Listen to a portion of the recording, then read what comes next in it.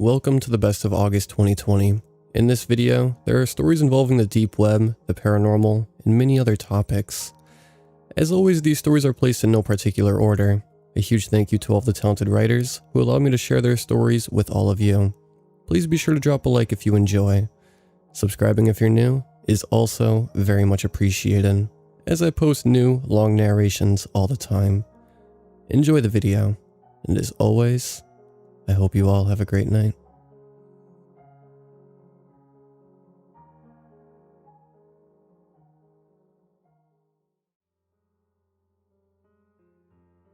I used to work on the dark web. I won't get into how I came into this line of work. My job simply consisted of tracking down people I was paid to find, kidnapping them, and bringing them to a specific location. I never concerned myself with what would happen to those people afterwards, but from what I understood, they'd usually be put into the slave trade or held for ransom. After years of doing this kind of work, I eventually became desensitized to it. To me, it was just another day at the office. The only difference was that this paid much better. I should also point out that I didn't work alone. I had a partner that helped me. For the sake of this story, I'll call him Sam.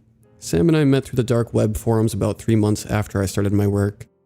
He was much more experienced in kidnapping people from the dark web than I was, having done it for several years. But, as he was getting older, he realized the job was too difficult to do on his own anymore. After talking for a while, we eventually agreed to work together. I would help him perform the tasks that were more difficult for him due to his old age, and he would guide me along, as well as bring me along on more difficult, higher paying jobs, to reduce the risk of me screwing them up. After meeting, we quickly realized we were a good match. It only took a few weeks to get into a groove. We'd be contacted by our employers via the forums, given a target, as well as any other important information that would be crucial for the task. Sam and I would then drive his van to the location to scope it out. We'd spend whatever time we had getting any information our employer left out, such as schedules and patterns. Then, we would decide on a date, time, and location, then secure our target and bring them to a specified drop point given to us by our employer. We'd be paid, then move on to the next job. We did our job like clockwork. As horrible as the job was, we were really good at it. We eventually got to the point where we could secure a target within a matter of days. We soon were able to live comfortably. Of course, we weren't stupid enough to grow complacent. After all, the dark web is a dangerous place for anyone who isn't careful. We were living smoothly, not really caring about the people we were hurting to do so. All we cared about was our fat wallets and nice homes. But then one day, everything came crashing down around us.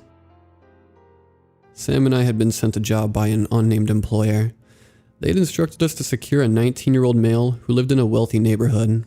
This wasn't very abnormal for us. Plenty of previous employers sent us to secure wealthy targets, usually to ransom off. What was abnormal were the set of instructions they had given us. They told us that the target had no security system in his home, but we were not to take this for granted. We were to practice extreme caution and vigilance when securing the target, and we were to consider him extremely dangerous. Finally, the strangest instruction they gave us was that we were to administer carfentanil, or a similar drug, via tranquilizer darts before securing. It wasn't the fact that our employer wanted us to tranquilize our target that was strange. We had done it to plenty of previous targets before. What was strange was that they specifically requested we use carfentanil. That was the type of tranquilizer they used on elephants. Even a single dart of this stuff would be enough to kill a human. Let me make it clear that we were not hitmen. Sam and I have never killed anyone in our lives, before or after taking on this line of work. We knew there was no way we could use this stuff to take our target alive. We just assumed our employer didn't really know much about tranquilizers, and just wanted to sound smart by including a specific kind. I really wish we had just listened to their instructions.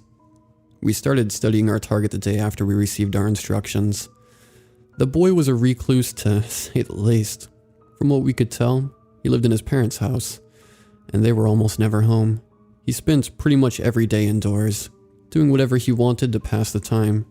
Reading, playing video games, watching TV, typical teenager stuff. For the life of us, Sam and I couldn't find a single reason to consider this kid intimidating, let alone dangerous. He seemed to live an extremely sheltered life and had more than likely never been in a fight before. But we had a job to do, and we had to follow the rules we were given the best we could. On the night we went to extract, we parked our van just outside the kid's home. Nobody else in the neighborhood was awake, so it would be relatively simple to pull him out once we got him. Sam sat up front, while I laid in the back of the van, aiming the tranquilizer rifle through the back doors. The way the van was parked gave me a perfect vantage point to the kid's house. Also, in case you're wondering, I wasn't using carfentanil, opting to use a weaker drug that wouldn't kill a human being. I wasn't concerned about our employer being upset. Their instructions weren't followed exactly, unless they were planning on testing the kid's blood when they got him. There wasn't any way they would know. After 30 minutes of waiting, the kid appeared in the kitchen window. We weren't too far away, so the amount of detail I could see through was very high. He had a mop of wavy blonde hair, a splash of freckles on his nose and cheeks, and piercing emerald green eyes. He was pouring himself a glass of water when I tagged him. His reaction was surprisingly tame. He jumped from surprise at the dart that entered his neck, but he didn't scream. When he pulled it out, he didn't look scared or confused. If anything, he only looked annoyed, as if he had just swatted a mosquito that had landed on him. Then he turned his head and looked right at me. I had been doing this job for about 4 years at this point, and I had seen some freaky shit. Sure, most of it was when I was browsing the dark web, but nevertheless, there was almost nothing that scared me. The look this kid gave me freaked me out. It's hard to describe exactly what his expression was as his eyes burned into me, but the best way I could describe it was an expression that said, "I dare you to come for me. You won't like what'll happen if you do." After that, the kid turned off the kitchen light and walked out of view. The van shook as Sam opened the door and hopped out, walking around to me. He had a body bag in one hand and a flashlight in the other. "Alright, partner, you ready to do this?" he said calmly. I don't know if he saw the kid's expression or not, but if he did, he wasn't showing it. Yeah, let's go," I said, packing away the rifle and grabbing my own flashlight. Christ, this is a nice house. Sam said absent-mindedly, "This is one lucky kid. I know it's not what we normally do, but maybe we could rob the place while we're here. Yeah?" I didn't respond as we walked towards the house. I picked the lock to the back door, and we stepped in quietly. All the lights were off, and the place was dead silent. First, we went to the kitchen. We both knew the kid probably wouldn't be there. Tranquilizers take a while to kick in, and if he had walked away after getting tagged, he'd probably be somewhere else in the house. We were right. The kitchen was empty, without any dishes or food on the counters, save for the half-full glass of water. We continued searching the house, but it became quickly apparent that something was wrong. No matter how hard we looked, we couldn't find the kid anywhere. He should have fallen unconscious by now, the tranquilizer having long since taken effect. But he was nowhere to be seen. "Are you sure you hit the damn kid?" Sam hissed at me after several minutes of fruitless searching. "I swear if you screw up this job because of crappy aim, I'm gonna kill you." "I know I hit him," I snapped. I even saw him pull the dart out. "Well, and where the hell is he?" Sam asked. He couldn't have gotten far, not with that tranquilizer in him. Our argument was cut short by a noise coming from the other side of the house. It sounded like multiple thuds in quick succession, like someone was loudly stomping around. The noise continued for a minute, moving around the house, before finally stopping. Sam and I quickly split up to investigate. We weren't sure about where the noise was coming from, and we didn't want to risk our target getting away. I walked back through the kitchen to the living room. I was about to move on to the next room when something caught my eye. On the floor was a pile of fabric. When I looked closer, I found that it was a pile of clothes. I recognized it as the clothes the kid was wearing. By the looks of it, he had stripped completely naked and left his clothes here. I had no idea why he did this. Stripping naked didn't really give you a tactical advantage when trying to escape a kidnapping. At least, not one that I could think of. Taking off your shoes could make your footsteps quieter, but taking off all your clothes wasn't really necessary. I was trying to think of a good reason for the kid stripping when my thoughts were interrupted by a blood-curdling scream coming from the other end of the house. I instantly recognized the voice as Sam's. I ran as fast as I could to where the scream came from. When I got there, Sam was laying on the ground in the hallway. From where I was standing, I couldn't see any more than his upper torso, arms, and head. He was clinging to the wall for dear life, while something in the hallway that I couldn't see pulled and wrenched at his legs. Whatever it was strong and determined to pull Sam loose. I bolted forward, desperately trying to help my partner get free. I didn't even make it halfway before Sam lost his grip and was pulled out of sight. He was screaming and crying, begging me to save him. When I rounded the corner, whatever had him was pulling him through the basement door. I only saw Sam for a split second before he was pulled down the stairs to the basement. I ran to the door, flicking the light switch on. Nothing happened. Someone had shut off the power to the house. I was caught between praying that this thing was alone and praying that it wasn't. If it was alone, that meant that we wouldn't have to deal with anybody or anything else. But that would also mean that it was smart enough to know to shut off the power in order to get the upper hand. I was shaken from my thoughts by the realization that Sam had stopped screaming. I seriously considered making a break for it and leaving him behind. It was easy to assume he was dead, but even horrible people can make friends. And as much as I wanted to deny it, I had formed a bond with Sam over the years working with him.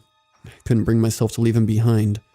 So, scolding myself for being stupid, I made my way down the stairs. When I got to the bottom, I expected the basement to be silent. Instead, I heard a distinct crunching noise coming from the other end of the room. I tried to discern what the noise was by sound alone, but the adrenaline pumping through me made it hard to focus. With trembling hands, I clicked on my flashlight and aimed it towards the noise. I spent every day wishing I had never done that. A gangly creature was hanging from an exposed bar jutting from the ceiling of the basement. It appeared human, but only barely. Its arms were too long, with nails like claws. Its legs and feet had too many joints, which allowed it to hang upside down from the ceiling like a bat. It seemed to have skin that didn't fit its own skeleton, with some areas being stretched thin, while others were bunched up. As for the crunching noise, I found out quickly where it came from. Sam hung limply from the creature's grip.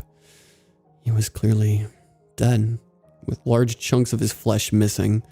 Every few moments, the creature would pull Sam's body up towards its mouth and take large bites out of him, tearing the flesh away and chewing loudly. It didn't seem to be picky either. It ate whatever part its mouth found, including bone. Once it realized it had a flashlight trained on it, it stopped eating Sam's corpse and looked up at me. Its face was a bloody mess. The features of its face were twisted horribly. Its jaw was so wide open, I thought it was disconnected from its skull, and its eyes lacked any sense of humanity. This thing was a monster, and I knew it would kill me without hesitation if it got the chance. I was frozen by fear, staring at this thing, when recognition suddenly struck me. The monster had horrifying features, but the blonde hair, freckles, and green eyes made everything fall into place. This thing was our target. It was the kid we had been sent here to capture. His features may have been mangled and warped, but there was no denying that this monstrosity was him. I understood why the tranquilizer didn't work, and why our employer instructed us to use the drugs they wanted. Why they would want this thing alive is beyond me. I would sleep much better at night if I knew this thing was in a deep, deep grave. After what seemed like hours of unbroken eye contact, the monster screeched at me. That was enough to send me sprinting up the stairs. I didn't stop running, didn't turn around to see if the thing was chasing me. I kept running until I got to the van, jumped in the driver's seat, and peeled out into the street. I went several miles over the speed limit. I didn't care. I wouldn't feel safe until I was miles away from that beast. After skipping town, I emptied my savings account and liquidized everything I owned. After that, I went through an extensive process to erase any lingering trails. I changed my name, underwent plastic surgery, and whatever little presence I had on the web, I thoroughly scrubbed clean. Any evidence of the man I was before was completely gone by the time I finished. As far as anyone was concerned, I never existed until 2 months ago. I had made a promise to myself to never bring up what I saw, to bury the past as deep as it would go, but I have been plagued by nightmares ever since seeing that monster, and I thought that maybe if I warned the world of its existence, my conscience might be alleviated. I can't go into detail about where this beast is located. It's better for everyone if that is kept a secret. As for whoever it was that wanted to capture the beast, I haven't heard from them since. In all honesty, I'm actually glad we didn't succeed in capturing it. I don't want to find out what their plans for the monster were when they got it. So, take this as a warning. People say that the dark web is full of monsters. I learned the hard way that sometimes that could be taken literally.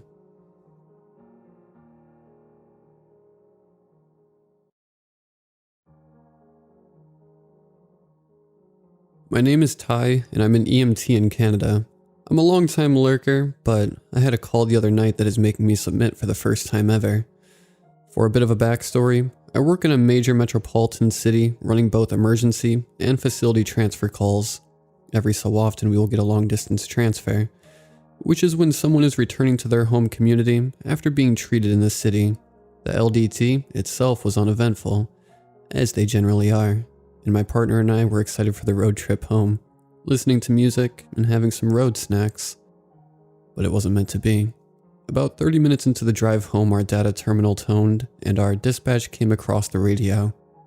B9, you've been dispatched to a 31 card. Our partner and I looked at each other and shrugged. B9 copies. Now, a 31 card is for an unconscious person, which could be anything from someone sleeping in an alleyway to a cardiac arrest. It all depends on what information is relayed to our dispatcher, which, in this case, was next to nothing. We had about a 15-minute response time during which we mentally prepared for the call, deciding what equipment to bring onto scene, if we need any additional resources, etc. The biggest problem presented to us was that we were simply unfamiliar with the area, which meant we had no idea what extra resources we might be able to call in, or what the capabilities of the nearest rural hospital were. We arrived on scene to a typical rural farmhouse, and having no additional information in our dispatch notes, got out of the truck, ready to head in. We decided to bring only our monitor and primary kit in order to do a quick assessment, and if we needed extra equipment, I would send my partner out to get it. One of the first things an experienced EMT or medic will do is take a look at their surroundings on scene. This will help identify hazards, things that seem out of place, or possible causes of what happened to the patient.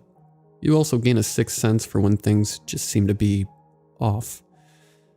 As we walked up to the farmhouse, the hairs on my neck stood up, and I got the feeling we were being watched. I shrugged it off, figuring that if someone called for an ambulance, they likely saw our lights and were watching us come up to the house.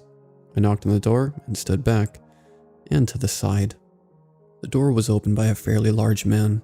For reference, I'm 6 feet, 200 pounds.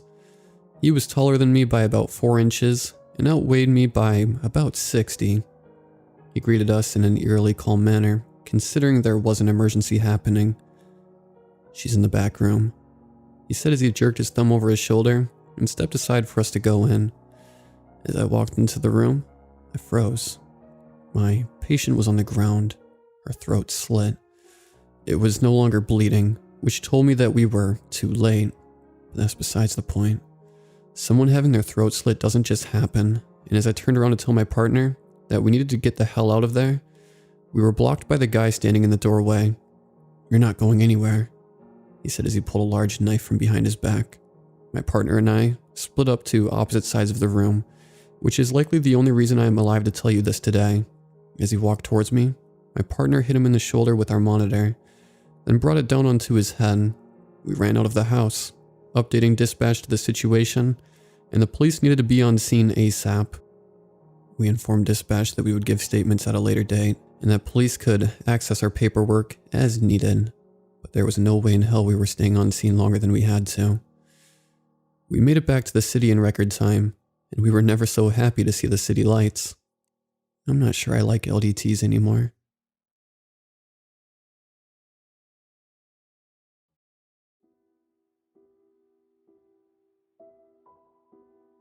As the movers unloaded the final few boxes from the truck, I fantasized about the newfound peace and quiet awaiting me inside the house. The months leading up to that moment had been a non-stop rush of packing, fretting, yelling, a little crying, and more packing. You'd think with all the chaos involved that I was moving a small army, but no, It was just me. I had to keep reminding myself how much better things would get once I was settled in. After all, I got a good deal on the property. It was bigger than the other listings I had viewed. Once the last of my stuff was situated in my new home, I made a beeline for the couch. I didn't care if there was more work to do. I really needed a break. There were a couple boxes piled up in front of the couch, but I just shoved them aside. I fluffed up a pillow and positioned it against the armrest, kicked off my shoes, and I heard a knock at the door. Shit. I begrudgingly made my way back to the front of the house, wondering if the movers had forgotten something. I looked through the peephole and instead saw a shorter, balding, middle-aged man. With a sigh, I opened the door and greeted the man. He introduced himself as Frank, and although he was struggling to balance several bags in his armpits, he awkwardly reached his hand out for a shake. I obliged and told him my name was Dave. "Nice to meet you, Dave," he said cheerily. "I live just a few doors down, and I wanted to welcome you to the neighborhood." Well, he was certainly efficient, even if a little intrusive. I thanked him and told him I would have invited him inside for drinks, but the kitchen wasn't set up yet. Frank didn't seem to take the hint. With a huge grin, he informed me that the bags were for me. He said I should consider them a housewarming gift. Frank then proceeded to reveal the contents of the bags. 2 dog bowls and several bags of dog food. "Oh, thanks," I said, forcing a smile of my own. "But I don't actually have a dog." Frank was quick to respond. "Oh, no, I know. These are for Shadow." He must have seen the confusion on my face because he went on to explain. Apparently, Shadow was a local stray that went from door to door around the neighborhood begging for food. The residents got accustomed to him, and everyone just started leaving food and water out on their front porch. This struck me as a bit odd, but I didn't feel like questioning it at the time. I thanked Frank again, and he turned to go. He started to take a few steps but then stopped, his back still facing me. "Dave," Frank said in a much more serious tone, "if Shadow pays you a visit after sunset, do not under any circumstances open the front door." Frank's cryptic warning kept replaying in my mind as I tried to relax. I couldn't understand why he had given me such strange instructions. If this dog was dangerous, why did everyone feed it? Why didn't anyone call animal control? Why did I only have to keep the door shut after nightfall? I wondered what kind of dog Shadow was, and why Frank's first instinct was to supply me with bowls of food for him. For a stray dog, Shadow seemed to take a high level of priority in his life. My questions didn't go unanswered for long. I only had to wait 2 days before the mysterious canine made his way up to my front porch. It was late afternoon, and I was still busy unpacking when I heard the distinct patter made by paws on wood. I stealthily walked to the front door and took a cautious peek out the window. There he was, lapping up water from the bowl Frank left me. Shadow didn't strike me as a very intimidating dog. He was a border collie with a white and black fur coat. I knew they could be an excitable breed, but Shadow held a calm, still stance as he drank from the bowl. He must have sensed my presence because he abruptly stopped drinking and lifted his head. He turned to meet my gaze. I'd never seen a dog act like this before. He didn't bark or wag his tail. He didn't bare his teeth at me or growl. He just silently stared at me through the window. I began to feel uneasy, and that's when I noticed his neck. Despite the fact that Frank had told me he was a stray, Shadow was wearing a faded blue collar. I was confused. Why would Frank lie to me about that? I tried to read the name of the dog tag, but I needed to get closer to see it. I glanced up at the sky. The sun was still well above the horizon, and Frank's word had already proven to be less than truthful. I decided that Shadow seemed harmless enough, so I opened the front door to get a closer look. I approached Shadow slowly, holding my hand out for him to sniff. Shadow just continued to stare at me motionless. I knelt down and patted his head with one hand, and reached for his collar with the other. Still no reaction. There were only 2 things listed on Shadow's tag, his name and an address. I felt a chill run down my spine. It took me a second to realize it, but the address was mine. I was thoroughly confused at this point. Did Shadow used to live here? Again, why would Frank keep this information from me? Up close, I could see that Shadow's fur was pretty dirty, and he had a couple of bald patches around his legs. If he did have an owner, he wasn't being well cared for. I thought about it for a minute and decided I should call animal control to see if anyone had reported a missing dog. I walked back inside and grabbed my phone. I looked up the number for animal control and gave them a call. A female operator answered on the other line. Animal Protective Services, how can we help you? Hi, I responded. I just wanted to report a lost dog. No problem. Does the animal have any identifying markings? Yeah, he has a collar. It says his name is Shadow. There's an address listed too, but it can't be right because it's the house I just moved into. I was wondering if maybe the previous owners were looking for him. Have you received any missing reports lately? There was dead silence on the other end. Hello? I asked after several seconds without a response. When the operator's response finally came, she was curt and she spoke quickly. I'm sorry, sir, but our department will not acknowledge that particular dog. Wait, what? I tried to object, but I was cut off. The operator had hung up the phone. At this point, I was more perplexed than ever. I'd never heard of animal control refusing to acknowledge a dog. What did that even mean? I turned back to the doorway to take another look at Shadow, but to my surprise, he was gone. I walked out onto the porch and looked as far as I could down both ends of the street. There was no sign of him. I wasted no time making my way to Frank's house. There was clearly more to this dog than Frank had initially let on. As I walked, I took notice of the houses I passed. Each and every one of them had their own set of bowls put out on the porch. It was like some sort of weird dog cult. Of course, Frank's house was no exception. There were a couple of shiny silver bowls set next to his front door. They even had Shadow's name etched into them in fine calligraphy. I rang the doorbell, and it didn't take long for Frank to answer. He greeted me with the same huge smile as before, but this time, I thought I detected some apprehension in his eyes. Hey Dave, to what do I owe the pleasure?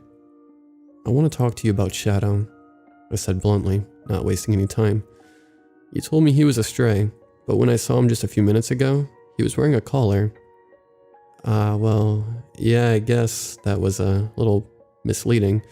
You see, Shadow used to have owners. They abandoned him though, and now he just roams the neighborhood freely. Frank replied with an exaggerated shrug. Despite his outward demeanor, I could tell Frank was getting nervous. I pressed further.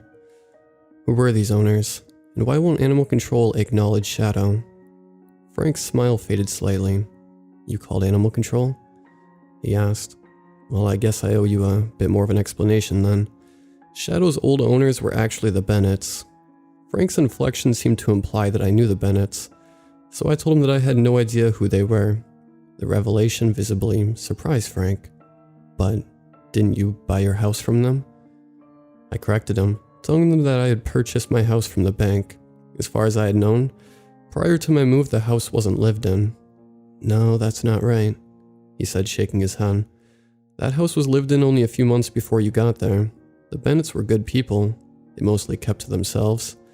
But they were good people. They had Shadow for a long time too. He was a puppy when they first adopted him. The Bennetts loved that dog, but then... Frank began to trail off before quickly catching himself. There came a point where taking care of Shadow became too much of a burden for them. It was a tough call, but they decided to take Shadow to a shelter. He was put into a cage, and they just left him there. After returning home, the Bennetts thought the matter was settled. However, later that night, they heard scratching on their front door. When they opened it, they were shocked to find Shadow sitting there staring back at them. How did he get out of the cage? I asked. That's the thing. No one working at the shelter saw it happen. Not only did he get out of the cage, but he also made it past 2 locked doors before starting a multi-mile trek back to the house. It doesn't stop there either. After Shadow returned, the Bennetts called animal control just like you. On 3 separate occasions, that dog was taken, and each consecutive night they found him again at their doorstep. Once again, no one could explain how this dog kept getting loose. Eventually the Bennetts just gave up and moved away, leaving Shadow behind. I took a moment to process what I had just heard. A million new questions formed in my head. Why hadn't anyone told me my house had prior owners? Why didn't they sell the house directly? If they loved Shadow so much, why did they abandon him? Unfortunately, before I had a chance to voice these queries, Frank gave me an ultimatum. Listen, Dave, Trust me when I tell you that you should just drop this. I understand that you probably have a lot of questions, but I promise you that you don't want to hear the answers. There are just some bells that can't be unrung. Please, for your own sake, just let this go." With that, Frank closed his door, leaving me alone and utterly baffled. Over the next few days, I began searching for answers in different places. It was obvious that Frank wouldn't help me anymore, so I turned to my other neighbors. On the street, at the grocery store, even at church. Anywhere I could stop and ask people about Shadow, I did. It seemed like everyone knew about Shadow, but no one wanted to talk about him. Despite the repeated warnings, my curiosity remained resolute. I was more determined than ever to find out the truth. I decided I would have to change up my tactics. If people wouldn't give me info about Shadow, maybe I could learn more from the dog himself. I set up camp next to the front window with a chair and a couple of books. I figured I would wait for Shadow to make another appearance on my block and follow him to see where he went. Luckily, I didn't have to wait very long. Around noon on the second day, I saw Shadow walk up a house across the street. This was my chance. I went outside onto my front porch and sat on the front steps.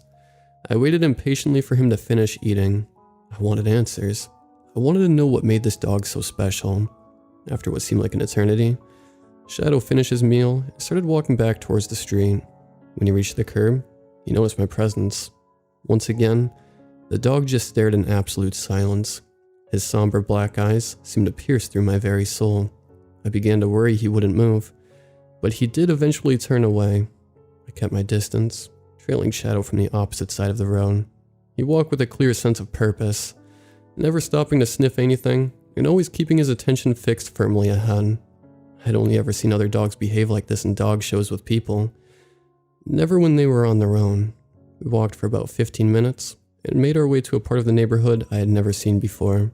Shadow kept a steady pace throughout, so when he suddenly stopped, I was caught off guard. He walked over to a telephone pole and laid down at its base. From my viewpoint across the street, I could tell something else was at the base of the pole, but couldn't quite discern what it was. I needed to get a closer look. I slowly made my way towards him, and as I did, the other figure at the bottom of the pole became clearer. It was a large pink teddy bear. Time and the elements had worn its once vibrant coat into a dark, grimy mess. It was missing an eye, and some of its stuffing was falling out of its side. Shadow rested his head on the bear's lap. He noticed me approaching, but made no sign that he cared. The bear wasn't the only thing under the telephone pole either. Flowers in various states of decay were spread around the base, as well as some unlit candles. I knew what this was. I had seen far too many living in the city. I reached a point where I couldn't get any closer. I stood only a foot away from Shadow and the bear. That's when I saw it. Taped on the post was a picture of a young girl who looked maybe 8 or 9. There was writing on the top and bottom of the picture. It read, "Caroline Bennett will never be forgotten by her mother, her father, her friends, her community, or Shadow, the dog who never left her side." The pieces of the puzzle began to click in my mind. The Bennetts had a daughter. Shadow was Caroline's dog.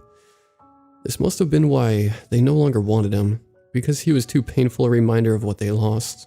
Frank's actions made a bit more sense too now, though I still didn't agree with them. He wanted to shield me from the dark truth of the house I had just bought, the sad fate of its previous owners. I took another look at Shadow. He kept his head resting on the teddy bear's lap, but his eyes peered up at me. He gave me a look of deep sympathy, as if he understood what I was thinking. I returned to my house with a newfound respect for its history. The story of Shadow and the Bennett family was a tragic one, but I felt a certain peace of mind finally knowing the truth. I made my way through the next few days, gradually shifting my focus to other things. By the time a week passed, I felt as though I had returned to some semblance of normalcy. The illusion didn't last forever though. I was getting ready to go to bed one night around 11 when I heard a strange scuffling sound. It was coming from downstairs. I cautiously made my way to the top of the steps and listened. The scratching sound felt quiet. I wasn't completely sure, but I thought the source of the sound was outside. I tiptoed down the steps and looked out the peephole on my front door. Sure enough, there was Shadow waiting impatiently on the other side. I realized I had forgotten to put his bowl back outside after I refilled it that day. It was still sitting on my kitchen floor. I began to reach out for the handle but then stopped myself. I remembered Frank's warning from the very first day. Don't open the door at night. That warning was still a mystery to me, and I mostly chalked it up to Frank's overcautious manner in dealing with Shadow. I felt like I had gotten to know the dog at this point, and I had a certain level of trust that he wasn't dangerous, a reason that my anxiety wasn't warranted. Shadow was a good dog. I once again reached for the handle, turned it to the side, and opened the door. The instant I looked out onto the porch, I was paralyzed with fear. I couldn't think, and I felt myself start shaking. I opened my mouth, but no sound would come out. It was too difficult to even breathe. I took a shaky breath of air and finally managed to choke out. Caroline? The specter stood beside Shadow. Her posture was unnatural. It was broken. Her shoulders rested at different heights, and her back was crooked. Her right ankle was cracked and faced almost completely behind her. Her neck bent sideways at an impossible angle, and her gaze was fixed on the floor. She only appeared to have one eye, and it was glazed in a creamy mist. She was wearing a pink dress, which was stained and worn with dirt and blood. A pale white light surrounded her body, and her presence chilled me to the bone. I didn't move. I couldn't move. All I could do was stare. Caroline lifted her head slowly to meet my gaze. When our eyes met, I didn't see hatred or anger. I saw sadness and fear. I saw a little girl who lost everything except for the dog that she loved. Caroline started to limp forward, and I just moved aside to let her pass me. Shadow trotted obediently beside her. The pair made their way into the kitchen, where I had left the food bowl. Shadow looked up to Caroline, and she nodded. He lowered his head to start eating. I just kept watching on from the front door. As Shadow ate, Caroline reached a gnarled hand down to stroke him behind the ear. I thought I even saw a faint smile across her face. I just stood there watching the pair with a sense of awe and sadness. When Shadow finished, Caroline again turned to face me. They made their way back to the front door without stopping or acknowledging me in any way. I watched them walk off the porch and onto the sidewalk. I closed the door behind them and looked out the window.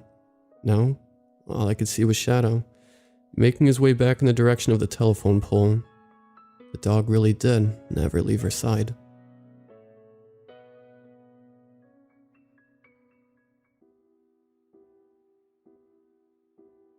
My sister Tara ran away for the first time when she was 13 years old. At the time, I was only about 5 years old, so I didn't actually understand why. It was on a chilly October night that didn't seem very out of the ordinary. At the time, we lived in a small 3-story apartment bordering the more rural parts of the small town we lived in. My mom woke me up from my nap to ask if I'd seen my sister. Since I was just a little kid at the time, I didn't feel very concerned about the fact that my mom couldn't find her. I was just grumpy because my nap was interrupted. I didn't really understand the seriousness of the situation until late into my life. That night, my mom searched the entire building for her. She went to the roof a few times because my sister always sat on the roof when she was upset. Eventually, my mom called in reinforcements to help find her. We never called the police because the police in that town weren't good people, but that's a different story. My uncle arrived within about 30 minutes. My sister was gone for almost 4 hours at that point, and my mom's anxiety filled the room. My mom tried to break down possible places my sister may have gone. As she began heading out, she realized I was still quietly playing in the bedroom. She brought me along and we searched the town. Finally, we ended up at the train station. The train station was fairly empty because the last train left at midnight, and we were there around 11:30 p.m. We ran from one side to the other, my small legs struggling to keep up. Mom only picked me up for short distances before her arms got tired. Her brow was stuck in a permanent furrow. "Tara, Tara," I shouted with my shrill voice echoing off the walls. There she was standing glassy-eyed towards the tracks. She held the hand of a man. No, a giant with matted black hair and sunken eyes. He seemed to have hair in every visible part of his body. I felt a chill looking at this man. "Tara, what are you doing?" My mom shouted at the top of her lungs while sprinting towards her. My uncle had already approached them and pried Tara away from that strange man. Her expression hadn't changed at all. She was in a daze, an unrecognizable foggy look in her eyes. She gave a slight nod to the man, and he simply started walking away. My mom and uncle were torn between making sure Tara was okay and going after this man. Mom felt afraid to be by herself with both of us because she was in such a fragile state. My uncle stayed with us that entire night until my mom felt safe again, making sure to imprint the image of that man in his mind to deal with him later. Tara never speaks about what happened or who that was. To this day, she still acts like it never happened. But even though I was young with hazy memories, I remember that event very clearly. I wish that was the end of it, but that's only where it started. Like I said, that event was only the first time Tara ran away. As time passed, we forgot the events of that night, but Tara once again started behaving oddly once she turned 17. Tara was a very outgoing, friendly person normally, but a few months after her 17th birthday, she became quiet and cold. We were living in a different apartment this time with only 2 bedrooms. The apartment complex was nestled in the suburbs, very different from the more rural area we had lived in previously. I had to share a room with Tara, and I thought it would be fun until it was time to sleep. I was already a light sleeper, so I wasn't surprised when I shot awake at 3 in the morning. I sat up and perched my ear in the direction I heard the sound. There it was, a high-pitched giggle coming from my sister's bed. That giggle quickly turned into a boisterous laugh full of malice. I felt a chill run down my spine. I knew my mom wasn't hearing anything because she was on the other side of the apartment. I chose to be brave and slowly walked up to Tara's bed. She was lying face up with her eyes half open. Her eyelids twitched, and I very clearly saw the whites of her eyes going back and forth. When I approached her, she became quiet. Then I saw a wicked grin forming on her face. She started laughing that same evil laugh again. I felt frozen in fear for a long time. I somehow convinced myself it was okay, and I was imagining things. But I couldn't go back to sleep when laughter was filling the room. It was driving me mad. I felt a sharp pain in my stomach and left to use the bathroom. White light pooled over the bathroom, bringing my attention to the stark contrast of red in the sink. Upon closer inspection, I saw that the sink was stained with blood. Fresh blood. In an instant, I ran out of the bathroom to my mom's bedroom. I tried to open the door, but it was locked. I knocked repeatedly with no avail. Beams of early sunrise began to filter through the living room curtains. The warm sunlight helped inspire a new courage inside of me. I can't be afraid. I need to see if my sister is okay. I hesitantly entered my bedroom to be greeted by a blissful silence. Within minutes, I discovered another large pool of blood soaked into the bed sheets surrounding Tara. From the corner of my eye, I thought I saw Tara forming a sly side smirk in her sleep. I once again ran to my mother's door. This time, I had awoken her successfully and quickly went over all the details of the night before. I saw the same expression of anxiety and worry on my mom's face that I had seen 4 years prior. She burst into Tara's and my bedroom to see the same thing I had. Tara was in the bathroom by now. I could hear her soft humming mixed with the shower running through the bathroom door. Mom frantically crumpled up the sheets and picked up the blood-stained pillows to put in the wash. "Don't ever tell anyone about this. We won't talk about it, okay?" Mom said to me with the most stern voice and equally stern expression. "But what? No, everything's fine. It'll just stay between us, so just forget it." I knew she wouldn't tell me, so I let it go. I still really wanted to know what happened, but as time passed, I forgot about this incident too. We started noticing a pattern of odd behavior in Tara. Every 4 years, right before her birthday, she would do something crazy. When she was 21, she got incredibly drunk at a party. Why not? That's what 21-year-olds do. She eventually passed out, so her friend drove her home. They staggered in around 1 a.m. when the commotion started in the living room. I was awake watching TV in our bedroom, so I stepped out to see what was happening. Tara's friend was furious. His face was beet red, sweaty, and he was telling my mom that Tara needed help. He showed her the marks on his neck from when Tara tried to strangle him. Tara lay drunkenly on the couch, just chuckling at the situation unfolding before her. My mom apologized profusely and even offered to pay the man. He didn't want any of it. He just said that if Tara ever comes near him again, he would call the cops. He dashed out of the apartment and slammed the door behind him. Mom was sobbing by now. She kept asking Tara why she would treat her friend like this. Tara just shrugged her shoulders and pushed out some nervous laughter. I could tell she was beginning to sober up a little. "I was drunk, Ma," Tara said with her words slurring just a little. "That's not an excuse. Why do you show no remorse for your actions?" Mom's words were also slurred from her continuous sobbing. Tara shrugged once again. Then she turned towards my direction and locked eyes with me. I jumped back from shock and ran back into my room. I covered myself up to my head with my blanket. Will Tara finally get the help she needs? Unfortunately, no. When I asked, Mom claimed that in our culture, we don't believe in therapy. She also believed that Tara will get better on her own. She was proven wrong once again when Tara turned, you guessed it, 25. Mom was making decent money by this point from switching jobs, so she put in a small down payment to buy a house. I was so happy to finally have my own room, so much so that I basically never left it. It was on an unusually warm October night. I was taking a nap after school when it was cut short by my phone's ringing. I groggily looked at my phone screen and saw that it was Tara's boyfriend, Cole, calling me. I hesitantly picked up the phone, wondering why my sister's boyfriend was calling me. "Hello?" "Have you seen Tara?" Cole asked in a panicked voice. I thought she was in her room." "Well, is she?" "Is she not?" "Can you go check, please?" I can tell Cole was getting impatient with me. Annoyed and frustrated over not being able to finish my nap, I trudged over to Tara's room and knocked. No answer. Another knock. No answer.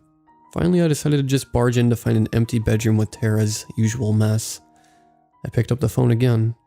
Yeah, she's not in here. Maybe she went out," I said matter-of-factly. "Well, I've been trying to call her all day and she hasn't been picking up. I messaged her on Facebook and she won't answer there either. Can you call her for me? If she's upset with me about something, I'd at least like to know, so I can give her space." I agreed and hung up. Then I called Tara. To my surprise, I saw her phone light up in a fold of her blanket. What? Why would she leave her phone? Her cat lethargically walked up to me. It looked like he hadn't been fed all day, and his water dish was bone dry. I fed the cat quickly with Tara still in the back of my mind. I decided to search every room of the house. I even checked the backyard and our small tool shed. Then I saw it. Tara's car was still parked neatly on the driveway. She had to be around here somewhere. I called my mom to ask if she'd seen Tara, and, like some kind of switch, I remembered clearly the time Tara ran away the first time. I told my mom my suspicions, and she left work right away. I also called Cole, and he rushed to our house. I briefed Cole on the problems Tara had in the past. All of this was new knowledge to him. He berated us for not watching over her better, and not getting her the help she needed. I felt guilty. I knew there was more we could have done, but we didn't have time for all that now. We had to find Tara again. Cole had a lot of police friends, so he knew the protocol of reporting a missing person. He knew that not enough time had passed, and since Tara was an adult, the case wouldn't be taken seriously. Cole and my mom went through the neighborhood with a flashlight to see if they could find her, while I stayed in the house, thinking of what may have happened to Tara. I ventured back into her room to look for clues. Her books were strewn around the desk like normal, but this time, the pages were torn up. Some of them had obvious scratches ripped into the pages. I also noticed a rug in there that I had never seen before. I lifted it up and fell backwards in shock and disgust. Right under the rug was a large putrid stain of vomit and blood. I covered my nose expecting the smell to fill the air, but surprisingly it didn't smell anything. It looked a little like Tara tried to clean it up perhaps hours ago. I remember that I knew Tara's iPad password, so I logged in. Maybe I could find something in there. I looked through her text messages. Turns out that she messaged her boss early in the morning, claiming she couldn't come into work because she had food poisoning. I looked over at the stain on the carpet. Maybe she was telling the truth. But why would she leave if this was the case? I scrolled through messages from other people from that morning, and I found one that I thought was odd. It was from an unknown number, and it simply said, "See you soon." I clicked on the text, but it had gaps in the conversation. Many of the texts were deleted, only leaving bits and pieces of the conversation like, "Yeah, I understand. What for?" Just irrelevant sentences that made no sense without context. I held a tablet against my chest. I knew I had found something important. I ran downstairs and waited for Cole and Mom to come back. They returned only 10 minutes later full of worried sighs. I quickly showed them the text messages. My mom didn't think much of it, but Cole found them interesting. He said sometimes if you call a phone provider, you can recover deleted texts. We would have to wait till morning to do that though, and we were hoping to find Tara before that. My mom was in the kitchen making phone calls to all the relatives living around us. I was surprised to see my mom so calm during this, which was so unlike her. Within a half hour, some of my cousins, aunts, uncles, and Cole's parents showed up to our house. We split up into small search parties in hopes of finding Tara. Since it was 8:30 p.m. and the sun had set, we decided it would be best to look in our immediate areas for the time being. The road within our neighborhood connects to a bigger road that splits in two directions. My search party chose to go left in the direction of two parks. We went to the park closest to us first. My cousins searched the playgrounds and restrooms while I walked the small hiking trail. The trail didn't have any lights, so I had to enter the woods with only my small phone flashlight guiding me. In the darkness, I felt like I had heard Tara's voice. I jumped up and ran towards her voice only to emerge at the other side of the trail. My cousin approached me to ask if I saw or heard anything. I just frowned in disappointment. We headed to the second park shortly after. There was an unusually long baseball game happening that day, so every inch of the park was covered in people. It was hard to distinguish one person from the other. As we moved through the crowds, I finally made my way up to the hill, where the trail in the bordering forest starts. I could see everything in the park from there, but something in my gut told me she wasn't in the crowd. I turned around and peered into the woods. I saw a moving figure in the darkness that almost looked like Tara, but I convinced myself it was just my imagination tricking me like in the previous park. My cousin and I felt defeated, so we headed back home. Before entering my neighborhood, I saw my mom just standing next to the street sign looking toward the empty road. Her face was in a permanent grimace, and her frown lines stood out more than ever. "What are you doing, Mom? Let's go back inside." Cole called the cops. They're willing to make a report since Cole is friends with them, and they'll send a detective tomorrow. "Well, that's good. What are you out here for?" "I don't know if he needs to come tomorrow. I think Tara will come back today." "How do you know?" "I just do." "Let's go back inside. We can wait for her there." Mom followed me inside. We were greeted by Cole's parents trying to comfort him while he sobbed in his hands. I felt bad for Cole. I knew no one has ever loved Tara as much as he has. Mom left the door unlocked just in case Tara came back. We all slept downstairs that day, hoping the sound of Tara opening the door would wake us up. At one point, Mom and I startled awake to the sound of the door, but it wasn't Tara. Cole had been out again looking wherever he could in the dark. Mom convinced him to get some sleep no matter how restless he felt. The next morning, I was greeted by what felt like a crowd of people gathered in our living room. My mom was in the kitchen making large amounts of coffee while Cole went over the game plan with his friends. I counted 8 people and 3 dogs. Cole explained to me that these were some of his friends from the canine unit that will help track down my sister's scent. Each dog was given a different item that belonged to Tara to smell. Then we got to work. I was with the group that used a bloodhound. Tara's smell seemed to be everywhere, and I was beginning to question the accuracy of a dog's ability. That wasn't until our bloodhound latched on to one of Tara's scents heading towards the park with the baseball field. That dog led us straight to the trail in the woods next to the park where I thought I saw Tara the previous night. Something about this didn't seem right and gave me goosebumps all the way up my arms. The dog stopped in the middle of the trail and turned. He led us onto a small, unmarked trail off to the side that led us into a neighborhood I didn't know existed. The dog stopped right at the road that went through the neighborhood. We all stood there very confused. Why would the tracks just stop on the road? We all looked at each other, thinking the same thing. Someone might have picked her up there, but why would she be picked up at this seemingly unknown neighborhood? Was she kidnapped? We canvassed the entire neighborhood to see if they saw anything strange. The only lead we got was that someone was picked up by an ambulance at the nearby park on the same day. We asked the house across the park if they saw anything. The man told us he did see someone matching Tara's description go into the park. He also told us the thing about the ambulance. By the time our group returned to my house, we all had a strange feeling at the pit of our stomachs. What could have possibly happened to Tara? Cole frantically began calling every hospital he could think of to see if she was brought in with no luck. We spent the next couple of days putting up flyers, asking locals, and we even got the news to put up our story. It was hopeless. Our detective was unhelpful and didn't work weekends, so he wasn't available during the most important times. Cole had lost his life within his body. He refused to eat or sleep. He wouldn't return to his apartment. His parents tried to get him home, but Cole refused, knowing Tara would come back for him. Mom was the same way. I, however, felt emotionally numb to the situation, having dealt with Tara's breakdowns throughout the years. I still looked for her though. I wasn't a monster. I still wanted my sister back. About a week later, a man called me saying he saw Tara sitting on a bench. I dashed downstairs and told everyone right away. Cole didn't hesitate for even a second. He got into his car and sped out of the neighborhood towards the location the man described. I got in my car and followed suit. I was driving along a road when I saw Tara walking in the direction of our house. She had bruises all over her body, and she was holding a torn-up book in her hand. I stopped the car in the middle of the road, unafraid of what the drivers behind me may think.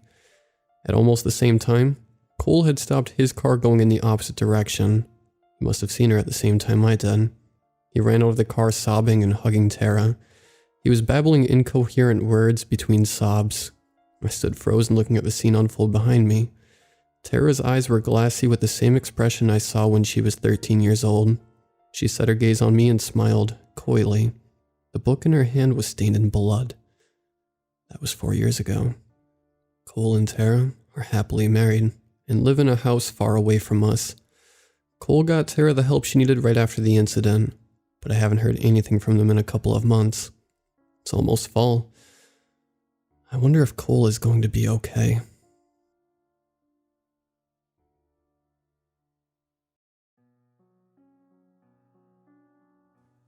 It started with the old ghost stories.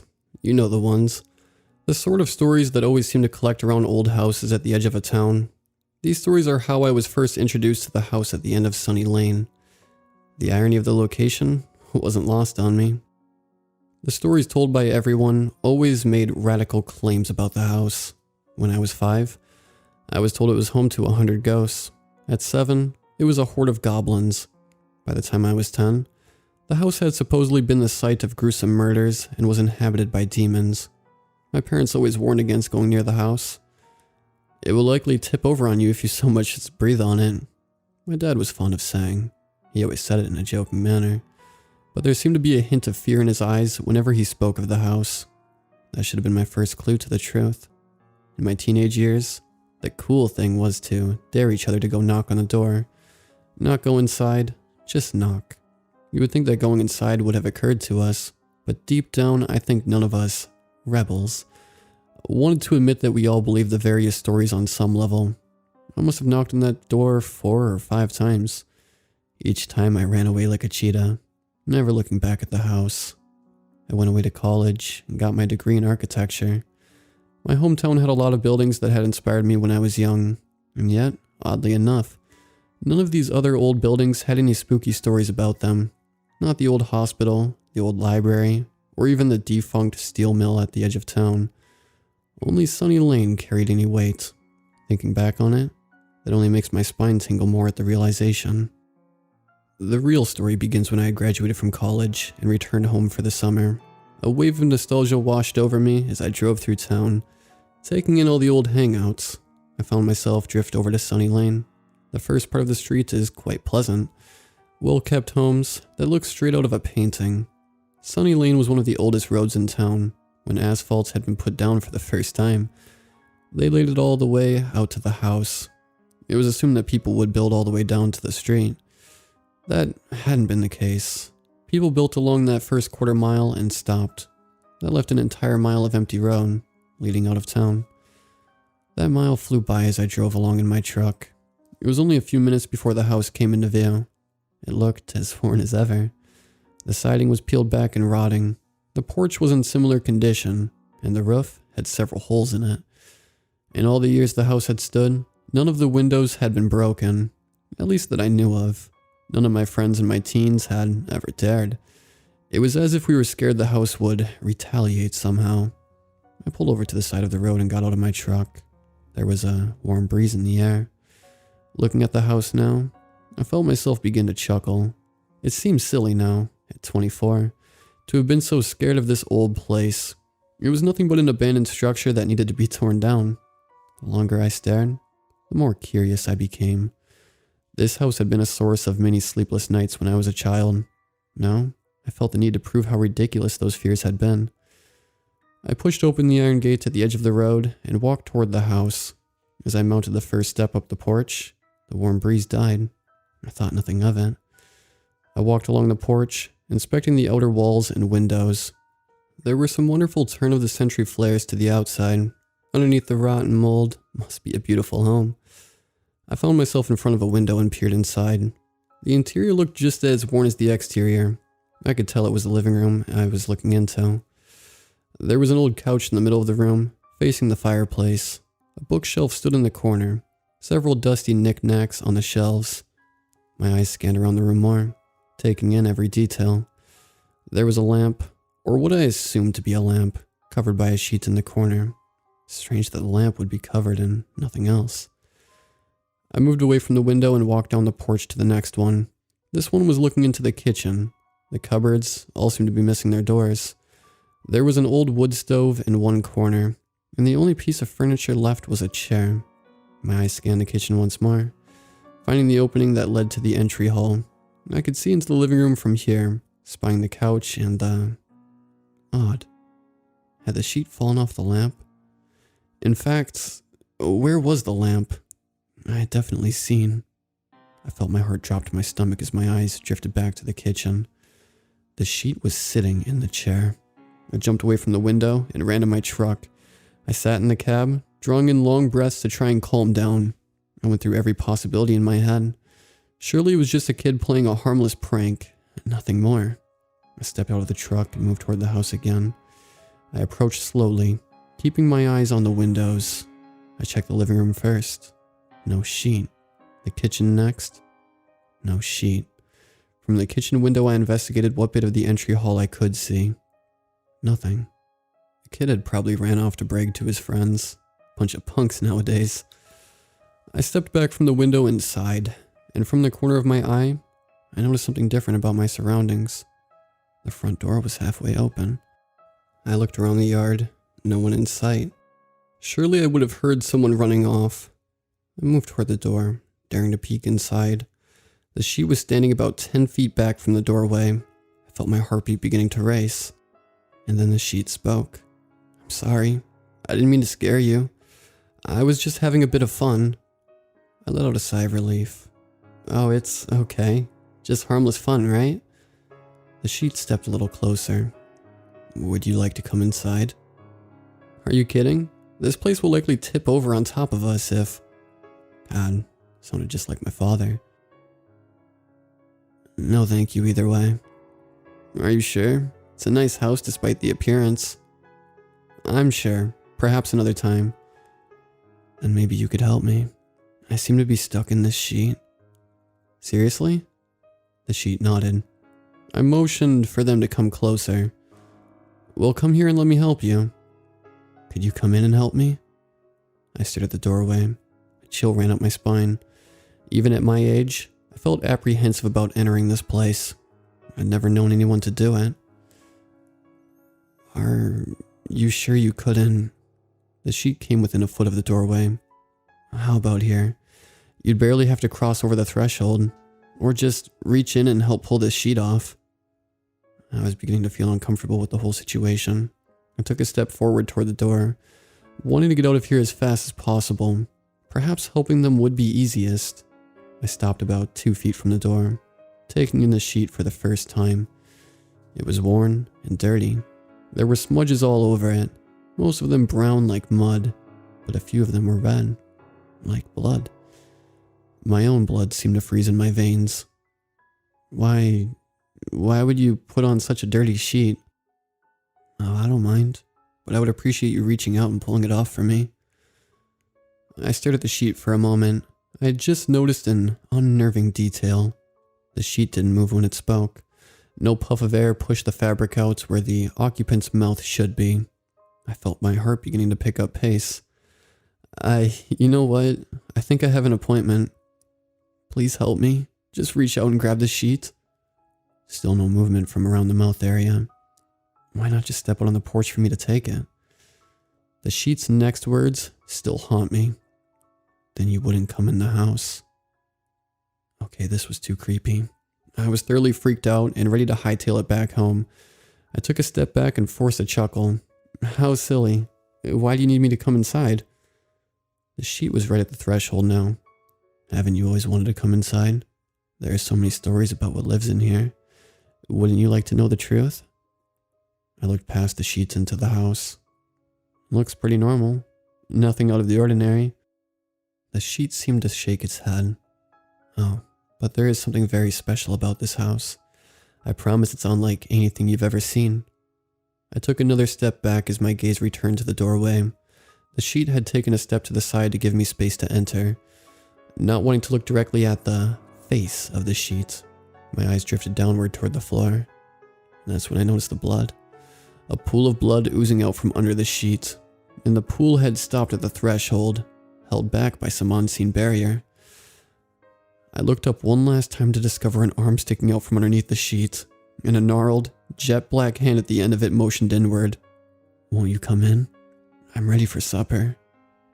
After that sight, I raced away from the house as fast as my feet would carry me. I never went near Sunny Lane after that, and when the summer ended, I moved 1,000 miles away. That was 3 years ago now. But every so often I feel this eerie pull at my very soul, like something is calling to me. My blood runs cold when this feeling occurs, and I feel as if something is wrapped around my neck, something waiting to take hold of me, like a hook or a noose, or a black hand waiting to pull me inside.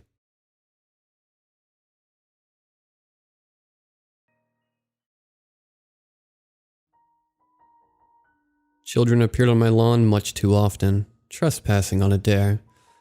I thought that was annoying as it was, but it got complicated when I found that some of them were no longer alive. The crawling boy was one of the dead ones, the only one I'd seen so far, and the hardest to get off my property. That is, if he ever left. The living children were usually in their school uniforms when I discovered them in the daylight. Sometimes they were alone.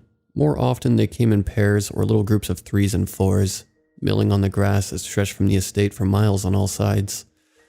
They always ran away screaming when I appeared on the front porch through the French windows.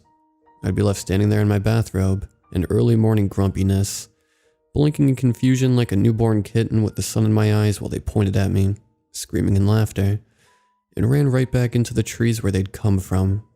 Another few days and there would be another group of them. I never had to yell or chase them out with a hunting rifle. All I did was show up with my coffee, and they'd dart back between the trees like fawns, gleefully terrified. There's no mystery as to where they came from. There was a school on the other side of the forest bordering my estate, a distinguished academy that was part day school and part boarding school. I have no other neighbors for miles. As to why they came, I knew that too. They dared each other, as I've mentioned before. It was almost a school tradition. I've been told that my house, the Hartfield Mansion, a glorified cabin if anything, was considered haunted because of how isolated it was. The adults told me this half-jokingly, but the children were serious. To be fair, it might have also been due to the fact that I and my late wife had spread some unsavory rumors about the area. We'd done it so nobody nearing retirement age would be tempted to move out here and interrupt our solitude with their golf games and outdoor tea parties. I'm an old man now with a gimp leg, and I have little tolerance for all this, but the rumors drew the children in, sometimes to terrible and permanent consequences. Well, I did have the satisfaction of being feared, if not respected, as the Ghoul of Hartfield Manor. It nettled me that I wasn't scary enough to keep them from coming back. It wasn't just for my sake that I wanted them to stay away. The strip of woodlands they had to cross to get to my property was a dangerous place. Much too often, children had gone missing. Search parties would come out the other side of the forest disheartened and empty-handed. I had to do my civic duty as well, when I could. Whenever I noticed frightened children emerge from the trees, starved and crying, lost for a day or more, I would have to care for them at the house until someone came to pick them up. My wife was an angel to these bedraggled miscreants. I stayed out of the way and made phone calls to the school and the police. Of course, this obligatory kindness ruined my reputation for being the local monster of the haunted house. But I think those children were too traumatized by their misadventure to really be disappointed in me. If anything, their near-death experience in the forest amplified the danger, and thus the excitement of daring each other to do it again. The older students would try and learn and never return. But there would always be younger ones coming in every new school year, learning of the legend of Hartfield Manor from their peers, and getting suckered into crossing the forest again. They would be fine if they kept a straight line until they'd gotten to the other side, I always said. But the forest was a treacherous place, and it was easy to lose one's bearings and wander for days. My wife used to tell me to practice being a grandfather to them, instead of grumbling so much. But after she died, kidney failure, a few years ago, I was in no mood to play Santa Claus to a group of children who set out with the intent to cause trouble. I had grandchildren of my own, but my only daughter, Adelaide, worked and lived in the city. She rarely visited with the kids after her mother died. In my stately isolation, I spent my time wondering whether she would ever call or visit her old man. It didn't help feeling lonely when I had too much company of the wrong kind. A ghoul they had called me, and a ghoul I would be. The truth was, these children haunted me more than I haunted them. The school was growing tired of my phone calls advising the staff to keep their children under control. They assured me they were doing all they could. Still, I would wake up many a morning hearing their stifled laughter on the field. I wanted to stay indoors despite them, but they would venture closer and closer to the house until I was goaded to come out and scare them back into the woods. I'd had enough. So one day, when I saw a young boy lying on his side on the grass in the soft light of dusk, all alone, I didn't think to investigate. I went straight indoors and called the school. "There's another one," I said. I was told there were fences put up on the other side. Why are they still getting through?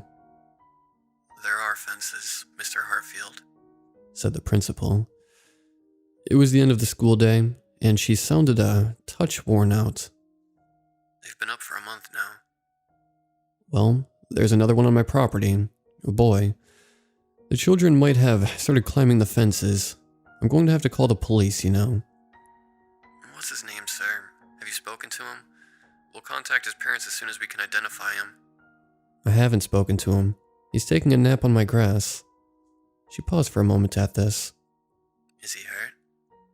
"Well, I don't know, but it looks like something's wrong. He's just lying there like..." I stopped.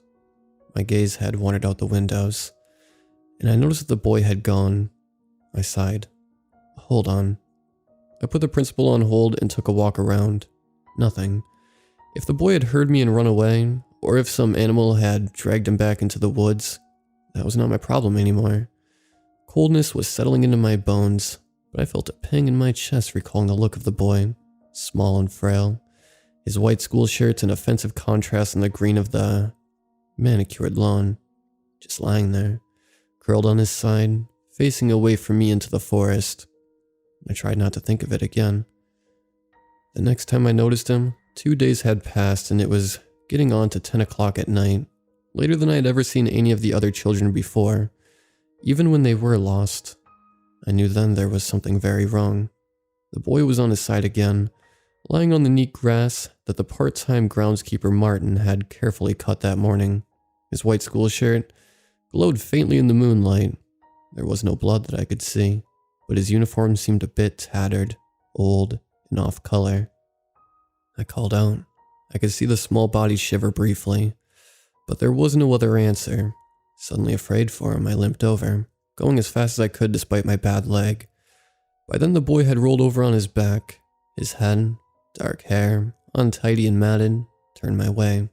And then after a slow, painstaking moment, he shifted heavily onto his stomach and began to crawl toward me.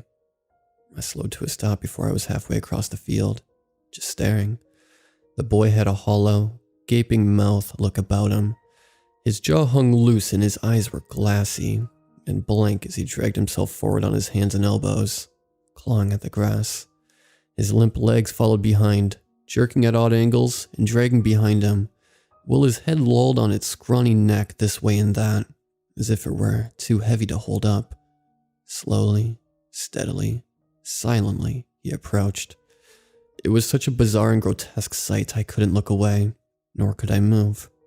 At first, the same pang of pity hit me. The boy was obviously badly hurt, but then the feeling sank into dread, and though a part of my brain shouted, "Help him, he's hurt. You could still save him," another part, though quieter, cut through to my senses much quicker. "He's already dead. Get out of here." "But," I said softly to myself, torn. But my instincts insisted, "You can't do anything. Look at him." I did look. It looked like the boy was breathing through his mouth, but his jaw was hanging so strangely, a tiny bit too wide, a silent scream. I could almost imagine the sound of his breathing, shaky, wheezing, pained. I didn't stick around for him to get close enough for me to hear it. At that point, I suspected there was no breathing at all. Now he was close enough I could see there were no whites in his eyes, just a flat darkness. His shriveled little fingers were pale and skeletal on the grass. I turned around and fled, slowed down by my bad leg, but though I was slower than I wanted to be, the boy was even more so. I got into the house in plenty of time and made sure to lock all the doors and windows on the ground floor before I called the police. Then I hurried up to the top floor to be as far from the ground as possible.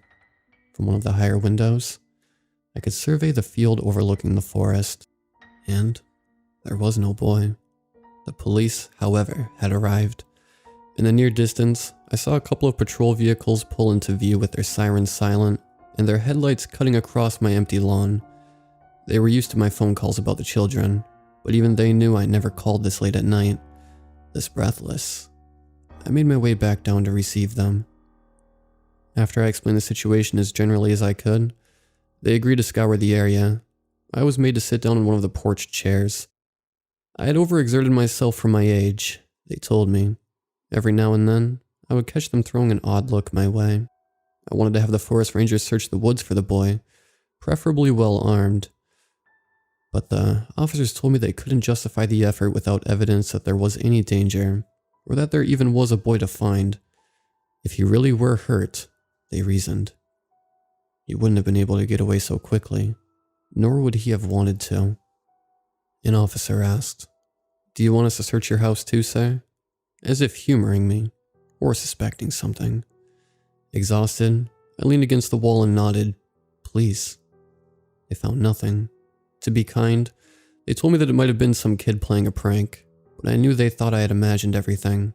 There had been no recent missing child cases reported in the past few days, since I'd seen the boy the first time. Meanwhile, there had been several warnings issued by the school staff during general assemblies. They had even invited police officers and forest rangers to talk to the children and scare them with authority. That kept them away for a while. It was true I was having a quieter few weeks than usual, but then what of the boy? I then thought to ask if the missing school children on record had been accounted for, dead or alive. The officers glanced at each other and then at the dark, waving silhouette of the forest. "Of course not," one of them said. "Who knows how many of them are still in there?" They told me to keep in touch, then became scarce. They promised to contact the school for any information they might have on the boy, but I never heard back from them on that end. Either there were no missing boy cases, or there were too many. Another 2 days passed by uneventfully.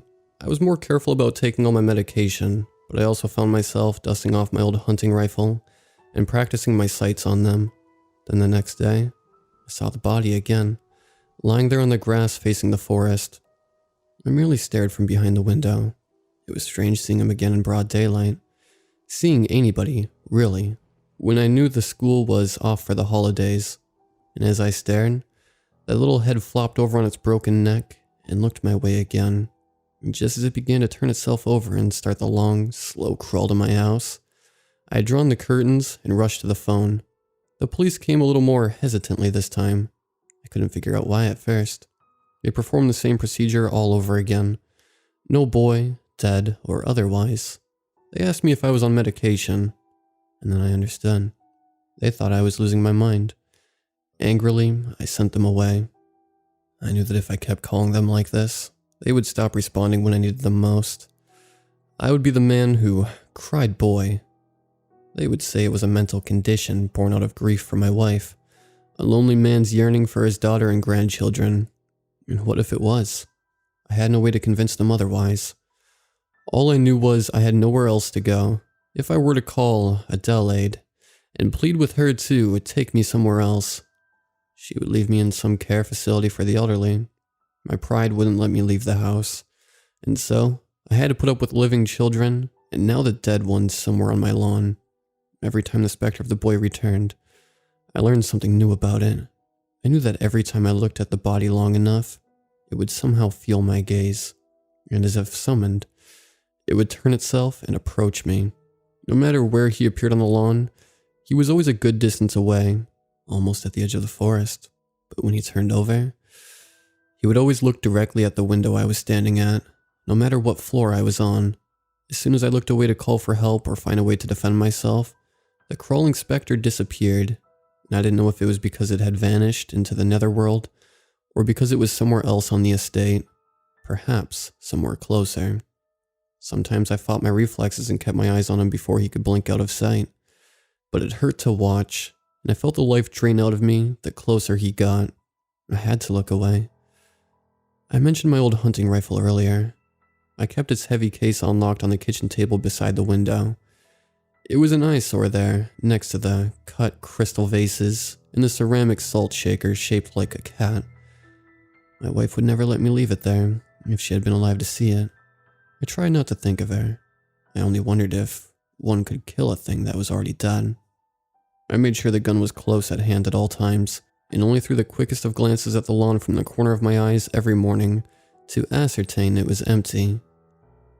This was hard to do since I was horribly nearsighted, and the corner of my vision fell out of range of my prescription glasses, so I had to turn my head around to look a little more than I was comfortable with. If I noticed the boy's form again, at random hours of the day, my old heart would quiver and stop for a bit. At least I imagined it did, but I had to immediately look away. As if cutting my gaze off quickly enough, I could pretend I hadn't really seen it, but the thing wanted to be seen. What could it want with me?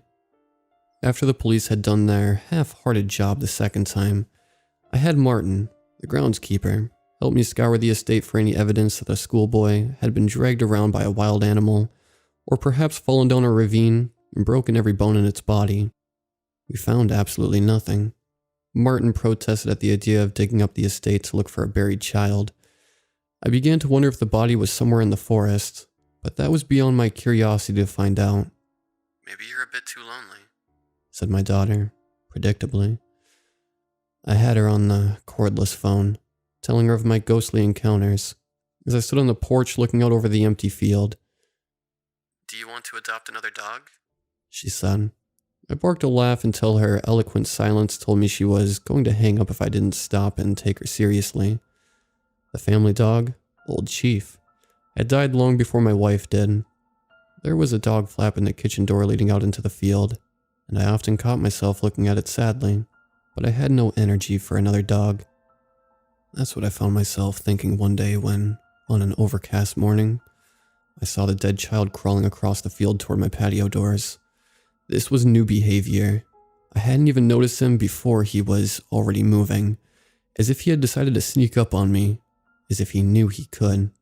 While he was still a good distance away, I opened the French windows and stood on the porch with my gun lifted, but my poor eyes couldn't get him on the crosshairs.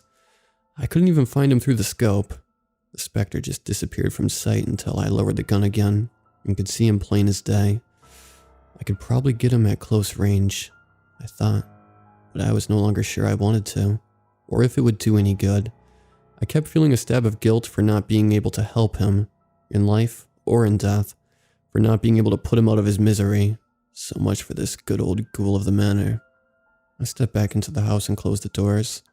I drew all the curtains and packed my gun away, feeling my weak old heart grow faint. It would take a long time for the child to reach my house. I could get away by then, or call somebody. But who knows? But who would be faster? The crawling specter?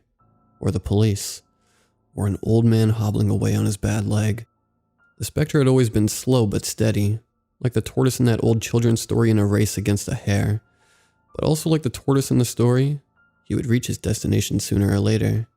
So there I was leaning against the granite counter with my pills spread across before me, and a glass of water trembling in my hands.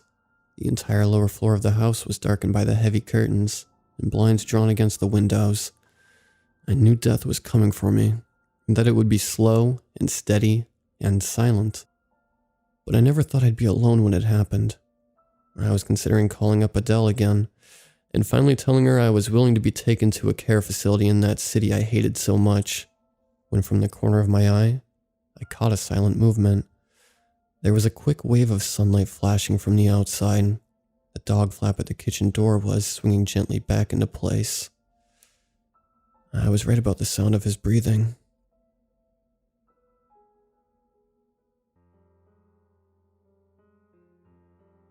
My parents told me a witch lived here. Beyond the densest clusters of gnarled roots and thorny bushes, there was a clearing, and in that clearing you'd find her cottage. The clearing was hidden in a perpetual fog, but through the mist, they said you could make out the 2 large sticks that marked the front door. You'd know it was her house by the skull suspended above those sticks. It belonged to some kind of deer in life, with huge, eyeless sockets forever watching the edge of the trees, and 2 long, ribbed horns snaking their way up into the sky like calcified vines that never found purchase. If I strayed too far into the forest, they said, she'd surely snatch me up. To my parents, it was a simple enough caution against wandering off and getting lost or kidnapped. But it was the mystery of the thing that inevitably drove me into the trees. The twisting branches of the canopy adorned the clouds like congealed veins, and paths through the underbrush would trace different routes than the day before. In the rainy seasons, every leaf swelled with droplets, and the ground became almost impassably muddy despite no rain ever breaching the dense thicket overhead. In the dry seasons, bugs would float like dust in an afternoon sunbeam, and a layer of moss upholstered every stone. My school friends and I would spend entire days in that forest. We'd identify landmarks, but had trouble finding them again. Sometimes they seemed much farther apart than we remembered. Other times we'd turn around and find them adjacent. Tricks of distorted childhood perception, I decided. Like when I fell and skinned my palm on the far side of the playground. I looked up towards the nurse's office in the main building and saw the black top stretch out forever in front of me like a dolly zoom in a thriller. But every evening, we'd still venture out from among the trees and make our ways home, if a little scratched and dirty for the trip. We always made sure to leave before sunset. We all knew about the witch. Even some of my friends, older brothers and sisters, knew about the witch. No one knew what she did to the kids she snatched, but everyone had a story they'd heard. Sometimes she ate the kids. Other times, she transformed them into animals. Some said that the forest itself was made up of children lost for so long they grew roots.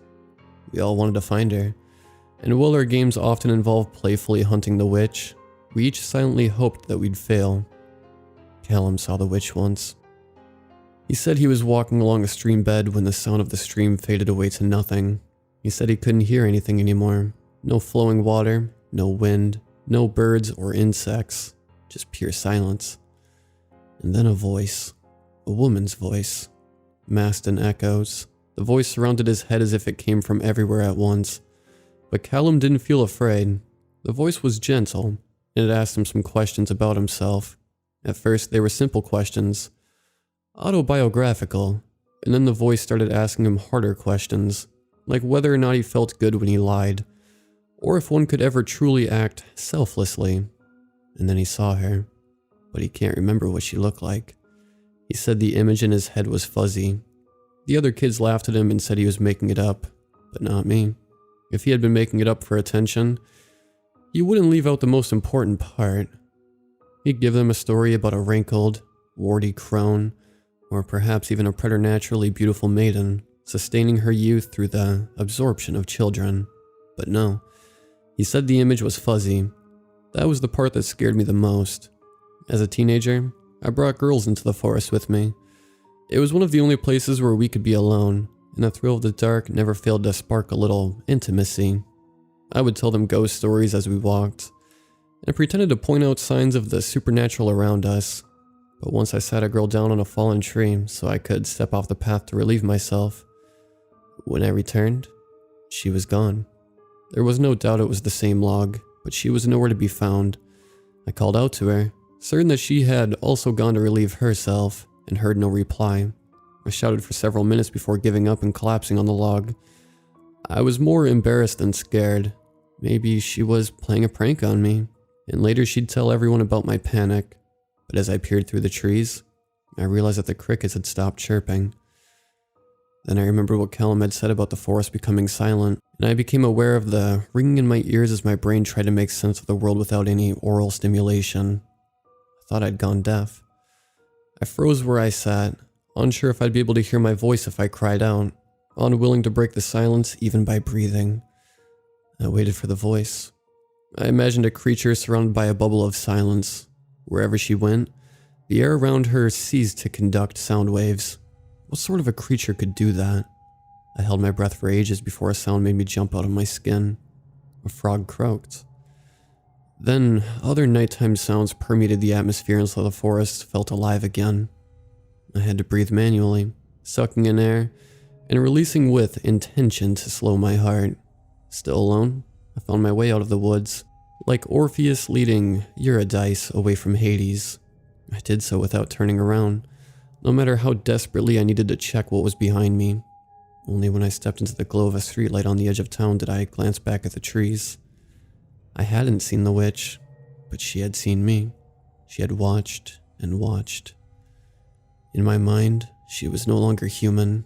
From then on, she took on various forms anytime I envisioned her. Sometimes she appeared as a lumbering, bloated boar with an agonized human face, and sometimes she was a towering, tree-like expanse of blackness with piercing white holes where eyes might be. I never told anyone about this experience, in part because no one ever heard from the girl again. On my saner days, I tell myself that she might have slipped and broken her neck or something, and I feel a twinge of guilt. I imagine her lying there in shock, unable to call for help, until either the injury or starvation killed her. After that, I stayed away from the forest. We left for college, and the myths faded to the back of our minds as the normalcy of life took over. There is always a witch in every town. She might be the old woman in the rundown house around the corner, or the creaking sounds coming from the attic at night. Years later, I would learn that even a friend who had grown up in a suburb of a large city played in a park with its own witch's hut, the gardener's shed obscured behind a single line of shrubbery. Somehow this fear of the exiled has become innate. The fascination with the eccentricities of the occult exists throughout human history. Now we're quick to attribute irrational causation to any unexplained phenomena. Or else, we're all just brought up with fairy tales about how kids can get into trouble when they wander off. At any rate, I suppose that's why I'm here. My parents told me a witch lived here. As I personally watched the last tree fall at the hands of my crew, I can finally tell them they were wrong. But for some reason, I can't hear their chainsaws.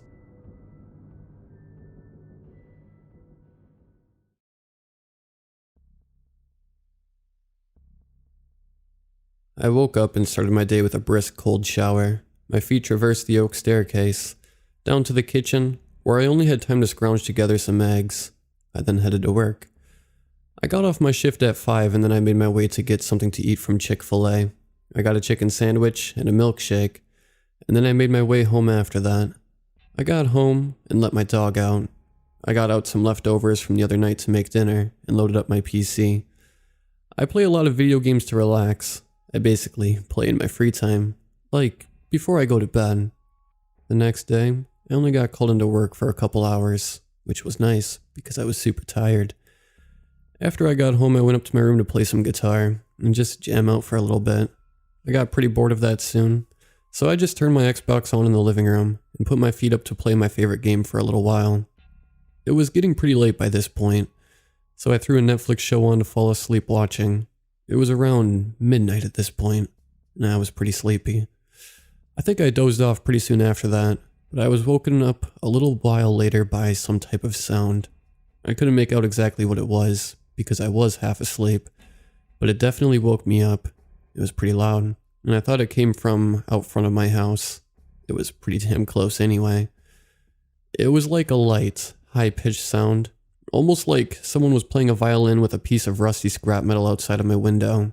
I didn't really think much of it at the time. I was half asleep, and I really didn't care at the time, so I just went back to sleep. I woke up around 11 in the morning, and I felt like absolute shit. It felt like I was hungover, which was odd because I had nothing to drink the night before. I had a horrible headache and a slight ringing in my ear.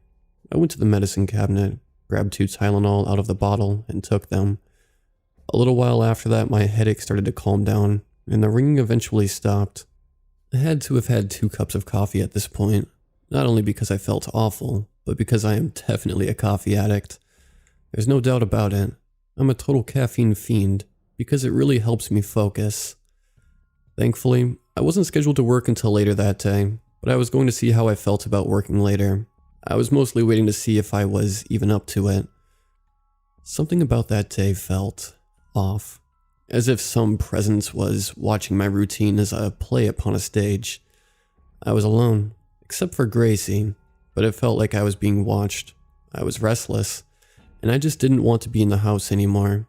I thought that maybe it was because I wasn't feeling good earlier, so I thought maybe some fresh air would do me some good. I got the dog's leash, loaded us up in the car, and took my Gracie for a walk to the park. I thought once I got back I would feel better from just getting some fresh air. We walked in the park for almost an hour, and while I was there I discovered something strange. I was walking Gracie on a path in the woods which I hadn't tread recently, but could remember taking in the near-distant past. All of a sudden, my dog started freaking out and growling to the left of me. I looked over to see what she was barking at, but I couldn't see anything. It was totally out of character for her, as I had never seen her act so defensively before. I was sure that she had definitely either seen or could sense something out there that I couldn't. This piqued my curiosity, so I decided to investigate. I walked off the path letting her lead me. Gracie was pulling the leash so hard, I tripped a couple times. She was choking herself just trying to get there. I was walking for what seemed to be forever, until we finally got to where she was leading me.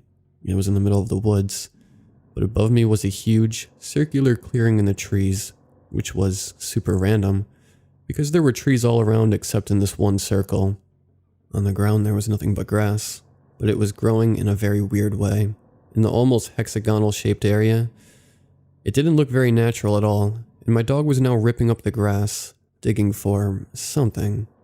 There was something under there, and she was going to find it. Everything that came next happened so fast. Gracie had dug up what looked like a bone. It was this dirty, yellowish white stick, and I grabbed it out of Gracie's mouth. I then examined it further, and then realized maggots were festering inside, surely making a meal of whatever marrow was left. One even crawled onto my hand, and at that point, I did my best Derek Jeter impression and threw the bone halfway across the field. I yelled at Gracie not to go after it. I then started jogging back to the path, and Gracie and I ran straight back to my car and drove home. I was just disgusted at what I saw, but I was also very curious about why there was a relatively large bone buried in the woods. I didn't know it then, but this was only the beginning. I didn't get much sleep that night, because I was trying to understand it all. The odd circle in the middle of the woods with no trees in that one area, the bone that belonged to a large animal that was buried. I wanted to go back, and maybe do a little investigating so I could really see what was happening. It was around 1 in the morning at the time, and I heard a large whoosh come over my house, almost like an airplane flying over. You know how if you stand on the ground and a jet flies by flying low? Well, that was the sound that came over my house. I was startled from brainstorming ideas of what could be out in the woods when the loud sound went over my house. I got right up without blinking an eye and headed downstairs. I hopped in my car and flew down my street towards the park. I was 2 streets away from the park at a stop sign when I saw something in the air above the woods. It looked large and black, and I couldn't quite make out any details, but there was a light underneath, and it was shining down on something I couldn't quite see. I quickly made my way towards it, trying to keep my eye on it while driving at the same time. Nobody was out this late at night, and the street was mostly dark with a few flickering street lights. I parked my car in the park's parking lot and got out. I didn't have much on me except for my phone, which I had in hand, and I turned the flashlight app on to see. I was on the same path I was on earlier, and all of a sudden I started to hear this chanting. It almost sounded like some kind of ritual chant, like the kind the monks do, but it sounded oddly pleasant. The chant almost sounded like a choir filled with beautiful voices. I didn't want to disturb whoever was making the sound, and I didn't know what else to do, so forgetting why I was there in the first place, I started to head back. I had gotten back to my car when I saw that thing in the sky again. It was almost hovering over me for a second, and the next, when I looked back up at it, it just disappeared. It was there 1 second, and gone the next. It was like something out of a movie, but this was real and right in front of my face. I hopped in my car and quickly sped off. I got to my house and went right to my bed. I made sure all my doors were locked first though, because I was pretty frightened. I had no idea what I had seen, so I tried forgetting about it and just falling asleep. I don't know how much sleep I got that night, but I woke up around 1. Knowing I wouldn't be getting any more sleep anyway, I went online. I was researching the flying thing I saw in the sky to see if anyone saw the same thing. I quickly realized that what I saw that night was a UFO. The way it acted, and how it defied physics, added up. It hovered without moving, and then flew away within microseconds. No man-made thing can do what that thing did. My brain then sparked the second thing I witnessed, the chanting. I messaged a couple of my online buddies about what I saw, and they suggested that it was some type of cult.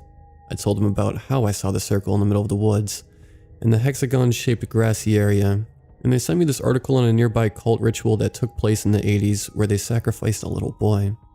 It was all over the paper back then, and whispered about around town. If you lived here, you would know about this story. There was speculation about if this cult was still functioning, or if it was even still around today.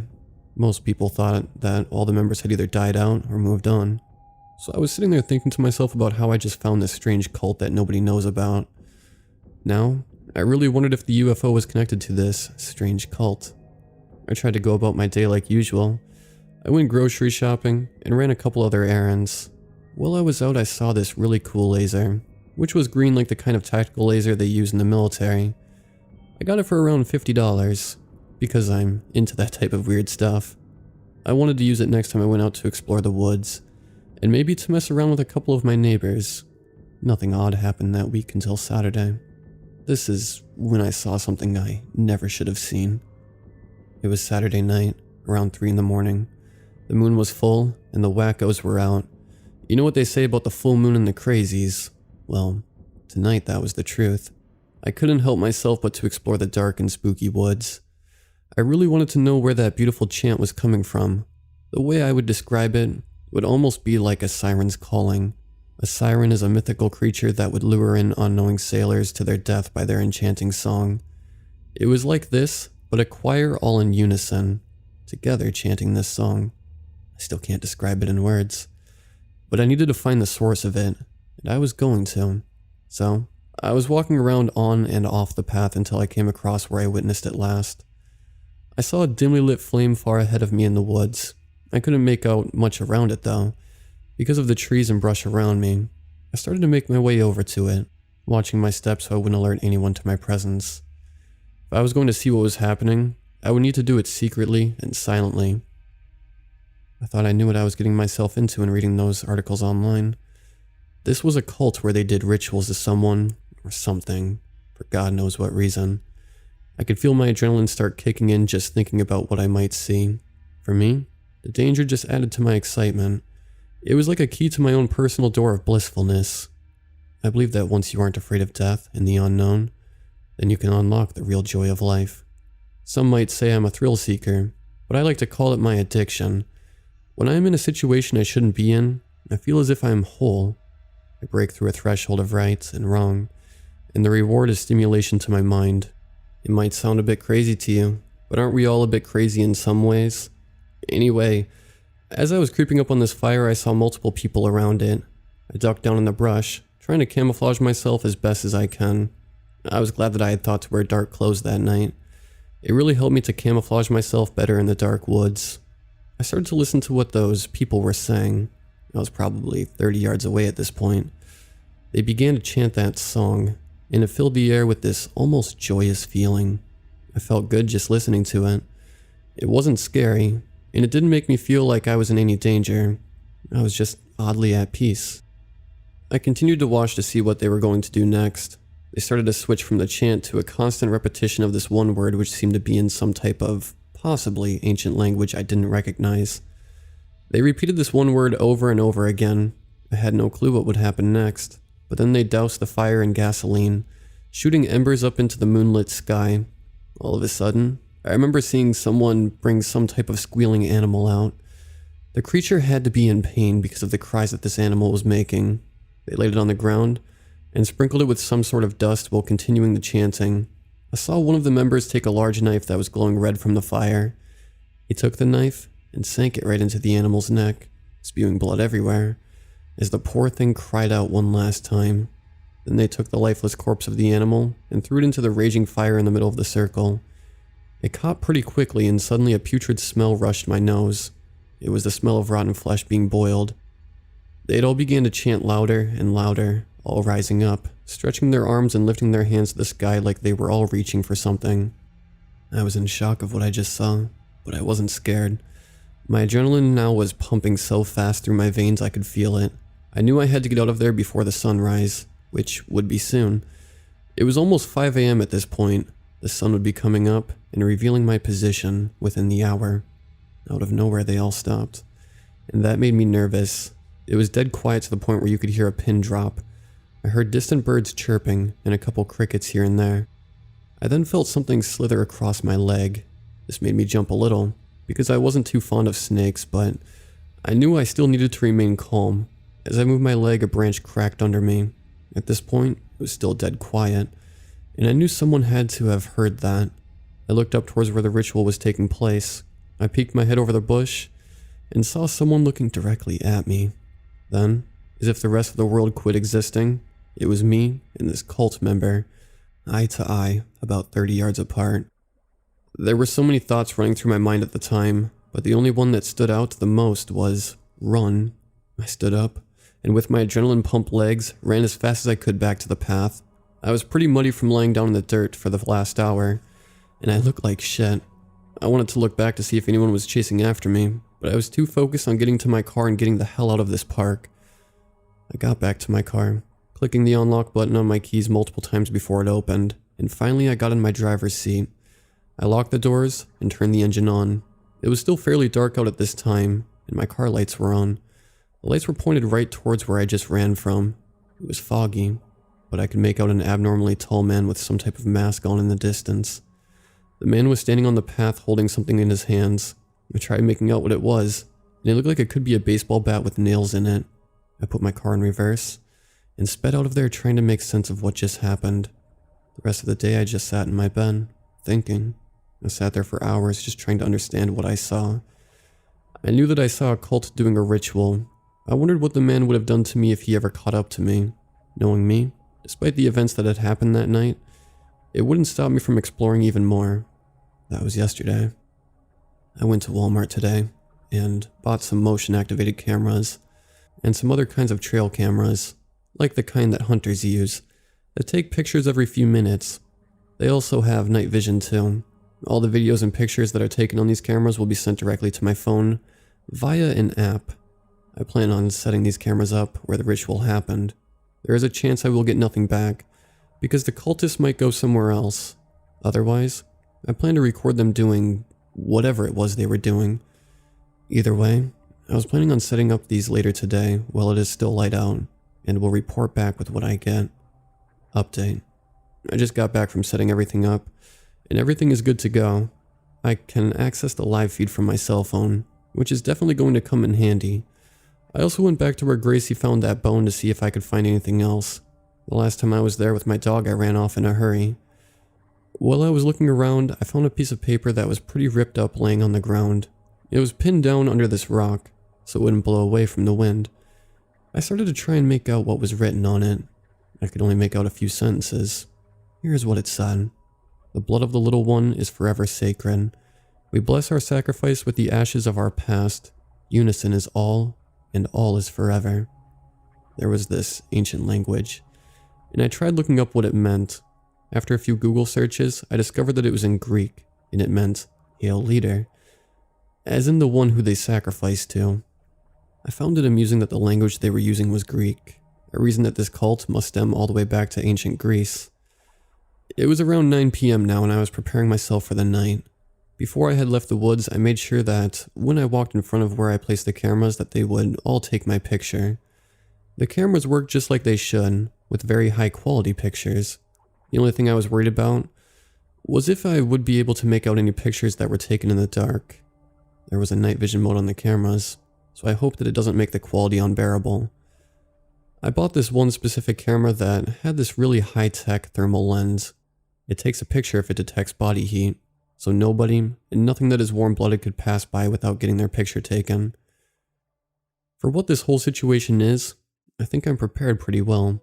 I don't really have a plan B if something goes wrong, so I guess I'll keep this post saved on my computer.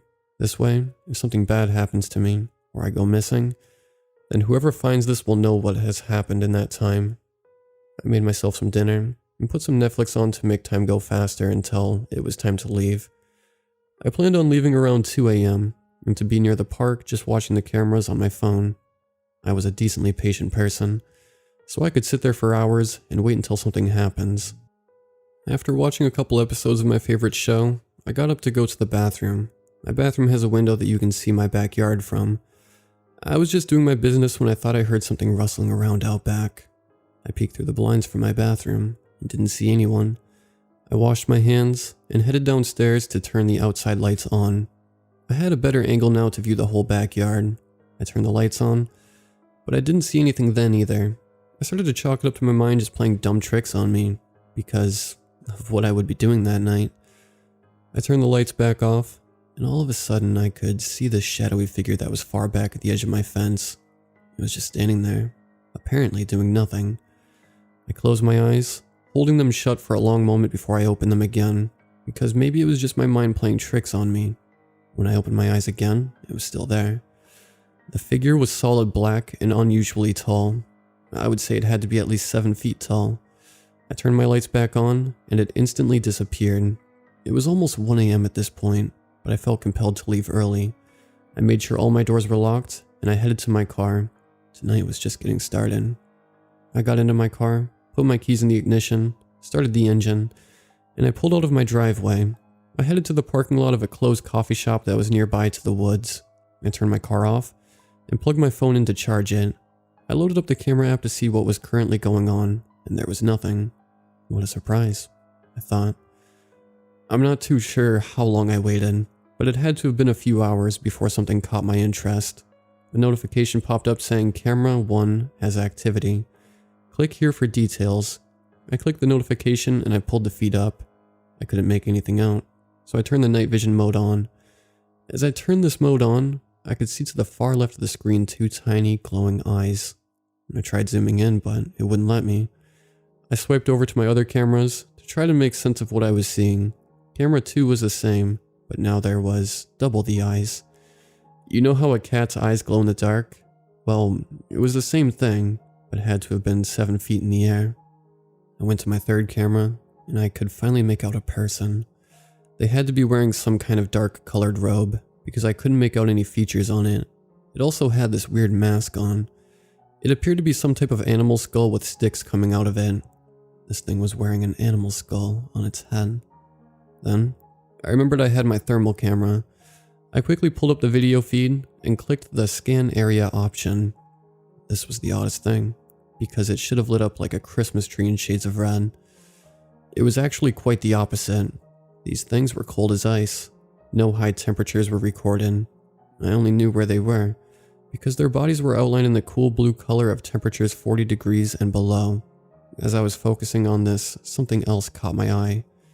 The temperature meter lit up in the middle of the circle.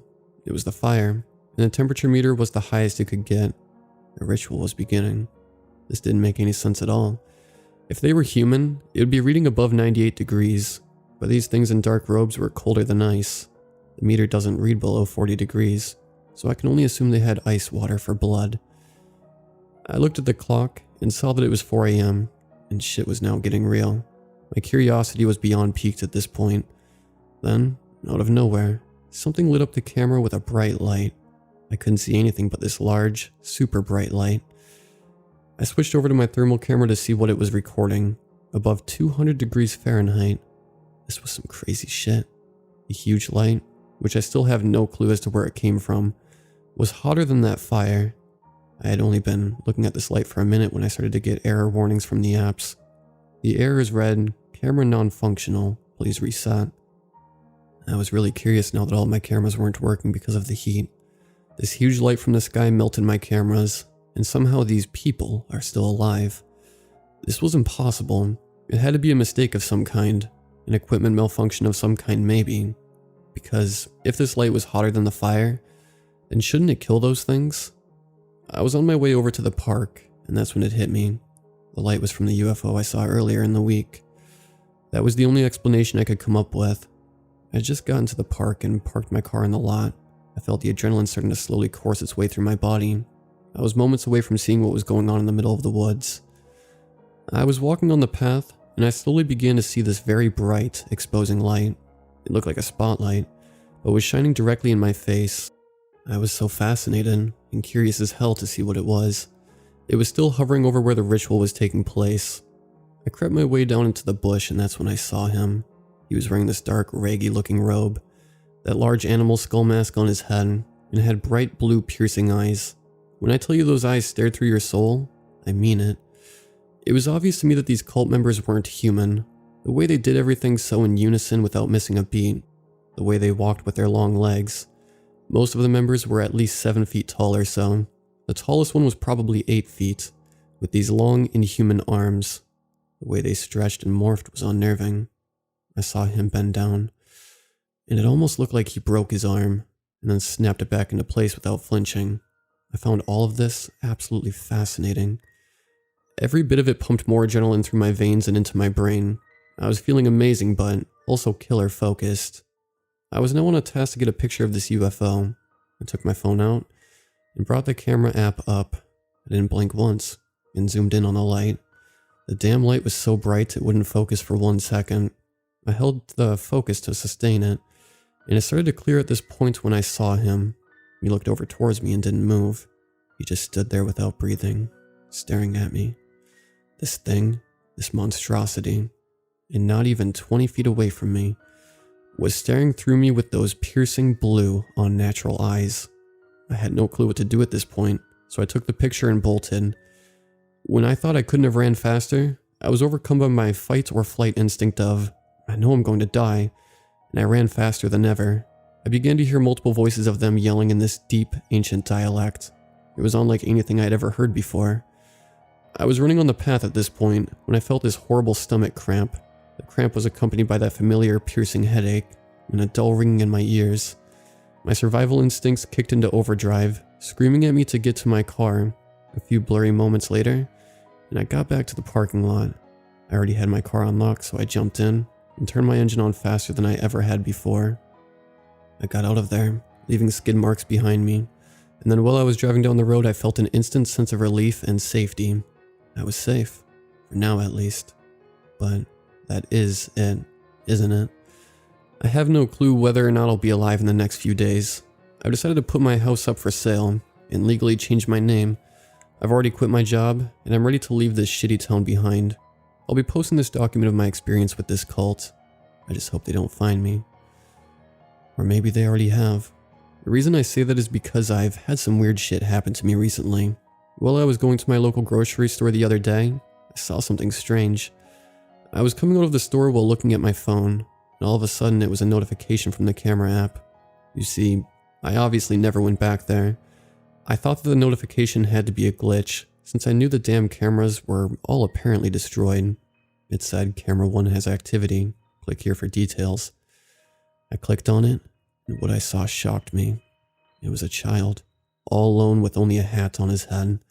Then, one of those things wearing a dark robe came over, blocking the camera's view. I couldn't see what was happening because he was standing in front of it at this point. My stomach sank just thinking about what I was about to witness. But then it just went black. The screen cut out, and that damn message popped up. Camera non-functional. Please reset. What happened next is why I am leaving town and never coming back. I began to feel this weight fall over my chest, like an elephant was sitting on me. Then, that ringing in my ears started, just like the night I ran away from that thing. I then saw my phone start to glitch out, and it started to get extremely hot. I mean, like when you leave it in the sun all day hot. It began giving a message saying, "High temperature alert.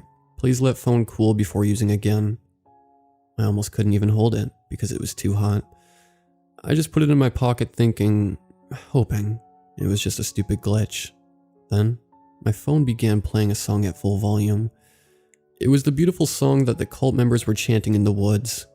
I neither had made up a recording of the chant, nor did I find it anywhere on the web.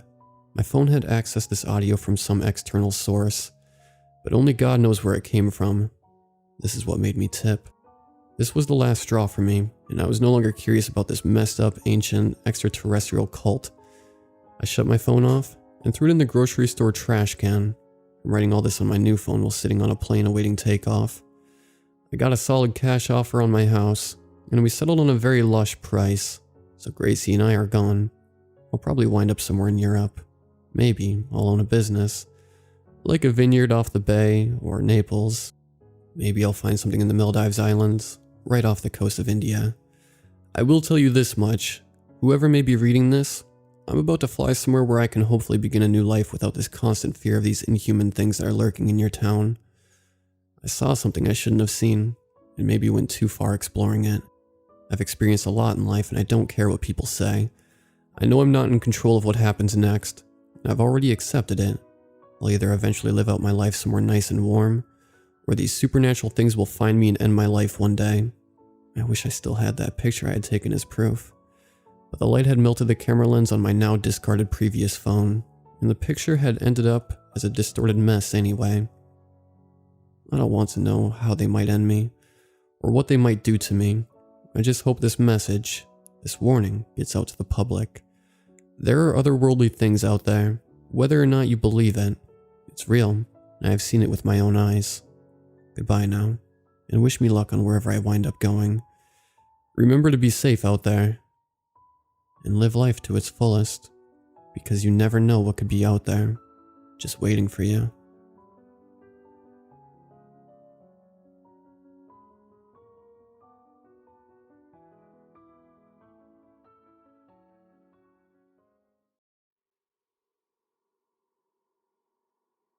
When I was a kid, my parents moved us to a new city. They presented it as if it was going to be this great adventure for the family, when really, it wasn't. Our new house was bigger, but didn't feel as friendly as the old one had. It felt more like a scowling octogenarian, just waiting for a reason to slap someone across the shins with their cane. The yard was big and unkempt, surrounded by a large forest. There was only one road leading through the lot, and it did nothing to diminish the isolation. There were no flowers, just sharp autumn grass flowing like an ocean in the wind. My brother and I shared a room in our old house, but in this one, we both got our own. Andy, 3 years my senior, was ecstatic about that. I wasn't. Sleeping alone for the first time in my life was not a reassuring feeling. My brother made new friends at school easily, but I didn't. I was pretty shy when I was 10. Our parents were always busy with their new jobs and were hardly ever around. After school I had nothing to do, so I mostly played alone or read a book. Sometimes I went exploring in the yard, but there wasn't much to find, except for the well. I was hitting the longest strands of grass with a stick I'd found when I first saw the lid. It was a flat, round surface close to where the yard ended and the woods began. I'd probably walked past it 100 times without seeing it. I poked it with the stick, feeling the surface over and over. There was nothing on it, only moss. The edges were low, close to the earth, but when I pushed the grass down as far as I could, I saw a crack that went around the whole thing. You couldn't even fit a razor blade in there. I tried pushing it to the side, but it didn't move an inch.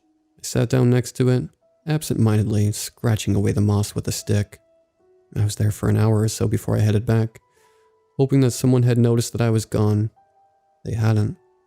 After that first time, I went there more often, just sitting next to the round surface, scratching at it. I didn't really think about it as a lid, more that flat place. I never even entertained the thought that there could be something under it. The first time I heard it, I was crying. A kid from my class had tripped me in the hallway in front of everyone, and they laughed at me.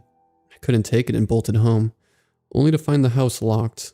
Dejected, I went around it and to the lid. Wiping snot on my shirt sleeves, I sat down on the lid and put my arms around my knees. "Why are you crying?" whispered an echoing voice. I hiccuped, looked around me, and saw no one. The tops of the trees behind me bent softly in the wind. Birds sang, leaves fluttered, and I was alone. "Why are you crying, little boy?" whispered the voice again. I followed the sound of it to the edge of the lid and saw the thin crack along it, which I had exposed even more with my scratching. "What's the matter, little one?" The voice sounded again. It came from the crack, yet it seemed to come from far away, as if in a cave. The voice itself was soft and sing-song. My breath hitched in my throat, and I ran back to the house as fast as I could and spent the remainder of the day on the porch. I didn't go back for a long time. For a while, I managed to convince myself it had been a dream, but eventually I went back. This time, I walked cautiously, eyeing my surroundings as if I was going to get attacked at any second. When I got about 5 feet away from it, I stopped. "Hello?" I called, unable to keep a slight shake from my voice. "Anyone there?" It was silent for a while, and I dared myself a few feet closer. "Hello?" I called again, stronger now. "I'm here," a soft voice answered. I backed up. "Who are you? What are you doing under there?" "I can't get out." The voice sounded shaky, as if on the verge of tears. "You can't get out? Get out of what?" "The well." I understood what the surface was now.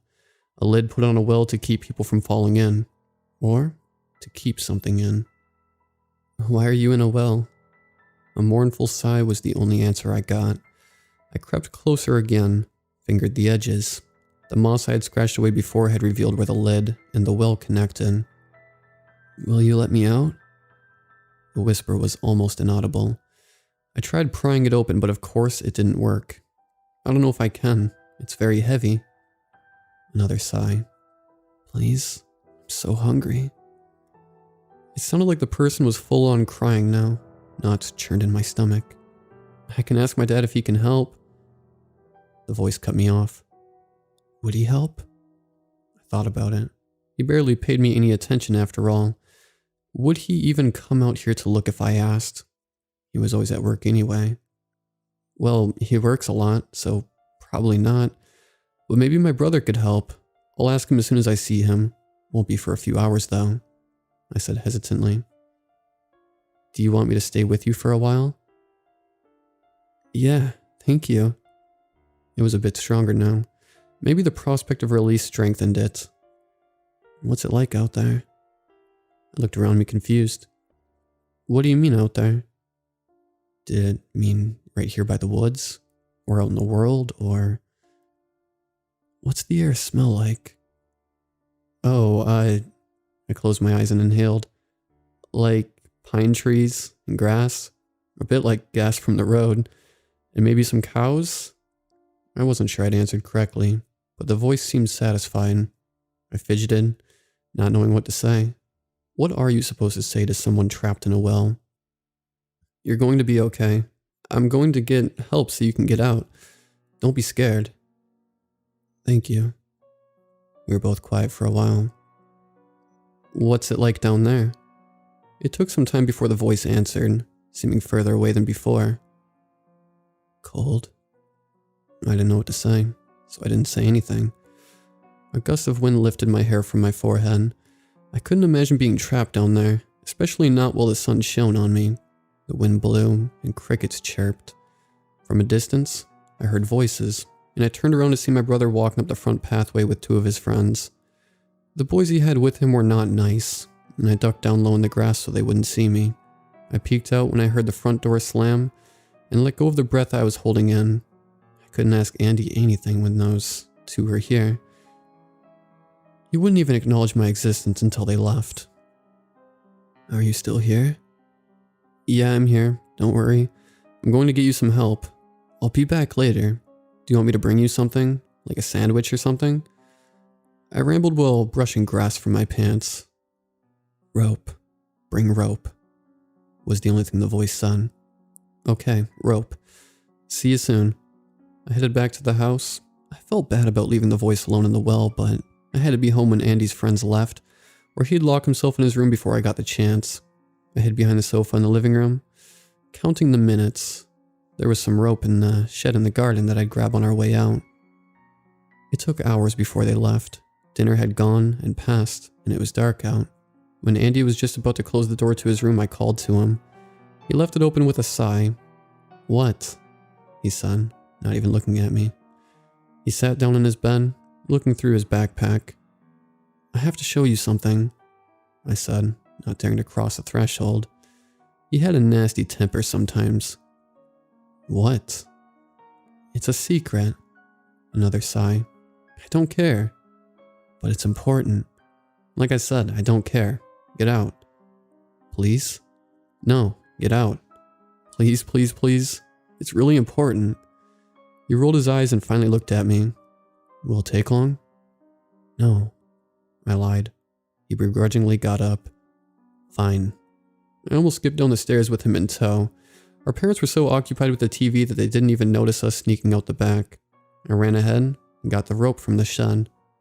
What's that for? He asked. Come on, I'll show you.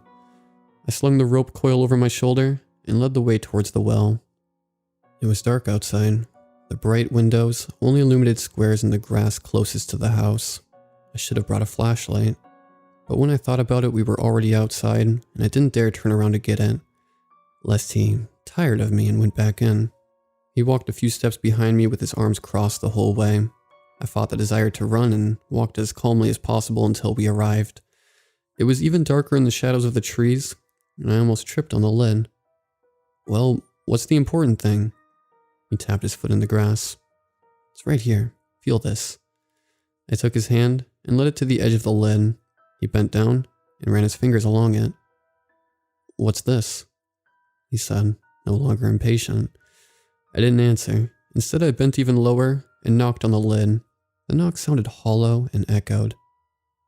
Hello? I'm back, and I brought help, I said. What the hell are you doing? Andy grabbed my shoulder. And I have a rope, I added hastily. From under the lid came a soft whining. Please help me, whispered the voice. Help me move this. I grabbed the edge and waited for him to grab it too. He didn't react. What's going on? He crossed his arms again. Is this some kind of prank? No, there's someone down there, and we have to help them get out. Now grab the edge and help me. Slowly, he uncrossed his arms. Alright, but if this is a prank, you're gonna get it. He finally grabbed on. Together we managed to move the heavy lid a little bit to the right. Cold, rank air rushed out of the crack. Redoubling our efforts, we pushed it to the side until it lost balance and fell off the base. It cracked and broke in two when it hit the ground. I leaned over the dark hole, my face glowing with sweat, and yelled, Are you okay down there? Throw me the rope, the quivering voice answered. I wrapped the rope 3 times around a big oak and slung it into the well. The darkness swallowed it, and I felt, more than heard, a wet thud as it hit the bottom. The rope strained suddenly and moved with the weight of the voice. From the hole we heard soft, straining noises and the creaking of the rope fibers. Slowly, a pair of white marble hands emerged over the edge. Next came 2 painfully thin arms, wet and covered with algae. Then an amorphous head, bald except for a few strands of white hair, an emaciated torso, every bone easily counted, long thin legs and bony feet. And then the man fell off the edge of the well and into the grass. Oh my God, Andy whispered. The man in the grass trembled and groaned, pulling all his limbs as close to his body as possible. Hey, are you okay? I asked loudly but kept my distance. Andy stood paralyzed closest to the man. He looked up at me. What do I do? He said as quietly as possible. I don't know. I mouthed back. The man stretched out one stick-thin arm and pushed himself up in a sitting position. He shivered while reaching the other arm up to my brother. Could you help me? He stuttered between breaths. Andy looked as if he didn't want to touch the man with a 10-foot pole, but took his hand nonetheless and pulled him up. Despite being a fully grown man, the man seemed weightless and easily came to stand on his own 2 feet. Andy tried to let go of the man's hand, but as soon as he did, the man wobbled. He steadied the man up by putting his other hand on the man's shoulder. The man released a shuddering breath, and Andy looked over the man's head. He gave a, "What am I going to do?" look. When he did, he stretched his neck out and angled his chin upwards, exposing the soft skin underneath. The man lunged forward and buried his mouth in my brother's throat. He crunched through the Adam's apple, grabbing the back of Andy's head by the hair and pushing himself deeper. Tendons and muscles snapped like rubber bands. My brother held my gaze, his eyes questioning at first but quickly dulled. He didn't have time to defend himself or even release a final breath. 1 second he was there, and the next he was gone. The man slurped carelessly, filling out between his ribs, his hair growing back a thick brown mane, his arms covering with muscles. When he finally dropped what had been my brother on the ground, he was a young man with a thick, blood-covered beard. Everything happened within the matter of minutes. I was frozen, glued to the ground, my head empty except for a big looming question mark. The now young man took a swift step forward and stomped on the lid we had moved to help him. It cracked into more pieces with a deafening sound. The man turned around and looked at me for the first time. He wiped some of the blood around his mouth on the inside of his arm. Sorry about that. He nodded to the corpse on the ground. My blood left carbonated with fear, but I still couldn't move. The man walked over to me, leaned down, and embraced me in his arms. Thank you, he whispered in my ear. The iron scent from his mouth hung around my shoulders when he let go. He took 3 steps backwards and disappeared into the woods. I don't know how long it took before the paralysis lifted, but it felt like a lifetime. With shaking legs, I went over to the lid and turned the heavy pieces of lid upside down. When arranged as it was before, it was destroyed. There was a large cross carved into the stone on what had been the inside of the lid. We moved not long after that.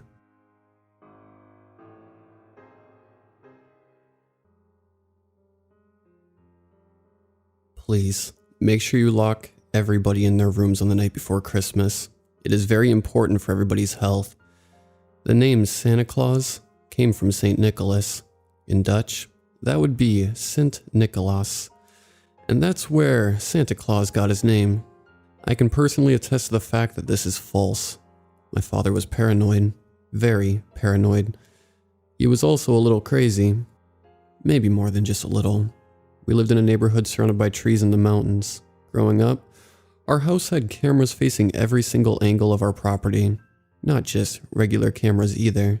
Night vision and infrared. The night vision just made everything look gray, but the infrared was blue and any heat signatures gave off an orange glow. I know this because he had given me access to the cameras, and I frequently viewed them from my computer. Over the years, I have seen some weird things on these cameras. But that's a story for another time.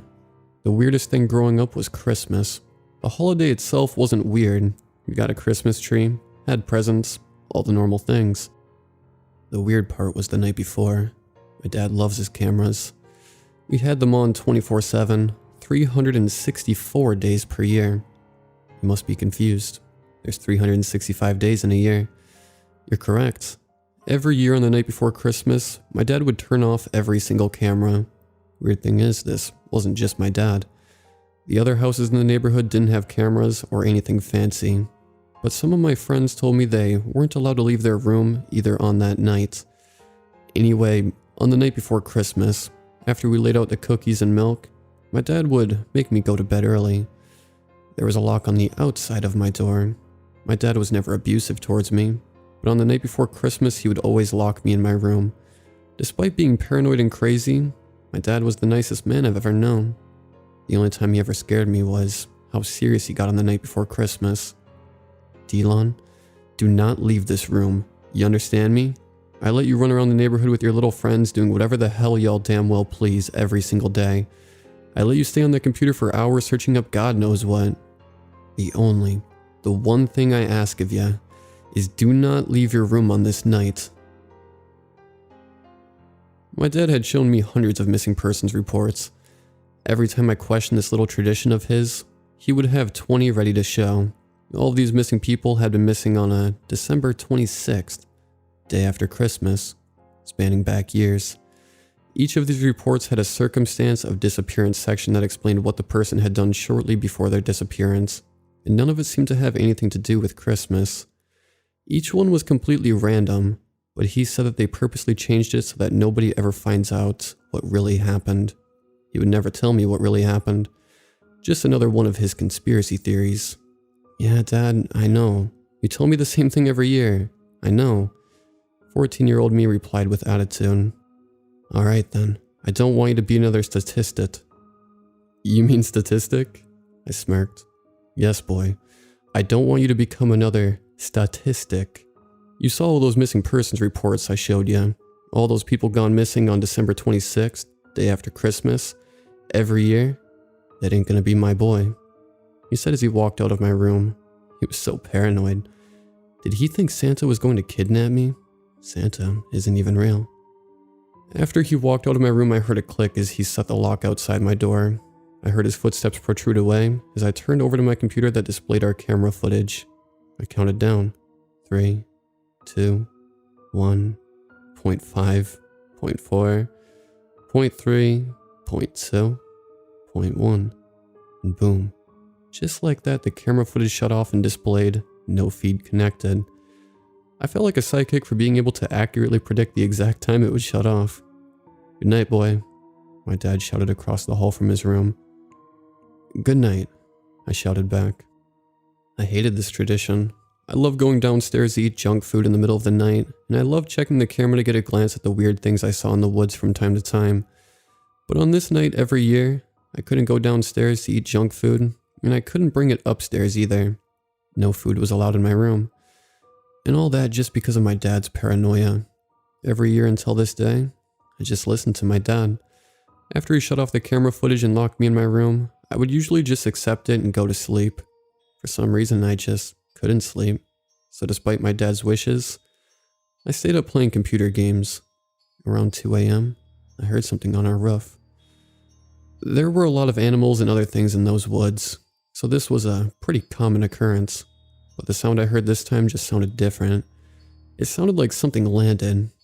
Uh-oh, Killer Santa must be here, I joked to myself as I continued playing my computer game. Shortly after the thud on the rooftop, I started hearing heavy footsteps followed by our floorboards creaking downstairs. Goosebumps formed on my body, and my breathing got a bit more frantic as I worked up a sweat. What the hell is that? I thought to myself. Then, I got a thought that would prove to be the worst decision I've ever made in my life. I got onto the application that controls the cameras. I looked over the button that would reactivate the cameras and hovered my cursor over it. What if it's an intruder? I tried convincing myself. I took a deep breath that was followed by a loud gulp. Then I clicked activate. The night vision camera switched on. There were almost 50 boxes on my screen, each one blinking on separately. After a few seconds, they were all on. I had my eyes peeled looking at each box, seeing nothing out of the ordinary. That's until I saw the living room camera. Standing in front of our dining room table, next to the Christmas tree was a big, overweight man in a Santa suit. He had a long beard and glasses. It was the textbook definition of what Santa looked like. My eyes were wide and filled with astonishment as an equal mix of excitement and fear filled my brain. It was exciting, but it's just weird. And it's even more weird that I can't go downstairs. What would Santa do to me if I did? As I was staring at the screen, staring at Santa eating cookies, I noticed that his hand froze in front of his mouth. I saw him slowly lower the cookie back onto the plate. He turned around and looked directly into the camera. He slowly brought his hand up in front of him and wagged his finger side to side. He knew I was watching him. When he did this, I slammed my hands onto the desk to boost me up so I can dive into my bed and pretend to be asleep. I accidentally made contact with the keyboard, causing the camera to switch from night vision to infrared. What I saw on the camera wasn't Santa anymore. It was a big, fat creature with no clothes on. Its mouth was wide open, and it looked like it had a broken and detached jaw. It had large oval eyes that had nothing in them. It had rows of large, razor-sharp teeth in its mouth. The creature was tall, and its arms were long and deformed. At the edge of its arms were hands with sharp claws that replaced its fingers. "Dad?" I screamed. Instantly after, I heard footsteps shuffling to my room. "What did you do, boy? Why are you still awake?" He yelled as he unlocked the door and ran into my room. He looked at my computer and saw the camera footage on. I was on my bed crying. Suddenly I could hear a heavy thud on our staircase. "Oh, you stupid son of a bitch. You stupid, stupid little boy. What have you done?" He said as my crying became hysteric.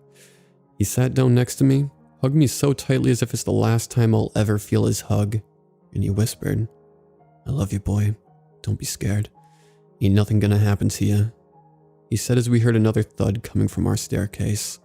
The footsteps were so heavy that there was dust coming down from my ceiling. Thud. "I don't know if you's gonna see me again, boy, but I want you to always remember what I taught you." Thud. "Why wouldn't I see you again, Dad? What's going to happen?" Thud. "We both can't escape. It wouldn't let us, boy." Thud. "Dad, I love you. I don't want you to leave." I sobbed back. Thud. My dad got up and opened the window. We were on the second floor. He picked me up. Thud. Kissed me on the cheek as a tear ran down his. He threw me out of the second-story window. I landed in some bushes below our house. I don't know if I was injured or not. I had too much adrenaline coursing through my veins. "Run, boy," he screamed as the thuds got faster. I took off running through the woods when I heard the most disturbing, blood-curdling scream I've ever heard in my entire life. I just kept running until I couldn't hear the screams anymore. That was many, many years ago. I had kept running until I tired myself out, fell asleep under a tree. I returned to the house the following morning of the 26th. There was no sign of any struggle, no blood, nothing. My dad was just gone. I checked the cameras. The footage was gone. Looking through the recordings, it was just blank for the entire night. Now I'm a father, and I have my own kids. I have kept my dad's tradition alive every night before Christmas. I don't know if that thing was isolated to my neighborhood, or if that's what Santa is for everybody. All I know is, I'm not going to risk finding out. So with all that said, please, lock all of your doors on the night before Christmas. The next time you're awake during that night, and you hear noises in your house, I suggest you stay in bed and keep your eyes closed. Don't get up. Don't investigate. Don't be a curious little fucker like I was.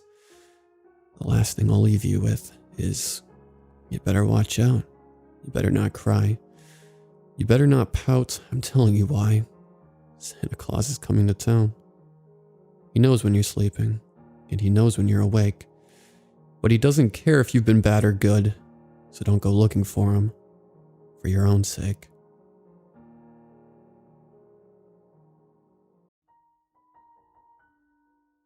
I'm writing this as I'm being watched, so forgive me for not telling you the exact story of how I got my, until this month, very mundane job, and forgive me for my grammar errors because I might be killed at any moment, and I'm typing this as fast as possible. I work security at a theme park that's currently under construction.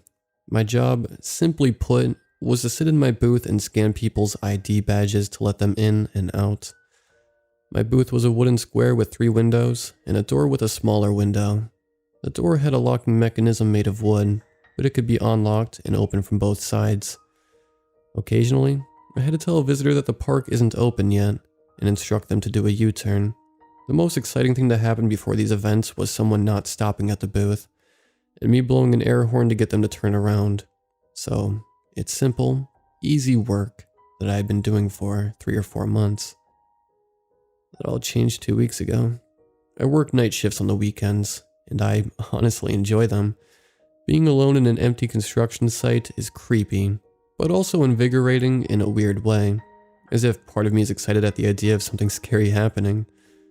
Looking back, I really overestimated how fun dealing with paranormal shit would be. It all started when my boss came to visit me Saturday night, about an hour before my shift ended. I'd never met him in person before, so we chit-chatted for a bit. I cleared up why I was bringing a pillow to the night shift. It was a cushion because this chair isn't comfortable. And he told me about how we got into security work. Apparently the insurance package was too good to pass up, and it covered laser surgery to fix his eyes. Before he left, he told me that if I was a fan of ghost stories or the paranormal, he had time to share one.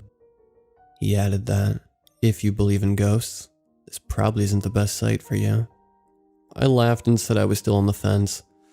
He chuckled as well. He told me he was only asking because there was an incident that happened 15 years ago on this site, and he wanted to know if I was interested in that sort of thing. I was. He gave me the summarized version, which goes something like this. 15 years ago, this spot was a residential area, only a few houses though, mostly dilapidated, but one was still in good condition and had people living in it. The person living inside was somewhat of a recluse, but not so much as to be considered a hermit. He went and bought groceries like everyone else, but you wouldn't ever see him dining out or socializing. Well, the reason he didn't go out much was so that he could make sure people didn't trespass on his property, as he had a nice collection of corpse parts that he didn't want disturbed. 9.5 bodies worth, to be precise. Nobody could find the legs to the last one, all scattered across his fields and forest, torn apart, as if he worked in a butcher's shop. Eventually he was caught, house and contents were torched, as he went up in flames with them. Happy endings, am I right? Now, let me take a moment and pause to say something. Whatever the fuck is outside my booth right now. I might know what it is. I do know what it isn't, though, and that's the absolute terrifying part. It isn't that nutjob murderer. It isn't his ghost. It isn't even the goddamn victim's ghost. It's a shape-shifting monster, not a spirit. It's not human, although sometimes it looks like one. On pausing. After that night, I started thinking about paranormal stuff more, and came to a conclusion. I like getting scared. I may act like I hate scary things, but that's a lie. I crave being terrified and the rush that comes with it. I hunger for it. So naturally, I started reading a lot of scary stories while at work. Plenty of time on this subreddit, as a matter of fact. I prefer the ones involving security guards since I can really immerse myself in those, having the same job and all. But that's besides the point. However, there's one kind of story I won't read, and this is where my problems started. Wendigo stories. I don't mess with those stories. A year or two back, I was on an Ask Reddit thread, and someone mentioned that in the myth, lore, and fable, or whatever it is, the Wendigo is from, one of its powers, I guess, is that thinking about it draws them to you. Bonus points for speaking about them. I closed the thread and went to bed after reading that. I did my best to forget I read it. The idea that being scared of something attracts to you really messes with me. I don't like it one bit. I am afraid of the Wendigo. I don't want to be afraid of the Wendigo, because knowing that fear attracts them makes me more afraid. My fuck up begins here. I liked that rush from fear. I liked it a lot. Too much in hindsight. So what happens when you take a newfound addiction to fear, a phobia of Wendigos, and the power to find people that are afraid of you? Apparently this. I first noticed it last weekend. I was working a Saturday night shift, like usual. Things were winding down, and I had just finished reading another story about skinwalkers. The site manager clocked out. I keyed him out, and I put my feet up on my desk and prepared to relax for the next 6 hours. I messed around on my phone, played with the Game Boy I brought, and occasionally glanced out a window. Sometimes if I focus hard enough, I can almost imagine those things lurking in the trees. And I got a little rush out of that, similar to the one from reading scary stories. An hour or two passed, and I was getting tired. I glanced out my side window, and my heart froze. My whole body froze. My mind froze. Every perceivable sense I had stopped, and in 2 seconds, the following sequence of thoughts rushed through me. 0.2 seconds, there was something by the tree line. 0.4, someone by the tree line. 0.6, a 5'2" naked yellow someone. 0.8, people don't have claws for fingers. 1, something is by the tree line. 1.2, it's just standing there. 1.3, my light is on the booth. 1.6, it's not moving. 2, it sees me. I watched it as it watched me. Eventually it scuttled back into the woods. I looked at it for a total of maybe 3 seconds, but I will never forget its appearance. It was 5'2" with sickly, yellow skin that sagged near its waist and joints. It had long fingers that were essentially claws, almost like a rake, and its face was the most horrifying part, a twisted amalgamation of flesh and what looked to be leather or hide. At the time, I thought I was hallucinating.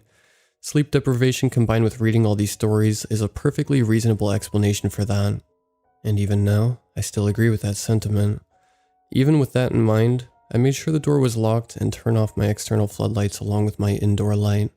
For context, there were bright spotlights outside my booth on each side so that I could see cars when they approach at night. And there is a light in my booth so that the drivers can see me. These lights also illuminate the edge of the tree line, which is how I saw that thing. I didn't see it again that night. I wish I had, because maybe then I would have stopped reading those stories, and it would have left me alone. Sunday night is when I gave it enough attention and fear to attack me. The night began like the prior one. People clocked out, and I keyed them out, etc. Desk, phone, so on and so forth.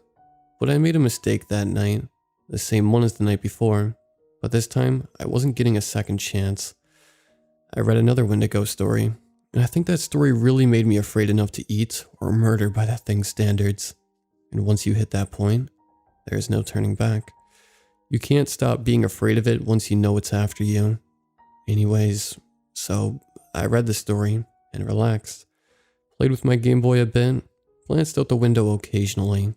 My shift starts at 10 p.m. and ends at 6 a.m. And 2 hours went by smoothly. 2:17 a.m. arrives, and with it a scream. I can't describe this sound.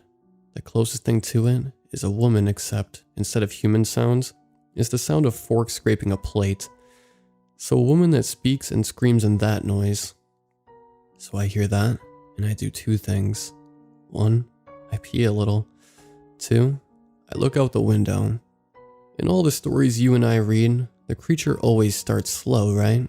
Lurks about, approaches bit by bit, stands there menacingly before running at you. Not this time. When I looked out the window, it wasn't by the tree line. No, it wasn't even by the field in between.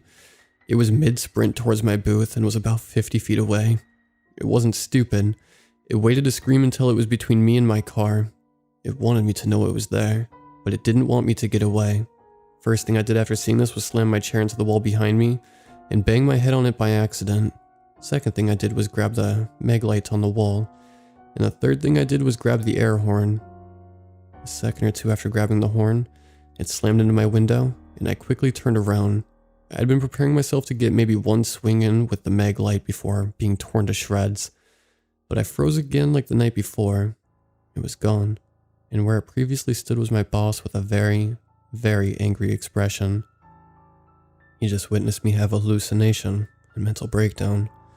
He gestured to open the window, and thinking he wanted to speak, I reached for the latch, and I paused. Something wasn't right. He had glasses on. My boss wears glasses in all of his company photos, but when we spoke a few weeks ago, he didn't have them on. He said he has had his vision corrected with laser surgery during the spring. So why was he wearing glasses right now? And more importantly, why was he wearing our winter uniform in August? I gestured at him to wait, and pretended to grab a notebook while I tried to sneak a glance at the wall he was facing. Nothing of note except a picture, which I had to suppress a scream after seeing. It was a picture detailing what to do in case of an accident, taken last winter after a truck had tipped over. And in the picture, my boss was speaking to a worried-looking contractor in front of an ice patch with a caution sign, and he was wearing our winter uniform with glasses. That wasn't my boss outside. That was the monster. Suppressing every natural instinct, I set my notebook down calmly, turned to the window where my boss stood, and smiled warmly. I set my mag light down, and in one smooth motion I opened the window, pointed the air horn directly at the creature, and squeezed the trigger. This did 3 things. 1. Hurt my ears. 2. Hurt its ears. 3. Woke up some people in the nearby residential area. Within seconds, it unhinged its jaw and screamed, and I had to drop the air horn and shut the window. It ran off into the forest, and I hid under my desk after flipping the breaker switch to shut off all the lights in my security area.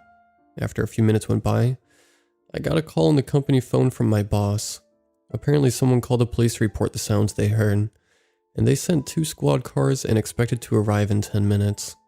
I told my boss what I saw, and he told me that I could take the week off, and they would have me at a new site next weekend. He assured me that it was probably just a homeless person with mental issues, and hung up. That brings me to today. They moved me to a new site as promised. The creature followed me. It senses my fear, and it won't rest until it has me. My first day, or night, on the new site began smoothly. I arrived at 10 and was pleasantly surprised to meet my partner. They told me he had the night off and would be there tomorrow night, but I was happy to have the company on my first shift. He gave me the tour of the facility, which was some sort of factory for chips. He started with the security room, which was just a small room with a single window. Inside the room were some monitors displaying camera footage, a landline phone, and a panic button that alerted emergency services. There were 3 main sections, not including the security room: food production, packaging, storage. Food production was machinery that made the chips themselves. Packaging was where they were bagged, and storage was where pallets of them were kept in stacks reaching the ceiling, and maze-like pathways through them to navigate. The factory had been closed due to the virus for a while, and planned to reopen in a few weeks. I learned my partner's name was Gregory, and he told me he would take the first patrol. Things went smoothly for a few hours, with us alternating patrols, and then it happened. The beginning of the mess I find myself in as I type this. It was 3 a.m., only a few hours until the morning guard would come to relieve us. Greg went out on patrol while I watched the monitors. As minutes passed, I watched as Gregory entered the storage area. He would probably be there for 10 or so minutes before returning to the room so that I could do my patrol. I was snapped out of my boredom when the phone on the wall started ringing. I picked it up. My boss was on the other line. "Hey, I know it's your first day back on the job since that incident, but we really need you to cover the day shift there as well. The guard that was supposed to come in went missing. His wife says last she saw him, he was on his way to work for the Saturday day shift. Hasn't been seen since." I asked him if Gregory could possibly cover it alone since I had plans, and his answer is where everything became horrifyingly clear. "I just told you that the morning guard can't make it. Gregory is missing. You'll need to cover him." Panicking, I told him that Gregory was my partner for this night. "You're not supposed to have a partner tonight. I put you down as solo. Gregory was going to work a 16-hour tomorrow to show you the ropes when you came in for the Sunday night shift. You're doing fine, it seems. Just sit tight and we'll relieve you tomorrow night." I screamed into the phone, some inner part of me knowing that if I didn't tell him now, I would never get another chance. Someone is on the site with me, and they said they were Gregory. As the line went dead, I checked the cameras. Gregory, or the thing pretending to be him, had cut the phone lines and was staring into the camera. This facility had a no cell phone policy, so I left mine in the car. I had fallen right into its trap. I was alone, with no way out and no way to call for help. As I watched the camera, Gregory slowly shifted into that yellow monstrosity that attacked me at my old site. I sealed the door to the security room and barricaded myself in with my chair and desk. I cried, I bawled my eyes out. I didn't want to die. I saw him slice another wire, and the air conditioning stopped working. That creature wasn't strong enough to break down the door, but it was smart enough to plan around it. Within seconds, a smell of rot and decay filled the room, and I looked up to the vent. I pulled it open and found a severed arm inside the ducts. No doubt the rest of its body was further in there. I knew where the real Gregory was, at least. Hours went by. I was in a standoff with that creature. I was safe in the room, but it was getting hotter and smelled worse. The night shift had long since ended, and I guess my boss assumed I was fine since I was supposed to work the day shift anyway. My only hope was to last until night, so that the next guard might find me and be able to help. I waited and became delirious from the heat and stench. I was hungry as well. I hadn't eaten for over a day. I bit my fingernails, an old habit that I thought I had kicked. And that brings me to now. I was just so hungry. I don't know what possessed me to do it. I ate the hand, and it just looked so good, and I was so hungry. I ate Gregory's hand, and finally I was full. I've been stuck in here since 10 p.m. Saturday, and it's now 9:58 p.m. Sunday. After I ate the hand, the creature stopped staring at the camera. It came to the door and tapped at it. I looked at the camera and watched as it left the facility. Just like that. Gone. Gone like the rest of Gregory. I was still hungry after the hand, so I ate the rest. Figured I'd save them the trouble of cleaning it up. The night shift guard is here now and I think I'm safe, so I don't need to write anymore. I'm still hungry though. I'll show this guy around and then get a bite to eat. I think I forgot to clean the blood off of my uniform. This guard smells really good. Really afraid.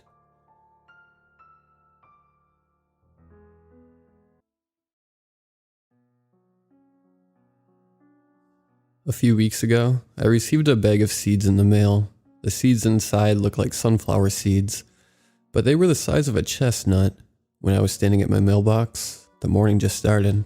I was still wearing my pajama pants and a t-shirt, which I wore in bed the previous night. The seeds were wrapped and sealed in a plastic bag. On the plastic bag was a sticker with the company's name and logo. Frankie's Green Thumb. My dad used to work as a farmer, and of course, I picked up some of his botany knowledge. These were seeds I've never seen in my life, nor on my father's farm. Since I lived in the Midwest, and I had an enormous backyard, I could plant the seeds. My curiosity controlled my actions with the seeds. I was itching to plant them. When I retrieved them, I failed to notice a piece of paper inside the bag. I pulled the plastic bag open, and immediately I smelled the glamorous aroma. I don't know how to describe it, but it smelled like lavender and fresh laundry. I then dig my fingers in the bag and pull out the little piece of paper. The paper had a welcoming note written. This has been sent to you by Frankie's Green Thumb. This is a gift sent to you by us truly. We hope we see you buy more of our products. Thank you. From Frankie. I have never been, bought, or used any product from Frankie's Green Thumb, but I accepted the gift. I shut the lid in my mailbox and made my way inside my house, then into my backyard. In my backyard, I was already planting fruits and vegetables. A variety of plants were already fully grown, and some were just sprouting out of the ground. Since I had a patch of land in my garden, that's where I planned to plant the seeds. I placed the bag of seeds on my outdoor table, then go inside my shed with all my farming tools. I didn't know how to plant these seeds. They didn't look like the average seeds people plant. Standing there in my shed, I started to think if there was a special way to plant these seeds. Then I remembered the little piece of paper. They would have written the instructions on the back. In my pocket, I pull out that small paper. I was right. They had written instructions on the back of it. It started with the traditional instructions every seed product had. Make sure to water it daily, use fertilizer, all the basics. They didn't have instructions on how to plant them, so I planted them like any other seeds. In the garden, I used my trowel to dig a hole 5 inches in the dirt. I start to scramble around, forgetting where I placed them, until I spotted them on the outdoor table. I stuck my trowel in the ground and go retrieve the seeds I left. I grab one seed and leave the rest on the table.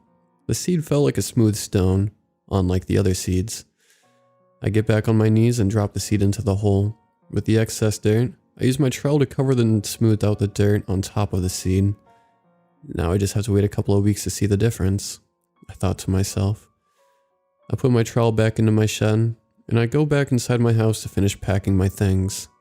During the time I have gotten the seeds in the mail, I planned a vacation to go see my older sister for her birthday. She was turning 40 years old, and I wanted to celebrate it. It had been 10 years since I saw my older sister, so I wanted to surprise her. I got in contact with her friends over Facebook, and I shared the plan I had to go surprise her. They all agreed with me to not say a single thing about the plan I had. I had 42 hours to finish packing my bags. So after planting the seed, I immediately started to pack. Every time I leave for vacations, reunions, or business trips, my neighbor, Rachel, would always house sit for me. She had a kid, but he was old enough to stay by himself while she stayed at my place. Her father was also a farmer, so she knew how to maintain my garden. I always tried to pay her for taking the time out of her week, but she would always deny the cash. I thought she was insane denying $100 for her generosity. But as they always say, you cannot buy another person's generosity. It was the day before I left for Michigan. Rachel was over at my house at the time. We were talking about the new seeds I received in the post. I said if she forgot how to maintain the seeds, even though I doubted her to forget, she should go into my room and grab the little paper with the instructions on it. She hesitated on using the instructions. She would always say she knew how to maintain a garden better than I could. She thought she was spoiling the plants by maintaining them better than I. Her ego soon went away after I showed her the bag of seeds. When I saw her priceless reaction to the seeds, I laughed my ass off. It is quite hilarious to see someone's ego soon turn into confusion. She started to question where I got the seeds and why they're so big. I shrugged and told her about Frankie's green thumb. She giggles a bit, then agreed to watch my house over the weekend. When I reached for cash in my wallet, she immediately denied the cash before I even pulled out my wallet. I cannot buy another person's generosity. In Rachel's case, of course. I should have known not to bring up finances, but I just had to for her sake. For her to get out of her way to help watch my house, you had to pay her. But as the nice and cocky woman she is, she denied the $100. When I woke up the morning I left, I noticed the new plant. That seed I planted 2 days earlier already sprouted. I'm not talking about a stud in the ground, but it grew leaves and a stalk. It was at the height of my leg when I first walked up to it that morning. When Rachel came over, her mind exploded at how fast the plant grew. The leaves were spiky, like the leaves on poison ivy. The stalk was thick, like the width of my arm. All I could do was laugh at the fact that Rachel's ego vanished at the sight of it, like it already hasn't the night before, her eyes wide when she walked through the back patio door. That much of a difference in 2 days? She had a tone of confusion in her voice, like the confusion I had when I first saw it. I know, I just woke up this morning to see the plant already grew 26 inches in just 2 days. I replied. She walked over to me with her morning coffee in hand, wearing pink sandals. She looked at her coffee and joked, I need to stop drinking Folgers. I chuckled at her response. She did as well. I pat her on the back and say, well, see you in 3 days. She looked at me with her eyes full of dread. I could tell she was genuinely surprised. Wish me luck, she joked, sighing deeply. She took another sip of her coffee and groaned. It's not that I don't want to maintain the plant. It's that the plant is growing at an alarming rate. You'd be lying if you said you weren't a little surprised. She was right. Someone would have lied to themselves if they weren't surprised or alarmed. Right as I was about to go back inside the house, Rachel told me to wish my sister a happy birthday. I waved at her and said not to worry. And then I went on with my journey up to Michigan. About 14 hours later, I finally arrived in Detroit. The night before her birthday, I booked a hotel nearby. The next morning was when her friends would sneak me into my sister's house and surprise her. When I finished unpacking my one suitcase, I got a phone call from Rachel. I answered the phone, and immediately I heard Rachel at the other end of the line.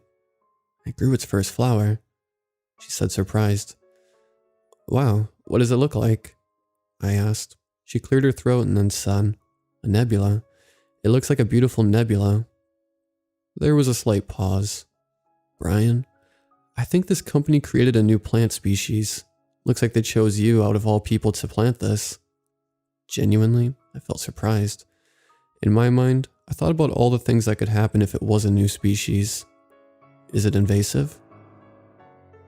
What is its last form?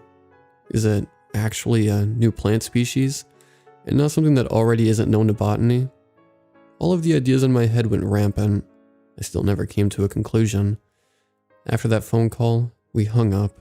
After we hung up, I got in contact with one of my sister's friends. She ran me through how she was going to sneak me in and where she would hide me. After about an hour of chatting, we settled, and I went to bed soon after. The bed of the hotel wasn't the best bed I slept on, but it was manageable. When I woke up the next morning, I could now meet my sister after so many years. I got up, showered, brushed my teeth, and got dressed. I didn't have a gift for her, and I didn't actually plan to get one. I thought that the surprise of me driving 14 hours would be a good enough present. The hotel was an hour from her house. I searched for her address on GPS, and it created the quickest route. Off I went to my sister's house. So she couldn't see my car, I parked my car behind a tree next to the road. When her friends arrived in an SUV, they got out and walked to my car. Only 3 of her friends received an invitation, so we planned for 2 of them to walk in, pretend that the other friend got stuck in traffic. After she snuck me in and hid me in her laundry room, she would pretend that she just arrived. About an hour later, she would pull me out of the laundry room and hide me under her big dining table. When my sister starts to cut the cake, I would crawl out from under the table and surprise her. After we went over the plan again, we put it in action. The 2 girls went inside, the other snuck me in through the back door. My sister gave all of her friends an exact copy of her house key, in case of an emergency. I entered the laundry room, and she went back to the car. 10 minutes later, I could hear the last girl walk into the house through the front door. They chatted for an hour until I heard one of her friends tell my sister she had a cake waiting for her in the car. When she went to the car with my sister, the other 2 got me out and hid me under the dining table. Under the table, I could hear them enter the house. They set the cake on the table and started to sing happy birthday. Their voices were off tune, but that didn't matter. After they sang happy birthday, instantly my sister asked if any of them got her a present. One of the girls kicked my back, which was a sign for me to get out from under the table. I crawled out of the table and yelled, "Surprise!" My sister almost fell out of her chair after I popped out of nowhere. "Brian, how did you get here?" After everyone chuckled at my sister's amusement, I started to unravel our plan. She got up and hugged me, then started to sob on my shoulder. "Brian, it's been 10 years. She cried. "I know, that's why I'm here." I joked, even though that was the reason for my appearance. After we had some cake, watched some movies, and just caught up with each other, we all said our goodbyes and left. My sister wanted me to stay over since I drove 14 hours, but I denied, saying I already paid for a room at a hotel. During the hour drive back to my hotel, my phone buzzed in my pocket. At a convenient stoplight, I pulled out my phone and opened it up. 16 missed calls from Rachel. After seeing the amount of missed calls, I gasped. I didn't have voicemail, so I couldn't play the call back. I tried to call her back, but no answer. After 6 tries, she finally answered. Nothing but silence, until she abruptly hung up. When I went back to my hotel, I tried calling her again, but no answer. The same night I left my sister's house, I left to go back home. Something was wrong. Rachel never missed a single call. This was out of the ordinary. Theories about what happened to Rachel started to float around in my head. A robbery, kidnapping, a homicide. All of these conclusions started to make my apprehension rise and rise. The 14-hour drive was the worst 14 hours of my life. Just the thought of her dead rattled me. When I arrived, the sun began to rise. I pulled my car into my gravel driveway. The house looked fine from the outside. Nothing changed. In my car, I kept my pistol. I made sure it had ammunition just in case. I didn't know if someone uninvited was still on the property. I slowly get out of my car and quietly shut the door with one hand. I walk up the gravel driveway, trying my best to not let the rocks crunch under every step. With my pistol drawn, I open the front door to my house. Luckily, I oiled the hinges. Not a single noise from the door. I walk in with soft footsteps and softly closed the door behind me. Lightly, the door shut with the smallest noise. I tiptoed around the house into the living room, then into the kitchen.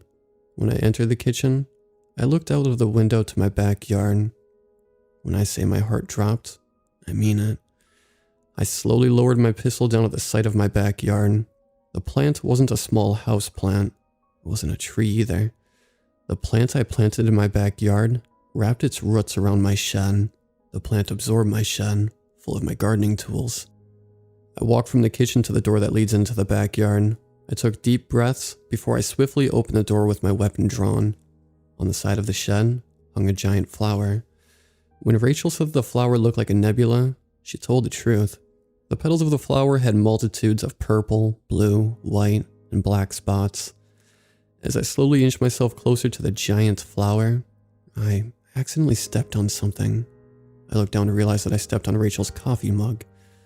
Coffee spilled and absorbed into the ground. I walked a little closer. The pistol is my protection. The flower petals were sharp with pointed edges, like the leaves.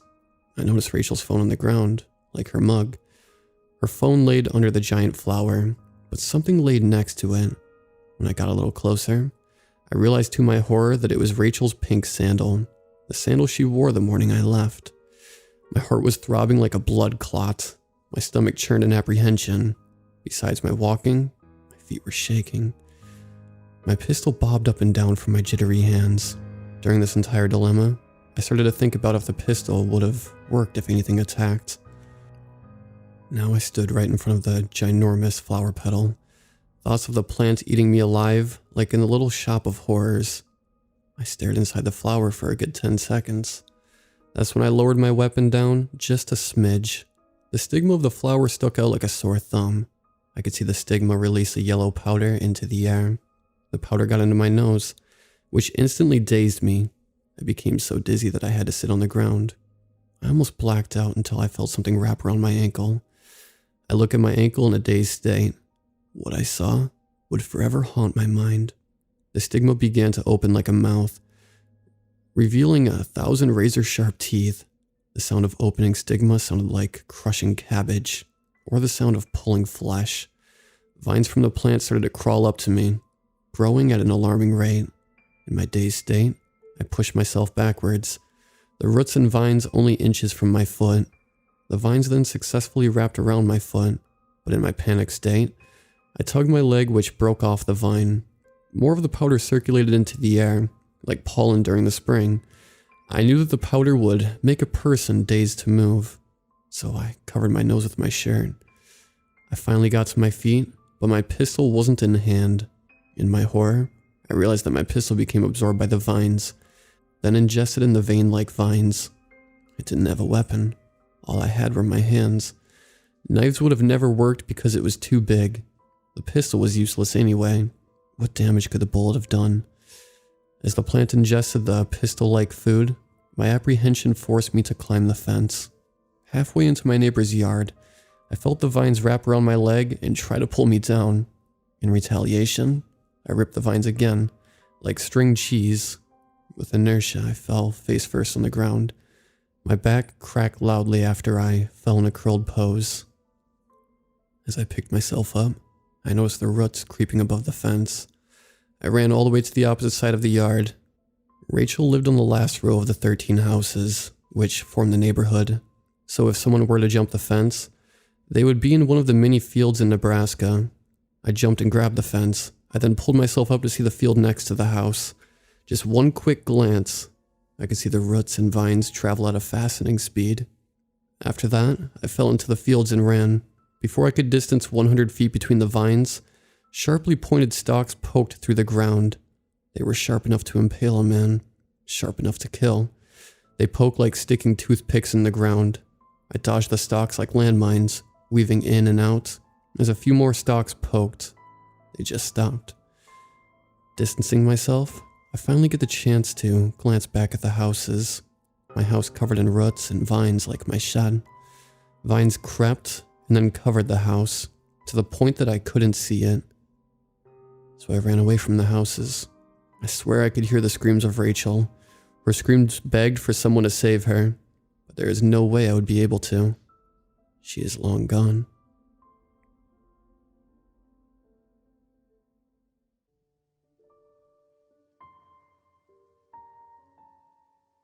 It's strange how someone can have an impact on your life without being around. For me, that person is my grandfather. I never knew him, never even laid eyes on him, and yet his absence in my family cast so large a shadow. It was almost a presence in itself. We would see him in my mother's stiffened face whenever we asked about him. We would hear him during my grandmother's long silences, twisting her wedding ring in endless circles, staring into space. We would feel him in the walls of his great house, built from the fortunes of his antiques empire, his collection hidden away or shrouded from view. He did not feature any of the empty photo frames, and yet even as a child, I knew it was still his house. My grandmother just lived in it. His employees still worked, hustling and bustling with deliveries.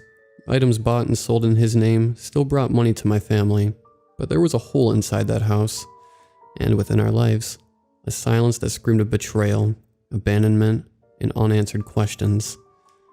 Ran off with some young lass. I overheard one of the movers say one day. He grunted as he lowered a chest of drawers, lacquered oak shimmering in the afternoon sun. My sister and I were playing hide and seek, so they had no idea I was eavesdropping. I stayed in my hiding place, peeking between ruffled dust sheets. There was a soft thunk as the legs settled on the polished wooden floor, and the man let out a sigh of relief. "That's what I reckon," he rode. "Nah," said the other voice dismissively. "You do that? You take your money with you." My ears strained to wade through their accents. I knew exactly who they were talking about, and this sort of gossip was far more than I was ever likely to hear from any of my family. "So what do you think, then?" asked a more well-spoken voice. The new boy, most likely. I had something of a crush on him. "Something dodgy?" said the dismissive voice. Another grunt, another thud. "Where you want this one?" "Over by the grandfather clock, please." There was a pause and the new boy lowered his voice. "What do you mean dodgy?" "Come on, lad," heaved the dismissive mover through gritted teeth. They shuffled across the floor until I could barely see them, and plonked down in the cabinet. "You didn't get this kind of cheddar without doing something rotten." "Ted thinks he was murdered," said the first mover, resting a hairy arm on the cabinet as he caught his breath. In my hiding place, I held my breath and shifted, trying to get a better view. Despite the July heat, their conversation made the air feel so very cold. I shivered and hugged myself. "By who?" asked the new boy, then after a pause added, "Take this one and the cellarets over there." "Well, you were stealing from the Chinese, paying bribes to the Russians, uncutting the Americans, and dodging taxes over here," said Ted, as the men moved back into view. "And that's just what we know about. Mark my words, lad.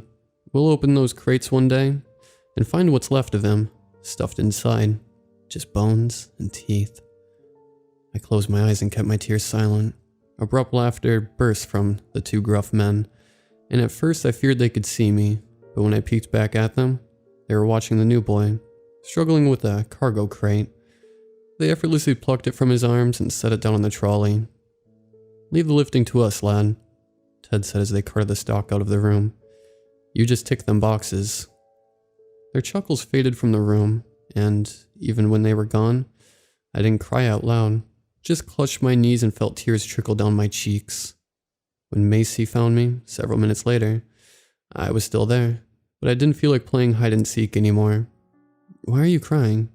she asked quietly, tilting her head before shuffling over to sit next to me. She was 3 years younger than me, and was always such a tender soul. She leaned over and kissed my head softly, as though it would make me feel better, like our mother would when we fell over and scraped our knees. I didn't tell her, of course. I was far too protective for that. If I told her why I was crying, she would cry too. I wiped my tears away and flashed a smile. "Let's play something else." There were plenty of games to play when we visited our grandmother. In a house that size, with countless treasures and mysteries, even an adult could lose hours exploring and perusing. Two little girls could play forever. We could dance in the empty rooms, or listen to our echoes in the cavernous hallways. We could live a million lives amongst the vintage furniture, trying on dusty top hats, or having sword fights with silver-capped canes. We could drape ourselves in dust sheets, and pretend to be ghosts or birds or aeroplanes, running around with our flapping cloth cloaks trailing behind us. But new stock? Bought new guessing games. Hidden under the sheets that covered them were antiques freshly bought, ready to sell or ready to be restored to former glories. It would be years before I learned the intricacies behind the business, but as a child, it was close to magic. Most objects were easy. The sheets barely hid their outlines, but a blocky shape that looked like a table could end up being a stack of paintings, a freestanding chessboard, or a sealed crate with yet more mysteries lurking inside. We made our way through the fresh inventory, but I let my sister pull off the sheets and barely guessed, lost in thought. What if our grandfather was still in one of these boxes, desperate to get out, trapped in the dark? "Where are you going?" I heard Macy ask. My eyes focused, and I realized I was halfway out the door, staring down the corridor, towards the door with the ivory handle. Grandmother didn't have many rules for us to follow. Don't break anything, don't irritate the staff, but the one she always insisted on was don't go into the room with the ivory handle. She never explained why. She simply forbade it. Quick and clean. I'd always figured there were valuables in there she didn't trust to children. The door wasn't locked, and I'd seen the staff go in there a few times, but only the senior staff were allowed through this corridor. Senior staff and family. I glanced back at Macy and nodded for her to follow. She followed, and together we slowly made our way down the corridor. Empty photo frames hanging ominously above us. I always wished they'd just put something in them. Photos of my mother, or us, landscapes, art, anything really. Even taking them down would have been better than leaving them empty, like gilded tombstones. Approaching the door, it was impossible not to feel small. The black paneled door towered over us and had a way of looking heavy. Without having ever so much as touched it, somehow my mind knew the weight of it. With dry lips, I reached out to the handle. My fingers hovered, afraid it might burn to touch. Footsteps made me snatch my hand away, and I turned on my heels, babbling nervous gibberish to my sister. Lucille, my least favorite administrator, stalked past. Her heels click-clacking. She ignored us completely as she passed. I don't think she cared for children. Or, not for us at least. I always thought she looked shriveled up, like a piece of fruit left out in the sun. "Are we going to get in trouble?" whispered Macy, after Lucille had left our view. "No," I said with a smile. "Of course not." But I knew it was too risky to try whilst the staff were still here. In a couple of hours, they would finish, and it would just be us and our grandmother. So I raced Macy to the gardens, and we practiced cartwheels. But even in the summer sun, I couldn't get the image of my grandfather out of my mind, pressed in tight, clawing at the wooden insides of his box-shaped grave, pleading for us to find him. The staff left at 5 o'clock, and we had dinner with our grandmother. Afterwards, we usually sat and did puzzles or drew pictures, but because the sun was still shining, our grandmother said we could keep playing outside if we wanted to. We did, but only until she took her eyes off us. Then we took off inside, sneaking towards the door with the ivory handle. The house was a different place with the staff gone, even in full daylight. It somehow felt larger and more foreboding. Macy's fingers found my hand and held it as we walked. The ivory handle glistened, as if inviting us. Looking closely, I saw it had golden leaves snaking around the outside and curling along its edges.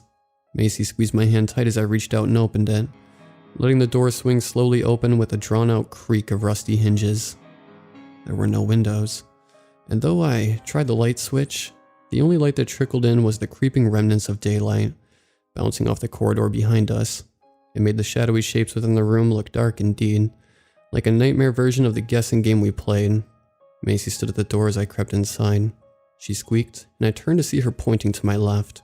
A hulking figure draped in a white sheet loomed over us, and peeking out from between the sheets was shaggy brown hair and giant, curled claws. Heart leaping, I braced for the monster to attack, but nothing happened. After a moment, I plucked up more courage than I knew I had, and slowly tugged at the dust sheet covering the monster, and fell away, and as I saw teeth and fur, my blood ran cold, if only for a moment. It was a bear, stuffed and unmoving. Behind me, Macy giggled. She must have been emboldened by my display of temporary bravery, as she stepped to my side and joined me in unveiling the shapes within the dim room. Dust leapt into the air, swirling and making a splutter. One by one, the extravagant shapes were revealed. Patterned vases, golden toy soldiers, intricate galleons somehow placed within glass bottles. I could see why we weren't allowed in this room. Everything was fragile or delicate, and seemed like a toy to the eyes of young children. The thrill we got from unveiling each bizarre object even overpowered the melancholy mood that had hung over me like a black cloud, and I joined Macy in smiling and giggling. We began to guess what the next shape was, before our eyes strained through to make it out amongst the fading light. One in particular caught my eye. "It's a statue," I said. "A statue of a person." "It's too little for a person," said Macy. "They're sitting down. Look." I pointed at what I thought was the head, nose, ears, mouth. My finger traced the air, curving around the folds of fabric draped over whatever was hidden underneath. The way it hung made me convinced. A statue, or a shop mannequin. A large doll, maybe. The head and shoulders were a giveaway. Macy was right, though. It was too short, but the way the dust sheets also covered a blocky oblong beneath the person made me think of a park bench I'd once seen, with the statue occupying one seat and the other empty. I stretched out my hand, and just as my fingers settled on the fabric, whatever was underneath shifted. I flinched back, snatching my hand away and stumbling, my foot getting caught in the trailing sheet. I snagged it, and some of the dust sheet slid away, the rest getting tangled around the object underneath. Half revealed, barely lit by what little daylight trickled through the open doorway, was a sofa. My mind barely registered it, my eyes locked on what I thought had been a statue. Most of it was still wrapped in tangled sheets, but enough had been removed to show a trouser leg and polished black leather shoes. Macy stepped forwards to pull off the rest of the sheet, thinking it was another toy, like the bear, but I shot out a hand to stop her. It had moved. If it was a statue, it looked very, very real, and it had definitely moved. "Don't," I whispered to Macy, but the moment the words left my mouth, they died. The folds of sheets twisted, the head of whatever was beneath snapping suddenly to face me. Macy froze like a startled deer. We both watched the figure on the sofa, and it washed right back. Now I was looking closely. I could see it breathing. The sheets around its shoulders slowly rising and falling, not daring to blink, not daring to speak. I gripped hold of Macy's dress, forcing her backwards with me as I stepped slowly and carefully out of the room, never taking my eyes off the figure. It was so horribly, painfully clear to me now. It was a person. There was somebody hiding in my grandmother's house. Their head followed us, glacier slow, and I desperately swallowed the instinct to sink down into a ball and cry. The dust sheet rippled, and a section near the waist folded as whoever was underneath grabbed hold. They began to rise to their feet, dust sheets enveloping them like a specter. I didn't stop to watch. With strength I didn't know I had, I physically lifted Macy off the ground and ran, both of us screaming and crying so hard I could barely see where I was running. I didn't close the door or turn back to look. I didn't stop running until I found my grandmother. Didn't stop screaming and shouting until my mother, my father, and some of the staff showed up. Didn't stop crying until I fell asleep. They didn't find anybody, of course. They searched the house. Nothing. No signs except disturbed dust sheets, all of which were blamed on me and my sister. Our mother and father had ended their night early to collect us, and whilst they were glad we were unharmed, we got the biggest telling off of our lives for going into the room with the ivory handle.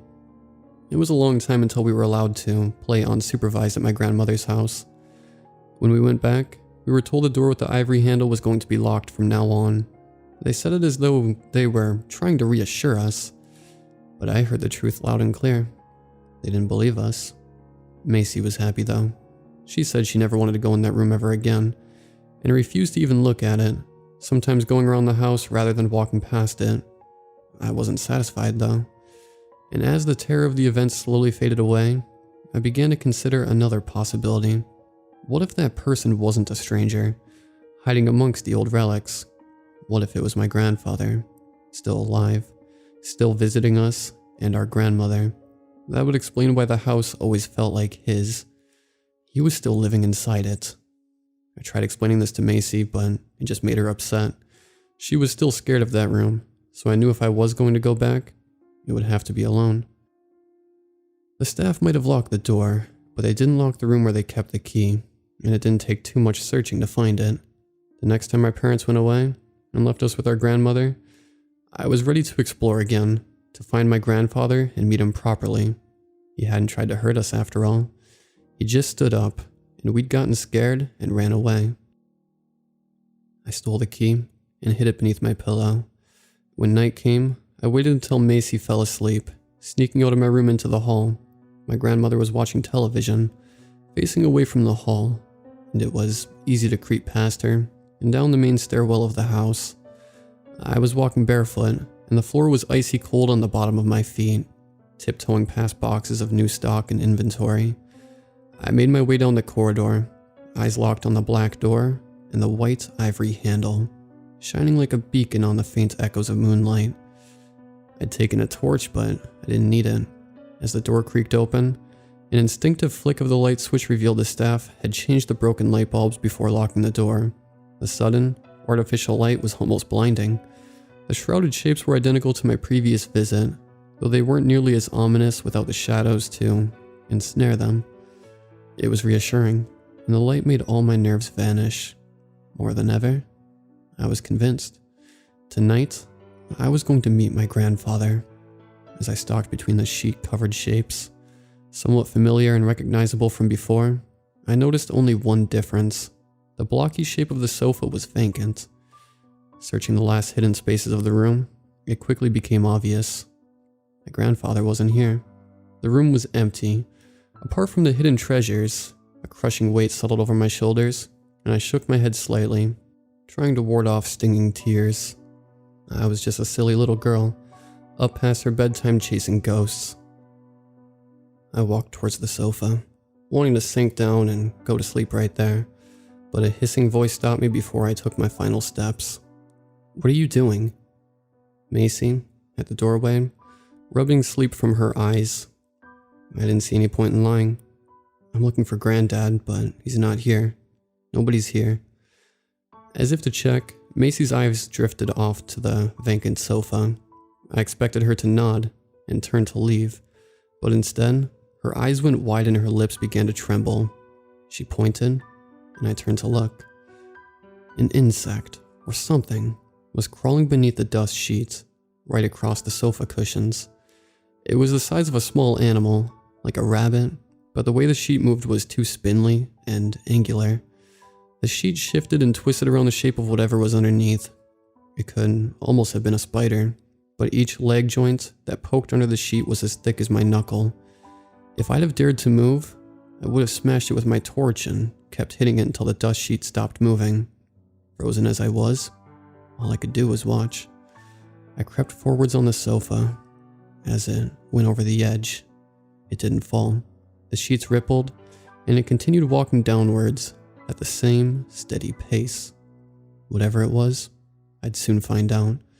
It was walking straight towards me, and was about to emerge from beneath the sheets.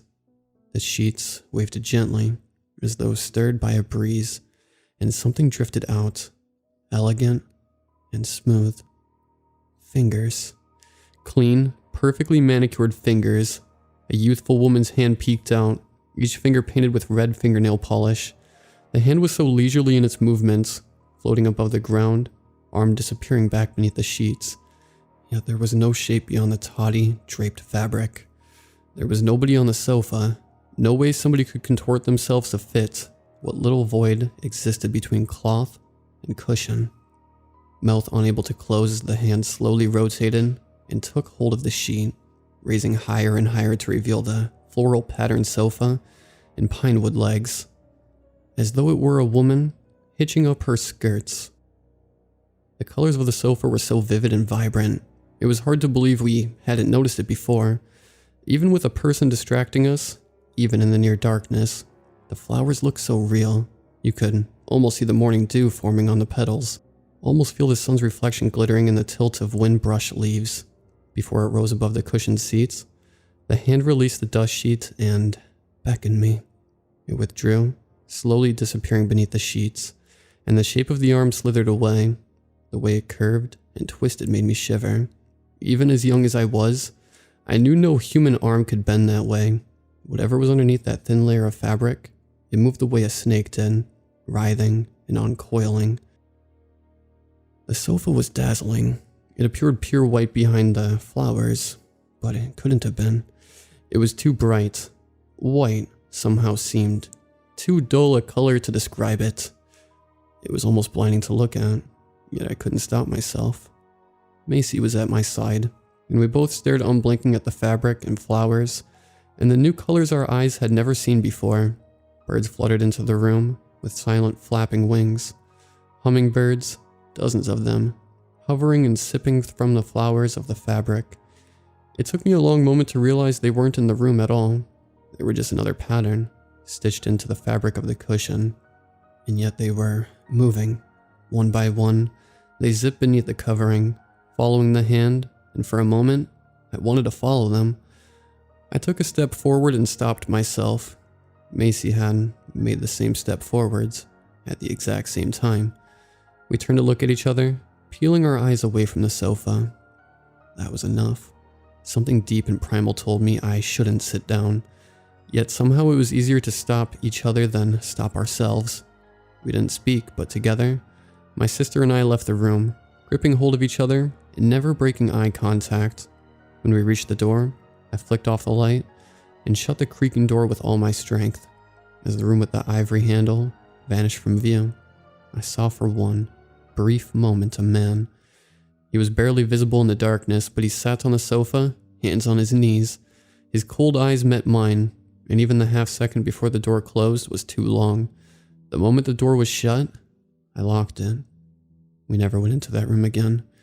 Neither me or Macy have ever spoken about it, to each other or anyone else. She might not even remember. Perhaps I would have been able to dismiss it as childish fantasy, if it wasn't for the thing I saw yesterday. My grandmother passed away last year. Her ashes were kept in an urn, but during the house sale and all the moving, somehow the ashes got lost. They found the urn, which never left the house, but the ashes were gone. Obviously, my family was devastated. A few people who probably didn't deserve it got fired, but we never found out who was responsible or what happened. During the final weeks of the house sale, all of our grandfather's vast fortune and old treasures got divided amongst family, friends, and loyal employees. Of particular interest to most were several items locked behind a door with an ivory handle. Macy and myself avoided that particular day of exploration. But as I said my last goodbyes to the house, I couldn't help but notice a familiar shape amongst the others, draped beneath dust sheets, the blocky outline of a sofa, with something placed on it, something with a head and shoulders, the vague outline of a person, perched on the sofa with room to spare. At the very bottom, peeking beneath the sheets was the trim of a faded, green dress, and matching green buckled shoes. My grandmother's shoes. Whatever was wearing them shifted slightly beneath the dust sheet, turning to face me, and patted the empty seat.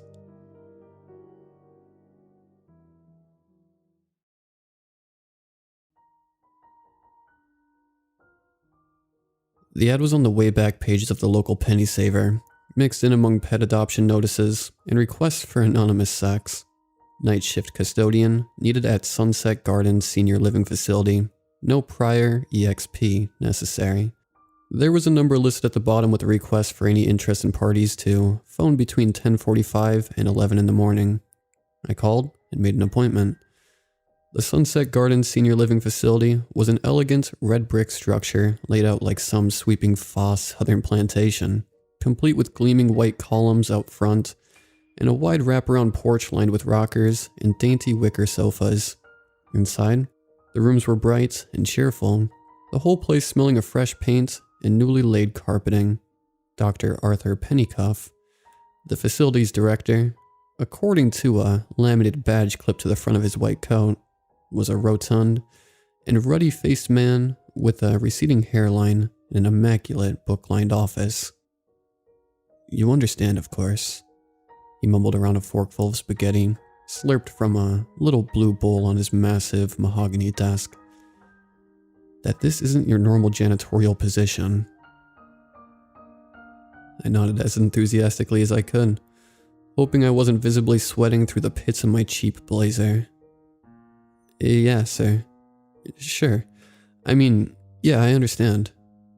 The doctor regarded me silently for a beat, the only sound between us the tinkle of metal on glass as he tined some wet noodles into his mouth before nodding and sliding a folder of officious-looking documents towards me. These are our standard SF-312 forms, governmental NDAs and background check, consent, prerequisite to employment, that kind of thing. I sifted through a few of the top pages trying to parse some meaning from the convoluted legalese. NDAs just to take out trash and scrub toilets? Dr. Pennycuff nodded, dabbing at his lips with the edge of a paper napkin. Sunset Gardens isn't your run-of-the-mill old folks home, Mr. Jackson. Our residents are from some of the most affluent families in the state. They value privacy and discretion. And anyway, for $30 an hour, does it really matter what we do here? He placed a fancy fountain pen on the desk between us. I thought about the mountain of unpaid bills piling up at home, shook my head, and scrawled my name where indicated. Excellent. You start tomorrow night at 11. Excellent. You start tomorrow night at 11. See Mr. Pomeroy, the second shift guard. He'll walk you through your duties. Welcome to Sunset Gardens. I stood, thanked him profusely, and was almost out the door and gone when the doctor called me back. Remember what we discussed, Mr. Jackson? He tapped a stack of papers with my signature meaningfully and brought a fat pink finger to his lips. Shh. Mr. Pomeroy was a friendly middle-aged guy in a too-small uniform with the Sunset Gardens logo stitched across the sleeve. He met me in the lobby with a firm handshake and took me on a quick tour of the facility. Yeah, this job looks pretty cherry, he was saying as he ushered me through the neatly appointed main dining room and down a long cream-colored hallway. There's not all that much to do, really. Polish the marble in the lobby, wipe down some stuff, unclog a shitter or two. Otherwise, your time's your own. Most of the residents stay in their suites after sundown, so you'll spend a lot of time hanging in the break room. If one of the nurses need you, they'll page you. You clock out when the first shift guy comes on at 7. Got it? That's it? I asked in confusion. He nodded. Sounds stupid, right? At first, I thought it was some kind of Herbalife, Lallaroo pyramid scheme thing, but it's on the level, man. Trust me. After that, we shook hands again, and he left me to my own devices. Turns out, there really wasn't that much to do after dark, and I spent those first few nights mostly killing time on my phone, unobtrusively browsing Reddit, and waiting for the end of each shift when the pretty young gal from reception would hand me an envelope stuffed with cash, as I trudged warily back to my car. At first, I didn't notice anything off about the place. The nurses and attendants were pleasant enough, a tad inscrutable, I guess, but they smiled a lot and doted on the residents like a bunch of grandkids at Christmas time, keeping them busy with arts and crafts projects and shopping trips to the upscale Galleria in town. But as the nights went by, I began to notice something a little odd. Sunset Gardens had what seemed to be a disproportionate rate of turnover for a private facility that rarely boasted more than 30 live-in residents at any given time. Every few weeks, some new old geezer would materialize, another new name going up on an empty P.O. box in the lobby, only for them to pass away unexpectedly or move out unannounced shortly thereafter. Whenever I'd mention this phenomena to one of the friendlier night nurses, however, I'd be met with a shrug and a vacant stare and sent off to clean out a freshly vacated suite of rooms and prep them for the next round of occupants. Mostly, I didn't question it too hard. They kept me just busy enough vacuuming the oriental rugs and tossing out bags of used adult Depends to wonder too much. And as long as the money kept flowing, I was happy to keep my questions to myself. My favorite part of each night at Sunset Gardens was the time I got to spend in the crypt. listed on facility brochures as the solarium. This cathedral-ceilinged room, with its expansive glass walls overlooking the hilly back lawn, was the de facto gathering place for the geriatric night owls, who found sleep elusive in the early hours, shuffling about in their silky pajamas or staring into the muted glow of Fox News, shining out of the 60-inch Vizio with empty slack-jawed faces. They made the place into something straight out of a Romero flick, hence the nickname. Anyway, like I said, my favorite part of each shift was the time I could steal in the crypt, reclining on one of the plush sofas, playing cribbage with Mrs. Seward, listening to one of her rambling stories, or just generally shooting the shit with whatever lonely old bird was up for a little company, and cheered before heading back on my rounds. Thursday night shift was no different. I clocked in like usual, spent some time cleaning the kitchen for the breakfast crew, then made my way over to the crypt. There were only a couple of the regular blue hairs in residence when I entered, pushing my mop bucket ahead of me. I waved at Mr. Harper and Mr. Wycliffe, shooting a listless game of pool on one side of the room, and approached the gaggle of little old ladies clustered around the TV in the other. "Hey, Miss Gal," I said cheerfully to one of the women sitting perched in an armchair, a little way off from the rest of the group. The old lady squinted up at me through Coke bottle lenses and frowned. She was new to Sunset Gardens, about 90 I'd guess, with watery eyes and a slight dowager's hump. Her son was a big-shot lawyer for the governor, or something, who dropped her off one day a couple weeks before and hadn't been back since. She didn't talk much and had a bad case of RLS that kept her up most of the night. "Good evening," she said softly. "Or morning, I suppose. It's all the same here." One gnarled hand rubbed absently at her thin thigh, through the pleats of her Chanel suit. "How are you feeling, ma'am?" I asked, determined to win a smile from her. She scowled at her reflection in the nearest dark window. "Old." Come on now. It's awful, just awful. You haven't yet outlived your usefulness." She glanced meaningfully at my mop and bucket. "True?" I gave it a gentle nudge with the toe of my one work boot. "And I guess I should get back to it, huh?" "Wait." Her liver-spotted hand snagged like a vice at my sleeve. "Wait," she said, motioning me closer. I squatted awkwardly beside the cream-colored chair. Up this close, she smelled cloyingly of lavender water and dry paper. You have a car, yes? Would you take me out of here?" "Huh?" I blinked, unsure I'd heard correctly. She lowered her voice more. "I have $20,000 upstairs. If I give it to you, will you get me out of here?" Now, tonight, please." Her neatly manicured nails dug into my wrist. "Miss Gal, you're hurting me," I said, gently trying to extricate myself. "Please," she hissed. I'll pay you whatever you want. Just take me. I can't stay here any longer. I don't want to go to the other room." "Go where?" "Nobody else wants to talk about it. They want to pretend it's not happening, but they all know." "You don't have to go anywhere," I assured her, reaching for my walkie to rouse whoever was manning the nurse's station. "Just relax, ma'am. Let me get someone for you." She recoiled like I'd slapped her, slumping defeatedly in her chair. "You're one of them, aren't you? You're going to let them take me, just like the others." "No one's taking you anywhere except bed, Bonnie." A large bull moose of a woman in scuffed nurse's shoes and colorful kitty cat smock had materialized silently behind us and was leaning down to help Miss Gal to her feet. "It's high time you get some sleep, dear. And you?" she said to me as she steered the old woman toward the door. "Shouldn't you be sweeping something?" "Night, Miss Gal," I called after them. "See you tomorrow." But I never saw her again. On Friday night, there was a fresh work order waiting on my desk. Room 17 was now vacant and needed a good scrubbing before the new tenants were due. "Room 17? You sure?" I asked an on-duty attendant. "That's Miss Gal's suite, isn't it?" "Who?" That familiar blank stare. Miss Gal? I said patiently. Old lady, expensive clothes, bad makeup. I was talking to her last night. Oh, right. I think she moved out this morning. Already? She just moved in.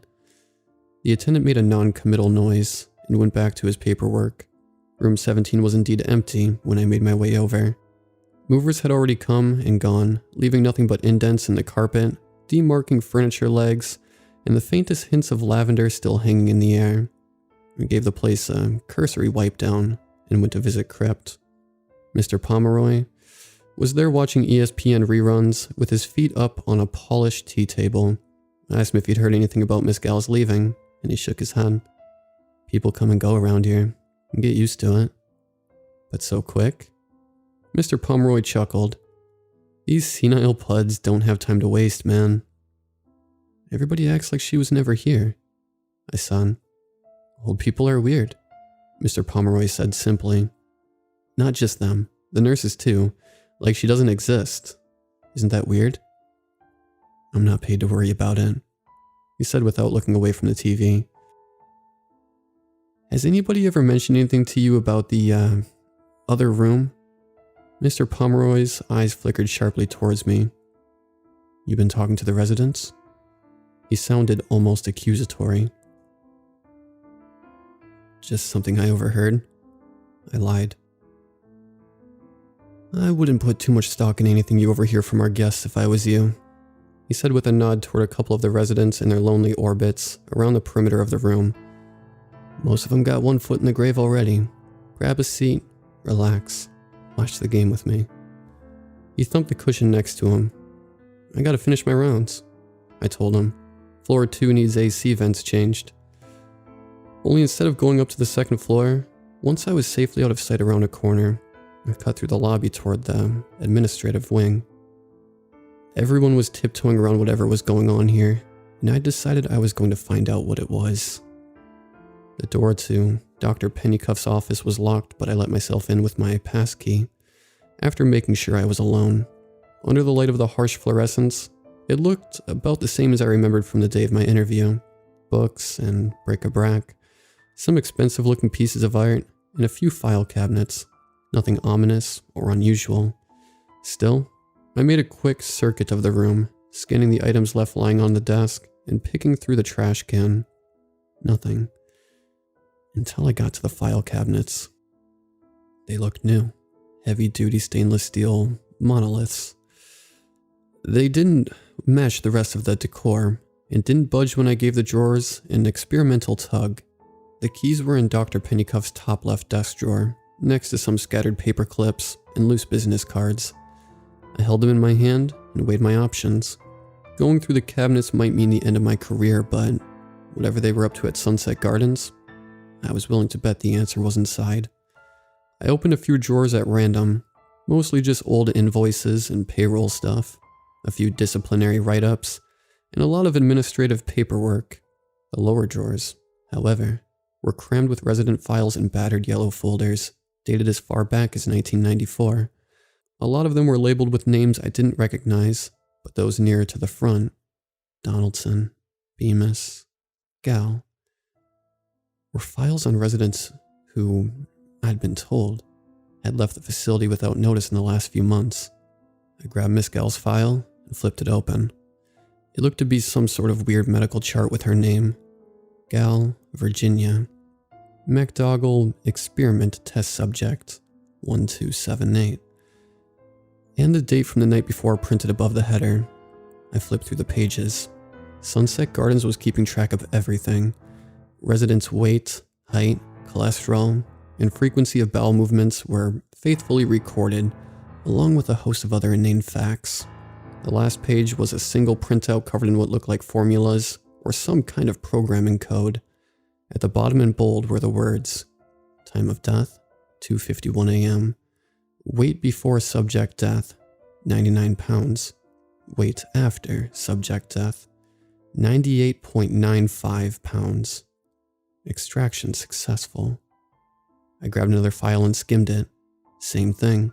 Another and another. All the same. The blood roared in my ears as I leaned against the filing cabinets, trying to understand what I was reading. The residents were dying, being experimented on. Dr. Pennycuff was covering it up. My walkie went off with a squawk that sent me jumping. Jackson, where you at, man? Mr. Loomis shit himself again. Need a scrub brush upstairs. I scrabbled for the mic and keyed it. Yeah, okay. I'll be right there. Stuffing the files back into the drawer haphazardly, I slammed it shut and returned the keys to their proper place before heading back out into the hall. I went through the rest of the night in a daze, keeping one anxious eye on the clock the whole time. I kept waiting for Mr. Pomeroy to come around the corner and grab me. When the first shift people started trickling in, I made a beeline for the door without so much as a nod for the pretty girl at reception. Back at home, I locked the door and lay in bed staring at the ceiling, unable to sleep. I thought about calling the police, but really, what could I say? Old people are dying in a retirement home. As the sun set, I found myself unable to get up and move. I reached for my phone to call out or quit when a text bubble popped up with a daze. Mr. Jackson, this is Dr. Pennycuff. I'd like you to come by my office tonight before you start your rounds. We need to discuss your job performance. That was 3 hours ago, and he keeps calling. There's something weird going on at the Sunset Gardens Senior Living Facility, and I think I'm too afraid to go back.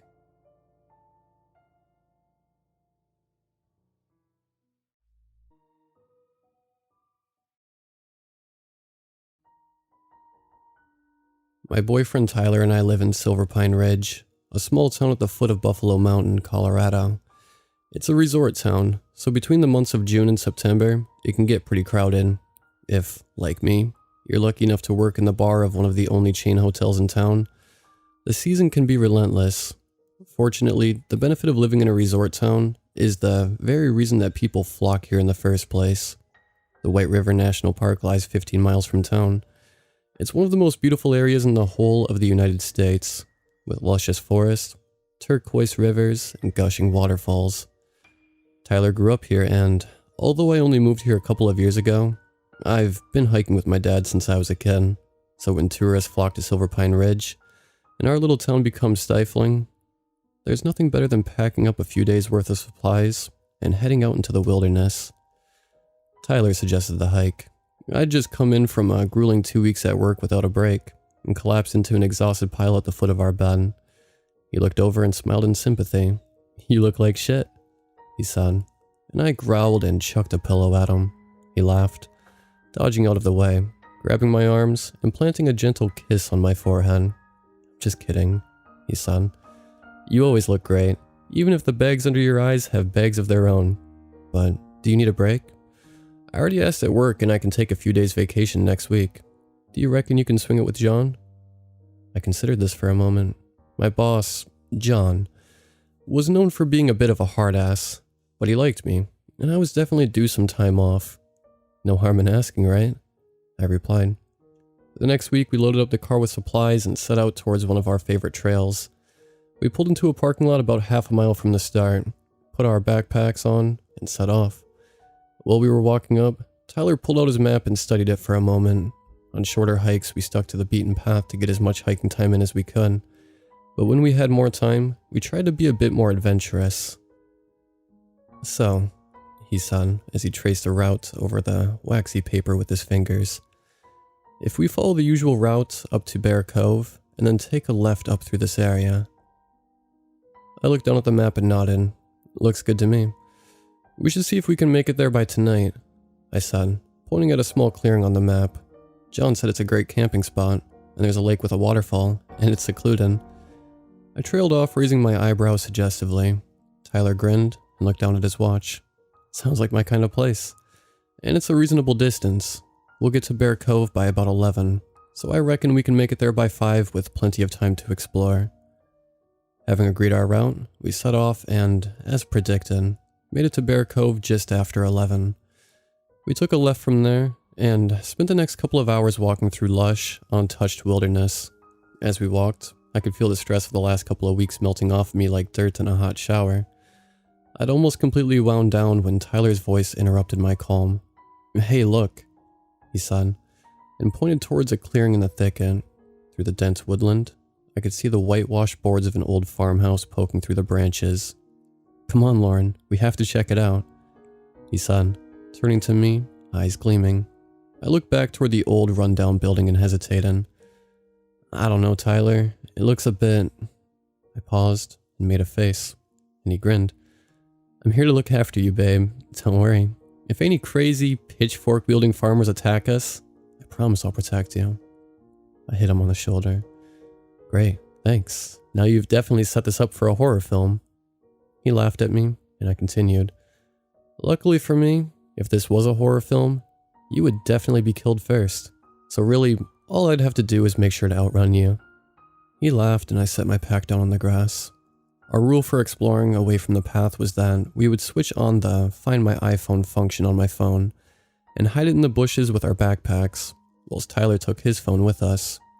It was a bit of a stupid tradition, seeing as we rarely had signal on the trail, and always made sure to let our friends know our predicted timelines anyway, but the extra security made me feel better. Tyler swung our backpacks into the bushes, grabbed my hand, and pulled me toward the house. We walked up a wooden fence that marked the perimeter of the property and hopped over it. It took us 10 minutes to walk up through the long grass of what must have been the front lawn, and the closer we got, the clearer it became that the house was long since abandoned. When we arrived at the front porch, I raised a hand and tentatively knocked on the front door. Tyler snorted in, leaning past me, tried the handle. The door swung open, creaking on old hinges, and stale air wafted from the house. I wrinkled my nose and stepped into the hallway. "Hello?" I called out, the sound hanging dead in the air. "Anybody in here?" shouted Tyler, but only silence greeted us. I smiled at him, indicating with my expression that he'd been right, and made my way further into the house. From behind me, I heard him open up one of the old wooden doors, and I pushed another open to my right.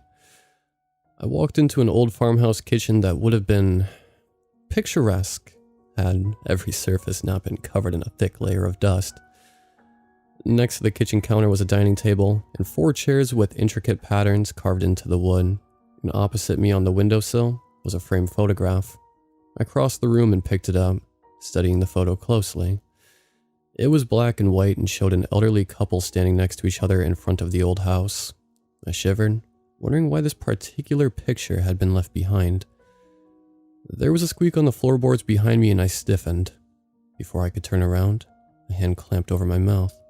Hot flesh muffled my screams and, in my struggle to get away, I dropped the picture and heard the glass smash as it hit the floor. The hand released me and I spun around to find a sheepish-looking Tyler and a hidden panel door connecting the kitchen to whatever room he'd been exploring. "You asshole!" I shrieked, shoving him away from me, the force pushing him back into the table. "I'm sorry, it was a joke. I didn't think you'd freak out so much. You didn't realize that if you snuck up behind me in an empty room, in a deserted house in the middle of nowhere, that I would freak out?" I said incredulously. He looked at me, and I could tell he was trying not to laugh. "Fuck you, Tyler." I stormed out of the kitchen, adrenaline and anger pounding through my veins. I walked out of the house, the front door ricocheting off the wall and slamming shut as I marched towards our backpacks. It took a few minutes for Tyler to catch up with me, and when he did, he was slightly out of breath. "Babe, slow down," he said, grabbing my hand. "Leave me alone," I said, trying to shake him off. "I really am sorry. It was just meant to be a joke." He pulled gently on my hand. I slowed down and looked at him. "Honestly, I didn't think you'd be so scared." He looked so earnest that I just shook my head at him and sighed. "Okay," I said. "I know. I believe you. And I may have overreacted slightly, but you know I have a crazy imagination." He grinned at me, looking suitably abashed, and slung his arm around my shoulder. "Well, you know what the good thing is?" he said, and I turned to look up at him. "What?" I said as we squelched through the dewy grass towards our hidden backpacks. "At least we..." He stopped as something creaked beneath us. We looked down. "Lauren?" he said, and his eyes widened in shock as the ground beneath us crumbled and gave way. I must have blacked out because when I opened my eyes, I saw a blurry version of Tyler in front of me. "Thank God," he gasped and pulled me to him. A sudden movement made my brain feel like it was sloshing against the walls of my skull. I turned my head and vomited into the dirt. Tyler tried to stand and fell back to the floor, hissing in pain. "Lauren, you have to find a way out of here," he said through gritted teeth. I shook my head wildly, sending waves of pain crashing through my brain. My vision was blurred, but as I concentrated on him, he came slowly into focus. His face was contorted in pain, and there was blood seeping out from a deep gash in his shin. I swallowed. "Lauren," he said, gently pushing my hair away from my face. "This is just going to get worse. We have to get out of here." Sunlight poured in from the hole that we'd fallen through, illuminating the cave. It was wide and almost perfectly spherical. In front of us was a sloping bank down to a pool of water, and off to the right was a tunnel leading out of the cave. Bits of grass and rotten wood littered the floor around us, and Tyler caught me looking at them. The farmers must have boarded up before leaving. His voice echoed oddly in the cave. Over the years, grass grew over it, and the wood rotted. We couldn't have known it was there. His soft tone did nothing to calm the panic simmering in the pit of my stomach. But what if they did it on purpose? I whimpered, my voice high. "What if they've trapped us here?" Tyler's eyes widened in surprise. My heart was pounding against my chest. Out of the corner of my eyes, something shifted in the darkness and I screamed. Tyler reached out to me, and I batted his hand away, my breath coming in harsh, irregular gasps. "Tyler, I just saw something move. We have to get out of here," I said, and pushed myself to my feet. The movement set my head spinning, and I stumbled and fell against the wall of the cave. Tyler grabbed hold of me and pulled me down until I was sitting next to him. His warm arms snaked around my waist, pulling me into his chest and holding me there until my breathing evened. "Lauren, this area is full of cave systems and shallow mines. You know that." His voice vibrated through the warmth of his jacket. I closed my eyes tight. I did know that. White River National Park was famous for its intricate cave systems that ran below the surface. I'd been hiking these trails for 3 years. Hell, Tyler and I had even explored some of them. I swallowed back the rising fear and tried to refocus. "You're right," I said, my gaze falling back to his leg. "Shit, Tyler." "I know," he replied, his face serious. "If I could find a way out, you know that I would, but I don't think I'll get far with this injury." I nodded again and grimaced as the pain in my head flared up. He looked at me concerned. "Is your head okay?" he asked. I moved my fingers to the back of my head and gingerly brushed the skin at the base of my skull. The pain was instant and sharp, and I winced. Tyler took hold of my hand and turned it around. There was blood on my fingers. "Oh God," he said, his warm hands wrapping around mine. "How do you feel?" I shrugged, trying to keep my head as still as possible. He nodded, and we sat in silence for a few moments, the only noise the sound of water lapping gently at the bank. "Okay," Tyler muttered to himself, and I looked at him. Our eyes met, and he gave me a small smile. Grasping a hand on either side of the wall, he grimaced as he pulled himself to his feet, careful to keep his weight off his injured leg. "What are you doing?" I whispered. "One of us needs to find a way out," he said, gingerly putting some weight on his injured leg. A thin sheet of sweat broke out on his forehead as he practiced hobbling forward. His leg buckled from the strain, and he fell back against the wall. I pushed myself up to my feet. The dizziness was still there, and my head was pounding, but I could stand. I walked over to him. "I'll go," I said, and he shook his head. I took his hand. "You're messed up, Tyler. You can barely walk." I looped my arm around his waist and helped him lower himself down to the floor. "I'm sorry," he said, and I smiled at him.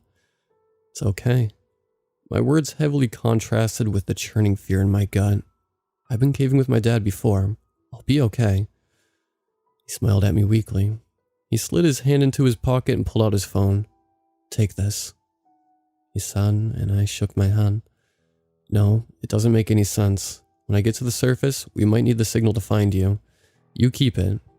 He nodded and reached down to his belt, unclipping his flashlight from his holder. He clicked the button, and I looked away as the cavern flooded in the harsh white light. I unclipped my own flashlight and pushed the button. Nothing happened. "Shit," I muttered, shaking it in the futile way that people do when they're trying to fix something electrical. It must have broken on the way down. Tyler plucked it out of my hand and pressed the cold metal cylinder of his torch into my palm. "Take this one," he said. "There's still some natural light in this chamber. Besides, I have the torch on my phone if I need it." I nodded at him, and the movement sent shock waves of pain through my skull. I closed my eyes, and when I opened them, Tyler was studying my face, his expression grim. He held out a hand to me, and I took it. "You're going to be fine, Lauren." I gave him a shaky smile. His hand gripped tighter onto mine, and he returned the smile. "You can do this. I love you." I nodded at him. "I love you too." He let go of my hand, and I turned away from him before he could see the fear in my eyes. I walked out of the cave, the sound of rumbling water echoing off the rocky walls. My boots slapped wetly against the floor as I made my way through the dark. As I walked, the caves began to narrow around me, and panic constricted in my chest as I came to a dead end.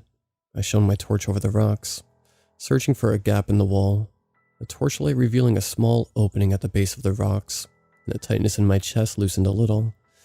Crouching down, I shone the light through the gap.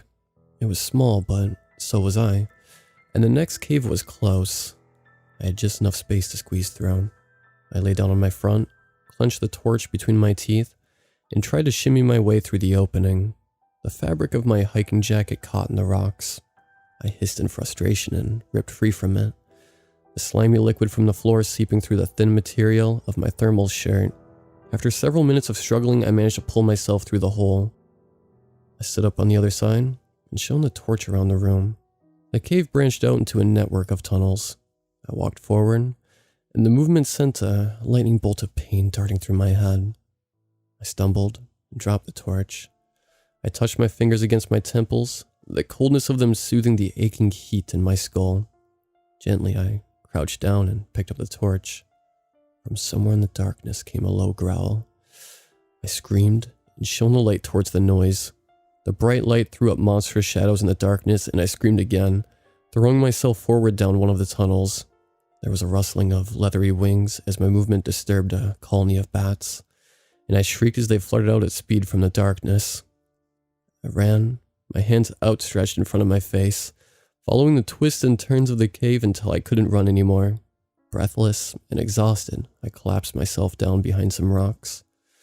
The light from my torch was shaking. I tried to keep it steady, but my hands were trembling too hard. I clicked it off, my teeth chattering as I tried to control my breathing. I must have blacked out again. When I came to, I was slumped on my side. My mind flooded with panic as I sat up, but subsided as I made out the torch in the darkness. I reached out to pick it up when I realized that I could see the torch there. It must be a source of natural light. Relief thawed the terror in my bones, and I stood, slipping the torch into my pocket. Using the side of the rock, I navigated through the semi-darkness. As I walked, the tunnel around me got brighter and brighter until it finally opened up into a chamber. In front of me was a muddy bank that extended 5 or 6 meters up to an opening. The bank was steep, but from my position at the edge of the tunnel, I could see grass beyond. My heart swelled in my chest. My head felt clear, and the sharp pain had morphed into a dull throbbing in the base of my skull. I approached the bank, drew a deep breath, and took a running start up the bank. I made it about halfway up before the mud beneath my feet betrayed me. I slipped and tumbled to the bottom. My head pounded with renewed vigor as I lay dazed on the floor. I stood up and looked back cautiously into the darkness of the tunnel. I felt calmer than before, but the residual terror tapped over my skin like icy fingers. The growl that I'd heard was probably some kind of wild animal. And it was trapped down here too. It would probably be hungry. I swallowed back my fear and surveyed the bank in front of me. I needed to get out of here before it found me. The mud on the bank was thick and wet, but nettles and plants lined the surface. If they could take my weight, then maybe I could use them as aids to pull myself to the surface. I grabbed onto one of the plants and tugged. It seemed sturdy enough. I started to carefully pull myself up. My fingers stung as I reached up and grasped onto a nettle and winced. But I held on tight. At last, I was near the top. I reached out and grabbed a root. There was a deep rumbling noise from the darkness below, and as I pulled myself up, something grabbed my foot. Sheer horror ripped through me, and I shrieked in terror, pivoting around. The abrupt movement snapped the root in my hand, and I started to slide down. Panicked, I grabbed for my previous handhold, but I wrenched the roots out of the ground and tumbled down with them clutched in my hand. I landed at the bottom of the bank, terrified and covered in mud, my eyes darting around the cave, but there was nothing there. I looked up at the bank, and where I had been grabbed was a tangle of weeds that I had missed. I must have gotten my foot caught in them as I climbed. I let out a low moan of frustration as I looked at my escape route. Where I'd fallen, I'd created a landslide of mud that had covered the roots and any hope I had of trying to crawl back up. I let out another moan and put my head in my hands. I sat there for a while, rocking back and forth, and eventually stood up. I needed to get out of here. I needed to stop jumping at shadows. I thought about Tyler and the pain in his eyes as the blood seeped from the gash in his leg. I turned and walked out of the chamber. I needed to find another way out. There had to be another way out. I walked slowly, keeping my torch on and ready as I returned back into the tunnel. My left hand trailed against the cave wall as I walked. The light fell upon an opening in the side of the wall that I had missed on my way past it the first time. I shone the light towards it and saw a narrow tunnel that extended past the reach of the light. I turned to the side and edged down it carefully. As I made my way into the tunnel, the sound of rushing water amplified until I finally made it through to a high-ceilinged cavern. A fast-flowing river rushed through the center of the cave that was lit up by an opening at the top. Relief flooded through me. Snaking around the edge of the chamber was a thin ledge leading up to the exit. I walked over to it, addressing the way out. I'm not a great climber, but if I could get up onto the ledge, I'd be able to shimmy my way along it toward the exit. I reached up, and the ledge was just within touching distance.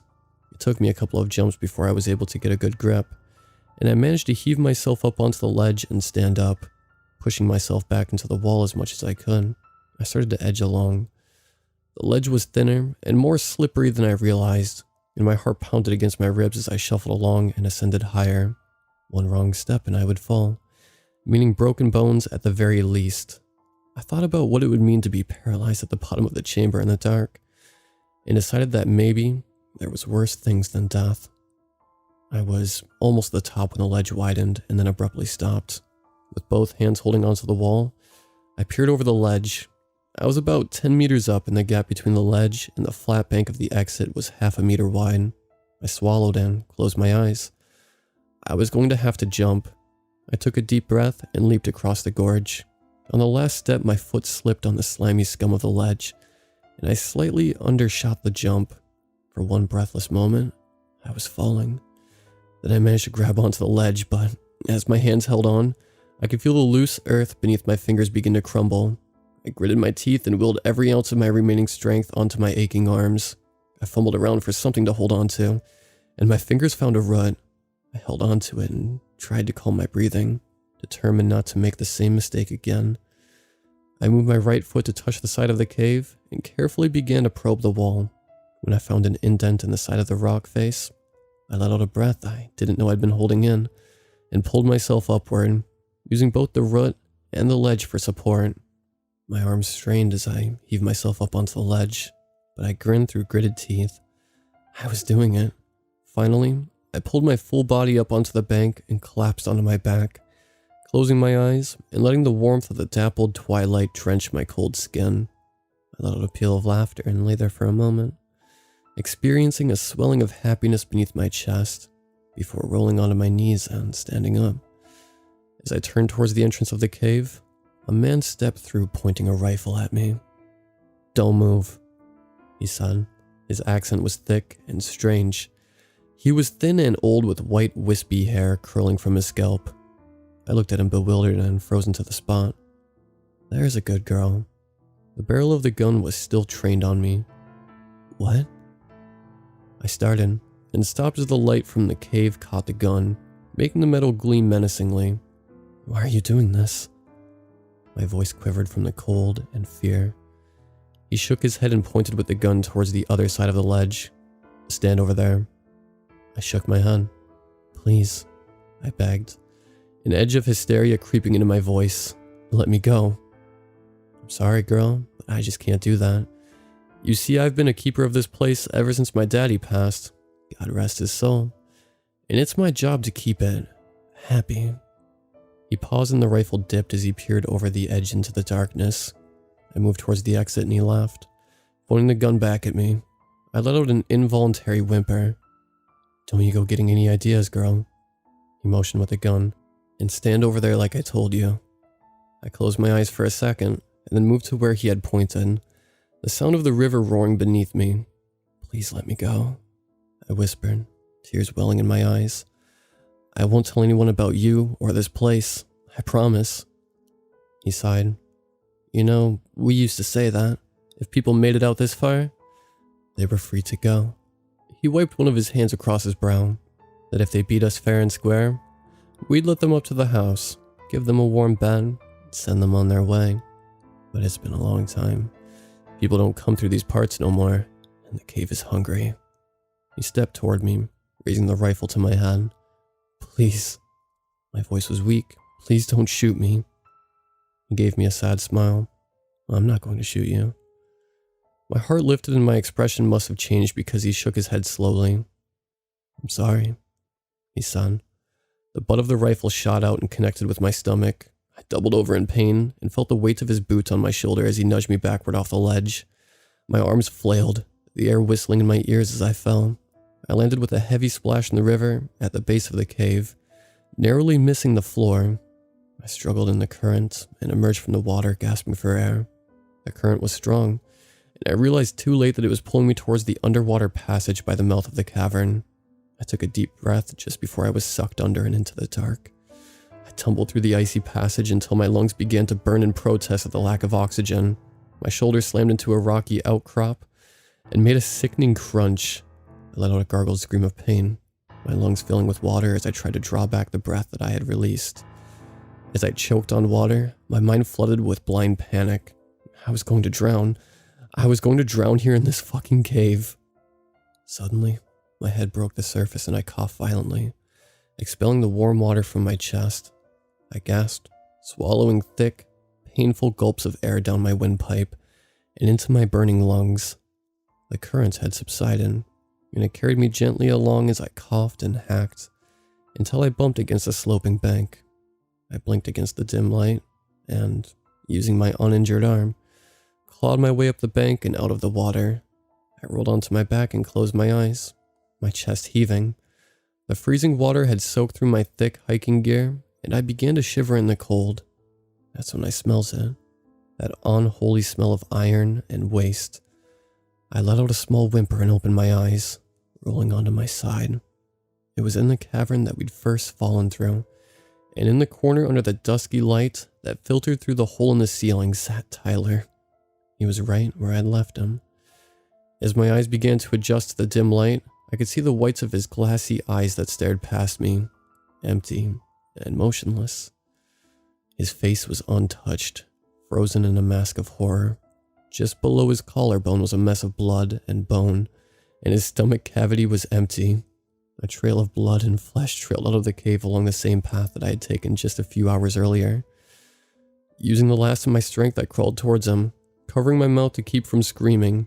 I pulled myself up so that I was sat next to him on the side of the floor that wasn't drenched in blood. Tears welled up, and I swallowed back a gag as I gently dipped my hand into his pocket. My hands clasped around the cold metal of his phone and I pulled it out. 30% battery. So that's why I'm typing this warning. I know that it's now a matter of time until whatever killed Tyler comes back for me. That's if exposure doesn't get me first. I'm not sure how long it's been since we first fell down here, but I can already feel my body beginning to shut down from the cold. I don't know if anyone will ever find this, but if you're reading this, please be careful when you're hiking. Stay close to what you know, and don't stray off the beaten track. And if you come across an old, weather-beaten farmhouse about 40 minutes from Bear Cove, run as fast as you can, and never look back.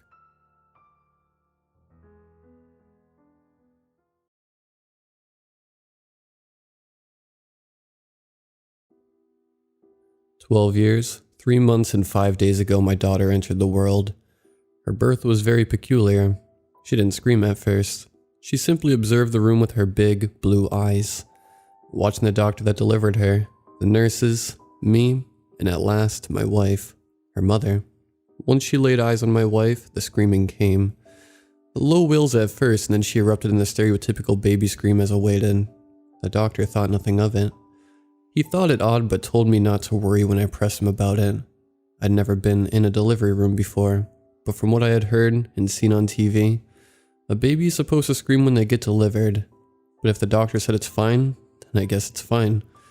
He is a doctor after all. My wife came down with postnatal depression and sat in her room most of the days. She did feed her and change her diaper, but for the first months of her life, her mother didn't show her much of the motherly love that most mothers do. But it was understandable. She had a rough pregnancy with really bad morning sickness and nightmares almost every night. Sadly, my job as an operator in a mine didn't help. I was gone most of the days, and the days I did take off were treasures. I tried to make her comfortable by giving her back rubs and foot massages, but nothing seemed to ease her discomfort. She told me one night after we came home from the hospital that she felt too young to be a mother, which is understandable.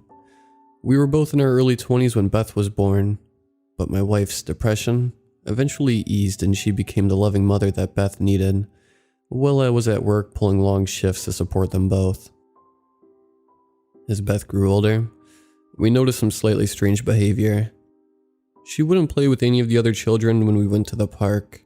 She once saw a kid get seriously injured in the jungle gym, and she showed absolutely nothing. No emotion, no sympathy, nothing. Eventually, before she started first grade, we took her to get an evaluation. They ran several tests, but they showed nothing. No anomalies, nothing. Due to her behavior though, they diagnosed her with being on the spectrum and sent us home. I felt that they should have ran a few more tests, but then again, they are the ones with the PhDs and the degrees, and I'm just a guy that runs a digger and a strip mine. But it just got weirder and weirder, especially towards my wife, her mother. It started with low-grade insults. She called my wife a dumb face at first, then a bad mother, bad wife, idiot, R-word, N-word, and eventually a whore. Strong words from a now 9-year-old. They would lash out at each other almost every day, and Beth would scream at the top of her lungs how much she hated her mother, and my wife would run up to our bedroom sobbing. I remember the night before my wife died. She and Beth had been in a huge fight. Both ran to their rooms in tears. My wife cried from being degraded by her own daughter. Beth cried from her hatred of her mother. I slowly walked upstairs to console my wife. I used to run upstairs, but I was so used to it at this point, and I knew that trying to sort things out was pointless. Beth wouldn't budge about her mother. She hated her, and I'm not even sure that she herself knows why. It's just the way she is. If she decides to dislike someone, then she won't ever like that person. But it was different with her mother. She really hated her, and she would do everything to make her mother's life as miserable as possible. But that night, as I walked upstairs, I passed Beth's room. I peeked in to see what state she was in, and she just sat there. Her face was completely void of emotion, her big, now green eyes looking into her bedside drawer, while her hand was digging through it. She pulled up a candle. That was odd, I thought. Was she really old enough to play with candles? I mean, she was just 10 at the time, and she did have a slightly violent streak, although mainly verbal, but still. The candle was beautiful though, long and purple with some pink writing wrapping around it. She put it in a holder and struck a match, lighting the candle and then shaking it out. She proceeded to just stare at the candle, watching the flame with her big, absolutely gorgeous green eyes. Maybe that soothed her, I thought. In that case, I'm absolutely fine with her having candles. She needed something to soothe her mind.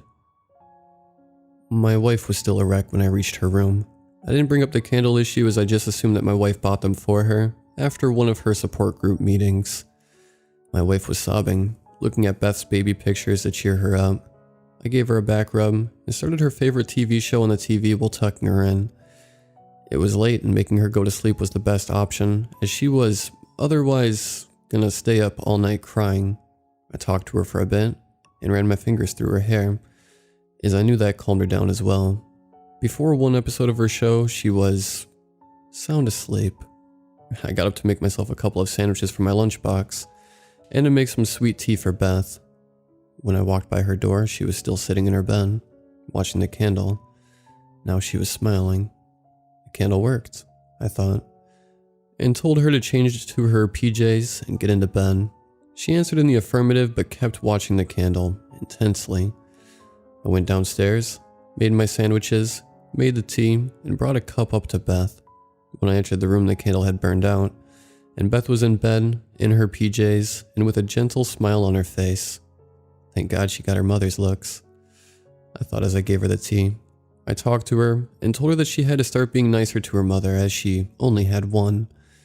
She obliged, and I gave her a goodnight kiss on her forehead and tucked her in bed before face planting my pillow.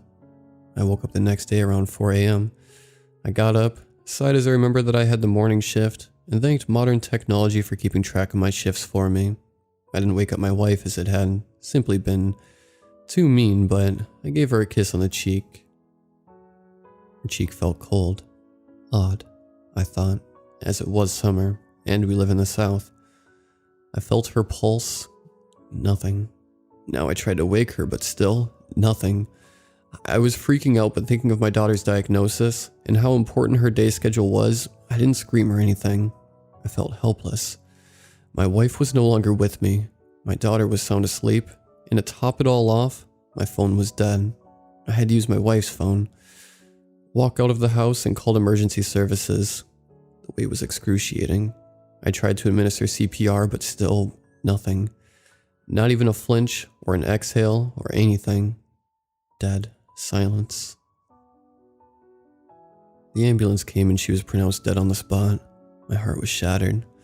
Not to pieces, more grounded to a fine powder, and then strewn about like fertilizer for very dead flowers. I didn't know what to do. How was I going to explain this to Beth? How would she react? I called work. They understood and had somebody else run my machine while I grieved. I told Beth in the morning, and to my surprise, she took it well. In fact, wasn't affected at all. She just said, "Okay, Dad," and she went off to the school bus. I had already called the school and told them that her mother had died and that she was to stay home that day, but was so shocked by her just shrugging her mother's death off as a new piece of information that I couldn't say anything. I had to call the school again and tell them that she was still coming, and maybe she could see a counselor. I spent the day mourning, calling a funeral director, calling relatives and acquaintances, and mourning some more. My daughter's reaction didn't help. Did she really care that little about her mother? Did her death really not affect her even in the slightest? She seemed almost giddy at hearing the bad news. I drank a beer, walked the dog, cried some more, and took a nap. When I woke up, Beth was home. I wanted to talk to her, but I didn't. I was too depressed. I never brought it up. I just couldn't bring myself to discuss the matter with her, so I didn't. For over 2 years, I never mentioned her mother to Beth. I guess I was too afraid of what she would answer if I asked her. Last Christmas, it happened again. My daughter got into a fight with her teacher. She came home, very upset. She ran upstairs, went into her room and took out another candle. I heard her strike the match, and when I walked upstairs, she sat there, once again, just staring into the flame. This confirmed it to me that they were to soothe her. I never got to ask her mother where the candles came from, since she died. After the candle had burnt out, again I tucked her in and kissed her goodnight. The day after, I got a call from her school informing me that her teacher had passed away during the night. I asked what happened, and the school administrator told me that she passed away of unknown causes during the night. That's odd, just like her mother, I thought. Everything felt so similar. The fight, the candles, the cause of death. It all felt the same. Odd, weird, strange. Gave me the jitters. After that deja vu, I made food for me and Beth. We ate, talked, packed my lunchbox for the night shift, and I went off to work. As I sat in my excavator, I couldn't help but to think about how she seemed so happy. She even helped me pack my lunchbox and gave me a kiss goodbye. She never did that before. I got a bit distracted and accidentally ran my bucket into the dump truck, seriously startling the dump truck driver. I radioed my apologies, and I decided to focus up and not overthink the stuff about Beth. A couple of weeks go by and Beth gets into another fight. She gets home, lights a candle, goes to sleep. Next week, another fight, another candle, another death. Is it the candles? No, that's silly. Candles can't kill people. Also, why would my 12-year-old daughter kill people? She's not sinister. She's just a bit odd, a bit quirky. Sure, she could lash out sometimes, but... Are there any kids that don't? I let it go and kept on with my business. This all brings us to last night. Beth came home in a real bad mood. I asked her what's wrong, and she called me a dumb fuck for asking. I told her to watch her language, and she lashed out at me, calling me names and just overall acting like an entitled brat. I told her to go to her room.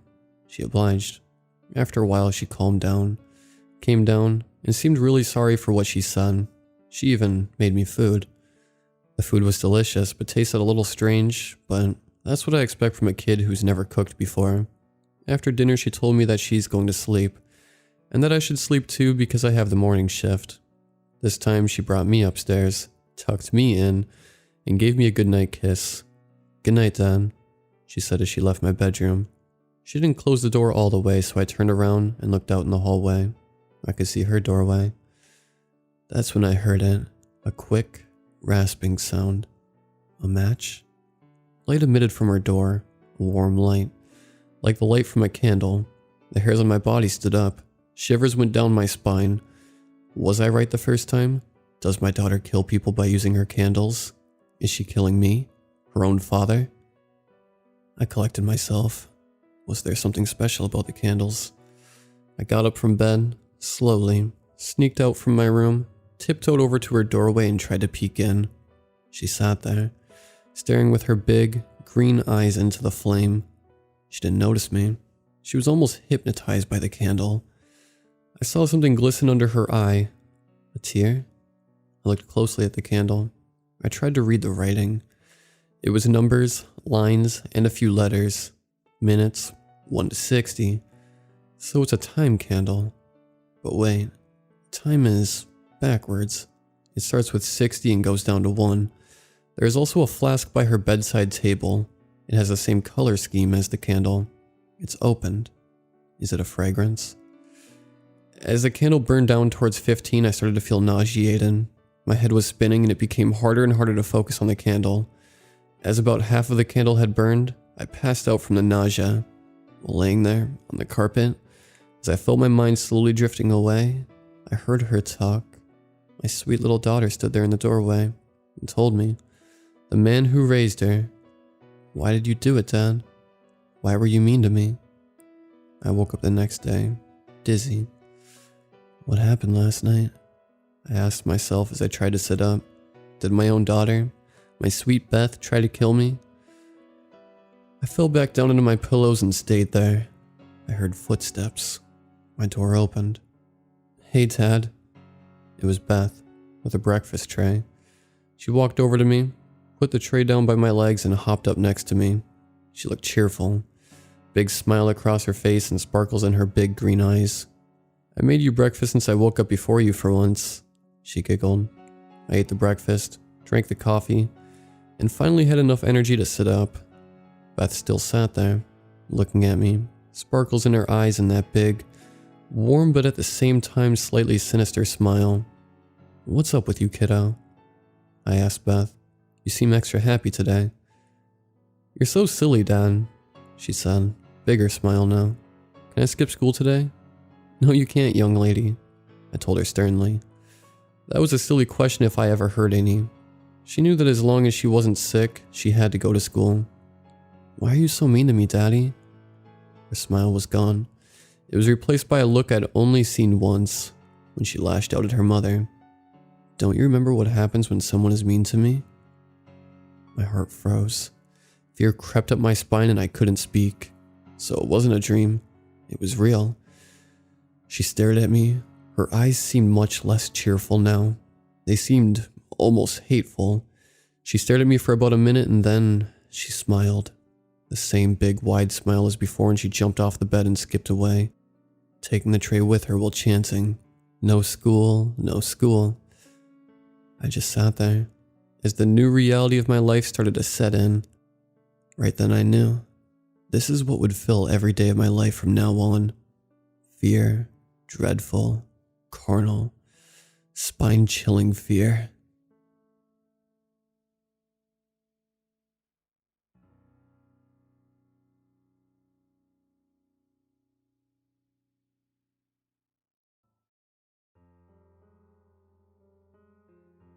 My cousin was kind of a weird guy. I didn't see much of him despite living roughly in the same town. He had always lived out on a farm outside the city limits, but still in the same general area, despite his awkward behavior. Probably brought on by living so far from most people, he was a good person. He was also a damn good taxidermist, and I mean a damn good one. He picked up the hobby from going hunting with his father, and learning to stuff and mount bucks as trophies. He picked up the skill fast. My uncle was proud of him. I was proud of him. My cousin was an artist when it came to stuffing animals. Throughout high school, he made a good amount of cash doing taxidermy for hunters in the area. Some of his work still sits in the local hunting store as a testament to his skill in an old advert for his business. He's been missing for nearly a month now. We've lost hope that he'll be seen again. Since my aunt and uncle have passed, the duty of assorting his affairs have been placed on myself. So I took the time to go out to the old farm that has been in the family for generations, where my cousin had been raised and lived till his disappearance, where he also had a large garage set up for cleaning and stripping game, as well as taxidermy. I was the only person who saw him regularly when he was still around. Regularly for us meant about once a month. We'd usually just hunt or fish in some of the surrounding land. Besides the hunters who'd come by when wanting his service, he had no one else. His disappearance, while upsetting to most of the hunters, only held weight to me. He was my last living relative. Going back through the house felt a little surreal. The house itself like a ghost. Everyone who lived there was gone now, yet the photographs and furniture still sat. Grandpa's favorite chair, the aunt's old dolls that she collected still on shelves, the trophies my cousin and uncle had from hunting, still on the walls or standing in the corners. The place was dusty, but was just as it always had been, and I guess it was mine now. The workshop was barren when I entered. No tools or works in progress. It seemed that my cousin must have left it on his own accord, not letting anyone know, even me. It wasn't until later that week when I received a letter did I wonder. It was from Old Man Jacobs, who owned a local storage facility. It was addressed to myself, asking to come by and clean out the units my cousin had been renting. He seemed to express sympathy for my loss, while giving me as much time that I needed to swing by. I went the next day to go clear out the things left behind, figuring it was mostly old family mementos. I was a bit shocked when Mr. Jacobs told me there was 3 units. I didn't have a U-Haul or a pickup, and would have to make multiple trips. The first unit was just as I expected, old family furniture and boxes of photos. I took my time with these, looking back at photos of Grandpa and Grandma's wedding, my dad and uncle and some of their early birthdays. Being twins, it was hard to tell who was which. Ones of me and my cousin, back when things were better. Back when I still had a family. I had cleared it out, making sure to get everything. I even took the worn wardrobes back with me to the farm. I hadn't much use for the workshop, so I could store things there. I didn't sleep that night though. A heavy storm kept me up. I sat flipping through the family's albums again and again, while making space for them on a shelf. During the windy night, I heard a tapping. A branch from a bush under the window must have been hitting up against the house, something I'd have to look at later. The following day, I made my way to the storage units first thing in the morning. The second unit was bound to be full of larger items. It sat next to the final unit, on the end of the row. When I finally got inside to look, it was a bit of a shock. From wall to wall, it was covered in various stuffed animals and pelts, from full bears and mountain lions, perfectly mounted buck heads, to boxes of small and large pelts. Some of them seemed familiar, like the buck that had been caught in the barbed wire a few years back. I remember that summer.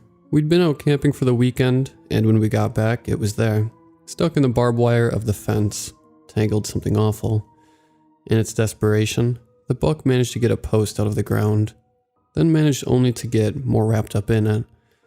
The thing must have been there for a day because it reeked. It had that rotting meat smell, gamey and putrid.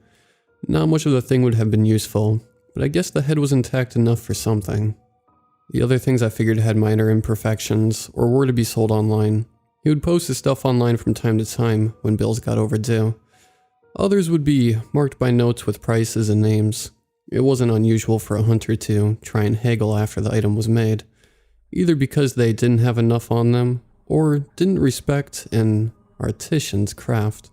So some of these had been held for a later payment or to be sold to buyers able to pay their worth. From time to time, he'd donate some to nature museums. It was his form of charity. I knew I wouldn't be able to take all this stuff with me in my sedan, so I made a few calls. Desperate to get the bigger items sorted, I sold them cheaply to the locals who hunted the animals.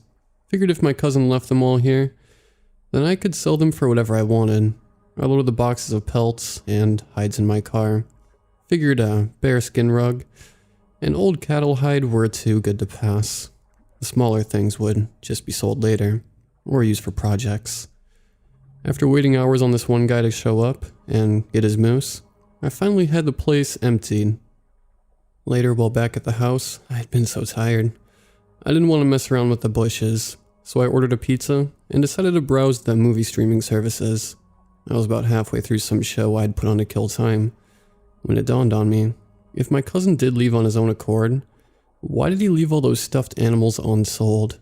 Most people would sell them to make travel easier, or take them with them for examples in a new place. My thoughts got sidetracked when the pizza guy showed up. I tipped him an extra $10 for the distance and put on Old Boy. I remember falling asleep on the couch at some point, not being bothered to get up. Sometime in the night, I woke up to use the bathroom and heard that tapping noise again. I found it a bit strange considering it was a calm night. No wind or anything that could cause one of the branches on a bush to hit up against the house. I couldn't tell at the time if it was a possible animal in the trash cans, or just the old house making noise. In all honesty, I was too tired to want to investigate. Something so mundane. I would just get some better trash cans and have the place looked at later in the week, making sure the place is safe to live in and no animals can mess around in the trash. The third and final day of cleaning out my cousin's old storage was finally here. I was going to be glad when it was all over and I could just continue with things as normal. I was a bit worried, however. The final storage unit was on the end of the row and was larger than the others. It was one of those storage spaces with its own little side door you can open instead of always using the sliding one. I figured it would have been more stuffed animals and boxes of horns and hides that I'd have to try and contact people to sell or take the things I didn't need. So when I got to the storage center, I was going to open the main door and just take photos of the stuff, go to a local pawn shop or the sporting store, and see if anyone was interested. I remember the events that actually transpired all too clearly. I opened the garage-style door and was greeted with a rancid odor. The hot, wet, gamey smell of a carcass filled the air around me. A smell like an animal had been killed and in the process of being skinned. The unit itself contained a human corpse laying on the ground, skinned and bare, collapsed in front of a perfect effigy of my cousin, dressed in his Sunday best, standing in a neutral position. The police ruled the murder of my cousin as suicide, despite the obvious flaws in the logic. A person can't skin themselves while making a near lifelike representation of them at their best. However, they saw a clear-cut case in the fact that he was skilled in taxidermy and was the only one known to have a key to the unit. I'm still fighting the system, demanding they look further into the case, then nothing at all. I can still hear the tapping, and I think I know what it is. It sounds a bit like a small metal object tapping against the glass of a window.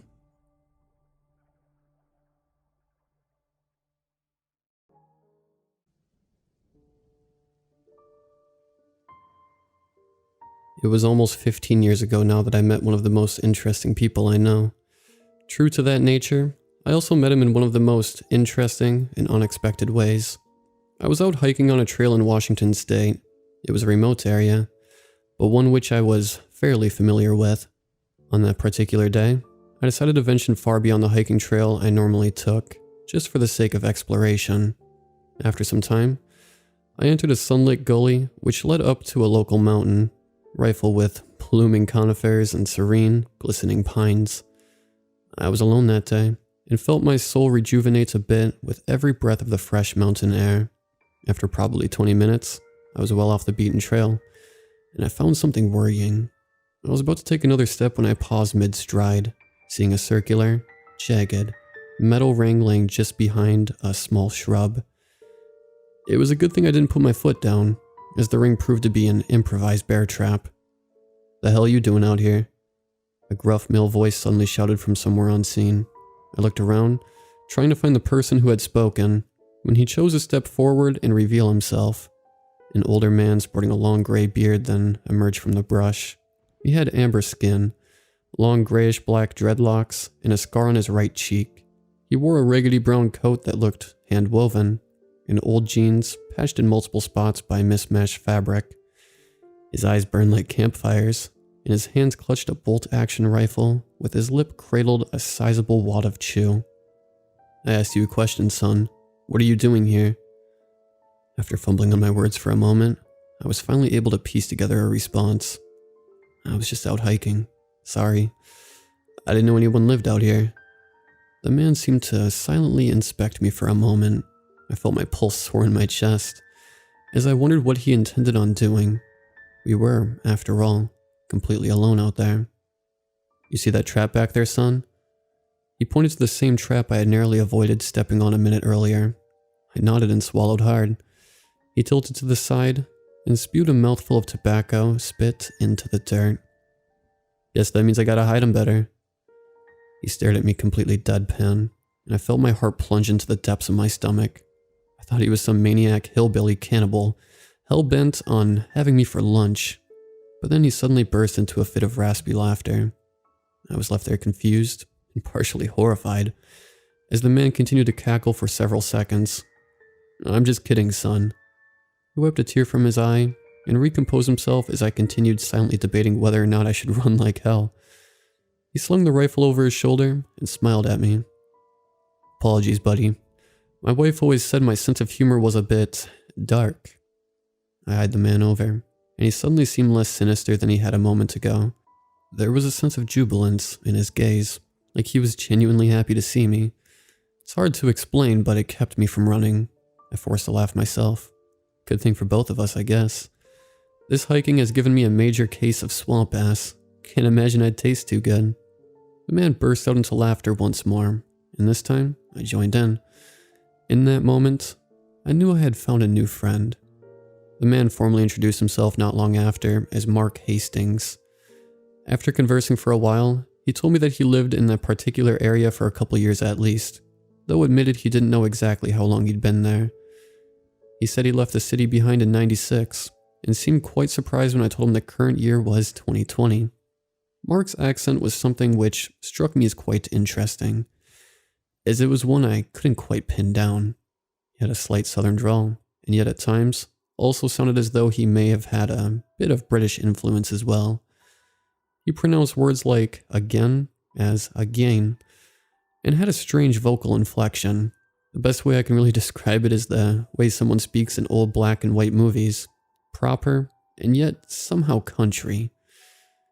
We got to talking, and he told me more about himself. He said he used to do construction back in the day, and when his wife got sick with cancer, it really changed things for him. He said she battled it for almost 30 years, but eventually lost the fight. Afterwards, he was left alone, and with a mountain of medical bills to account for. Rather than paying them off and attempt to move forward, Mark chose a different path. It's funny, you know. You work your ass off for years, begin building the life you want with the woman of your dreams, and then it all just falls apart for no good reason. Then when you're at your lowest, good old Uncle Sam comes in and slaps you with a bill you ain't never gonna pay back. So I say, to hell with them. To hell with their taxes and debt. Out here, I am truly free. There ain't nothing left for me in the real world anyway.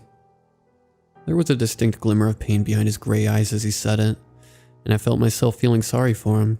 He wasn't at all what I expected when we first met. Just a normal guy whose life fell apart. Not at the fault of his own. In a way, I found it sort of admirable. The system had beat him down, and yet rather than just accept it and be a good little wage slave, he left it all behind with one big middle finger. I visited Mark pretty regularly after that, and tried to make the trek out to see him at least once a month. He always seemed to have a smile on his face when I came to visit, Soon enough, he even invited me back to his cabin for a fresh meal and some drinks. I was a bit hesitant at first, but decided to accept. Part of me expected him to prepare a meal of squirrels and tree bark when he first offered, but I couldn't have been more wrong. Mark made us a fresh rabbit stew with some homegrown potatoes and bread he had made from scratch. On top of that, he even had his own home-brewed ale to wash it all down. It was surprisingly delicious, and really made me admire Mark more for his resourcefulness. He wasn't just some half-assed camper. He was truly a man of the land. His cabin was reminiscent of one that would have been used by early 18th century trappers. A handcrafted stone chimney was his only source of heat, while animal pelts covered the walls and strips of meat were drying on his jerky rack. There were 2 couches in the main room constructed of whittled wood, and bearing hand-woven pillows stuffed with feathers. He had no electronics of any kind, claiming he didn't need these technologic doohickeys anyways. Mark had 2 bloodhounds, Rally and Daisy, that lived there with him, and were his only real companions. I eventually asked if he ever missed civilization or got lonely out there, but he immediately refuted the question. For a while, yeah, but not anymore. It's easy to forget about society when society already forgot about you. I really grew to admire Mark, and even cherish our friendship. Over our mini meetings, he would tell me stories about his life, told me all about his business and his wife before she passed. The way he spoke about her in particular truly broke my heart. He was a man who met his soulmate and built a life he loved with her, only to have it all ripped away by the cruel hands of fate. More than anything, though, Mark was always ready to tell me how much he hated the government. I think that was what made me like him the most. One night, he and I were drinking some of his homebrewed honey ale and chilling around his campfire. He had just got done telling a story about a 5-point buck that he had narrowly missed a few weeks earlier. He finished with admitting that he heard some weird, loud noise from the woods that scared it off before he could fire. The detail got me thinking, and since I've always been a fan of the paranormal and whatnot, I figured I'd go ahead and ask him. You ever seen anything really creepy out here? Mark's eyes opened wide, and he immediately lowered the mug from his lips. He wiped the suds from his bushy beard and stared down at the campfire for a couple seconds. I could tell he knew exactly what I meant. He then chuckled and rocked in his chair with a smug grin. Zach, I tell ya, you don't know creepy until you've spent some time out here. He then began to tell me a story of when he had first began living out there. He said it took him close to a year to finally assemble his cabin, at least partially. During that time, he and his dogs were living in a simple tent. Mark said that a couple weeks after living there, he started noticing something odd. Every once in a while, he'd awake to find mutilated animals just outside the perimeter of his camp.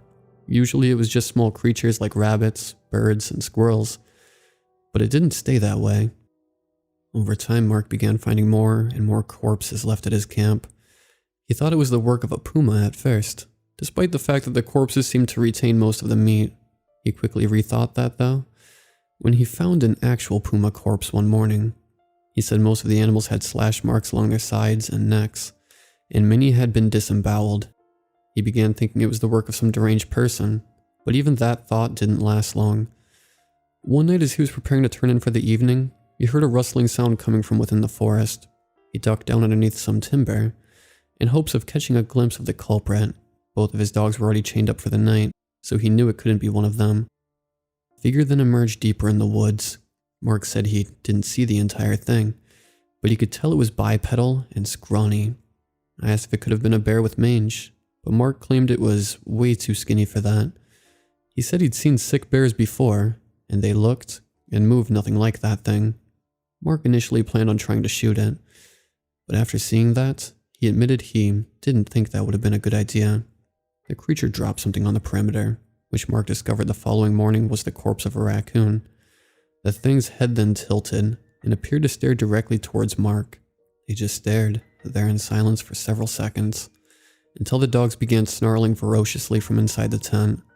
They must have caught its scent, and the thing suddenly crouched on all fours and dashed off back into the woods as the dogs went ballistic.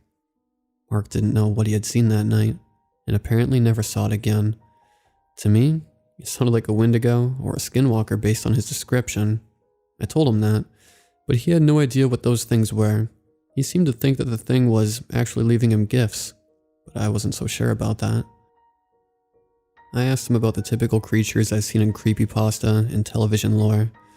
I mentioned the Wendigo, Skinwalkers, Slenderman, the Rake, Siren Head, and some of the well-known others, but Mark didn't seem to know anything about any of them. He did, however, know about something he called the Whistler. Apparently, ever since he had been out there, he heard an odd whistling sound on occasion. It started off as a little more than a dull, barely audible noise in the distance. He said at times it would come closer, and at others, it seemed like it was further away. Mark thought it was a bird for the longest time, but one night he found the truth. He was chopping wood when suddenly the whistling noise emerged. This time it was different, and this time it was closer than ever before. Suddenly there was a rustling noise from behind him. Mark spun back, but only saw a few branches bristling back and forth. He then heard the whistle again, louder than ever before. He looked up, and there it was. About 20 feet in a large oak tree was some kind of figure. Mark described it as kind of human with a head that looked like some fucked up eel. He said he saw the thing stare down at him with beady black eyes.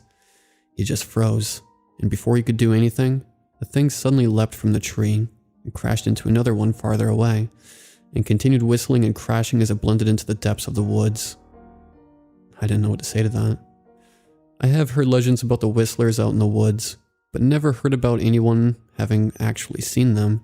The way he described it sounded quite creative, and I wondered whether he was capable of an imagination so elaborate, or if he had actually seen the claimed. I asked him whether he thought this whistler was the same creature that was leaving him corpses, but he just shook his head. Without being prompted, he told me another tale about hearing voices in the woods sometimes. Sometimes it was that of an old man, sometimes that of a young girl, and sometimes it didn't sound human at all. I wondered whether my new friend was perhaps schizophrenic or suffering from some mental illness that caused him to hear these things. I obviously didn't tell him that, but his claims had to be met with some amount of skepticism. What do you think it was? Mark leaned back, and his head swiveled on his shoulders. No clue, son, and part of me hopes I never find out. He went on to explain that he'd continued hearing voices on occasion, but never saw who or what was making them. He seemed to think all the voices were coming from the same entity, though. Without being prompted, he took the conversation in an entirely new, accusatory direction. It's the goddamn government, Zach. Messing with things they got no business messing with. He then delved into a conspiratorial rant about how the government, and specifically the guys in black trucks, that were up to some really shady antics. He said they knew about the gates in the forest, and had been actively trying to open them. He didn't elaborate on what exactly he meant by that. You see them out here? You know, government, CIA? Mark looked confused. CIA? He asked. It was my turn to look confused then. Yeah, Central Intelligence Agency, you know, Men in Black, MKUltra and whatnot. Mark still appeared slightly puzzled. I didn't understand how a guy like him, who hated the government to such an extreme degree, had apparently never heard of the mother of all conspiracy agencies like the CIA. He then seemed to have an epiphany, and his eyes lit up in recognition. Oh yeah, I forgot all about them. He then laughed, and shook his head as he downed another swig of ale. My memory ain't what it used to be, I'm afraid. God damn, how could I forget about them? Well, in my defense, they don't carry no badges out here, and their vehicles don't exactly advertise who they work for. He paused and rubbed the back of his neck. But you've seen them out here? Mark met my eyes and nodded. Oh yeah. Mark told me that one time he had been tracking elk through the woods in late autumn. He'd followed the trail for a few miles, when he suddenly heard a noise coming from a grove up ahead. It sounded nothing like a bear though, and more like several people arguing. Mark crept slowly forward, taking care to not disturb the foliage and remain out of sight. After a couple seconds, he saw the outline of several people emerge in the grove. One man was on his knees in the center, while 4 men in black suits surrounded him. The man on his knees had open wounds and bruises upon his face, and his clothing was torn and tattered. He was begging the others for mercy, but they didn't appear to be the forgiving type. 2 of the men were speaking quietly to one another, while the other 2 stood watch over their apparent captive. The man on his knees was dressed in white, with Mark describing his clothes as looking like a surgeon's uniform, or maybe the attire of someone from an insane asylum. He listened but couldn't make out what the other men were talking about, but they were clearly arguing. The man on his knees appeared to be weeping softly. Mark said he didn't know what to do, and before he could do anything, one of the two men who had previously been arguing stepped away. Without a word, the man stepped behind the captive, lifted a pistol to the back of the man in white's head, and pulled the trigger. Mark described seeing a splash of red, but said the weapon made a lot less noise than he thought it would. The man in white went limp and fell face first into the dirt. "Holy shit," I said, mouth falling agape as Mark concluded his story. I eyed him closely, but didn't see any aura of boasting in his eyes.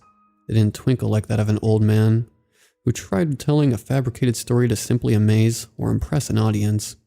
He didn't meet my gaze at all, as a matter of fact. He just clasped his hands in front of his mouth and stared into the campfire with a somber gaze. It was clear to me that he was either an accomplished actor, or what he had witnessed truly haunted him. "Poor boy couldn't have been much older than you. I wish I would have done something, but I just ran." He shook his head, and his eyes seemed to glaze over. I just stayed quiet, as there was nothing I could think to say. After a couple moments of lingering silence, Mark finally spoke again. "Zach, I gotta tell you a secret." He looked me in the eye, and I gulped down the lump in my throat. "I don't particularly care for the government." I chuckled, and Mark let out a small laugh. "I think you've mentioned that once or twice," I replied with a laugh. "Yeah, suppose I have. But it's not just because the IRS is after my ass. It's because of things like what I saw that day. It's because government corrupts by its very nature. It takes what it wants and destroys those who oppose it. Ain't no justice, no considerations, and nothing you can do about it. Now, I don't know the details of what they were disagreeing on that night, but I guarantee you, that boy didn't deserve what he got." I nodded, but wasn't entirely convinced that he witnessed what he thought he had. "You sure it was the government that did that? Could have been drug dealers or mafia." Mark hunched his shoulders and gave a snide chuckle. "What's the difference?" I chuckled, but didn't have a response. "Well, I see why you'd think that, but that's because you ain't spent as much time out here as I have. But what you don't know, and what no one is supposed to know, is about the tunnels." I peeked an eyebrow at that moment. "Tunnels?" Mark grinned and nodded back. "There are a series of tunnels that run deep below the earth. Gotta be a couple dozen of them within a few miles of us now. Government knows about them. Maybe they built them, but, well, I doubt that. I think they're just interested by what's inside." "And that is?" I asked, now on the edge of my seat. Mark scoffed and shook his head. "I have no idea, but it's gotta be something bad." I was a bit disappointed with his answer, but Mark immediately drew my curiosity back. "You want to see one of them?" I nodded without even really thinking. Mark grinned. "I figured you might. It's a bit late in the day to go now, so what do you say we head out there first thing in the morning?" I agreed without hesitance, and promised to return the next morning to meet up with Mark. I walked back down the trail that day with my imagination running wild. As I mentioned, I liked Mark, and very much enjoyed our conversations. To me, he was somewhat like a compassionate grandfather, with a plethora of exuberant stories that may or may not have been slightly exaggerated. I thought about all he had told me, about the animal carcasses, the whistling thing, the voices, and the tunnels. I wanted to believe him, but urban legends around in our day and age, I was well aware that perhaps he had just concocted these stories after his decades of isolation. I needed to see some proof for myself. Dew glistened on the leaves illuminated by the crimson sun rising over the hills as I set off the next morning. It was a bit chilly as I walked, but thoughts of the unknown kept me warm as I walked. Before long, I arrived at Mark and I's usual meeting spot and found him already waiting there for me. He greeted me, and without hesitation we began the trek out to his spot. We made small talk on the way, mostly about asinine topics like my family and work. About maybe 15 minutes of walking, we rounded a small bend tucked behind a small grove of trees. Mark stopped out in front and turned to face me. He then grinned and outstretched his hand to the right. I followed his gesture and felt my jaw strike the floor. There was an opening in the side of the hill that was lined with smooth stone and bricks. It was quite enormous, with the perimeter having to be at least 15 feet wide. The opening appeared collapsed and the entrance was filled with rubble and dirt, looking as though someone had intentionally yet clumsily sealed it. "This is the tunnel?" I asked. Mark nodded. "One of many, but it wasn't sealed up like this last time I was here." "How long ago was that?" Mark shrugged. "Don't know. Maybe a year or two." I looked back at the collapsed tunnel. It was clear someone had gone through a great deal of effort to construct it, but the construction didn't look like a mining operation. I'm no expert in mining or anything, but I can't imagine they would spend time laying brick and creating such a wide entrance. Maybe I'm wrong about that. But the more curious fact was, why had it been sealed up? I thought maybe it was just vandals, but that explanation somehow didn't satisfy. "What's inside?" I asked. Mark paused for a moment and stared towards the wreckage. He then shook his head and spat into the dirt. "Bad things." I hoped he'd elaborate on that, but he didn't. I mean, it'd have to be for someone to seal it up like this, right? That's an impressive hole. Would have taken a great deal of effort. He was right about that, but I still felt there was information he was withholding from me. "You think this is the government's work?" Mark nodded. Not a single doubt in my mind about it. Mark's head then suddenly flicked to the side, and he stared out into the trees as if someone had alerted him. I watched the color drain from his cheeks as his mouth pursed open. "We should go. I don't like lingering here for too long." I didn't argue, as clearly something had spooked him. He and I trekked back to his cabin, checking his snares on the way back. Mark found a pair of rabbits in his traps, and after swiftly snapping their necks, he slung them over his shoulder. We got back to his cabin, and Mark set to work on harvesting the meat from the rabbits for his stew. I sat around, petting Daisy and Rally as they slobbered all over my knee and panted endlessly. "I don't think I ever told you about the scariest part of living out here, did I?" Mark asked. I looked up from the two dogs and stared at him, heart now beating with excitement. Mark sauntered over, carrying the meat of the rabbits along with a clump of chopped vegetables. He dumped a plate into the simmering cauldron on the fire, then took a seat across the fire. I stayed silent as he stared down at the flickering flames in deep thought. There are things out there that people don't know about. Creatures, places, and things that would seem to defy all explanation. The advancement of society and technology has led people to believe they're safe, and for the most part, they're right. So long as they stay out of the woods, those things can't get them, but there is something that can. Mark paused and looked me dead in the eye. I call it the silence. He paused as if to allow the words to accumulate the dread he felt they deserved. I had an inkling of an idea where the conversation was headed, but just waited for him to explain. There's been rumors about it for a very long time, and it's something that has been affecting humanity for centuries, if not millennia. People have only just begun to realize it, but if they knew the true extent of what's going on, well, no one would ever go into the woods again. He paused and leaned in to stir the pot a bit before sitting back. People disappear, Zach. No reason for it, no explanation, and no bodies are ever found. The cases seem to defy all explanation, and it happens again and again. Mark then suddenly grunted and began rubbing his eye. "Ah, damn smoke. Sorry. Where was I?" "The disappearances," I replied. Mark seemed suddenly hesitant, as if he didn't know whether he should continue. "Yeah, the disappearances. I don't particularly like talking about this if I'm being honest. It's not really my business, but you're a good kid, Zach, and I know you come out here a lot, and I'd be devastated if anything were to happen to you." Dread crept around me like dozens of little spiders scurrying on my flesh.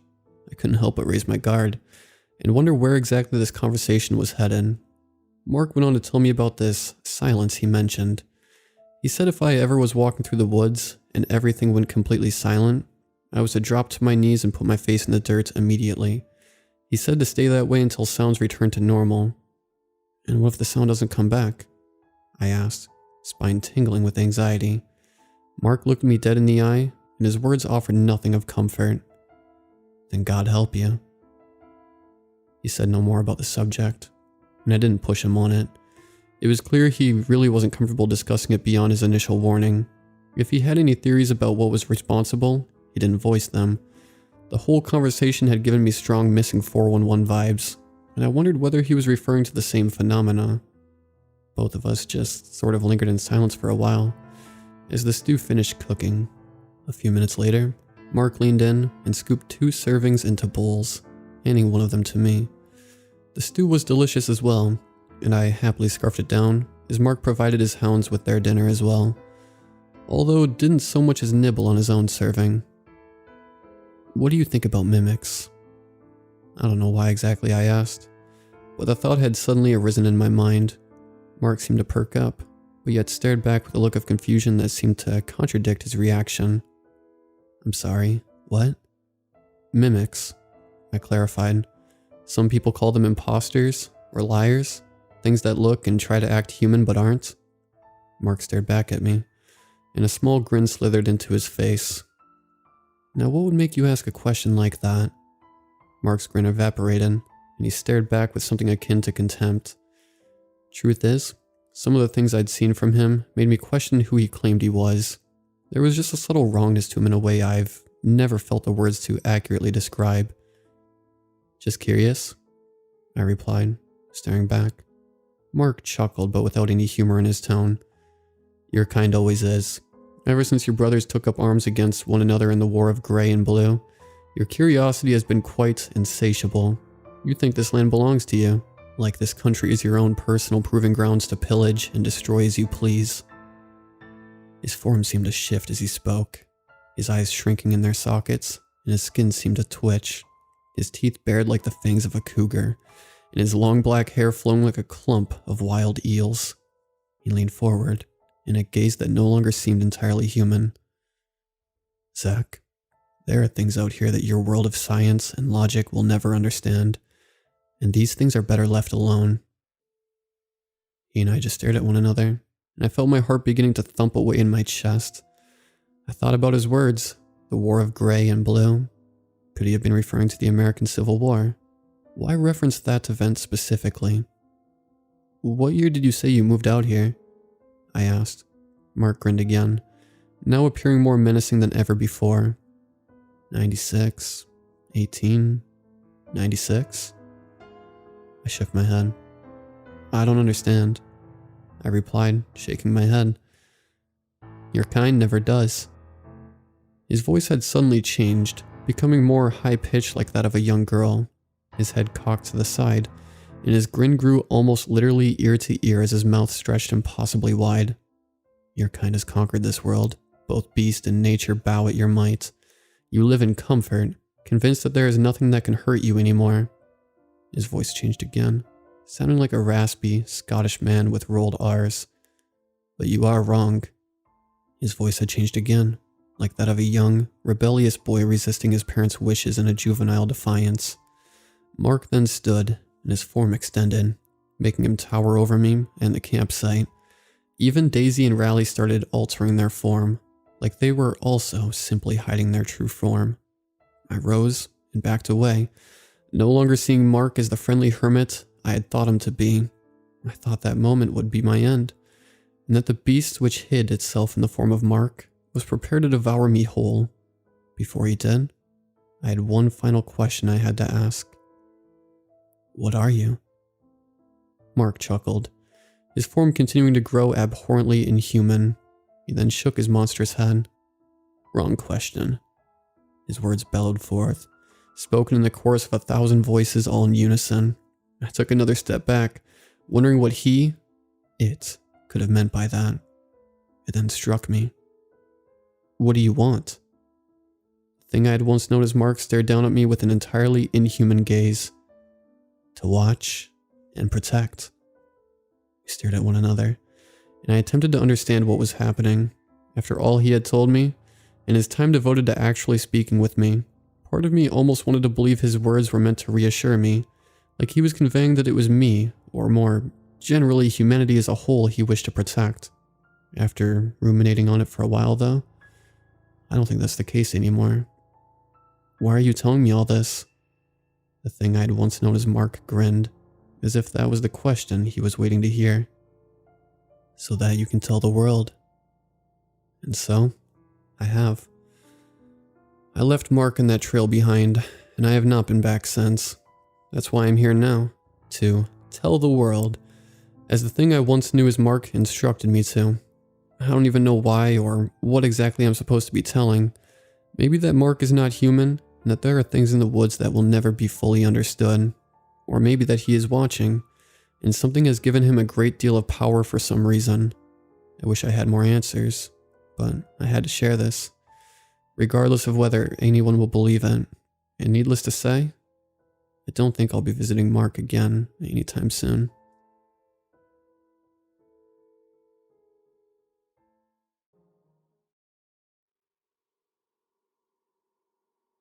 My name is Yuri.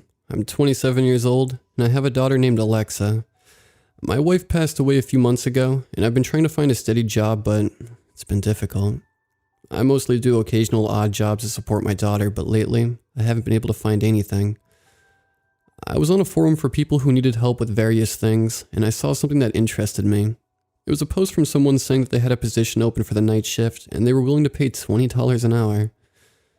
I know it seemed too good to be true, and it did seem a little sketchy at first, but I needed the money desperately. The post had a link for an email address, so I clicked it, and told them that if the position was still open, I was interested in applying. About 20 minutes later, I received an email from the person, and it read as follows. Hi. Yes, the position for the night shift is still open. Thanks for replying. I was honestly worried that people would think that my post was a scam, but I can assure you it's not. I need someone who can follow instructions and not ask too many questions. If you're still interested, meet me at this address on Monday at 5 p.m. and we can have an interview. I admit something felt off about all this, and I should have just left it, but for some reason, I felt like the person was being sincere with what they said. Monday arrived, and it was almost time for the interview. I had hired a babysitter to watch Alexa for the night. I got in my shitty car and made my way to the address mentioned in the email. After half an hour, I finally arrived at the location. It was a bit far from the city. The building was 6 stories and didn't have many windows. There weren't any logos or signs besides the address on the building. The parking lot was massive and only had 3 cars. I parked as close to the building as I could, took a deep breath, and got out and walked to the door. It was an automatic door that opens when you get close to it, but didn't open when I was near it. I saw a secretary and waved at her. She noticed me and opened the door for me. I walked towards her and she let out a smile. She was absolutely stunning. She had curly red hair and extremely light blue eyes. Her smile made me ease up a bit and I said, "Hello, I'm here for the interview." She nodded and said, "Ah, yes. Please take a seat, and Mr. Jackson will be with you shortly." Her voice was extremely soothing. I sat down on a chair not too far from the door and looked around the reception area. The walls were this depressing shade of gray, and there were barely any decorations, besides a few plants that looked like they were on the verge of dying from dehydration. There was also a couple hallways, but they were all pitch black and seemed to go on forever. There weren't any windows either, so the only natural light was coming from the door. Actually, it was sort of dark in there. There were only a few lights, and they weren't very bright. About 5 minutes passed and the secretary told me that he was ready to see me. She got up and led me to the interview room, which was luckily near the reception area. She opened the door, let out a sweet smile, and closed the door. I walked up to Mr. Jackson and shook his hand. He was a pretty tall guy, maybe about 6'4", and absolutely towered over me. He was also bald and had a short beard. He let out a smile, and we both sat down. "Welcome, and I'm glad you were able to arrive," he said in a cheery tone. His voice was incredibly deep and soothing. I replied with, "Thank you. I'm glad that you were willing to see me." He nodded at me and said, "So, tell me about yourself." He has a somewhat intense stare. "Well, my name is Yuri, and I was born in Moscow, but at a young age my parents moved to the United States. I'm 27 years old, and I have a 6-year-old daughter," I said in a somewhat nervous tone due to how intensely he was staring at me. "Well, that's quite interesting, Yuri." He started to notice that I was nervous and said, "What are you so nervous about?" I took a second to reply, "I'm sorry, it's just how you're staring at me. It's making me a bit nervous." He looked at me for a few seconds. I noticed that he didn't blink the entire time I was talking to him. I'm sorry. I sometimes do that. I'm sure you're wondering what exactly it is you will be doing if you're hired. Well, you'll be our night shift janitor." He let out a chuckle and smiled. "Oh, I see. Well, I don't have a problem with that. I said as I was starting to ease up. Well, I'm glad to hear that. You're the only person who's applied for the job, so I think it's safe to say you're hired. He smiled and shook my hand. I smiled back and felt extremely relieved to hear that. We both sat back down and said, I'm really glad to hear that. But I had a question. He nodded. Ask away. I looked around the room and asked, what exactly is it that you guys do here? His smile went away and he had that intense stare again. I wouldn't ask too many questions if I were you. I felt nervous again and apologized to him. He smiled again and said, no worries. Anyways, you'll be starting right away, and we'll provide you with a uniform and a list of the things you'll be doing. Congratulations again. We both got up once again, and he held the door open for me. I walked out and the secretary was waiting for me. Congratulations on getting the job. If you follow me, I'll show you where you'll be starting your shift. Oh, and by the way, my name is Christine.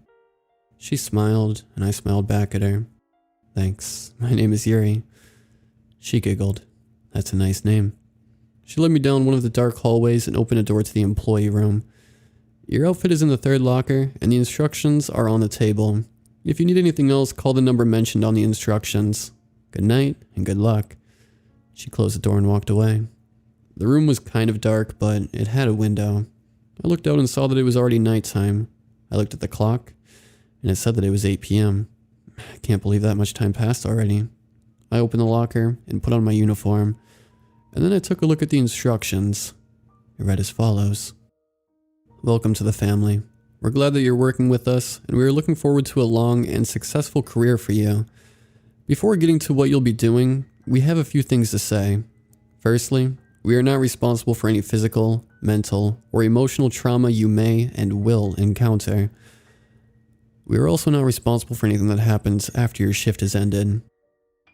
Now then, it is extremely important that you follow the instructions to the letter, for your own safety and sanity. You are not the only janitor, but you are also the only thing that's keeping them at bay. Now then, here's what you will need to do. Step 1. Lock the entrance. And don't unlock or open the door until dawn. Then at exactly 9 p.m., you will need to get to the restroom and clean the mirror. Do not, under any circumstances, clean it before or after 9 p.m. Make sure to lock the door. Then after you clean the mirror, you will need to unlock the second door in the main hallway and go inside and wait until 11 p.m. You may hear something knock and try to open the door. Make sure you lock it and do not open it for any reason, no matter how much it screams or threatens you to open the door. Step 2. After 11 p.m. you will need to quickly make your way back to the kitchen. Turn on the first 2 lights and clean the floor and empty the fridge. If you hear growling or see the 2 white eyes, do not acknowledge them and keep cleaning. She will leave you alone as long as you ignore her. Step 3. After you clean the kitchen, move as fast as you can to the third hallway and lock the door at the end of the hallway. It is a matter of life or death that you lock the door before 12 a.m. If you don't, then you're screwed. After you lock the door, use the flashlight provided and quickly turn around and flash it down the hallway. Make sure you close your eyes before doing something and keep flashing for 30 seconds. Make sure you do not open your eyes before the 30 seconds pass. Step 4. This is the most important step. At exactly 12:30 a.m., make your way back to the employee's room. Go to the door in the back and enter the following code, 2598. You won't have much time before he tries to get you. Once you're in the room, stay there until dawn. There will be a few cameras in the room. Watch them and make sure nothing goes wrong. The cameras are positioned on different floors, and there is one that's positioned outside the security room. Some various things to know also is that the reason you need to move quickly is that there is something that lurks in the building, and it's not like the others. I don't know exactly what it is, but you don't want it catching you. It can't stand light, so if for whatever reason you see it, you may only have a couple seconds to use your flashlight before it kills you. Again, welcome to the family. I was honestly in shock. What the hell did I get myself into? This had to be a joke, but somehow I knew it wasn't. I looked at the time, and it was 8:58 p.m. I quickly opened the door and made my way to the restroom. Looked at my watch, and it was now 9 p.m. I locked the door, got some cleaner, and a rag, and started to clean the mirror. I heard something trying to open the door and it let out a high-pitched scream. After what felt like an eternity, it left. I finished cleaning the mirror and ran as fast as I could to the second room in the hallway, unlocked it, and shut the door and locked it. I took a minute to catch my breath and looked around the room. It was a dirty apartment room with old furniture.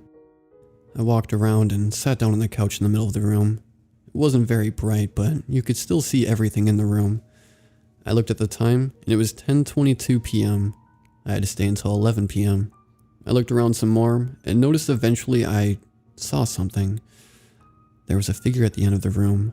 It almost blended in with the darkness, and had an unnaturally wide grin, and pure blue eyes. I stared at it for a while, and it never moved an inch the entire time I was in that room. It was finally 11 p.m. and I got up and ran out of the room and to the kitchen. I turned on the lights like the instructions said, and started to clean the floors. Almost immediately I heard a deep growl. It was almost human, but it had a demonic echo to it. I ignored it and kept cleaning. A minute later I started feeling like I was being watched, like something was staring deep into my soul. In the corner of my eye I saw two white eyes staring at me. I did my best to ignore it. Once I emptied the fridge, the eyes got closer to me. I started to hear what sounded like someone calling me, but I kept ignoring it. After I cleaned the kitchen, I sprinted to the third hallway. The building was pitch black, and the only way I could tell where I was going was by a few dimly lit lights that marked the rooms. The entire time during my shift I felt like something was chasing me, like something wanted to rip me apart. That only made me run faster. I eventually made it down the hallway after what felt like an eternity and locked the door. Immediately after, I felt something bang up against the door and scratch at it. I fell back, and after a few seconds I remember I needed to get my flashlight. I got it out, turned it on, and turned back, closing my eyes. I heard a loud screech, like something was in extreme pain. It was almost deafening. 30 seconds had passed and the screeching was gone. I opened my eyes and ran to the security room. On my way there I tripped, and as I did I heard something running towards me. I was scared shitless and turned on my flashlight and shined it down the hallway. For a split second I saw a figure run back into the darkness. I wasn't able to get a good look at it. I made my way back to the employee room and got to the door, used the code, and closed the door. I took a deep breath and wondered what the hell I got myself into for a few minutes. After I looked around the room, it was a small brightly lit room with 7 cameras, one for each floor, and the one outside the security room. I walked to the cameras and looked at them. Every floor in the building was pitch black with the exception of dimly lit lights, marking rooms and such. About an hour passed and nothing really happened, except for the occasional scratching at the door. Although at 4 a.m., I saw something in the camera on the first floor. There was a figure that looked just like my daughter, staring into the camera. My eyes widened as I wondered what the hell was going on. She said, "Please, Daddy, help us. I'm scared." She was crying uncontrollably, and I tried to open the door, but it was locked. I tried to unlock it, but nothing happened. I kept trying to unlock the door, and I tried to break it down, but it didn't even budge. There was a phone, and I tried to call the police, but as soon as I did, I heard a loud, deafening screech coming from the phone. I recoiled and held my ear. I looked at the camera, and Alexa was still crying. Eventually, something started to approach her. She looked and screamed, and for a second, I saw something jump at her, but the camera then went out. The audio was still on, and all I could hear was a mix of screaming and flesh being ripped apart. I started shaking and my eyes teared up. I began frantically banging the door to open it, but to no avail. I slid down the door and started sobbing. I thought to myself, how did she even get in? What happened to her babysitter? What the hell was that thing? I lost the only thing I had left in the world. After about 20 minutes, I heard the phone ring. I answered it, and I heard Mr. Jackson over the line. "Hey, Yuri. I just wanted to check on things and see how..." I interrupted him and said, "Listen, you motherfucker. Why didn't you tell me this building was haunted? And how did my daughter get inside here? I just watched her get ripped to shreds by some demon." Mr. Jackson said, Whoa, calm down, Yuri. Listen, you were hallucinating. I forgot to mention that in the instructions. The creature will try to trick you into coming out. Alexa is home safe in bed. I calmed down but realized what he said. Wait, how do you know what my daughter's name was? The line went dead. I felt an extreme rage and sadness come over me. Was my daughter dead? Was she alive? Am I hallucinating? I don't know. All I know is I'm trapped in a building with a bunch of demons that want to kill me. I tried my best to not panic. My daughter has to be okay. That was just a hallucination. She's okay, I said to myself as I took a deep breath. It was finally dawn, and my shift had ended. The door unlocked and I ran out as fast as I could. Got into my car and drove back home. To say I broke the speed limit would be an understatement. I had to have been going 80 miles per hour. Eventually I made it home, opened my door, and called for Alexa.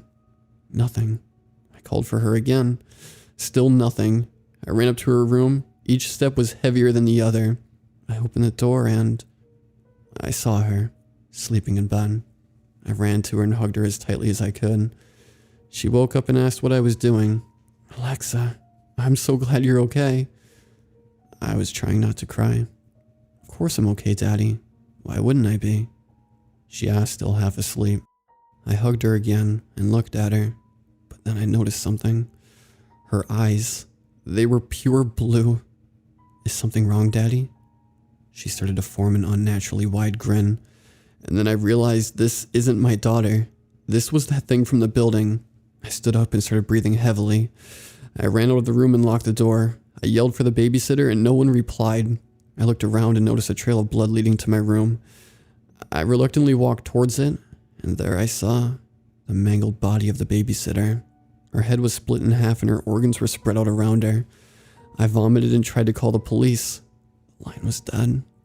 I even tried to run out of the house, but the door wouldn't budge, and the windows wouldn't break. I was trapped in this house with that thing. I ran back into my room, and I saw a note on the bed and a check. The note said, "Congratulations on surviving the night. However, it seems you won't be back for the second night. I'm sorry about your daughter, but she'll make a fine addition to the family. As will you. I hope it won't be too painful. From Mr. Jackson." That son of a bitch. I should have known this was all a trick, but I was too stupid to realize it. My daughter is dead because of me, and soon I will join her. I know you all probably don't believe me, but honestly, I don't care. I don't know why I even wrote all this out. I'm so sorry, Alexa. I'll join you soon.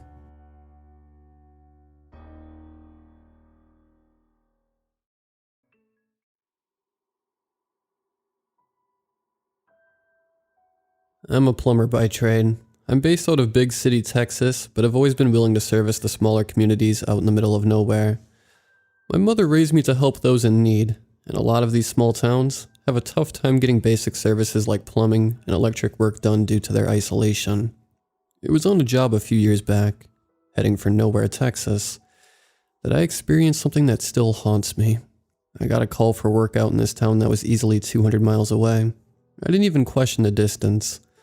The only issue was that the work needed to be done before the place opened up for business next day. Rather than leave at an ungodly hour, I chose to leave that evening and find a motel to crash at for the night.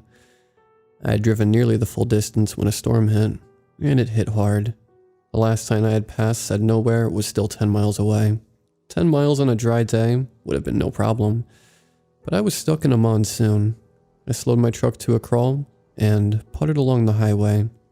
After about 15 minutes, I noticed a light coming up on the right. It wasn't more than 20 or 30 feet from the road. I strained my eyes and realized there was a building standing there. The light came from the porch and seemed to be inviting me over. Not wanting to be out in this weather any longer, I pulled off and parked in front of the building. As I got out into the rain, I noticed that the building was a large house. It looked old too, like something from the Old West. The second thing I noticed was I wasn't alone.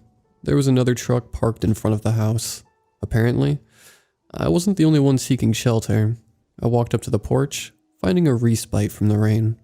I raised my hand to knock, only to have the door creak open. An old Asian man stuck his face out, smiling with a mouth only half full of teeth. Looking for a room? I blinked a few times, unsure how he knew. The old man knocked on the front of the door, drawing my attention to it. In faded lettering, it said, "In." I couldn't believe my luck. "Yeah, I'm looking to get out of the storm." The old man stepped back. "Of course, come on in." I walked inside and let out a sigh as the storm was muffled. I looked around the entry. There were accents of red everywhere. Art on the wall suggested that the man might be Chinese. He was very proud of his culture. The house might have an Old West vibe on the outside, but the inside felt much more like the villas I'd seen in martial arts films.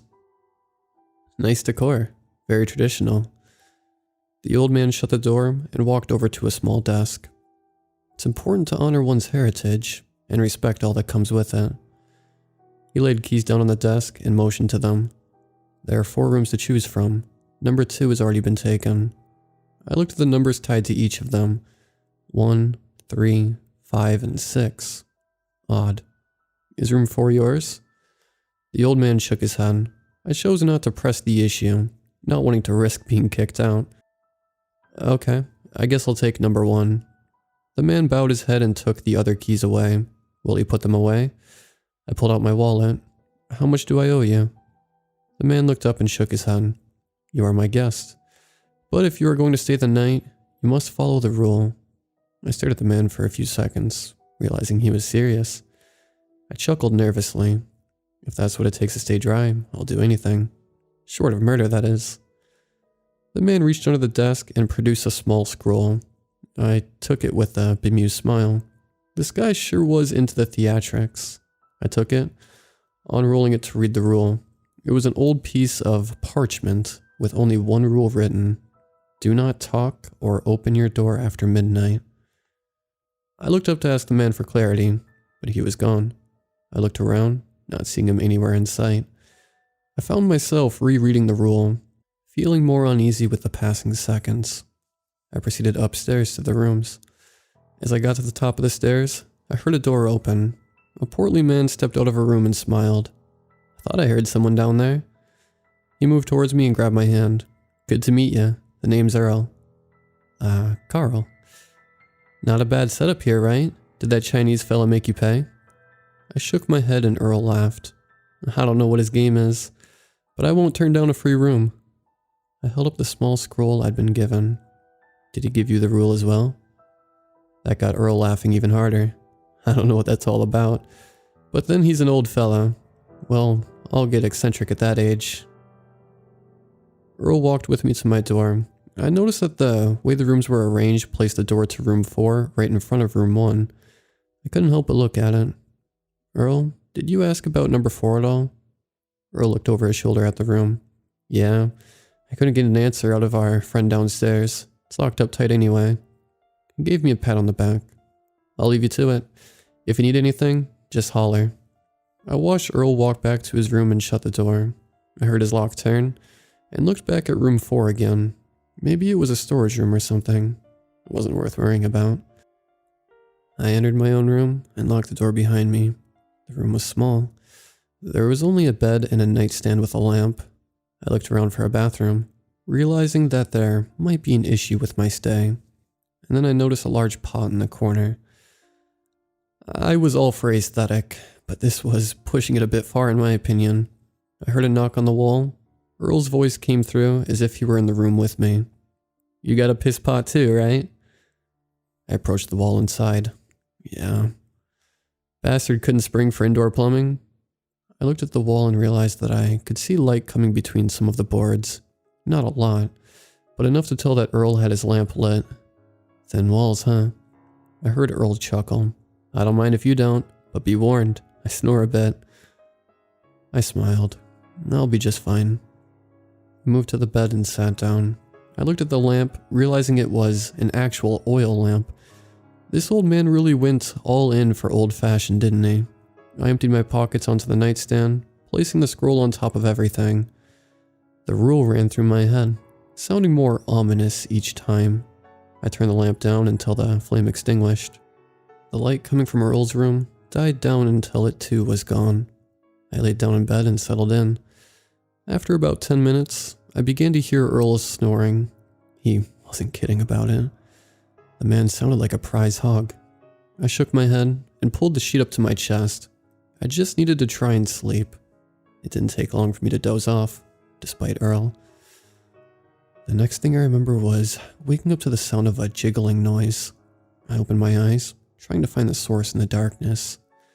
My eyes adjusted just enough to see that the handle on my door was moving. Someone was trying to get in. The rule rang through my head suddenly. Do not talk or open your door after midnight. I sat up in bed and checked my phone. It was a little after 2 a.m. My eyes turned to the door and watched as the handle jiggled again. I wanted to call out but stopped. Something felt wrong with the situation. Why wasn't the person asking for me? Was it the owner? Was he making sure we were complying with his rule? The handle stopped moving after a few seconds and was replaced by another noise. Whoever or whatever was out there was scratching at my door now. It was like a large cat was sharpening its claws on the wood. I covered my ears. What was happening? The scratching subsided after a minute or so. I slowly rose from bed and approached the door, being careful to be as quiet as possible. I got to the door and pressed my ear against the wood, and that's when I heard a soft, feminine whisper. "Won't you let me in?" I felt my blood run cold at the words. I wanted to answer but remembered the rule. Was this some sick game by the owner? "Please let me in. It's cold in my room." Part of me wanted to call the old man out for his bullshit, but I covered my mouth to keep from saying anything. Something in me was taking this seriously. The hairs on my neck were sticking straight out. I actually felt afraid of whatever was on the other side of this door. I stood there at the door for 5 minutes. Somehow, I knew my visitor was still there. After another few minutes, they seemed to lose interest. I felt a noticeable shift in temperature and my body began to relax. And then I heard the handle jiggle again. I looked down, but my hand was staying still. So where was Earl? I moved to the wall, trying to find a gap big enough to look through. No luck. Earl's snoring broke up as he was woken by the noise of the handle. What's that? I fought the urge to call out to Earl. Something in me screamed to not break the rule. I heard Earl sit up, get out of bed, and approach the door. He was still half asleep. You, Carl? I waited for the scratching to start, but the voice came instead. Won't you let me in? I covered my mouth again, fighting every fiber of my being to warn Earl. I heard him answer the voice. Huh? You don't sound like Carl. Please let me in. It's cold in my room. Your room? What room are you in? I'm from room 4. Any courage left in my body evaporated instantly, replaced by pure dread. I could feel the air getting colder again. A chill ran down my spine as I heard Earl fiddle with the lock. Room 4? Shoot, I didn't know. I heard the door open. Anyone was... Earl fell silent. I heard a hissing noise and then a loud thud. The floor shook a little and I realized that Earl must have fallen over. I looked again for a crack in the wall. I finally found one near the floor. I peered through and saw Earl, his face frozen in a look of complete fear. He wasn't moving. It didn't take me long to realize that he wasn't breathing either. Earl was dead. And then I saw a pair of feet walk toward his body. They were as white as the sheets. I closed my eyes and moved away from the wall as quietly as I could. I crawled back into bed and covered my head with my pillow. It wasn't enough to block out the sound of bones being broken and flesh tearing apart. It wasn't enough to block out the sound of Earl being dragged across the floor and out into the hall. It wasn't enough to block out the sound of a door creaking open right outside my room. I began to sob into the pillow as the sound of a door shutting signaled the end of the horror. Earl's body had been taken to room 4. I laid there in bed for what felt like hours, crying for a man I had only just met. And then I heard a knock. I removed my pillow and stared at the door. Another knock. I didn't move. The knocking began again and didn't stop. It was like hearing a woodpecker on the trunk of a tree. Anyone would have instantly gone to see what the commotion was about. But I knew better. The knocking continued uninterrupted for several minutes. When it finally stopped, I let out the breath I'd been holding. Won't you let me in? I wanted to shout at the door, tell whoever it was to go away.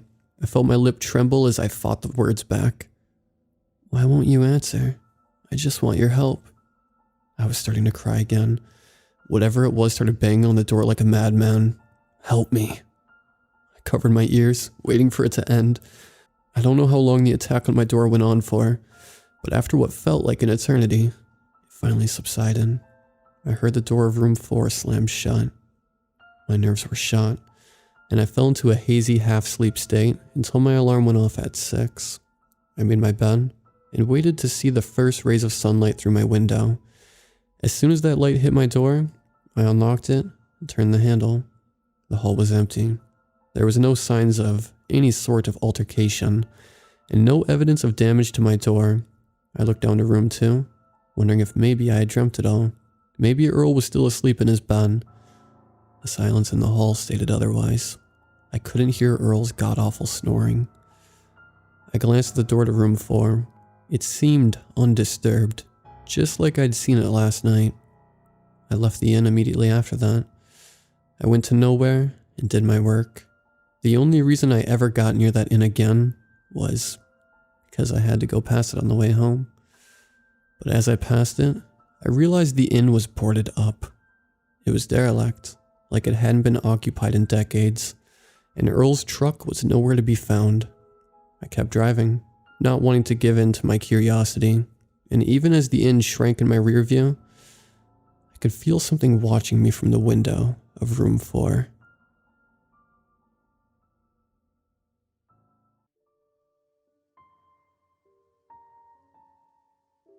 My father works 2 jobs, so you can already tell we're pretty low on money. We sometimes have to move around a lot and try to find better houses for better prices. My mom works in a kitchen at an elementary school, and I'm only in middle school, so we try our best to stay in one town at a time. By the end of the school year, my mom had found a pretty cheap house for us to live in near the south. I begged and pleaded for us not to move because I had so many friends and memories in the current town we lived in. But they denied all of my issues as me being stubborn. Once we moved and arrived at the house, I must say I was impressed. It was quite a lot bigger than the previous one we had, but a lot more secluded. When our stuff was unloaded off the truck, I immediately started to unpack my things. I'm a very independent person, so I was able to unpack all my stuff and hang up all my posters by lunchtime that day. The only thing left was my TV and bed, which my father said he would do later. Thankfully, there were no new people I had to introduce myself to. But that wasn't on my mind at the time. When we were pulling up to the house, I saw an abandoned one just sitting across from ours. It intrigued me, and I wanted to explore it. I imagined no one had lived there in years, so I thought it would be fine. I went back outside and headed towards the house when all of a sudden I got this weird feeling in my stomach. Not nausea, just a bad feeling like something was wrong. I stared at the house one more time, and the more I did, the more I noticed how bad it was. There were actually many cracks in the walls. The door was busted down. The windows have been shattered. Some of the roof was missing, and I couldn't shake the feeling something was in that house. Not an animal or a person, but just something. I decided to go back inside and entertain myself another way. It was a Sunday, so my dad had gone back to work after lunch, leaving just me and my mom. She said she had to go to the store, and she wouldn't be back for a while, and asked if I would be okay by myself. I know we just moved here and all, but we can't order takeout forever. Besides, this gives you some time to explore. I watched as my mom walked out the door and drove off, leaving me alone. A few minutes go by and that's when I heard it. The unusual pattern of knocks at the front door caught me by surprise as I started to walk back to my room. As I went up to the door, I kept wondering who could have been here in such a short amount of time. Who knew that we had just moved in, and how? I looked through the peephole, and to my surprise, saw a girl about my age standing there looking around. She wore her long black hair in braids, with red ribbons at the end. Her white shirt with a black peace sign on it matched perfectly with the black skirt she was wearing. She wore silver round glasses that reflected the sun. Oddly enough, she reminded me of my mom. The mystery girl knocked again in the strange pattern, and I opened the door. "Hello there, I'm Carrie. I saw you guys pull up to this house and I wanted to greet you all." Something about this girl didn't sit right with me. If she had seen us coming, why did she wait until I was alone to come drop by? "Oh yeah, just arrived here a little while ago. I'm Samuel. Where do you live?" I asked nervously. "Oh, I don't live that far," she explained. "Just a few minutes down the road." I hadn't realized I stepped outside and shut the door behind me as she was talking. Carrie smiled. "You know, they say that house over there is haunted." She scoffed as she pointed to the house across from mine. "Do you like that sort of stuff?" I nodded and explained my love for all things horror to her. Carrie asked if I wanted to go inside with her, and I immediately agreed. Somehow I wasn't disturbed by her or the house anymore. We quickly ran over to the house and stopped at the busted down door. I peered inside and was more shocked to see what was inside rather than out. The inside of the house was surprisingly clean and appeared to be taken care of. Carrie noticed my expression and pulled me inside quickly, like she didn't want anything else to be seen. I've been trying to fix up this place for a while to make it into some sort of hangout spot. No one has lived in this house for years, so I thought, what's the harm? For a frail girl, she was incredibly strong and pulled me all the way up the stairs. This house was taller than mine, having 2 stories, and apparently more elegant. I was able to only get glimpses of what was around me, and was awed by how much work had been done to fix this house. She had brought me to a room that was quite similar to a girl's bedroom. I like to work in this room the most. To me, this room feels comforting like mine at home. There were a vast amount of beautiful paintings scattering across the walls, each one more unique than the next. A navy blue couch sat up against the wall next to the door we entered from. In front of it was a fairly sized TV up against the wall. In the middle of both was a little glass table with a few books and a remote laying on it. In a glimpse, I noticed all of the books were horror novels, specifically murder mysteries. Carrie immediately snapped her fingers to grab my attention back to her. "Hello, Earth to Sam. You okay?" "Yeah, I'm fine. Just taken back by how cool this room is." We headed back downstairs when I noticed a room that I could have sworn I never saw before. Even worse, the more I stared at the door, the more I noticed how old and rusted it was. The door handle was barely intact, and would most likely fall off if someone had so much laid a finger on it. I was slowly reaching the door handle when I was suddenly yanked away by a strong force. I thought it was Carrie, so I turned around to complain. But she wasn't there. I was standing outside the abandoned house. I walked back to my house questioning whether or not what just happened was real. I got inside and found my dad sitting at the kitchen table. "Hey kiddo, where have you been all day? Your mom said she was going to be out for a while, so I decided to end my shift early." I grabbed a water bottle from the fridge and started to put grape flavoring in it. "I've been at the house across the street all day. This nice girl named Carrie came by and asked if I wanted to explore it with her. She said it was haunted, but in reality, she's been planning on turning the rundown house into a hangout spot. Carrie's already done so much to it. Isn't that just so cool?" My dad laughed. "That sounds great, Samuel.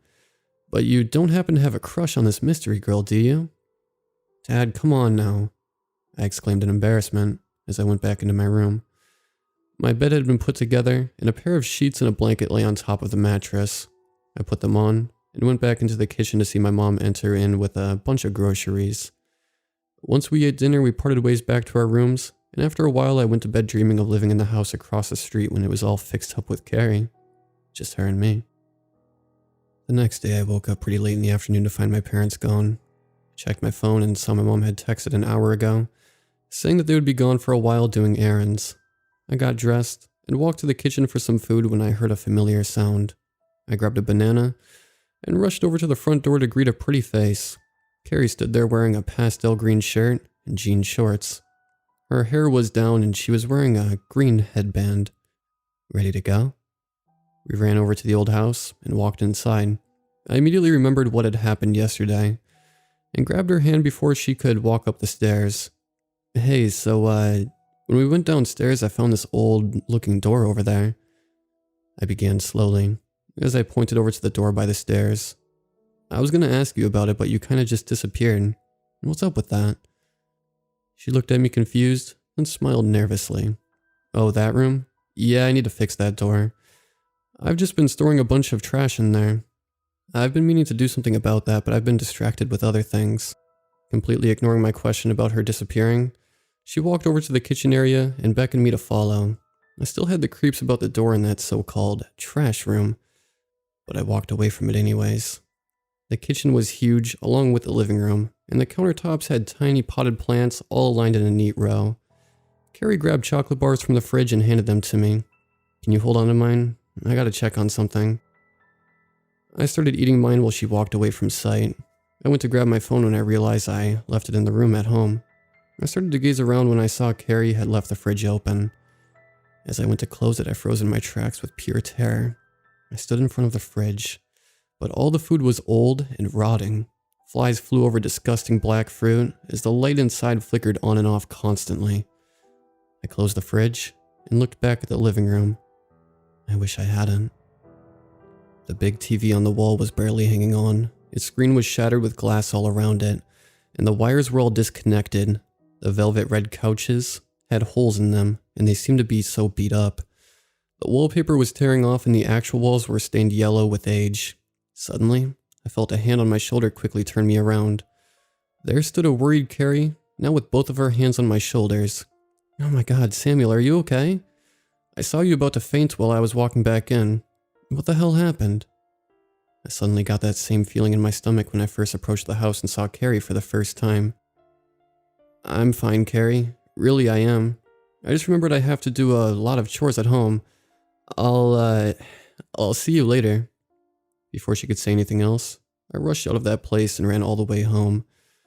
I quickly locked the front and back door out of paranoia and sped to my room. I grabbed my laptop and began to type. Effects of staring at something for too long. I scrolled through pages and pages on so many different websites until I found it. The title of an article read, "The more you stare, the higher your death rate increases," in big bold letters. I clicked on it and was immediately taken to a website about the unknown. The supernatural, if you will. Sightings upon sightings of a creature known to play with your mind has been seen all throughout the state of Texas. It craves attention and will mess with its victims until they drop.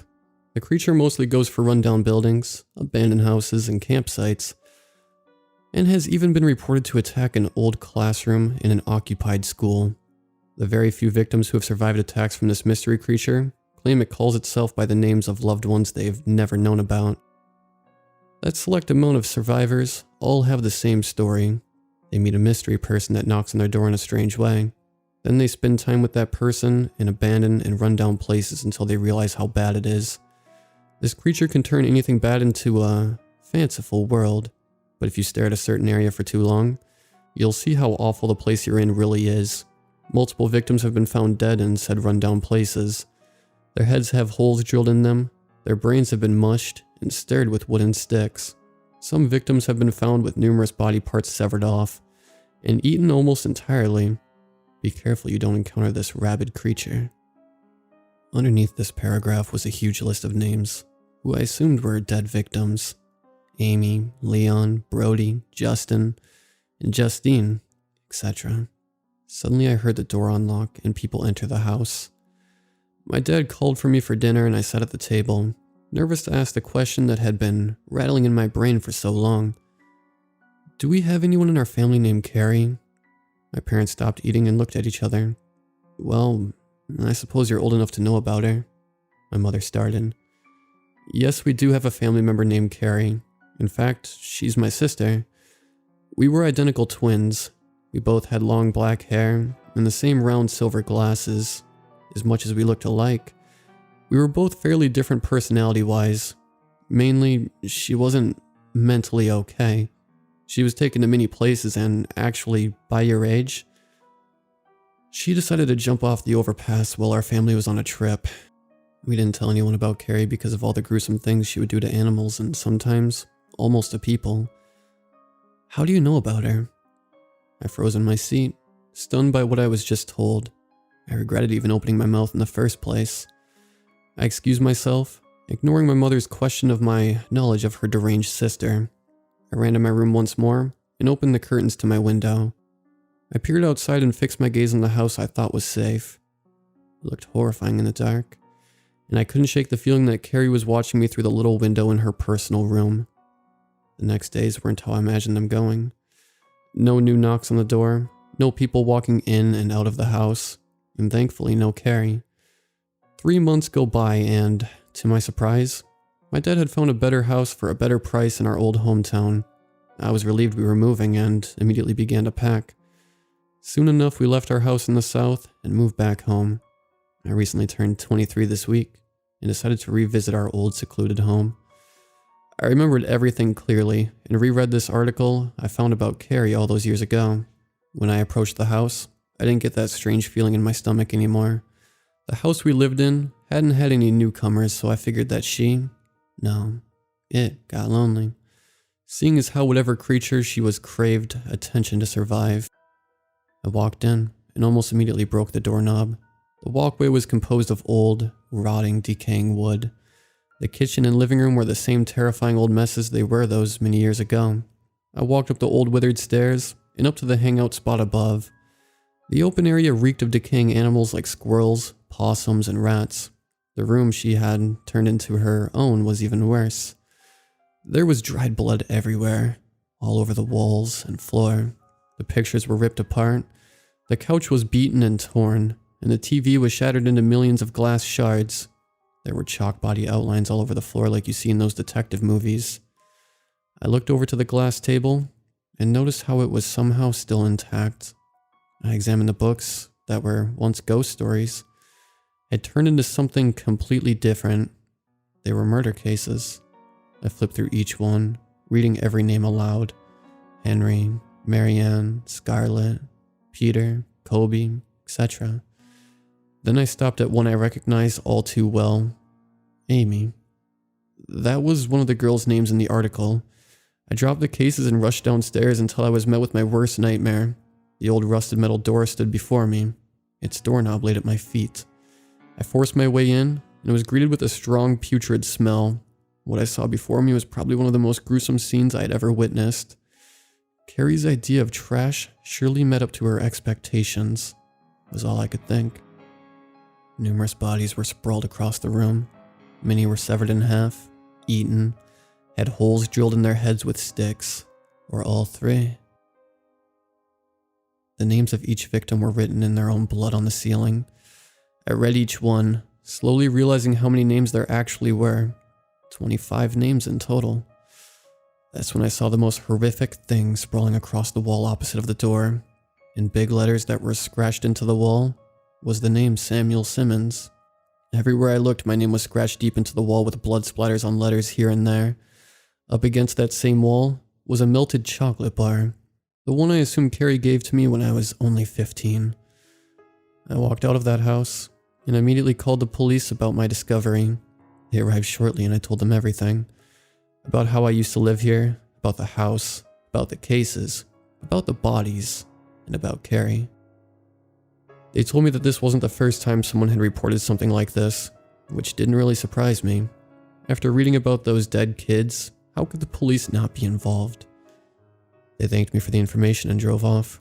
I got back into my car and sped off as quickly as I could away from that nightmare. I slowed down once I was on the highway and tried desperately to take my mind off of it. When all of a sudden the image of Carrie's appearance when we first met popped into my mind. She was just standing there smiling, but then her smile got wider, spreading from ear to ear. Her skin started to rot and decay away, revealing charcoal black skin. Her once beautiful eyes had sunken deep into her head and became black empty voids. As she grew taller and thinner, I snapped back into reality and was thankfully still at the red light. I sighed a sigh of relief as it turned green and started driving again. Hey, do you hear someone knocking?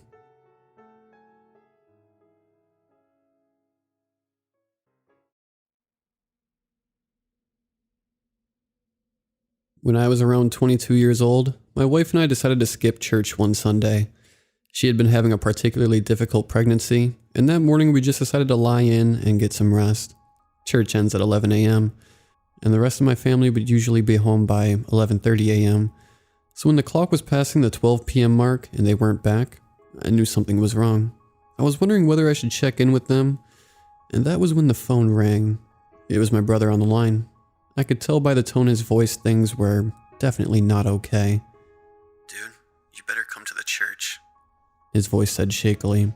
Something is wrong with Mia. Now, a little bit of backstory. By this time in my life, I had met Emma. She had been my wife now for 1 year and was 6 months pregnant with our first son. But Mia and I had a bit of history. Though we never really dated, we were very close to each other, and before I met Emma, Mia and I were always on that verge of being an item. We knew each other well, and I cared for her, which is why when my brother called me, I jumped in my car and raced over to the church. I come from a Christian family that has always been involved in the church, and at this point in my life, I was involved in quite a few ministries within the church. Please note that in no way was this church extreme, like some of those you see on TV or in movies. Anyway, I arrive at the church and find that it's quite empty, except for a few cars in the parking lot. I walk into the main auditorium, and there's just a few people milling around and cleaning up after the service. As I wonder where everyone is, someone calls out to me and says, "Jay, you're here. Come to the ladies' bathroom." That was the first time I was ever called into the ladies' bathroom at church. I walk out the back exit of the auditorium, and I see people standing outside the ladies' bathroom, looking distressed, and I hear this horrible moaning coming from inside the ladies' bathroom. My heart sinks. Did someone get hurt? I walk closer to the bathroom. The ladies' bathroom is built so that there is a right-angle wall directly in front of the door, so you cannot see from the doorway straight into the bathroom. You step into the doorway, turn left, and walk a few steps down a little corridor before you enter the main part of the bathroom. There are high windows along the wall, and as I get closer I can hear the groaning getting louder. I also hear some sort of shouting, or is it someone praying? I can't tell. I can feel my heart beating in my chest. I get to the bathroom door and I stand outside, trying to mentally prepare myself for whatever is happening inside this bright pink bathroom. I'm breathing harder and harder, and wondering if I really do need to go inside at all. Maybe I should just wait here. Maybe I should just go home. That's when I heard it.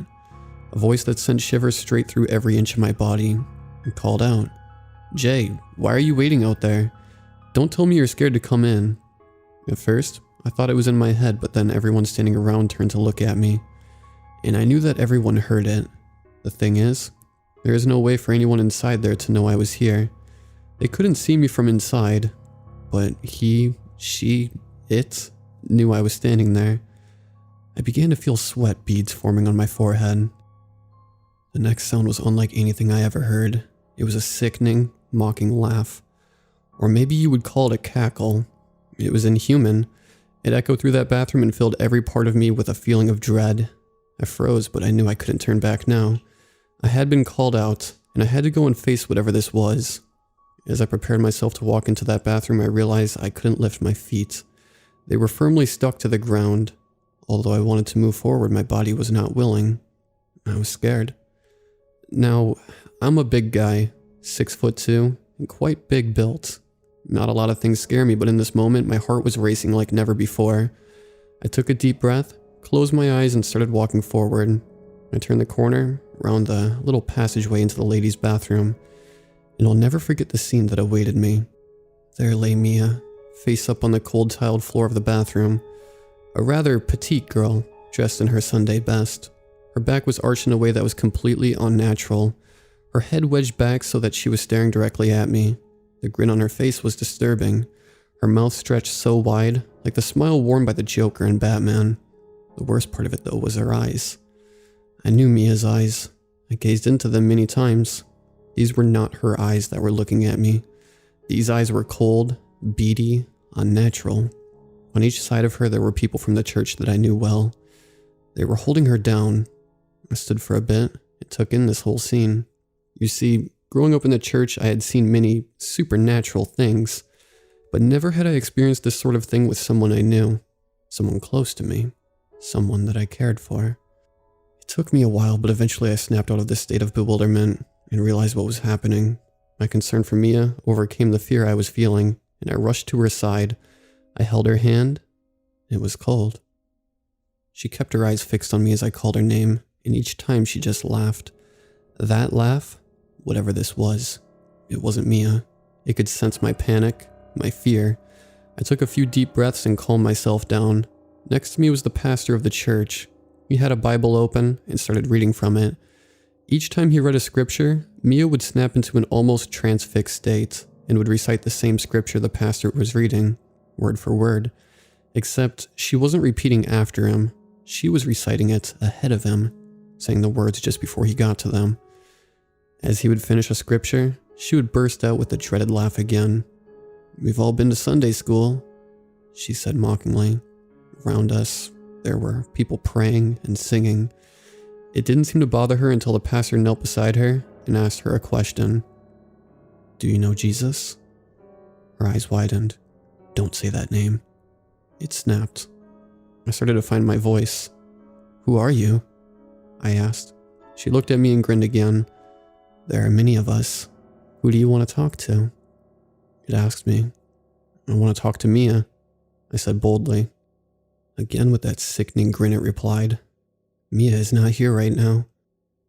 I kept quiet for a moment, holding her down. She was faintly writhing around on the floor, but every now and then I would feel her faintly squeeze my hand, and I knew that Mia was in there, somewhere. I recognized that touch. This was a demon that had taken hold of my friend. If I never believed that such a thing existed or was possible before, I certainly believed it now. This was Mia in front of me, but it was not Mia I was talking to. I also realized that this creature was more scared of me than I was of it. There was a facade it was putting on to try and instill fear in those around it, but I knew I had to man up for Mia. I spoke to it and asked many questions.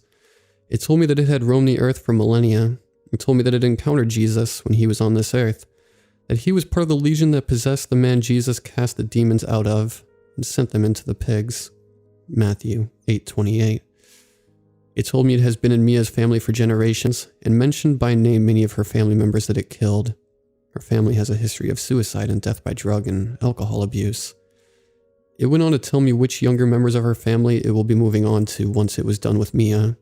Amidst all this, it would continue making fun of and mock anyone who was reading scripture or praying in the room unless they mentioned the name Jesus. "Why are you afraid of that name?" I asked it. "Because he will send me to the abyss. I don't want to go there. Anywhere but there." This went on for hours. It was now 4 p.m. and everyone was exhausted. I won't go into much more detail about what happened, but after much praying, singing, and I guess what you would call exorcism, eventually Mia was back. She was crying and she was tired, completely drained, but she was back. Her entire demeanor was back to the Mia I knew. Her gentle voice, the soulful eyes I knew. She couldn't remember much of what happened but understood what had transpired. She was hungry. I offered to take her home as she lived near me, but first we stopped off to get her something to eat. Once we had eaten, we proceeded home. She did not want to go home right away but asked to come over to our house instead for a while. We got home, and everyone was trying to wind down from the unbelievable experience we just had. It seemed like such a far stretch from reality, but we had been through it for hours. As we sat around, no one really had much to say. Everyone was trying to deal with their own thoughts, I guess, when we heard a scream come from the bathroom. "Help! Help! It's happening again!" One of Mia's cousins we had come from church with came running to where we were. My brother and I rushed down the passage into the bathroom to find Mia slamming herself into the cupboard. I rushed over and grabbed her, and she turned to me with that smile on her face again. It was back. I put my arms around her and swung her around, away from the cupboard. I then forced her down, sat on top of her with a hand on each arm, and pinned her to the ground so that she would stop hurting herself. Now, I mentioned that I am a big guy, 6'2", and around 105 kilograms, about 230 pounds in American, and Mia was a very petite girl, almost half my size, but I could not hold her down. I tried with all my might to pin her to the ground, but somehow she was lifting me off her. My brother saw this and came to help me. Together we managed to pick her up with me holding the upper half of her body, and him restraining her legs. We managed to carry her to the living area. We put cushions down on the floor and lay her on them. My mother phoned the pastors from the church. We continued with the praying as we did earlier in the day, whilst waiting for the pastors to arrive. Emma, my wife who I mentioned was 6 months pregnant, decided to stay in the bedroom. I called for her to come to the living area to bring water for Mia to drink, and she came into the living area. This creature within Mia became hysterical, screaming at the top of its voice, "Keep her away from me. Keep her away." I could not understand why it was afraid of Emma. When Emma came back with the water, it completely freaked out again. I asked it, "Why are you afraid of her?" I will never forget its answer. "That thing she's carrying. It's pure. Too pure. It knows no sin." It was afraid of our unborn baby. That night, Mia was eventually delivered of this entity, but why this happened to her, I'll never know. As it told me, It had been in her family for generations, but since that night, there has not been another suicide or substance abuse death in her family. Today, she is married with kids of her own and is very happy with her life. As for me, I learned a lot about the supernatural that night. I learned that it is real and not to be taken lightly. However, I also learned not to fear it, but to overcome it with my faith, and I still stand by that to this day. 13 years later, there may be those out there who don't believe such a thing can happen, but I experienced this. I lived it, and I will forever remember each and every detail of that day. It is something I will never forget.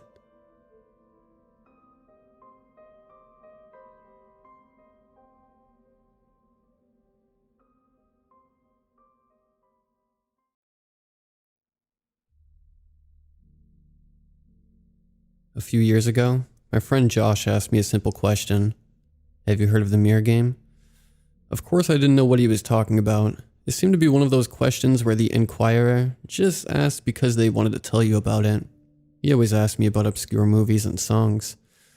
Always aware that I didn't know any of them. That was just the way he was. So when he asked me about the mirror game, I had taken it as just another one of those obscure references. Nothing more than a book or movie that never made it big. I haven't heard about it. What is it? I asked him. He grinned at me. I'll show you. He got up from his chair and went to dim the lights. Then he left the room only to return with a knife and a handheld mirror. Whoa, what do you have the knife for? I asked. Don't worry, it's not for cutting yourself if that's what you're wondering. He sat the mirror on the table and handed me the knife. Before we start, there are some rules that you absolutely need to follow. I nodded.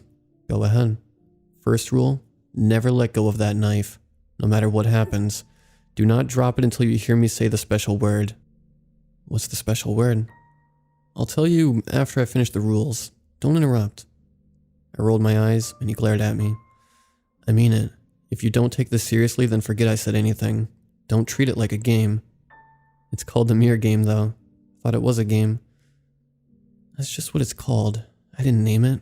I guess it's a game, but it's still a serious game. Now let me finish. The next rule is, do not say the special word out loud, or even think about it. Do not even mouth the words, or write it down. Bury in the depths of your mind. Do not say it, even if I ask you what the word is. The third rule, don't go too far from the mirror. You don't have to pick it up and carry it with you, but try to always stay within sight of it. If you lose sight of it, don't panic. Just calmly but briskly walk to where it is. Last rule, remember that you are doing this. Sometimes I forget I'm playing the game, but I look at the knife I'm holding and remember I have to go back. When you're playing it, it's almost like it tries to make you forget what you're doing. What type of game is this? I know there are a lot of rules. Just repeat them for me, so I know you got them all, Josh said. Hold on to the knife at all times until you say the word. Don't say or even think about the special word. Stay close to the mirror. Remember, I am playing a game. Not a game. Remember, you're playing the game. Okay, so what's the word? He turned the mirror so that it was facing down on the table and leaned in closer to my ear. He whispered so quietly that I almost didn't hear him. Eliorsis. I nodded. Repeat the word, he said. You just told me not to in the rules. I replied. It was a test. You passed. Good job. He then put the mirror back so that I saw my reflection in the dim light, and I stared into it. I'm going to walk you through it, and when it's time to come back out, just repeat the steps. It will be a bit different when you do it by yourself, but remember that you stare into the mirror itself, not your own reflection. It shouldn't take as long, though. I took a deep breath in. Stare into the mirror. I began staring into the mirror as he said. I also began to question his sanity a bit. I mean, who even comes up with this stuff? 5 minutes into the staring contest between myself and the mirror, I began to notice strange things. My body started to tingle slightly, and my reflection began to look more transparent. Josh, is it normal to see changes in the mirror? Yes, it's normal. I gripped my knife harder. I was staring so deeply into the mirror, it felt as though I was being pulled into it. Josh? I called out. What the hell? I heard from his kitchen. It was my voice. How is that possible? I whispered to myself in shock. Hey, who are you? The other me yelled as he walked towards me. I held the knife out, almost dropping it because of how much my hands were shaking. Don't come any closer, I yelled. Tell me what's going on. The other me stood still, hands in the air. Why don't you tell me? This is my house. My vision started to go dark around the edges. I was hyperventilating. I needed to calm down. Go back into the kitchen, I yelled. The other me slowly walked away, hands still in the air. As soon as he left my sight, I looked into the mirror and I tried to focus. Josh hadn't explained how to get back. Then I heard it, from the other side, Aliorsis. It was hard to concentrate when I was so focused on the other me being somewhere behind me, but I eventually felt that pull, and I realized I was back on my side of the mirror. Josh, I yelled. He looked at me and smiled. Trippy, right? I dropped the knife and punched him hard in the jaw, causing him to fall over. What the hell was that? Hey, relax, he said, scrambling away from me. What do you mean, relax? You could have killed me. Get out of my house. Wait, don't you want to know what that was? You should have told me what that was before sending me there, you asshole. Would you have gone if I told you what it was? Would you have even believed me? Doesn't matter. Why would you even think of doing that to someone, especially a friend? I didn't think you would get so angry. You're right, you didn't think. Let me explain, okay? You've got 2 minutes. He sighed. I found the game online. I thought it looked kind of fun, but I didn't think it would work. When I did it for the first time, I did it alone. It's a bit different when you do it that way. Harder to come back. I actually didn't realize I had crossed over until I noticed myself standing behind me. We talked for a while, but he was acting really weird, so I went back to my side of the mirror. I did it a few more times as the days went on, and I realized that he was trying to get to this side of the mirror. I haven't done it since. I think you get about 5 times to do it. Maximum 10 minutes each time before they start to try to trick you into staying on the mirror side. What? Yeah. No, I mean, explain more. Oh, well... He would try to get me to watch a movie, or go outside for a walk with him. He wanted me to get as far away from the mirror as I could. Did you happen to look outside at all while you were there? I don't think so. Trust me, if you did, you would know. The outside is weird in that place. It looks normal at first, but the farther you look from the mirror, it's just really creepy.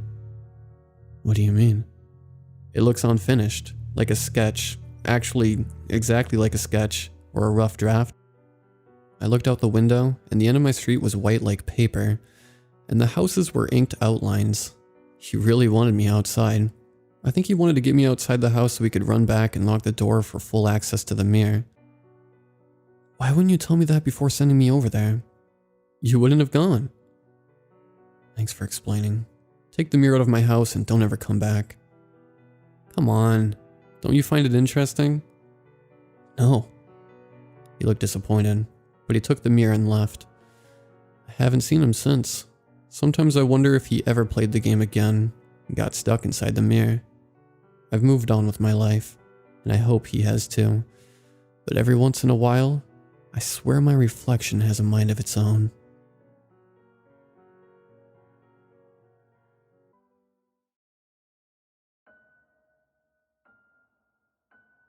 I'm having a lot of trouble trying to make sense of the events that happened in the past week. I'm not looking for answers, because answers would make the insanity real. If this was just down to me being crazy, then this would all make sense. God, I wish I was crazy. I love my dad so much. I idolized that man growing up. All kids had their favorite hero growing up. Mine was my dad. No matter what got him down in life, he still always managed to have a smile on his face for me. That's why I can't get my head around it. Or maybe I don't want to make sense of it. My mother, who is also a lovely woman, a real sweetheart. You could say I'm a mommy's boy at heart. I noticed she started getting worried about my dad. I heard her talking on the phone with my grandmother about him coming home late with no real excuse for where he's been, and a strange odor coming from his clothes. I was getting a sense my poor mother thought he was cheating on her with someone. I knew for sure that couldn't be the case. Not my dad. For my mother's sake, I decided to confront him. I didn't want to flat out accuse him of being a complete asshole. I just wanted to know what he was up to after work. My mother was in the kitchen doing dinner when I noticed the time on the clock. My dad should have been home an hour ago, and he's never late for dinner. My mother and I sat and ate our dinner without him. I didn't want to embarrass my mother by telling her I knew what was going on. I just sat and watched as she picked her food and stared at the clock. Long after I had cleaned up, my dad came nervously through the back door. He glanced at me a nervous smile before disappearing down into the basement, which was really out of character for him. I wasn't letting this go. I was getting to the bottom of this no matter what. I crept slowly down the basement steps and began to get that smell my mother was talking about. The smell was hard to describe, but it smelled like the crusty old sock behind my bed that my mother is afraid to pick up, and the musty odor that only comes from an old folks' home. When I got to the end of the steps, I could hear my dad sobbing uncontrollably, begging someone for forgiveness. I reached the end step, forgetting about the noise it made when you stood on it, alerting my dad to my presence. I didn't know what to expect. That glaring, bright smile he only kept for me was now replaced with a hate-filled, dead stare. He bore his teeth at me like a rabid dog growling, before he made a run for me. He was too quick for me to react, and before I knew it, he had me by the throat, lifting me off the ground. He squeezed so hard I could feel the veins in my eyes bulge. I tried hitting him in the face to try and break free from him, but the more I struggled, the harder his grip got. I used the last of the air in my lungs, begging him to let me go. As he held me, he looked down at the phone in his other hand. I could swear I could hear someone laughing loudly on the other end, and without warning, my dad just dropped me. I lay on the ground holding my neck, too scared and confused to do anything. My dad just looked at me, before slithering back into the dark corner of the basement, sobbing down the phone begging someone for forgiveness. That night I was in my room crying, and trying to get my head around what just happened. I didn't want to tell my mother and upset her more. I have never in my life seen my dad get violent in any way. That wasn't my dad down in the basement. I was scared for my mother, who had to share a bed with him that night. What if he tries to hurt my mother? So many thoughts were running through my head. As I sat there, I suddenly heard a knock on the door. I nervously ask who it is when my dad pops his head in the door. He has a big smile on his face and tells me good night as if nothing had happened. The next day I plan to skip school and follow my dad to work. I sat in a coffee shop across from the building my dad worked in, waiting for him to finish. I sat there, and I was praying my dad was cheating. I was praying whatever the answer was, it was something that made sense. It was getting late, and it wouldn't be long until my dad left to go home like he was supposed to. As he left the office, he was on the phone with that same disturbed look he had on his face down in the basement. He looked at his watch as he went in the direction away from where we lived. I had no choice but to follow him, but I wasn't sure I was ready for what I could find. He was on the phone the whole time I followed him. I followed for about an hour until we came to this old rundown house on the edge of town. I thought about my mother being distraught about the idea of my dad cheating on her as he walked up to the front door. I couldn't see anyone answer the door before my dad seemingly let himself in. It was now or never. I decided there and then that I was going to confront him in the act. He wouldn't be able to talk himself out of it, and if he attacked me this time, I was ready for him.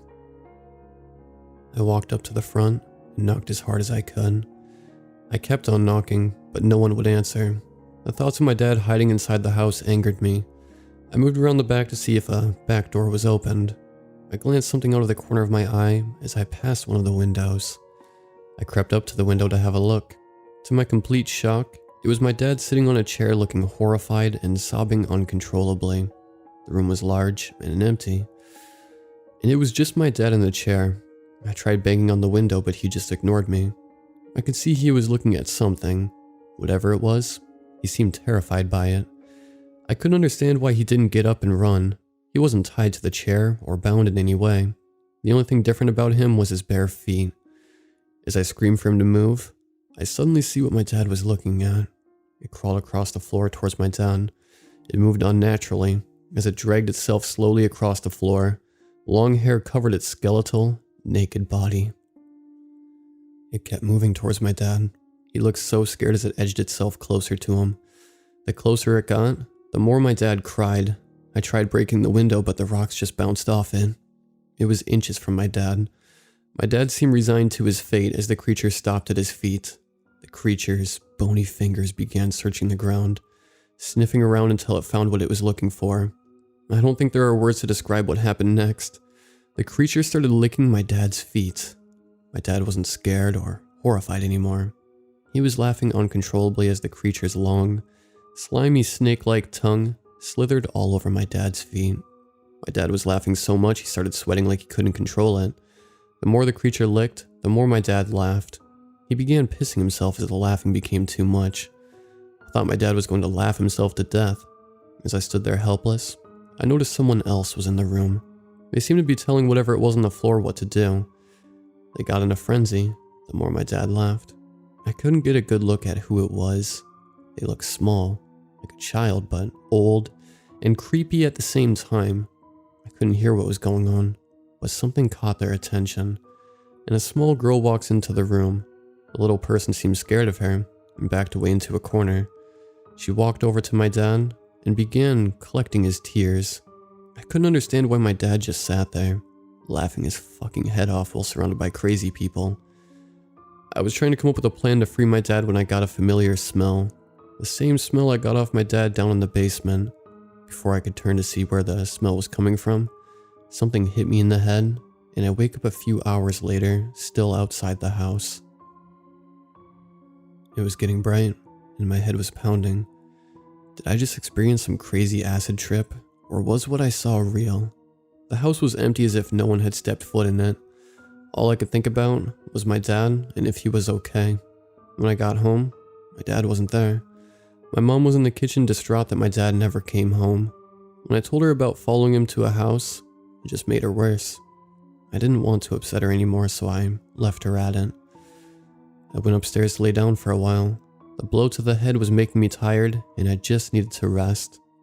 I woke up, and it was dark out. I must have been asleep for hours. I was surprised my mother never called me. The kitchen light was on, and I could hear something moving about. As I made my way down the stairs, I started to get that terrible smell again. At first, I thought it was my dad, so I ran to see if he was alright. The smell was pungent, but it wasn't coming from my dad. It was my mother, and she was huddled in the corner sobbing uncontrollably down the phone, begging whoever was laughing on the other end of the phone for forgiveness.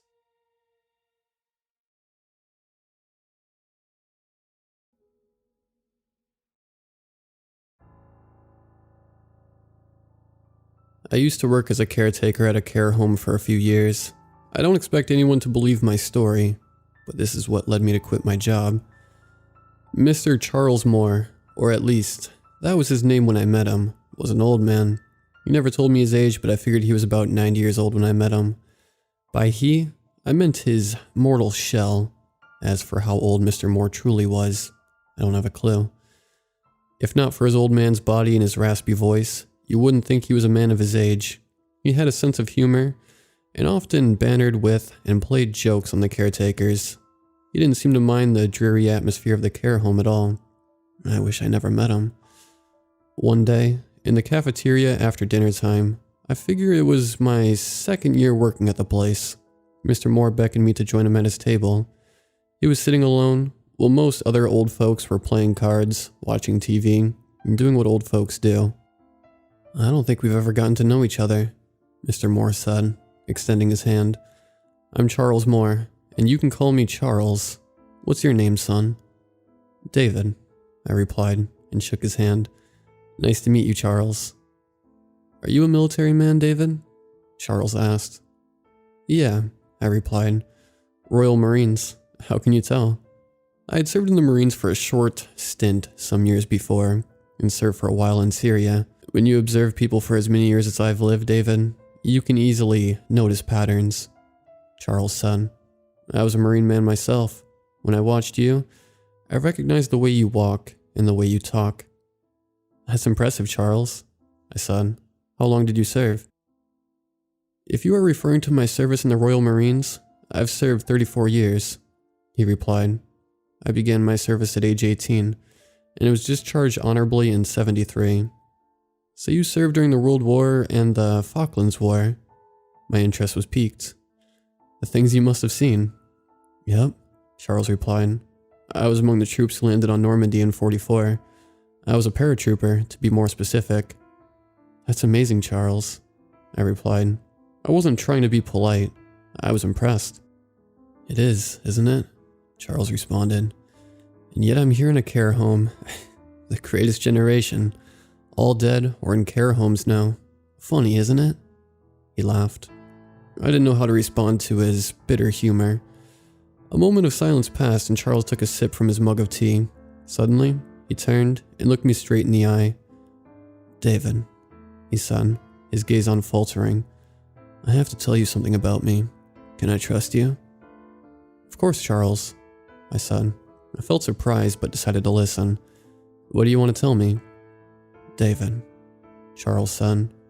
What if I told you that Charles isn't my real name? What is the old bloke up to? I thought. Then I realized he wasn't joking. Well, I wouldn't tell anyone if you didn't want me to. Your information is safe with me. Alright, Charles said and exhaled deeply. My name was Fritz Weber a long time ago, and Velikai before that. Anything before that? I don't remember anymore. Velikai was born in 1899 in Petrograd, Russia, which later became Leningrad, and today, St. Petersburg, to a family of poor peasants. Like most peasants, they despised the heavy taxes and conscription imposed on them by the aristocracy. In 1914, Velikai and his father were conscripted to the Russian army. Velikai killed many Germans in the war, but his father died in the war to a German sharpshooter.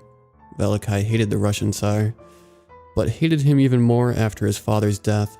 In 1917, he joined the Bolsheviks in overthrowing the monarchy, and was hailed as a hero by his village. He believed very strongly in the communist movement, and he was the party representative at his village. He had a wife and children, and lived a happy life tilling the communal farms. He longed that one day he and his children would live in the communist utopia described by Marx. Velikai loved his children, but he loved his country more. In 1941, the Germans began their infamous campaign, Operation Barbarossa. Velikai had to pick up his rifle again to defend his home and his family. He was sent down south to Stalingrad, where he, like a million other Soviets, fought a vicious battle to repel the fascists. He fought in the trenches, and he fought on the streets. The battle killed a million Soviets, and Velikai was among them, when, fighting at close quarters in the Red October steel factory, he felt a German bayonet plunge into his ribcage. He felt a flood of regret that he would have to leave this life behind. Alas, he had no choice, and he became Fritz Weber. Fritz was a very hot-headed man. He wasn't old enough to have fought the First World War, but he was more than enthusiastic for the Second. He was a devout supporter of the National Socialists, and, up to that point, was a real scumbag of a human being. I admit freely that I felt no regret in what I did to Fritz, only in the fact that I had to leave my life in Russia behind. Leningrad never fell to the fascists, and Velikai could never see his wife and children again. At this point, I was confused but not alarmed. I suspected dementia was responsible for the strange story. It's easy for old people to mix up stories they'd seen on TV or read in a book with their own experiences. After that ordeal, I spent a few years in Germany. Charles continued.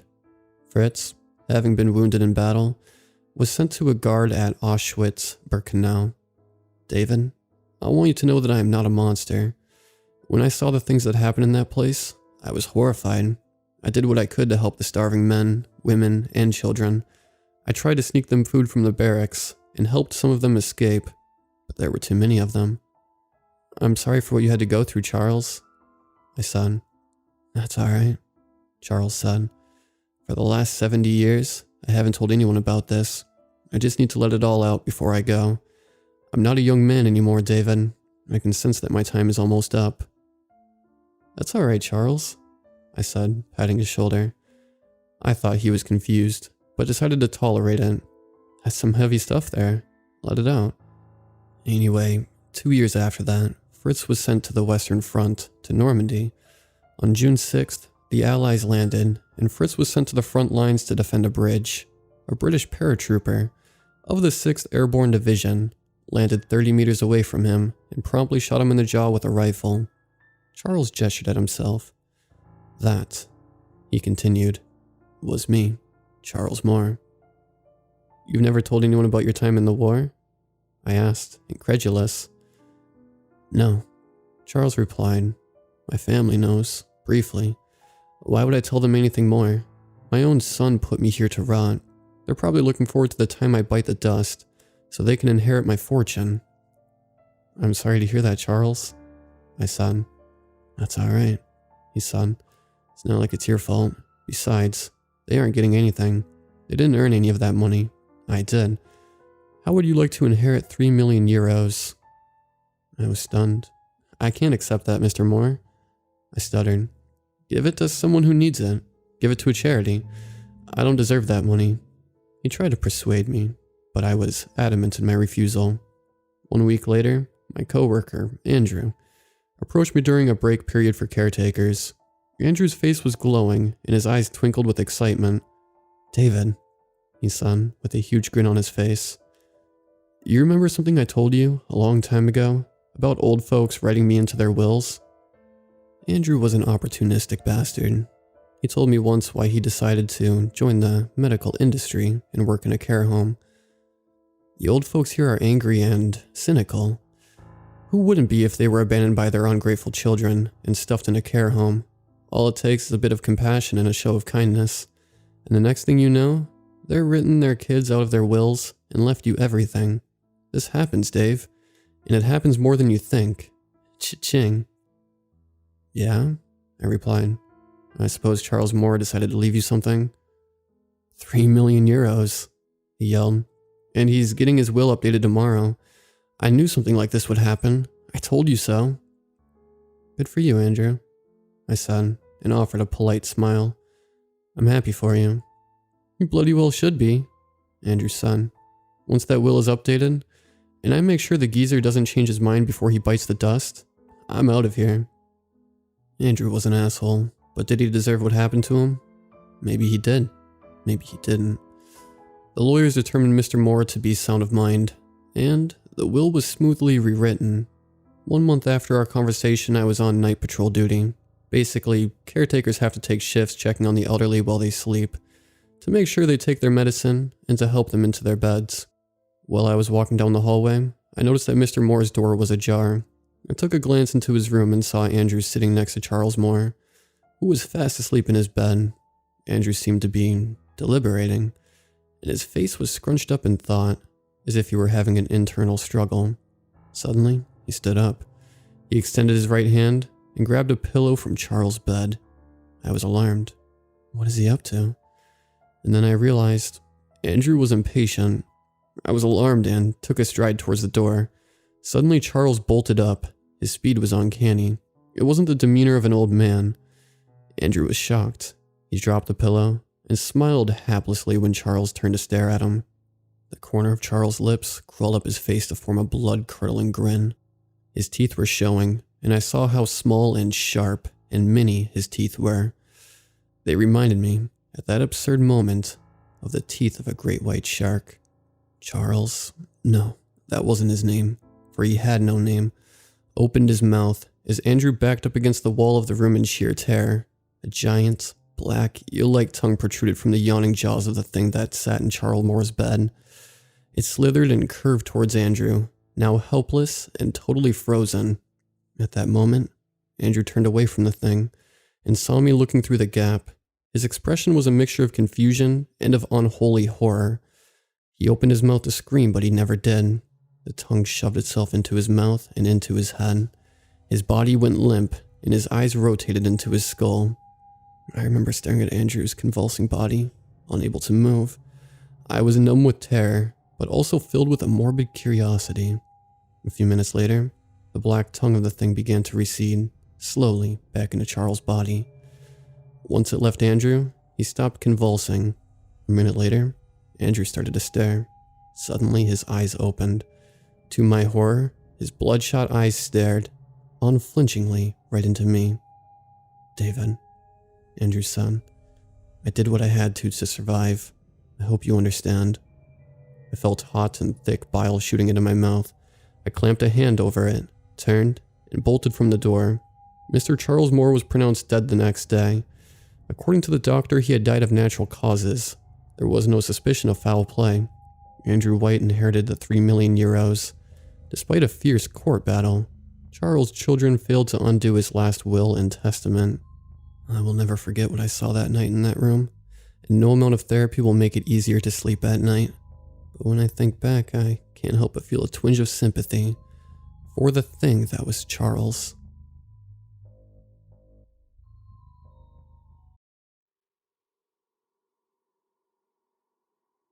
My home state of New Jersey is an interesting place. Rural New Jersey is riddled with poverty and abandoned properties. One of these places struck a specific chord with me. When I was a little kid, I went to this theme park with a, wooden theme. I think it was called Woody's Woodchuck Kingdom. Stupid, I know.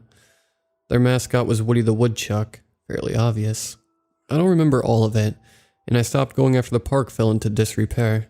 Afterwards, it closed altogether. Despite me not having been in several years, it still stung. By that time I was in my early teens, and I hadn't been to a theme park like that in a long time. It wasn't cool, but I still missed the place. Knowing that I couldn't go back, even though I didn't really want to. Throughout my late teens, I was a bit of a delinquent. I never got into drugs or anything, but whenever my friends and I had money, we would ditch school, get a bunch of candy from a convenience store, and then hang out in an abandoned building. We did a lot of urban exploring in high school, and almost never ran into any issues. The buildings were dilapidated, but never collapsing. It was creepy, but there were 4 of us, and we could handle ourselves in a fight. We went our separate ways after high school and drifted apart. I studied hard through college, and eventually my habit of fucking off with a million Snickers bars to explore an old hospital or something faded away. After graduating, I came back to and started searching for jobs. On my way to an interview, I drove past Woody's Kingdom and felt a twinge of nostalgia. Memories rushed back to me of my times there as a kid. It was so sad to see the place in the dilapidated state that it was. After my interview, I drove past it again and made up my mind. I was going to pick up 2 old habits at once. I was going to explore the kingdom. I didn't think it was pertinent to bring too much, but considering that I ended up posting here, that was obviously a mistake. I brought a flashlight, crowbar, water, some snacks, and a pocket knife. I wasn't hoping nor expecting to encounter anybody. I really only brought things that I would need to navigate the amusement park. I also wasn't usually the type to leave graffiti in the places that I explored, so I wasn't planning on bringing any paint or anything. I got into my Chevy Cruze and drove off to the amusement park. Woody's Woodchuck Kingdom was closed off from the public by a very basic chain link fence that was easy to scale. I had done this before, after all. I parked my Cruze in a hidden-ish spot, close to the entrance, and scaled the fence. There was no barbed or razor wire, which made my job quite easy. As I moved through the park, it was clear that few others had been in. There was little paint or garbage, but there was a curious amount of supplies left over. Tools, old and moldy boxes of food. There were even some ancient stuffed animals in the gift shops. Those items would seem quite easy to liquidate quickly, but they just lay about. Most of the rides were also completely intact, if under disrepair. It seemed like the place had been left in a rush. This was odd. Woody's Woodchuck Kingdom had been on the decline for almost a decade. It had been a rumor for almost as long as they were going to close down. It seemed like they had plenty of time to liquidate assets or dismantle rides. I wandered down the main street towards Woody's Castle, the centerpiece of the park and home of their mascot, King Woody. It was a large building with a cafe, gift shop, and a big main hall with a throne. Woody sat on it throughout the day, and kids came up to get signatures or get their pictures taken like they would any of the mascots at Disney World or something. I'm not entirely sure what I was expecting to find in there, but Woody staring straight back at me was not one of them. If I'm being honest, it scared the shit out of me. He wasn't supposed to be in here, and while he was normally cute and endearing, he looked downright scary. Water had managed to get inside, and he had begun to grow mold. Insects, like mosquitoes, buzzed about minding their insectoid business. He rested at an odd angle, but was clearly sitting in his throne. It was disturbing. I stared at him for a few straight seconds, and I could have sworn that he fidgeted. I shook off the feeling, and moved over to explore the cafe. It was just odd in there. In the main dining area, moth-eaten tablecloths rested on the tables with plates and utensils skewing about. I didn't need to explore the kitchen because I could smell it. It was quite obvious that this place had been evacuated while it was still open. I didn't see any rats though. Maybe the smell was too bad for them as well. I moved over to the gift shop where, as could be seen in other ones, gifts remained in the shop. There were stuffed animals and yellowing postcards on the shelves. The cash register even had money in it, which I was quite tempted to take. But before I could, I heard crashing from the main hall. I ran over and I could swear Woody had moved. It almost looked like he wasn't sitting in the same position, almost like he moved. As I got closer to him, I saw that the chair next to him had been knocked over. It was upright when I came in. I was getting very scared now. As I got closer, I began to hear a sound, and it wasn't the insects. It was a rasping, cracking sound, almost like breathing, an old man breathing. I stood straight as a board, and as I did, I saw Woody do the same. I sprinted back out the front doors. I had never run so fast in my entire life. It couldn't have been more than 300 or 400 yards down the main street. I ran over to the main entrance and clawed my way up the fence at a breakneck pace. I felt some of my fingernails crack as I scrambled up the rusting chain-link fence. I fell to my knees on the way down, but quickly got up and got in my car. I had never felt so comfortable in my uncomfortable interior. As I looked out the passenger window, I saw an odd shape, one that I hadn't noticed on my way out. It was Woody. He had followed me. I quickly turned the key and floored it. The front wheel spun in the dirt, but eventually, I was off. As I drove past the outskirts of the gated-off area of the park, I began to regain my composure. I had pushed my car almost to its limits. The speedometer read almost 120. I slowed down before I got into an accident before I realized it better to just pull off the road entirely. I was breathing heavily. My pants were wet and my knees were bloody. But I was fine. I am fine. Some of you may be disappointed to know this, but nothing happened to me. No paranormal assassin hunted me down and killed me. No unhinged psychopath in a woodchuck costume stalked me forever. I was fine. All that is left in this tale is a warning. Do not go urban exploring in New Jersey.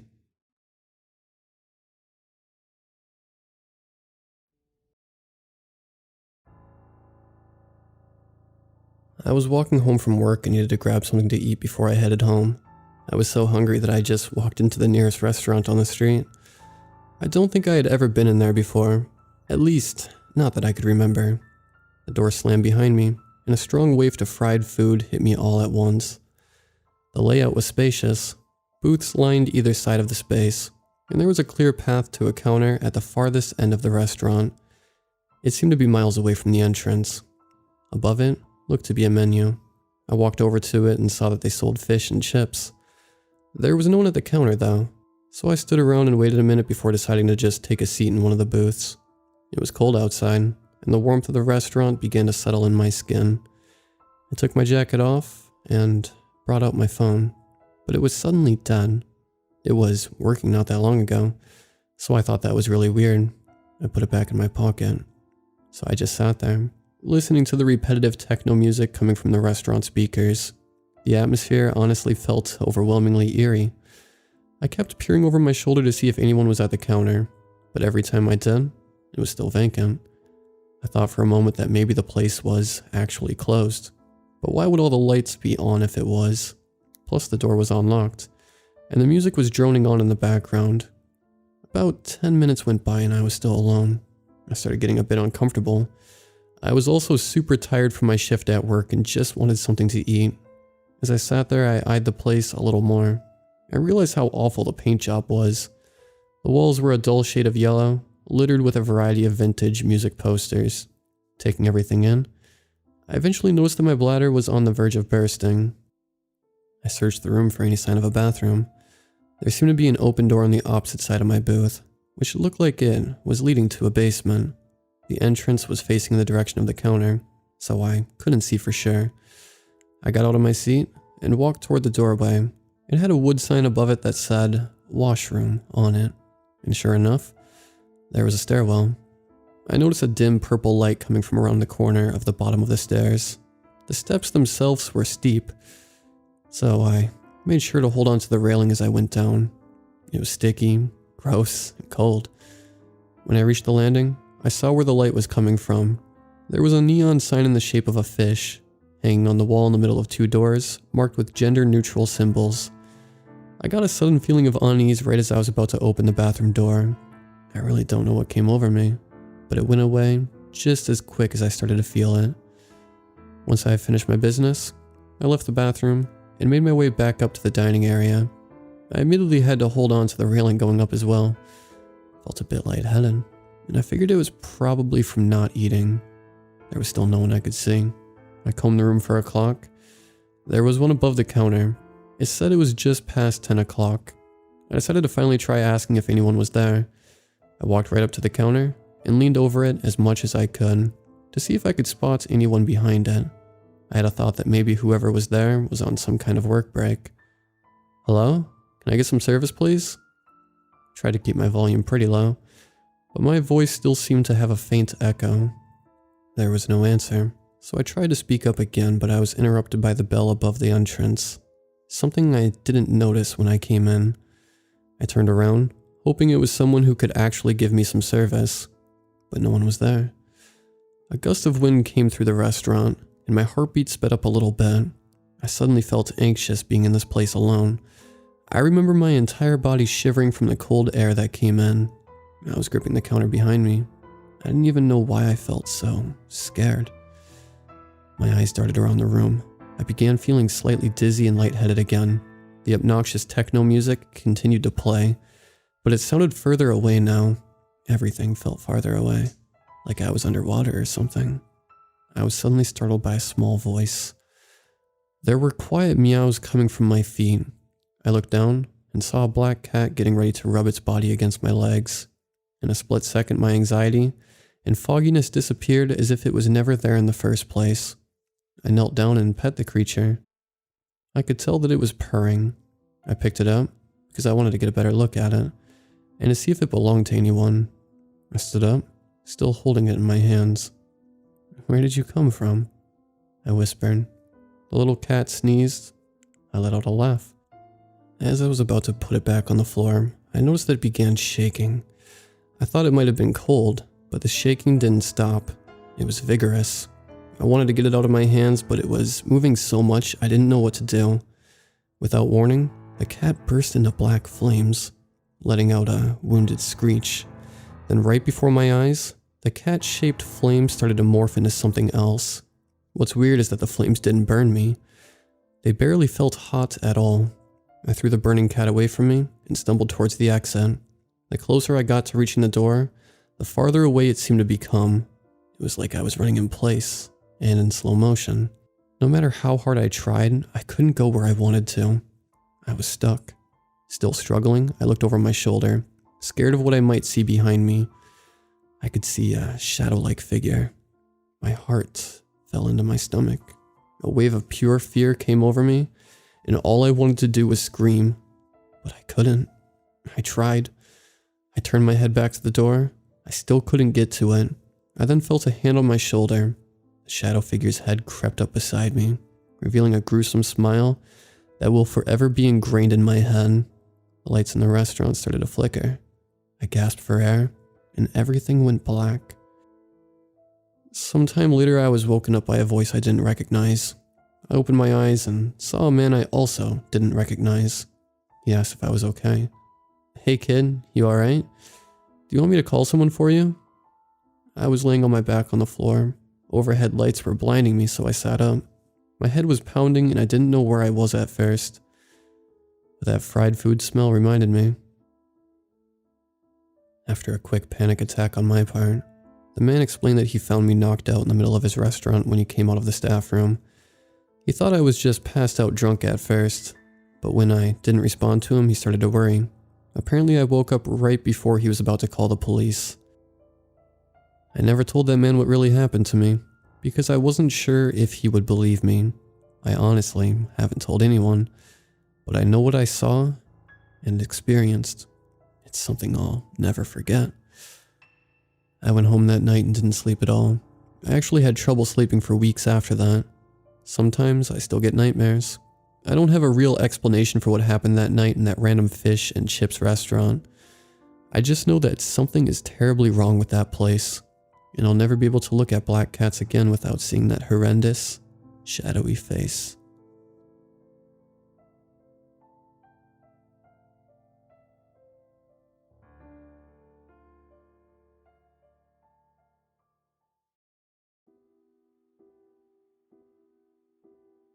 I don't know who she was, but doctors tell me I'm lucky to be breathing. I think I'm finally ready to write about what happened last summer, with the warning that you should never, ever try to find the road I'm going to tell you about. I was out at Gambrill State Forest in Maryland one Sunday afternoon last summer. I had been out on those trails a number of times since I moved out this way, and knew them all by heart at this point. Some led you to fantastic vistas. And there was a lookout point that you could either hike or drive to for the best view in the county. On this particular day, it was humid and nearly 90 degrees, but the afternoon heat gave way to a light rain shower around 6 p.m. Perfect, I thought. Hiking in the woods after the rain was my favorite thing on earth.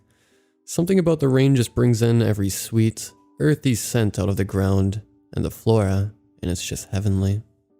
When I got to the trailhead, there were only a couple other cars in the lot. Yes, I thought, I'll have the whole thing to myself. I hit the green trail, and typically I would follow it up to the blue trail and loop back around the yellow to the parking lot. But I was bored with this routine and wanted to try something new for a change. I came across an offshoot off the green trail I had always noticed but never thought much about. It looked like it had been a trail at one time, but it was unmarked now and terribly overgrown, with small trees and shrubs popping up right in the middle of it. It was in such a bad state that you really had to look carefully to realize it was a trail at all. The rest of the trails wound back up the mountainside toward the vistas, but this mysterious little one went further down the mountain. This one was also far less rocky than the marked trails, so I said, what the heck? Let's see where it goes. Though it started out nearly wide enough to get a car through, about 10 minutes in, the trail got quite narrow as it wound downward across a dried riverbed and deeper into the woods. I saw no trace of footprints, litter, or any human activity. The woods were wonderfully quiet except for a deer I startled, which ran off in a huff, a big black form darting between the trees about 20 yards off. Around this time I noticed it was getting darker than I expected. The cloud cover made the darkness worse, and I was having a hard time picking out where this narrow trail was actually going. More than once, I wondered if I was even still on it. At one point, I looked to my left and saw a small opening in the forest about 40 feet away, and it would look like a paved road beyond. Yes, a road. It probably goes back up to the main road, I thought. So I'll head out and follow it back to the parking lot and get out of here before sundown. I managed to, carefully, step across some debris piled up on the creek bed and climb through a bank of ferns to get up to the road. I was wearing shorts and a t-shirt and was concerned about ticks, so I gave myself a quick check over and had a look at my surroundings. The road was narrow, just wide enough for a single car to pass, and though paved, it was now crumbling. I got out my phone and checked Google Maps to see how far it would be to get back to the main road. Pulling up satellite view left me bewildered.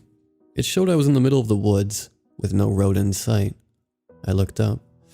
The canopy was open enough above me that it should have shown the road. This was annoying, but not a huge deal. I figured I'd just have to follow the road back up the hill and see where it goes. An exhausting hike uphill for nearly 30 minutes led to nothing but a wall of forest. The road terminated into a little turnaround with a red 1990s Ford Taurus parked at the far end. It was covered in pollen and debris. Wondering how long it had been there, I wiped off a window to look inside. The interior was completely empty and perfectly intact. I checked maps again. It said I was still in the middle of the woods, nowhere near the main road, and about 2 miles from the parking lot. Damn it. I'm just going to have to go back the way I came and head back on the trail. Figuring the walk downhill would be quicker than the walk up, I set out. Night was falling fast, and I started power walking, cursing myself for not planning this adventure better. I made it back down to the approximate area I thought I came out of the woods from, but my heart sank when I realized I couldn't find the fern bank, the creek, or the trail. Just thick, black woods. Everything beyond the tree line looked the same. The sun had set by now, and daylight was rapidly fading. If I just ran back into the woods now and tried to find the trail, I could get extremely lost and end up spending the night in the wilderness with no tools, drinkable water, or weapons to fight off potential predators. I would have to find shelter. I walked a little further down the road and noticed an old shed. It was empty aside from a rusty old trailer hitch and a few old plastic buckets.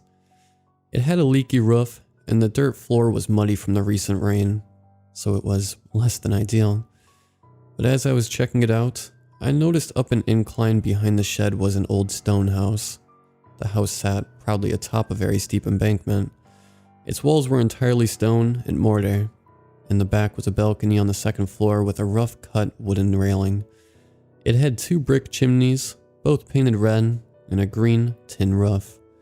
The house was well preserved and looked almost inhabitable, except that the windows were blocked off by plywood boards. But the oddest thing about this house was the fact that it had no driveway. It was just a house about 50 feet up a nearly vertical hillside, in the middle of the woods. I decided to investigate, climbing up the embankment, wading through knee-high grass and thick brush, and made it to the top. The far side of the house was partially embedded in the forest, and vines were creeping onto the roof. In the fading light, I noticed one of the plywood boards obstructing a window had a loose nail, and I pulled on the corner. Several more rusted nails gave, and I yanked off the board. The grass itself was long gone, and before me was just a black, square hole. The air inside was thick and stale, and strongly musty. I used the flashlight app on my phone to inspect my dwelling for the night. The interior wasn't inviting. The house was empty of furniture and only had some old trash piled about, old paint cans, trash bags, a box of yellow newspapers, and old pulp fiction books. There was also a big, black trunk which was locked, and a cardboard box of what looked like dinnerware. The kitchen had a gaping hole in the wall where an old stove used to connect, and a porcelain bowl sink, blackened with years of dust and mold. A few empty cans of cleaning products littered the counter. Whoever owned it was using it as a dumpster, but why board up a dumpster? I love old stuff, and my curiosity was getting the better of me. I really wanted to check out the upstairs, but shining a light on the remnants of the ceiling, I could see a problem. I was looking right through to the floorboards of the upstairs, and with significant gaps and rot, they didn't look very safe. So I remained downstairs and sat down in a corner of what had once been a living room, opposite the window I came in. There I sat for the next several hours, surfing my phone until I started getting drowsy. Eventually, I fell asleep. A loud creak in the floorboard directly above my head woke me up suddenly. I waited, not making a sound. Was it an animal? Was it just an old house settling? I tried to turn my flashlight app on, but my phone battery had died while I was asleep. Damn it. It was now pitch black and absolutely silent. No creaking, no crickets outside, no wind, no rain, nothing. Like a grave. But out of nowhere I heard an elderly woman's feral voice upstairs ask a question in the darkness. "Byron, did you check the fetters?" Holy shit. Was someone actually living here? In a boarded up house with all this junk? She could have been a crazy hoarder or something. I didn't know what to do. I realized I hadn't seen the whole house. Maybe only one side had busted windows, and this woman may have just realized someone broke in. I needed to feel around the walls for the window I came in, and get the hell out of here. But as I stood up to leave, my blood turned to ice. I could feel someone in the darkness, standing directly in front of me. Whoever it was didn't make a sound. I stopped breathing. Several seconds passed. I shifted my weight ever so slightly from one leg to the other, the floor creaking slightly beneath me. Whoever it was didn't move. Several more agonizing seconds ticked by. Realizing I was inadvertently holding my breath, I exhaled loudly. Then a single word was uttered directly in my face, so close I could smell her denture breath. "Byron?" "Hello?" was all I could manage. As soon as I got the word out, I felt an ice-cold, clammy hand grasp my throat, squeezing with almost inhuman strength. I reached out in a panic and tried to grab her clothing. It was a thick, coarse material, like wool. Fumbling in the blackness, I found her face and was horrified when my fingers sank into it. Like a gelatinous, rotten roast beef. I tried to grab her hair to pull it, but there didn't seem to be any. She didn't make a sound, only wrapping a second icy hand around my throat, squeezing the air out of me. I started getting dizzy. I felt a pop in my neck, and bracing one foot against the wall behind me, shoved her backward and broke free of her grip, running and stumbling over trash, feeling around the blackness for the walls, and upon finding them, for the open window. I half ran, half tumbled down the hill, and it wasn't until I reached the road again that I realized I had been screaming every exhaled breath. It was still night, but there was just enough moonlight peeking through the cloud cover that I could see the road beneath my feet. Against my better judgment, I turned back and looked towards the house. For a moment, as my eyes adjusted to the faint moonlight, I saw a wiry black shape running down the steep embankment at full sprint, seemingly unaffected by gravity. She was coming straight at me like a starving animal. I dove into the woods opposite the road and ran faster than I've ever run in my life, scraped across the face, neck, and arms by tree branches, and at one point, smashing my right shin into a rock. I barely felt any of it. I ran like an Olympian until my legs gave out completely and collapsed to the forest floor, hyperventilating from exhaustion and cold terror. I laid there and listened for about a half hour. I heard crickets chirping, a light drizzle pattering on the trees. Just forest sounds. Whoever, whatever she was, she hadn't followed. I sat up and tried to wrap my head around what just happened and take stock. I had been running for about 15 minutes straight into the woods, so I was at least a mile from the house. I was also probably a mile from the trail, and in what direction, I had no idea. I got up and started walking. I realized that walking uphill would probably take me back toward my car, and it turned out to be right. After what seemed like an hour of hiking uphill, I made it back. I turned the car on. The clock said 5:14 a.m. Doctors told me I was lucky to be alive. My neck was purple and yellow with bruising, and x-rays showed my hyoid bone was fractured. It took me a few months to really recover from the shock, and honestly, I don't think I'll ever be able to process it. But I've tried to be brave and face my fear in the craziest way. I've tried to find my way back to the house. In broad daylight, of course. I wouldn't recommend this, but I had to do it. But the weirdest thing is, I checked both current and old maps of the park, and none of them show a road in the vicinity where I got lost. I've asked the rangers, and none of them have heard of any road out there. I even tried to retrace my steps through the old trail, and have never found anything but more woods. I guess I'll never know what happened. And maybe it's for the best.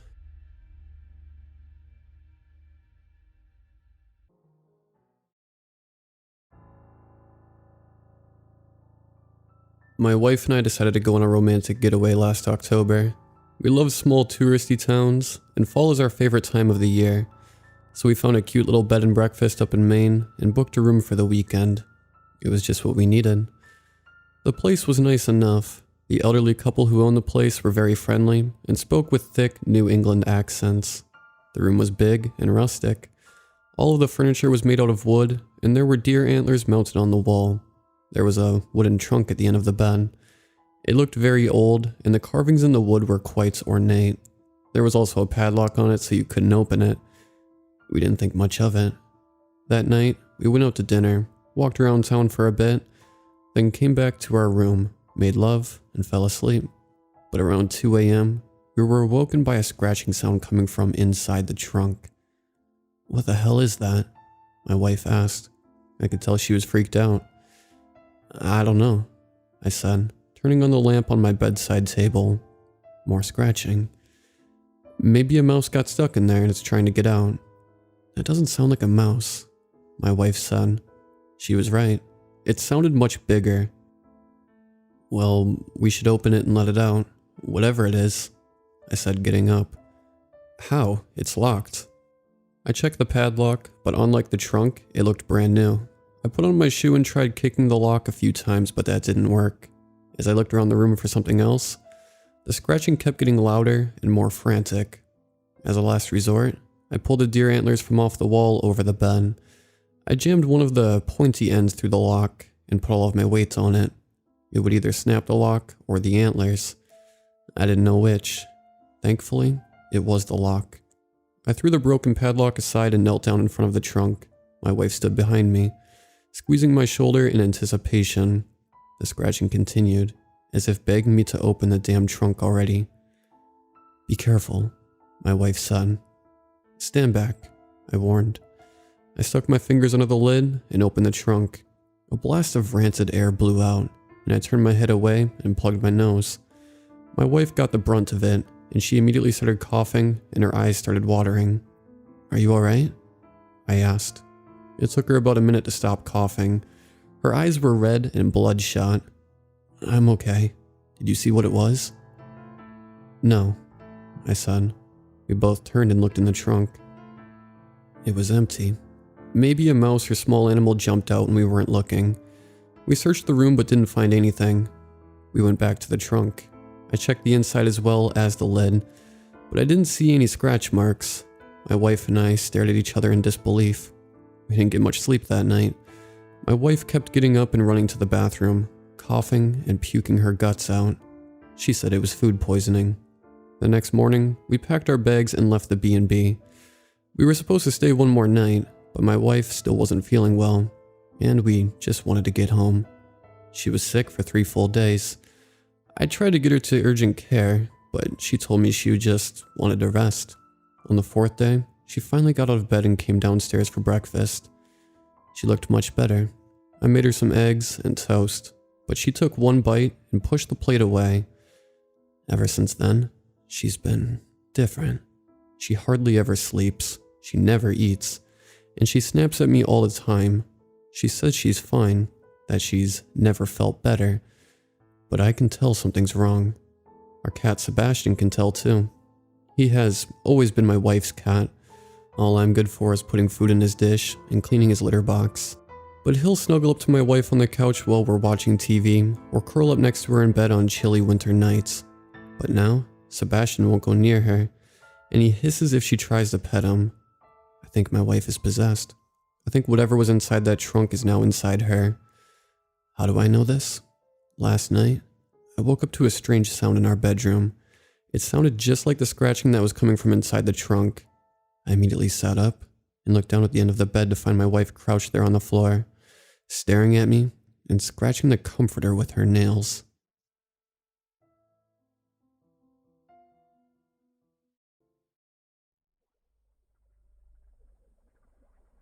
Hi guys, my name is Jim. I have a hobby of interviewing people to get their scary story. It's crazy how many everyday people have experienced something paranormal in their lives, yet most people still are skeptics. It's like hundreds of people being a witness to a crime, and the cops say it's still not good enough. Maybe that is why I got into this hobby. I wanted to know if I was going crazy. I wanted to know if others had experienced the things I have. So here's the story that set me on the path of researching the paranormal. Part of me hopes I'm just crazy. I hope the things I saw that night were because of a chemical imbalance in my young mind. Because the alternative is too terrible to consider. If I'm not crazy, then the knocker is real. It was back when I was around 15 years old. I lived deep in the woods with my parents in Freedom, Pennsylvania. Freedom was a small town northeast of Pittsburgh. Not a lot of people, and not a lot to do. Just a lot of forest. If you wanted to do anything, you had to drive to a neighboring town to find it. And that's what my parents were doing that night. They both worked hard and rarely had time for themselves. So when a close friend was having his birthday party in a bar out of town, my parents decided to have a little R&R time. They trusted me and knew I was responsible. They were going to be responsible too and stay at a motel if they drank too much. So I knew I had the house to myself for the night. Besides, I had told my best friend Jason to come over for a night of wrecking noobs on Call of Duty. Even though I had talked to him at school, I decided to call him to remind him. I had just gotten off the phone with him. He said he was 30 minutes out when I heard 3 heavy knocks at the door. They sounded heavy and ominous. I figured it was Jason pulling a prank on me. He must have been out front when I called him. Now he was pretending to be a killer on the loose, like in the movies. I opened the door with a smile on my face, expecting to see Jason jump out at me, but nobody was there. It was already getting dark, but I tried to look out into the woods. I didn't see his bike or anything. "I'm going to lock you out here, idiot," I yelled out into the darkness. I waited a minute for him to come around the corner, or out of the woods. Nothing. I pulled up my phone and activated one of those tracking apps you and your friends can download. I saw my icon at the house, my parents all the way in another town, and Jason just leaving his home, at least 20 minutes out. I quickly noped out and walked back inside to shut and lock the door. I tried to imagine what could have made such a loud knocking noise. My mind went to killers with chainsaws and butcher knives, but I tried to say it was an animal or a bird. None of it made sense though.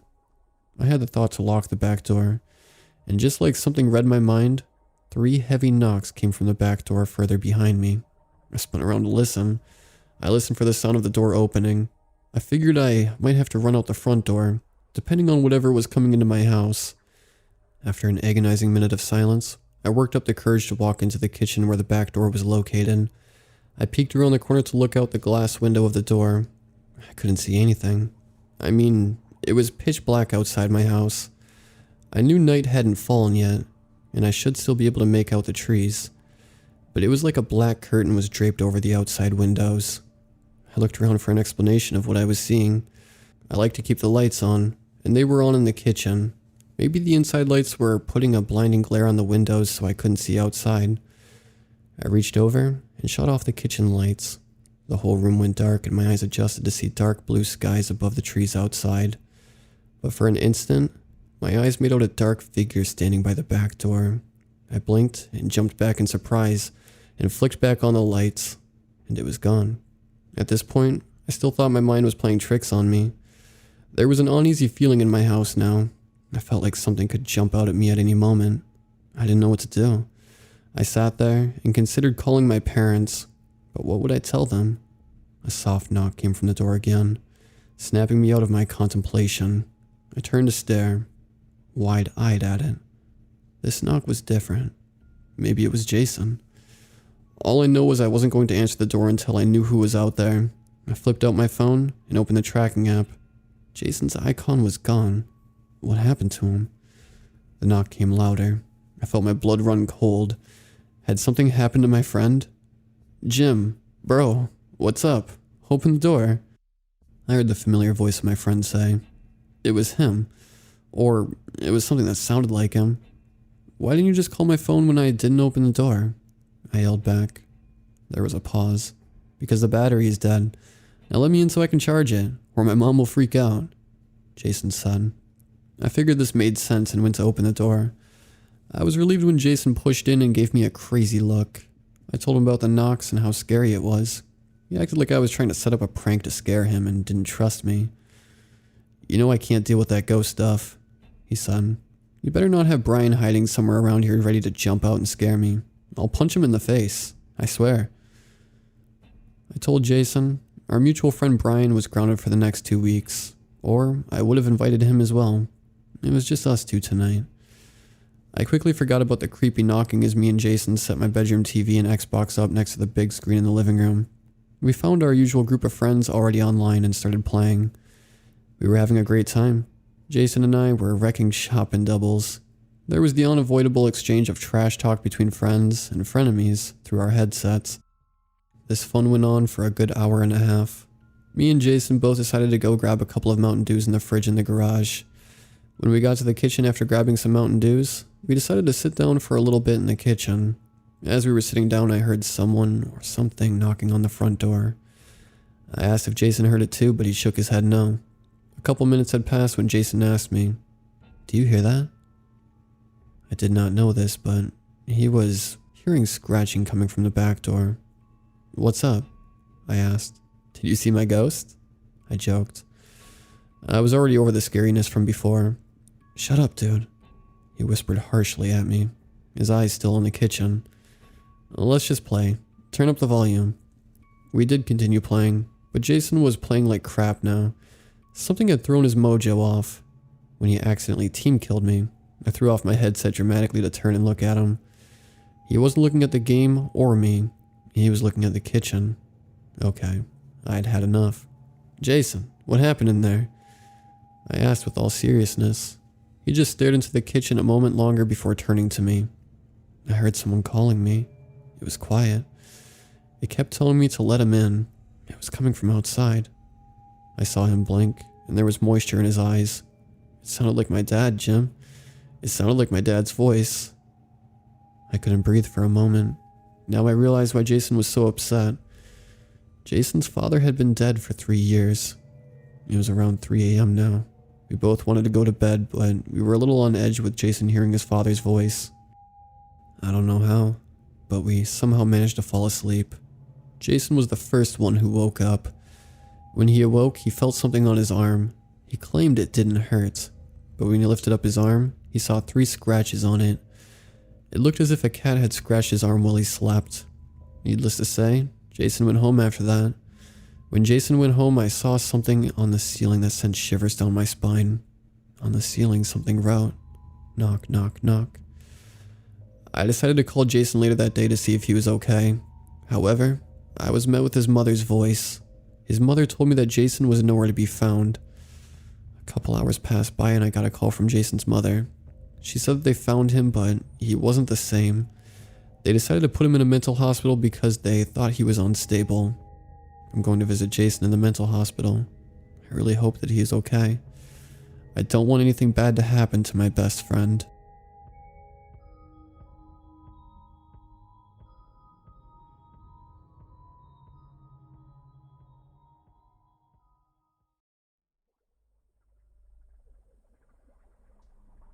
I've lived in Alaska my entire life. I live in one of the more populated parts of the state. I won't fully disclose it for my safety, though I've seen a lot of things, and I'm not even very old. I've seen damn near everything Alaska had to offer. Well, I thought I had anyway. Turns out, cryptids are a lot more angry up here. We have the classic Sasquatch, otter people, dogmen, serpents, our own version of the boogeyman, Wendigos, and even skinwalkers, believe it or not. I've had the displeasure of being hunted by 2 of these. Take a wild guess. It started when I was at my friend's house. I was sitting at the ridge on the border of their property. Where we sat had a trail leading up and a light pole. It was around 11 at night, but Alaska's winter gets dark. We were sat under the yellow light from the pole when I heard a branch snap and snow crunch. I assumed it was a moose, so I told my friend to keep their eye out. They nodded, and we continued to talk. A few minutes later, the snow crunched again and I felt my heart freeze. Now, I'm a pretty paranoid person, but this was well before it had really taken effect. I'm still unsure which of the 2 cryptids it was, but it had infrasound. Infrasound is something big cats and other predators use to activate a prey's fight or flight, usually ending up in the prey freezing. According to whatever the predator was, I was its next meal. I grabbed my friend by the hood when I stood up and ran down the trail, pulling them along with me. They groaned in protest and confusion until I told them something was wrong. We ended up going inside that night, and I didn't get a wink of sleep. I was too afraid of what was waiting outside. Fast forward to a few months later. It was July. I was sat with my window open and writing on my computer. I was home alone as I often am, but that didn't bother me. As I typed on my laptop, I felt something strange. That intense feeling of being watched. I tried to ignore it, but it overtook my body. I looked out the window to the edge of my driveway, next to the pond, and there it stood. A pale gray, malnourished, disgusting-looking creature. Sunken in eyes, slightly protruding teeth, and on all fours nonetheless. Though this creature had a human-like body, aside from the twisted appendages. I froze in my spot when it caught my eye. I shoved my computer away from me and got up to crank in my window. Once my window started moving, so did it, inching closer to my home with lanky, broken-looking legs. I wound my window up enough, flipped the lock, and pulled down my curtain. That was the first night I had ever spent cowering in my bathtub with a pocket knife and a blanket. I hadn't seen the creature again until later in the year, winter. I was taking the garbage down to the end of the driveway when I heard the inhuman growling. It sounded like a dog had smoked 20 packs a day and tried to growl at me. I wasn't taking any chances and sprinted up to my porch, slamming open my door and locking every lock. My mom looked mortified, as was I. This happened on a few separate occasions, but this wasn't even all of it. I would walk to the bus stop in the mornings, so obviously this could be an issue. One morning, my cat, Fergus, had followed me down to the bus stop. I was petting him as I stood next to a stop sign. Now, Fergus is the sweetest cat I'd ever met. He didn't bat an eye at dogs, moose, other cats, nothing. He was a badass and a sweetheart and one cat. Imagine my surprise when he spun around, arched his back, and started hissing and spluttering. I was horrified. This beefed up Maine Coon cat was hissing into the darkness at 6 in the morning. Thankfully, the bus had come to my aid, and I got in immediately. Fergus passed away recently, so I'm a little nervous about not having that warning next time. Now these next few experiences all happened in the span of a week. It started with me sitting in my living room watching some show when I heard something on the porch. This was before I had a security system, so I couldn't really see it. There's a small, obscure window at the top of my door, but I'm just shy of tall enough to see out of it, so I had to go by sound. I slowly crept around my house, making sure each door and window was locked up. I hurried my dog into my parents' room and into the bathroom. He likes hiding in the shower, so he didn't really mind. Though, when he started snarling, which he never does, I almost started sobbing. The layout to my parents' room is you walk in, there's their bed, 2 windows on either side of the bed, and the bathroom next to one of the windows. My mom puts the spare mattress we had up in front of that window. I hadn't locked it. I frantically dialed up my mom's number and called her quietly, while hugging my dog. I was crying. She ended up coming home a few minutes later. When she went to get me out of her bathroom, there were scratch marks on the wall.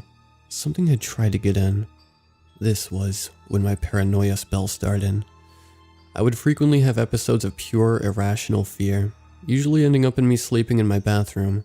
A few times, like this one, it was warranted. I was once again sitting in my living room watching a show when I heard something in the carport. The wall behind me was the one connecting to said carport.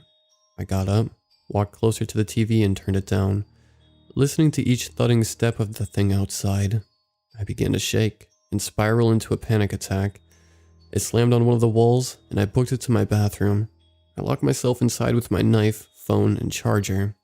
I wasn't prepared to hear it behind me. Through the wall to my backyard.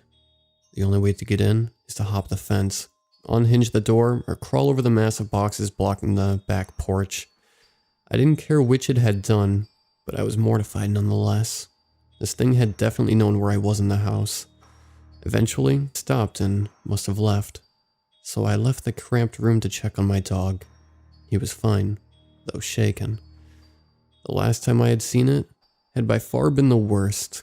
I haven't had near as close of an experience since. I was on a Discord call with my friends, eating food and chilling in my kitchen. I was having a good time when I had the overwhelming feeling I was being watched. I knew exactly what it was, so I looked down to the bottom corner of my back door. My back door has a wide window encompassing pretty much the entirety of it, with a curtain that it came with. Peeking out from a sliver of room, the curtain left. It was sunken in eyes and gray skin. It was staring up at me. I grabbed my phone and ran to the bathroom for safety once more. After not hearing it for a while and having my friends calm me down, I went to my room. I knew the window was locked and closed. I felt a little bit safer there. Boy, was I wrong. I had been halfway asleep when I heard ungodly scratching at my window. I was obviously confused and scared at the sound. When I peeled back my curtain, I was faced with that ungodly thing, with its fingers protruding through the window. I dropped the curtain and ran to my parents' room into the crawl space in their closet, knowing this thing couldn't find me there. I had closed the door to the room itself and the closet on my way in, when I heard the mattress blocking my parents' window fall, careening onto their bed, with terrible scratching and snarling. I heard my dog going crazy outside the door. This disgusting thing was stalking around my parents' room looking for me. I heard each deliberate step, each gruff and breath of air. I was frozen on the ladder of the crawl space. I hadn't even turned the light on, which would be my saving grace. I heard the closet door whine as it was opened. This thing could open doors. It sniffed around my parents' clothes.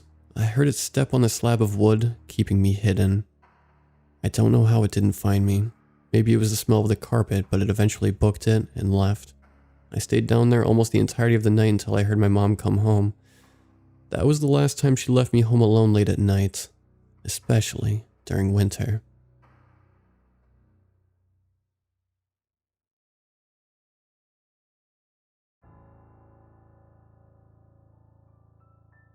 "10 years ago, I was in a coma for a year. However, I awoke in another dimension. Something happened that makes absolutely no sense. I lived in the city of Grand Fort in the country of Southern Norman, which by all accounts does not exist. Even 10 years after last seeing a glimpse of my previous life, I still clearly remember it. I was an 18-year-old who lived in a shitty apartment on the outskirts of the city. I had just started college and lived in one of the most dangerous and crowded places in the city. I really didn't want my life to go downhill, but I needed a break.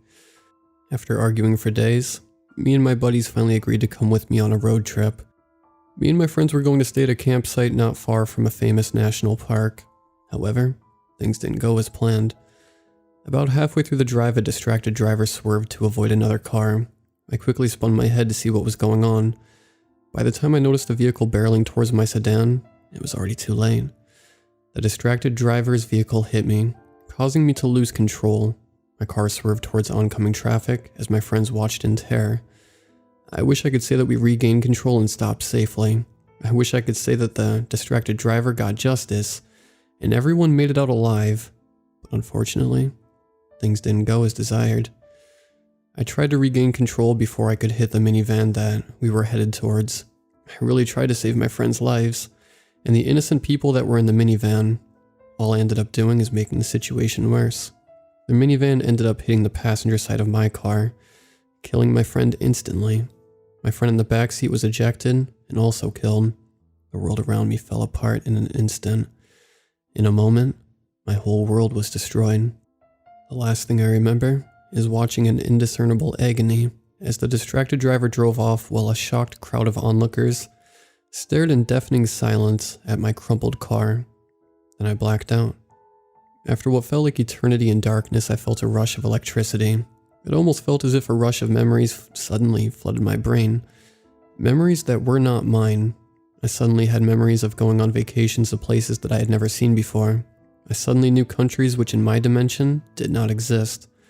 I saw a version of my family that was rich and powerful, something that anyone would dream about, except this is now something that I now have nightmares about. It's like I relived a life that was not mine. It didn't only come in the form of thought, but also with visions. It was something even the wildest of minds couldn't imagine. I saw 18 years of my life fly by right before my eyes. It's something that cannot ever be forgotten. It is something that bewildered me and made me question reality itself. But these visions wouldn't be like this for long. In my visions, I was approaching the time where I was involved in a serious car accident. As things became closer to the day I was put in a coma, things started getting weird. It wasn't like anything supernatural, but more glitch in the Matrix kind of stuff.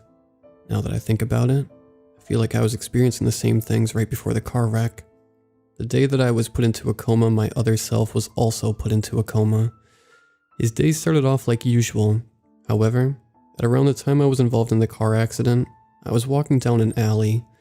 Suddenly, a group of thugs turned the corner and approached me. Seeing my expensive shoes, they attacked. They punched me, beat me half to death, and stole my shoes. But things were different for my doppelganger. What I saw is something that terrified me, yet fascinated me. What I saw is the creator of existence, the creator of endless dimensions in which we are considered insignificant. Only after that experience did I know what gods were capable of.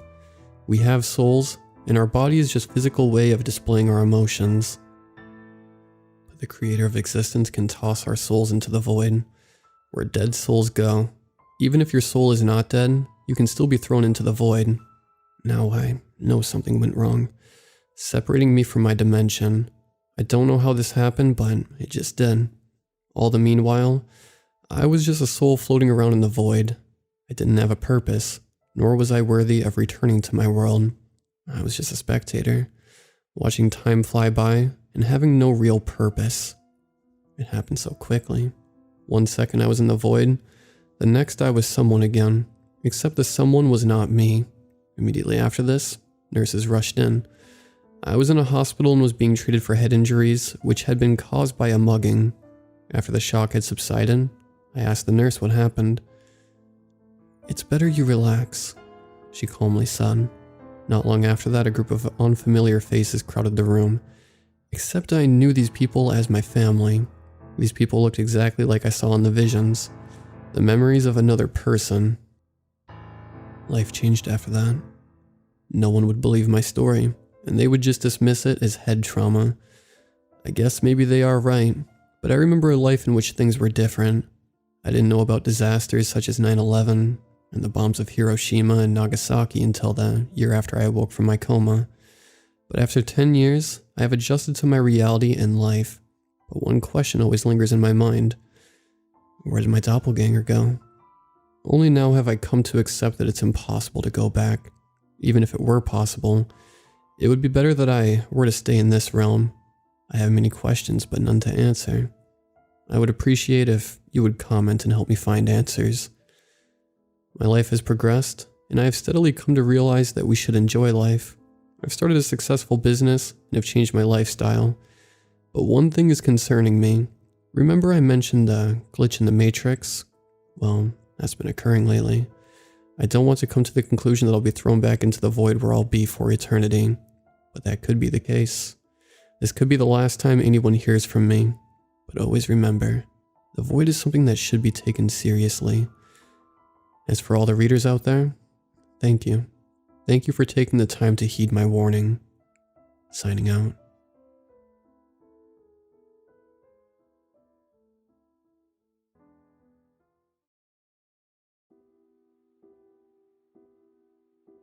Working as the night auditor at a popular hotel chain, I was fortunate enough to meet many interesting people.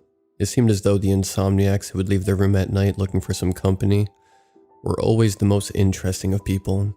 In my time there, I learned that everyone has a story to tell, and this one in particular, I can never forget. There was an older woman, most likely in her late 60s. She was a retired nurse at the psychiatric institution downtown. Each night she was at the hotel, she would come down to talk to me at the same time, 3:25 a.m. I was always grateful to see her, not only for the amazing stories she had to share, but also it was around that time when I was struggling to stay awake the most. Most nights she would tell me stories about her children or grandchildren, and occasionally she would tell me about past work experiences. Some of her patients were still at the institution, so she was required by law to leave out any identifying details. One night she had come down. She appeared to be disturbed by something. At this point, I'd been talking to her for about a month, as her house had flooded and she was placed in our hotel until the repairs could be made. I asked her, "What's wrong?"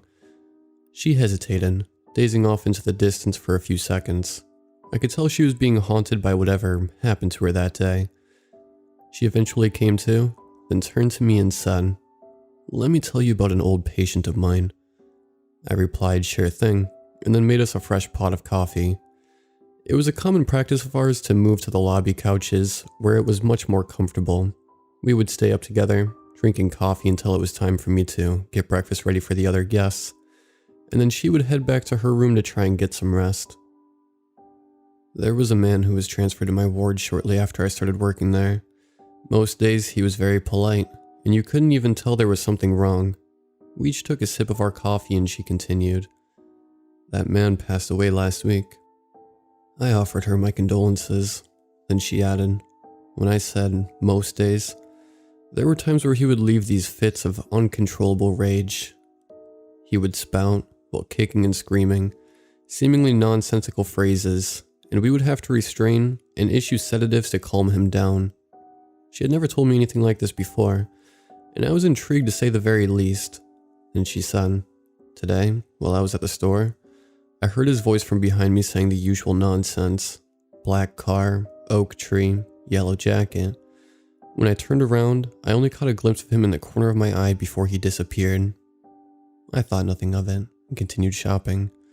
When I finished and began loading the groceries in my car, a man wearing a yellow jacket driving a black Camaro stopped next to me and asked where the nearest gas station was. Remembering my former patient's words from before, I was spooked a little bit, but brushed it off as a coincidence. I gave the man his directions, and he went on his way. Several minutes later, I had finished loading the groceries into my vehicle and started back to the hotel. Traffic was horrendous the entire way. As I was inching my way down the street, I saw police zoom past me. Shortly after, a fire truck, an ambulance. As I approached the source of the traffic jam, I was horrified. The man from earlier appeared to have lost control of his vehicle and crashed into a tree. An oak tree, to be exact. I remember not really knowing what to think about what she told me. I muttered, maybe it was all just a coincidence. She smirked, sensing my empathy before finally agreeing. Perhaps. Before we knew it, the alarm I had set for myself to get breakfast ready had sounded. She then took her coffee and headed back to her room for the night. A day or two went by and she appeared to have accepted the events that took place as coincidence and moved on with her life. That wasn't until the following Friday, the last time I would speak to her before my work week was through. When she came down, she had the same horrified look on her face. We sat down, got coffee, and began to converse as we usually did. She was quick to tell me, I was in my room watching TV this morning when I swore I heard his voice again. The voice screamed in the same frantic, delusional tone that he once did in the ward. FedEx, 6, cul-de-sac. I then sprung from my bed, searched my entire room and found nothing. As I went to turn off the TV, I saw a glimpse of the man on the patio. I started towards the door leading outside, and before I got to it, he was gone. At this point, I was just as startled as she was, because I knew what she was going to say next. As I was eating my dinner and watching the news, I saw a story of a shooting in Houston. It was a FedEx employee seeking revenge on his ex-wife. This man managed to execute 6 of her family in his pursuit, but was caught before he could find out where she was. The news showed the man's vehicle surrounded by police in a neighborhood cul-de-sac. I had seen the story earlier that night on the lobby TV. As I would spend most of the night watching the news to pass the time, I didn't know what to say. I sat there waiting for her to speak again, and she just went up to her room early that night. I was concerned for her well-being because, at this point, I saw her as a mother figure to me. After my shift was over, I spent most of the weekend trying to figure out what was going on with that poor woman. I remember thinking, is she just senile? Surely she's just making this up. Despite thinking this, I had not known her to tell a lie. She was always so genuine when she spoke. I looked forward to returning to work to see how she was. On Monday, she didn't come down like she usually did. I checked our guest list to see if she was still checked in, and sure enough she was. Assuming she needed space, and understandably so, I let her be. She didn't come down again until that Thursday, when she had yet another encounter with the man who haunted her. This time she didn't tell me what she has seen or heard. She just tried to make small talk and forget about what was going on in her life. I was worried for her, but I respected she wanted her privacy, and I carried on with the meaningless banter that night. Before she went back to her room, I told her, I'm worried about you, you know. I'm always here if you need to talk. She turned to me with a half smile and said, I know you are, and thank you for listening. The next day when I came in for work, the previous front desk clerk had informed me that the guest in room 406 had checked out earlier that day. I was shocked. I couldn't understand why she would leave without telling me. Her insurance company had booked her for another 3 weeks. I thought, where would she go? That night, as I was walking the halls to keep active so I wouldn't doze off, I noticed a piece of paper on the floor by the elevators. I picked it up to throw it away when I noticed it had the woman's handwriting on it. The sloppy nature of the note led me to believe that it was written in a hurry. This concerned me. As I started to fear for her safety, the note read, Iron horse, clear water, field of flowers. I thought it was strange that she had taken the time to write this down, and that whatever these words meant caused enough panic in her to make her want to leave. Several weeks had passed and the strange happenings involving the old woman had all but left my mind. That was until I went on a family outing with my daughter, downtown. On our way to the park, we passed by the mental institution. I never noticed the horse statue that sat in the lobby before. It was at that moment I remember the notes I found that night. I spent the rest of the day looking for something that could have coincided with the words on the note, but I found nothing.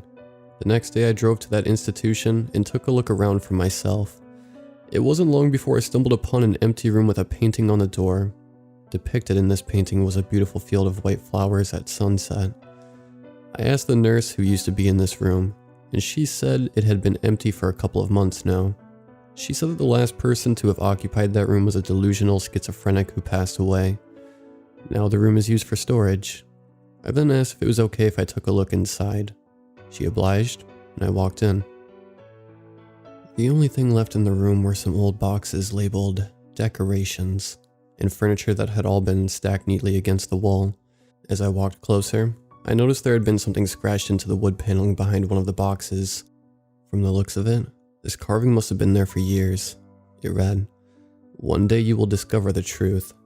This was quite different from the phrases I was used to hearing from the old woman, but I assumed it had to be from the same man she had spoken of. Strangely, I felt this message was meant for me. I couldn't explain it. Feeling dissatisfied with what I had discovered and not getting any closure on the issue, I returned to my apartment. The complex in which I resided overlooked a small lake, and I would frequently take walks there to gather my thoughts.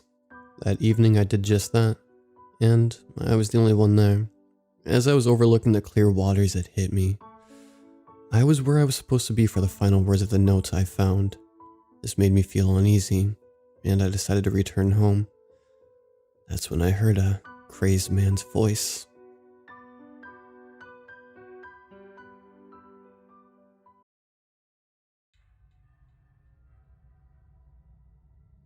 I was legally dead for 5 minutes. The expectation of the afterlife is not what you think. There was no bright light. I didn't see any dead relatives or friends. I sure as hell didn't see God. Who knows? Maybe it's different for everyone, or they fabricated what they saw to block out what they actually experienced. I only felt pain for half a minute before I was able to open my eyes. I was suspended in darkness. There was a heavy pressure on my chest, and there was nothing. Not a single person, object, or sound. It was completely silent. I couldn't even hear my own thoughts. I tried to say something, but not a single sound came out.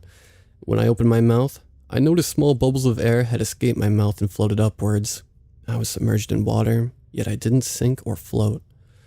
Confused and frightened, something in the distance slowly sank. I watched as the object continued to sink further and further into the dark abyss, while another floated upwards. "Do you know where you are?" The voice was loud and clear inside my head. I felt my head throb and ache. "You are in limbo. This is not heaven nor hell. This is a place for those who are lost or refuse to let go." The water around me shifted as something circled around me. I tried to say something but had the same results as before. "Why do you refuse to let go? Death can relieve you of everything. Doesn't that sound great?" I shook my head vigorously. I didn't want to let go because of my family. They needed me. "Is that what you think?" The voice chuckled darkly. I felt something caress my ankle. "They refused to let go. Now look at them." I looked down to see a pale hand around my ankle. More hands reached out from the darkness and grasped onto me. "They're getting impatient." The water shifted again as the thing moved to face me. I was shocked to see a featureless blob of black goo. Its tendrils moved lazily in the water. "Does my appearance disappoint you?" A tendril snaked around my arm as another touched my face. The coldness made me flinch back. The thing laughed and retracted its tendrils. "Let's get this over with. I have more souls waiting for me." With a flick of its tendrils, a body floated up from the darkness. I stared wide-eyed at the small little girl in front of me, her face void of any emotions, her skin pale, and her body looked more skeletal than flesh. This poor soul lost her life, a grueling battle with what you would call cancer. The mask moved around the child's frame. It then turned towards me. "She's been here for a very long time. I believe it's time for her to leave. Only you can do that for her." The little girl's head perked up with the words "leave." A spark of life ignited in her dull eyes. She looked at me with a look of plead. For the last minute and a half, I felt something other than fear and confusion. A strong jab of guilt. The thing chuckled and placed a slimy tendril onto my shoulder. It leaned down and spoke into my ear. "If you stay, she can be reborn. If you choose to return to your old life, she'll have to remain here until I decide to let her leave." Tears began to run down the girl's face. Her eyes closed shut as she let out a silent wail of pain and longing. She looked to be no more than 11. I've practically lived my life while she hardly started to live hers. I was torn. My heart ached for the girl, but yet it yearned to go back to my life, to my family. I was about to agree when the water started to churn. I felt a sudden sense of doom and terror. Somewhere below us, an animalistic roar shook me along with the sudden strong current of water. There were screams and wails of terror and pain. I watched as desperate faces emerged from the darkness, their arms outstretched as they tried to grasp on anything to pull themselves up further in the waters. But something kept them from getting any closer. A large, webbed hand clasped around them and dragged them back down. Another one was grabbed. I watched in horror as a massive head appeared, 2 large yellow eyes, a mouth fitted with rows upon rows of teeth, and gills on the sides of its monstrous head. It looked at us and let out another deafening shriek before it shredded the person in its grasp. Blood along with chunks of flesh and organs floated up towards us. We basically bathed in the gore before the water settled, and they floated back down. I thought it was over. And the water churned again. This time a single beam of light shone down on us. The being before me growled and swiftly returned to the darkness. The place seemed to shake as large pieces of rock and debris sunk past us. The little girl looked horrified as the massive hand snatched her and dragged her back to the bottom, her face frozen in a silent scream. This isn't over. The being hissed and quickly swam away. Then the world fell around me. I woke up in the hospital. My body ached and was covered in bandages and gauze. I had a very long recovery from the plane crash. I had to learn how to walk with a prosthetic. I also had to learn to ignore the pale figures that seemed to watch me from a distance, their eyes full of longing as they yearned to take my life and start anew. I don't think it's over. I had dreams about that place, and each time it got harder and harder to escape. Sooner or later, I won't be able to escape and I'll be stuck in limbo forever. I haven't slept for 3 days. The pale figures have gotten closer, and that thing's voice keeps calling my name.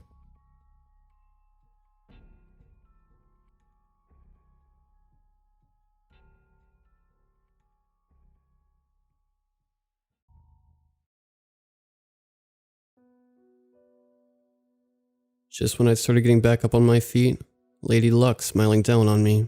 That's when it all began. The dreaming. Everyone is different, but the same. An episode in some strange series I've unwittingly subscribed to. I'll be walking home from school. I'll be on the way to visit father in the care home. I'll be waiting outside of the infirmary whilst mother's gone now. And I swear blind because it's all because of them. No matter where I am, no matter where I'm going, there'll be a briefcase.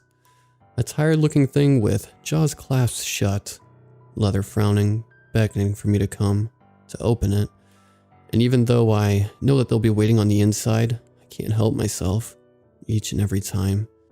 I've been awake for 40 hours now, perhaps more, fueled merely by a fear that when I close my eyes, I'll see that dreaded briefcase of misfortune, and God only knows what they'll be wanting to take next. Although it might seem crazy to the outside world, or to whomever might be reading this, I've locked myself inside the boiler cupboard. No natural light, just candles lit around me. The haphazard thrumming of the great black boiler keeping me from nodding off. I'm safe here. No windows, no mirrors looking in. That's how they do it. I'm certain of that if of nothing else. That's how they break me from the briefcase, from my dreams. My father's probably out looking for me. Worried sick, no doubt. West Harrington isn't all that big a town.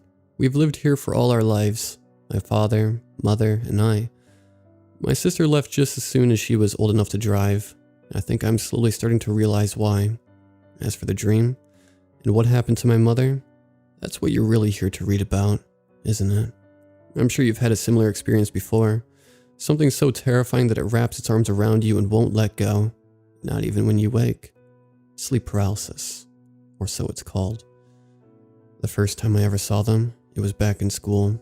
Inside my mind's eye, a science class, banks of wooden desks left empty, save for me, Marianne, Peter Boy, and the professor. Peter Boy wasn't his name, but it wasn't quite a nickname either. It was just a spoken fact. We were 16, 17, and those elder few were 18, so surely Peter Boy was one of them. But in truth, he looked no older than Marianne's little sister, 8, maybe 9 at a push. It wasn't his height, it was his face. his childlike demeanor, and I'm sure you've guessed by now. If I was friends with Peter Boy, then it's safe to say I wasn't all that popular.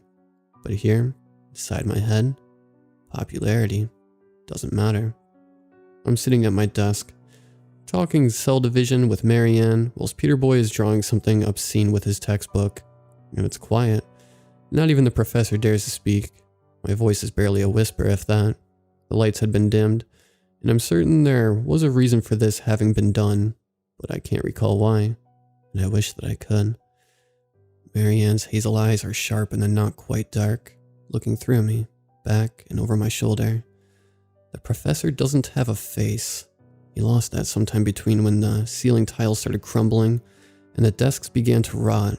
Peter Boy's scribbling is growing ever faster, ever more determined.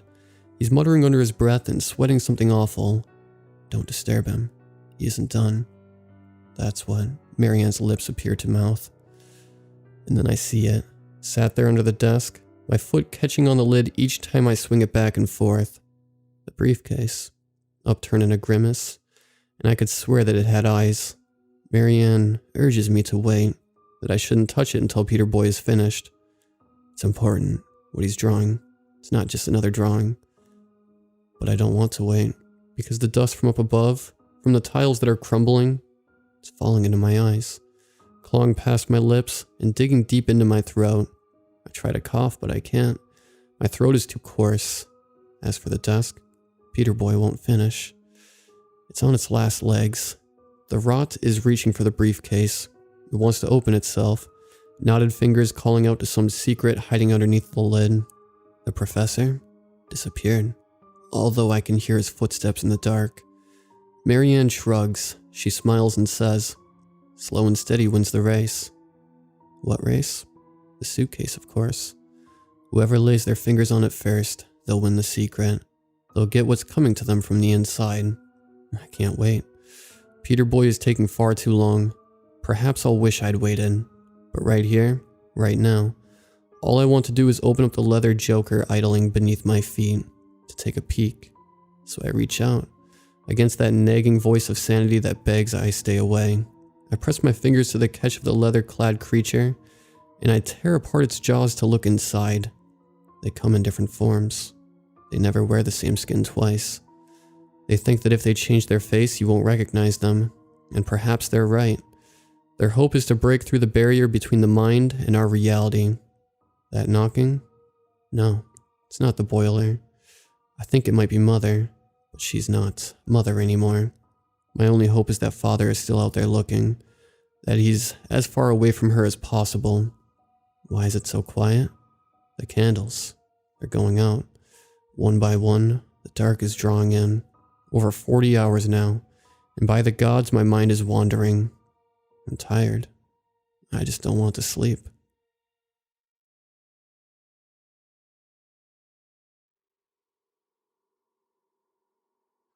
I was busy working all the time, and the stress was getting to me. I decided to take a break from it all and get a hotel room for the week. I check in, and an old lady shows me to my room. The hotel was very old looking, but it was quite nice. I settle in and decided to get some sleep. In the middle of the night, I heard my door rattle, but didn't make anything of it and went back to sleep. I wake up, and I realize I'm locked in. As I bang on the door for someone to let me out, I hear footsteps, but no one lets me out. I look through the peephole, and I see another eye on the other side. I jump back and hear footsteps again. I look through and see an old creepy lady walking by. I realize that I am stuck and no one can help me. The hotel room looks like a mini apartment. I see a very old bed with a dresser next to it and an old styled lamp on the other side. A bookshelf that's kind of messy with a hamper next to it. A mirror on a wall with a table underneath it.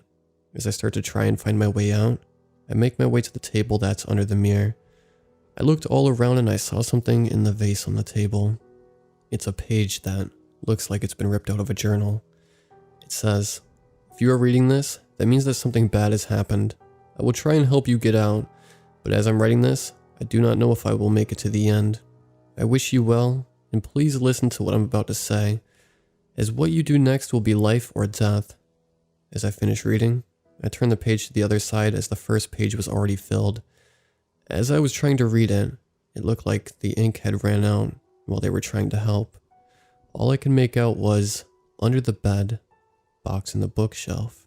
The last thing I see is hamper. I make my way to the bed. I look under the bed, but nothing was there. I thought I might have read it wrong, so I looked at the paper again. I don't see or read anything different, but I decide to look under the bed mattress. There I find a key. I then made my way to the bookshelf. I looked through all the books to find the box. I found a beautiful old-looking jewelry box. The jewelry box was a tiny little oval box that had blue, yellow, pink, and purple jewels on it. I found a keyhole and put the key in it. I opened it, and I found another key inside of it. I started looking at the hamper next to it, but didn't find anything.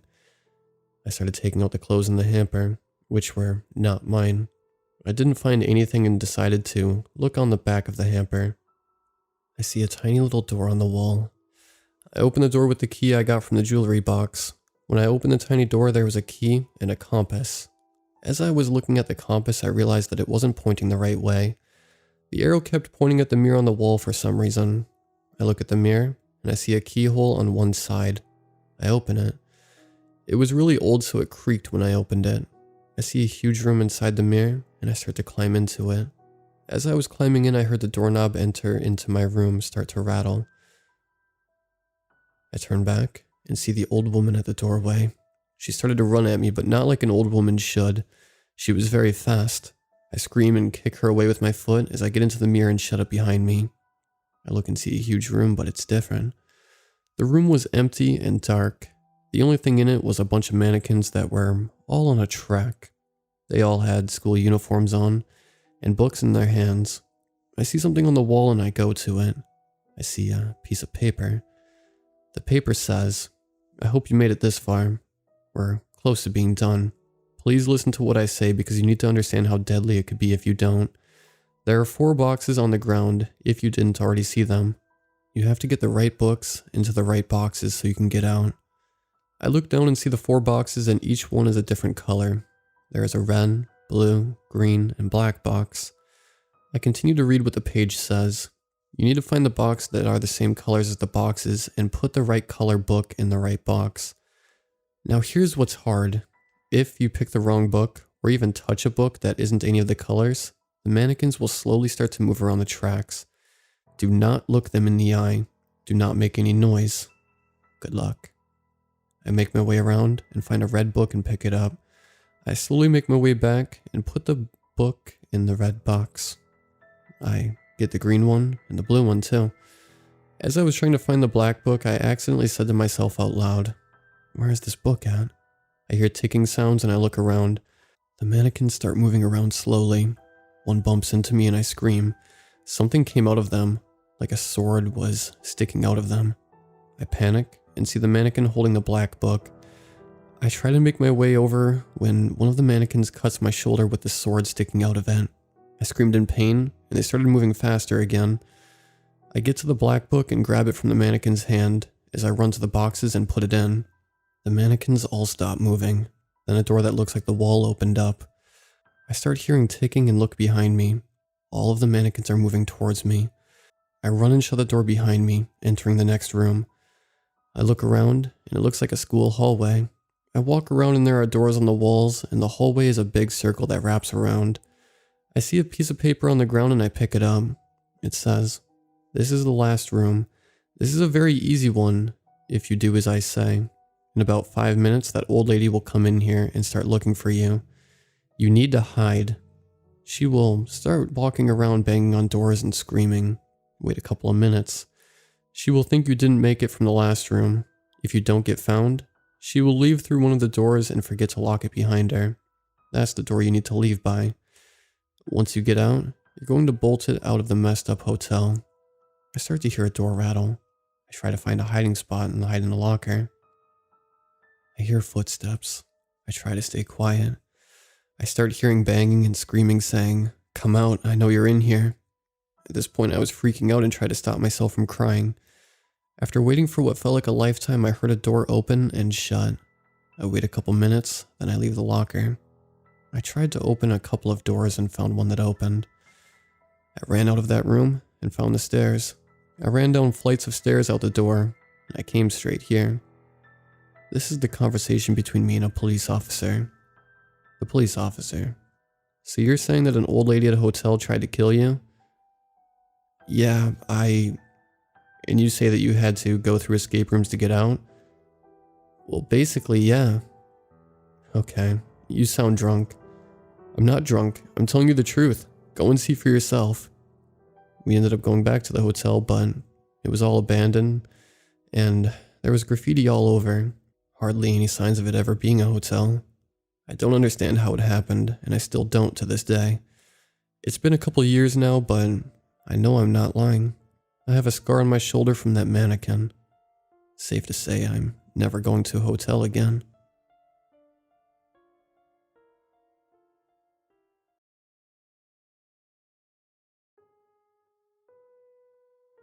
I don't know if I have a medical condition, but I oftentimes will wake up at 3 a.m. Knowing that, I will not be able to go back to bed. Oftentimes I take advantage of the restlessness, and I will go for a walk to get my miles in. I live close to a trail that was once a railroad system. The old railway system that is now a trail connects over 100 miles throughout the Philadelphia suburbs. I ventured outside and was delighted there was a bright moonlight, since the daylight hadn't emerged yet. The part of the trail I was on surrounded by trees, and a river with no houses in sight. Of course, there is typically no one else on the trail this early in the morning. I continued to walk my typical route, and I eventually saw a figure of a person come closer to my direction. Being that I'm a taller male, I'm apprehensive but not overly scared. I try my best to not make eye contact to not engage this person. However, I glanced over and noticed he was a boy not older than 14. He seemed like he was a little bit lost, or a little bit frightened. Because he was virtually a kid, I couldn't ignore him. I said, "Are you alright?" He said, "I want to go home." He was wearing a white t-shirt with old Levi jeans. In Pennsylvania there are Amish, Mennonite, suburbanites, Philadelphians, farmers. So it's not always easy telling someone's class or money worth just by looking at them. This kid definitely didn't seem like he came from a wealthy suburban development. He had a crew-cut haircut and didn't have the same edginess that most 14-year-olds develop. He eventually responded to me, "I just want to go home." I asked him where he lived, and he told me he had just walked miles from his parents' house, and now he was heading to his uncle's house. I said, "Why didn't you just stay at your parents' house?" He responded that, "They can't feed me, they have no money. My mother gave me biscuits and told me I had to leave." I was shocked on many different levels. What a terrible thing for a kid to have to deal with. Why didn't his parents have food stamps? How can you throw out your own young son? I didn't want to leave this kid without knowing he was going somewhere safe. I inquired about his uncle's house. The boy told me he couldn't go to the 7th grade because he had to work on his uncle's horse farm. He said that he had to work all day, mostly tending horses in exchange for food. Once again, I'm perplexed. I didn't know the child labor laws, but it definitely didn't seem right. I pointed where he was going. It was a trail through the woods, which he said led to his uncle's farm. I know the trail, but I don't know every piece of land in the area. I also know that most of the farms were sold off years ago, when farmers learned they could sell their land for a small fortune for what is now coined urban sprawl. The boy continued through the woods, and I felt really depressed hearing the plight of the young boy. I continued towards home. Now the sun is starting to emerge with a thick layer of fog emerging. Once again, another figure of a person emerges. This time it's a young man in his later teens. I really don't want to engage him, I just want to go home, but he looks completely lost. You never know what someone's angle is, but he looked genuinely lost. Like the young boy, he appeared different as well. Very simple, almost like he's never seen an R-rated movie. He told me he was walking for hours trying to get to the train. I thought to myself, why is he here? The trains here are long gone. The tracks don't even exist. The closest train is about 15 miles away. I explained this to him. He replied he must have taken a wrong turn somewhere. I then asked what direction he came from, and he pointed north. Again, I think to myself there's not a train for about 40 miles. There hasn't been one since they ripped the tracks out years ago. I asked, where did you need to go? And he said that he was on leave from the army and had to get back. He said he finished his training in his company battalion and was headed to Europe. Well, I said, that's a much better place than Syria or Afghanistan. He looked at me like he had never heard of those places. I told him it would take about a 6-hour walk to get to the closest exiting train, and he continued in that direction. At this point, I'm completely perplexed. Of all the years I've been walking, nearly no one ever stops to talk, and here I had probably the 2 strangest encounters that I've ever engaged in. Eventually, I got home. My wife and kids woke up. My wife was focusing on getting ready for work, and was only half listening to me. Later in the day, I met up with my grandmother, and explained the 2 individuals that I met on the trail. As I continue to tell her what I encountered, she starts to cry. I'm now baffled why she's crying. Then she says, "That was your grandfather." I said, "What?" She said during the Depression he had to leave his house because his parents had no money, and later on he went to Europe for the war. My grandfather died over 20 years ago. I went back on the trail and retraced my steps and followed the path the boy took through the woods. I then approached a suburban housing development. I say to myself it's possible the boy walked through this development, but I really can't imagine a farm being close to this area. To this day I'm left wondering, who were the 2 individuals I met on the trail? I should have asked them more questions. I've never seen them again.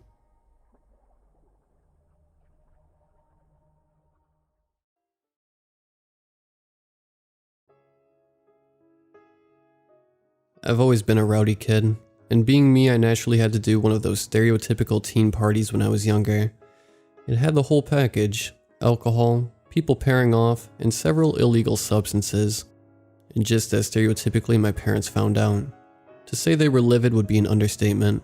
However, my father had just the way to punish me. He told me to go upstairs and pack the things for the summer. No electronics though. I complied, and we drove 10 hours to a cabin in the middle of nowhere. "You like it?" he asked. Sure. Good. I was going to get it fixed up by professionals, but seeing they'll have to be fixing our house, this is what you'll be doing for the summer. I'll be staying in that shed over there. You'll have the cabin.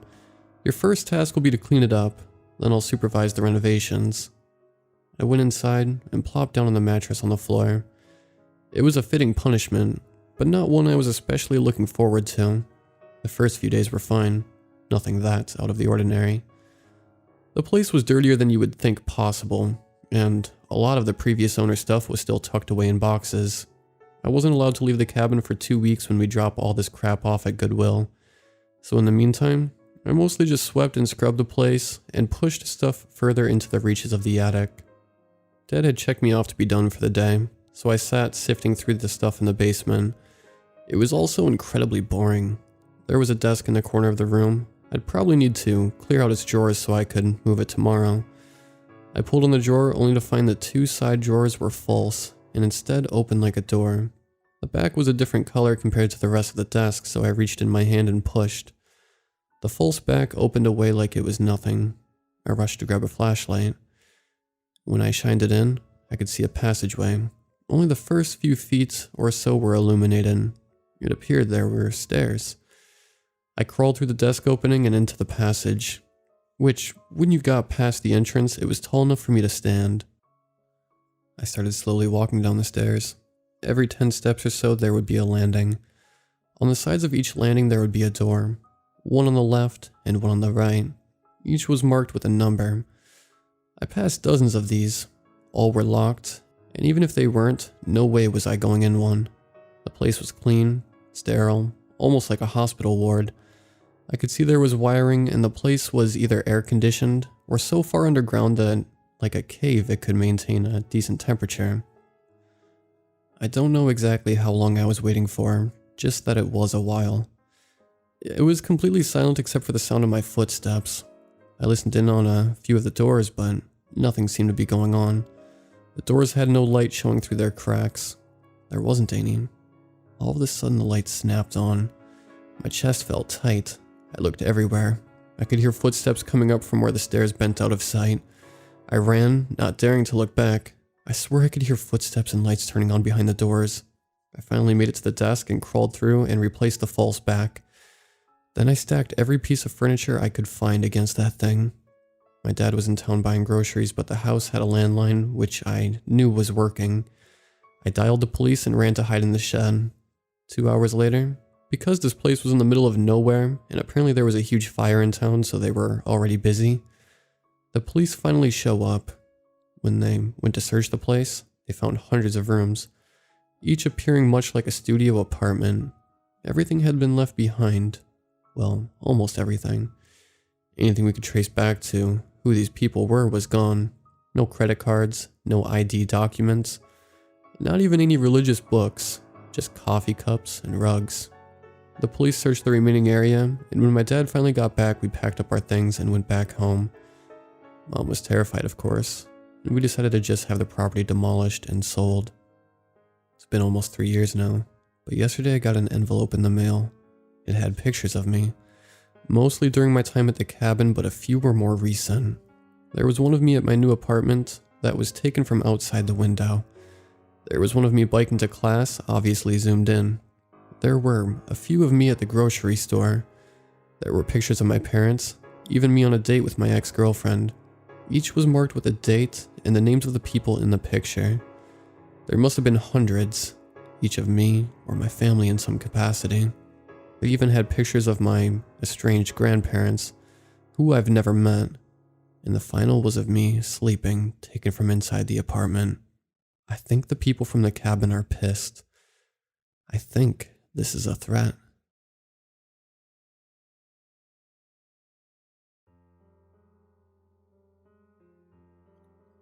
Always listen to those older than you. Sometimes, they may know more things than you. Where should I start? Well, I guess from the beginning. From young, my parents would always drop me off at my grandparents', since they were too busy with work, and my grandparents were willing to look after me. We all lived in blocks of flats. However, my grandparents would have the specific set of rules when staying over. 1. Never go out during 10 p.m. to 12 a.m. 2. Make sure the entrance and windows facing the communal corridors are locked and closed during 10 p.m. to 12 a.m. 3. If you hear any noises outside the corridors during 10 p.m. to 12 a.m., do not look outside. Little me was curious about these 3 rules my parents always told me. The first and last time I checked, the only answer I got from Granddad was, well, I'm guessing ghosts roam outside at these hours. I don't know what they do to you if you break the rules, though. Want to find out? He said with a mischievous grin. Little me was easily frightened, and Grandma was not pleased. Eventually, as I lived over at their house, I got used to the rules. I barely went out at all, since my grandparents lived in a different district from where I lived, and where I lived was where all my friends were. Plus, due to my strict parents, I developed a habit to be in bed by 9, and the fact that I was scared silly by dear old Granddad, so during my childhood living there, I didn't have any problems. When I asked my parents about the 3 rules, they shrugged and chalked it up to some superstitious nonsense. They didn't want to insult my grandparents' culture, though. They can do whatever superstitious acts as long as they don't get hurt. I rarely go over to their house these few years. Old people don't use modern technology. They don't like the idea of modern devices. They don't have a Wi-Fi router, consoles, or a computer. Well, what can I say? I do love staying over, but the comforts of modern technology, what can I do? Yesterday, both my parents were busy with work and had to drop me off at my old babysitters, my grandparents. I remember arguing to them, I'm a teenager already, can't you just leave me at home? I was frantic. I had plans to do a raid with my friends. That stupid spiky dragon was really hard to beat. If we didn't do this raid today, we'll have to rearrange a few weeks later since my other friends have part-time jobs. My parents told me that they didn't trust me alone, to which, quite frankly, I'm insulted. I'm a law-abiding citizen. What do they think would happen when they're gone for 2 days? Invite friends over? With the virus? Please. I have no intentions of getting infected. Snort crack? Smoke cigarettes? Drink alcohol? Hell no. The worst I'm gonna do is probably a sizable dent in their power bill. With all my gaming, and an empty fridge. Well, after they said good old Grandma and Pop misses me, how could I resist? I reluctantly agreed and told my friends that I couldn't play with them. When I arrived, Grandpa, and especially Grandma, absolutely smothered me in hugs and kisses, with mostly, I've missed you so much, and the usual, you've gotten taller, you're skinnier now, proclaimed my Grandma. Tisk tisk, you have to eat more. Come, I've cooked you all your favorites. It's lunchtime, isn't it? Come, you must eat more.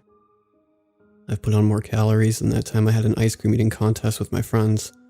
I've one with 4.5 tubs, but at what cost? It was getting to 7 p.m., and my grandparents started to get ready for bed. You didn't forget the rules we told you, right? Come, help me close and lock the door, my grandfather said as he drew the curtains and locked the window shutters. I was pretty curious about these 3 rules.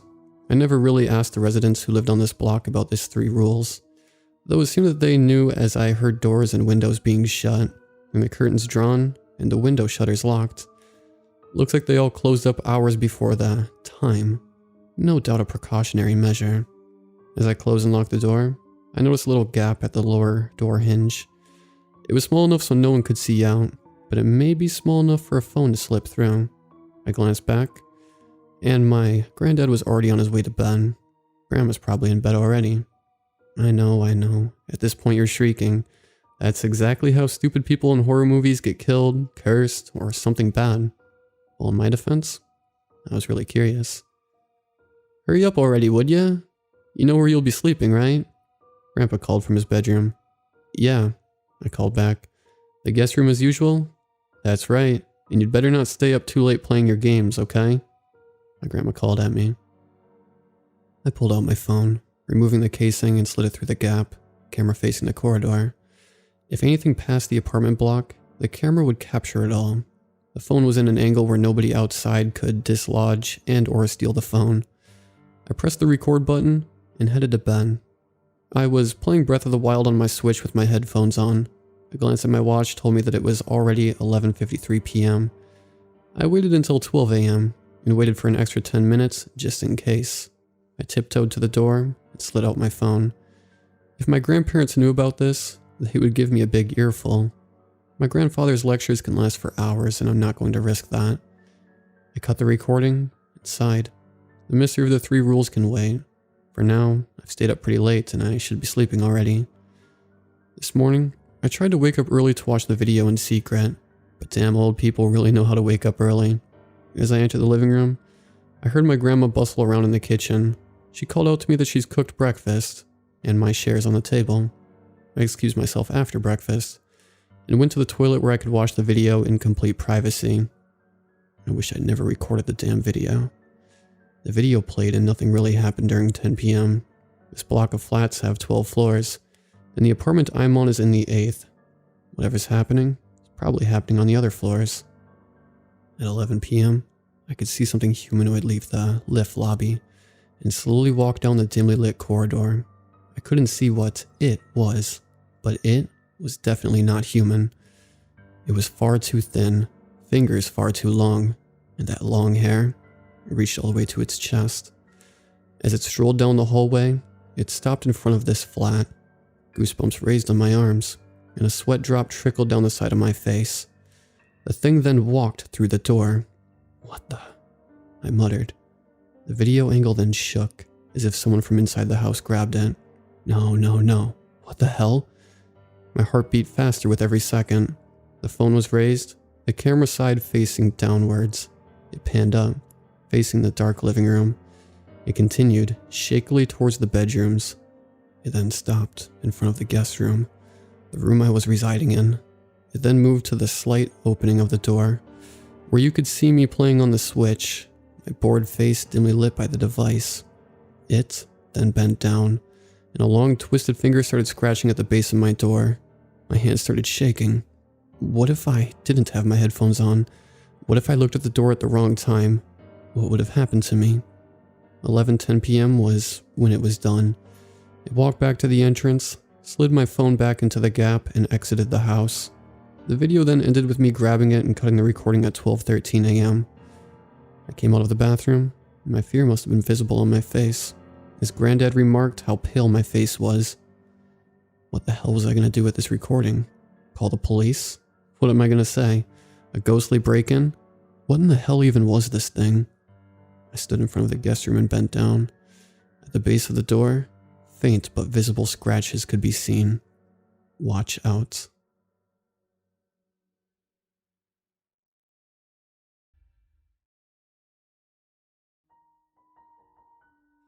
I've been poor my entire life.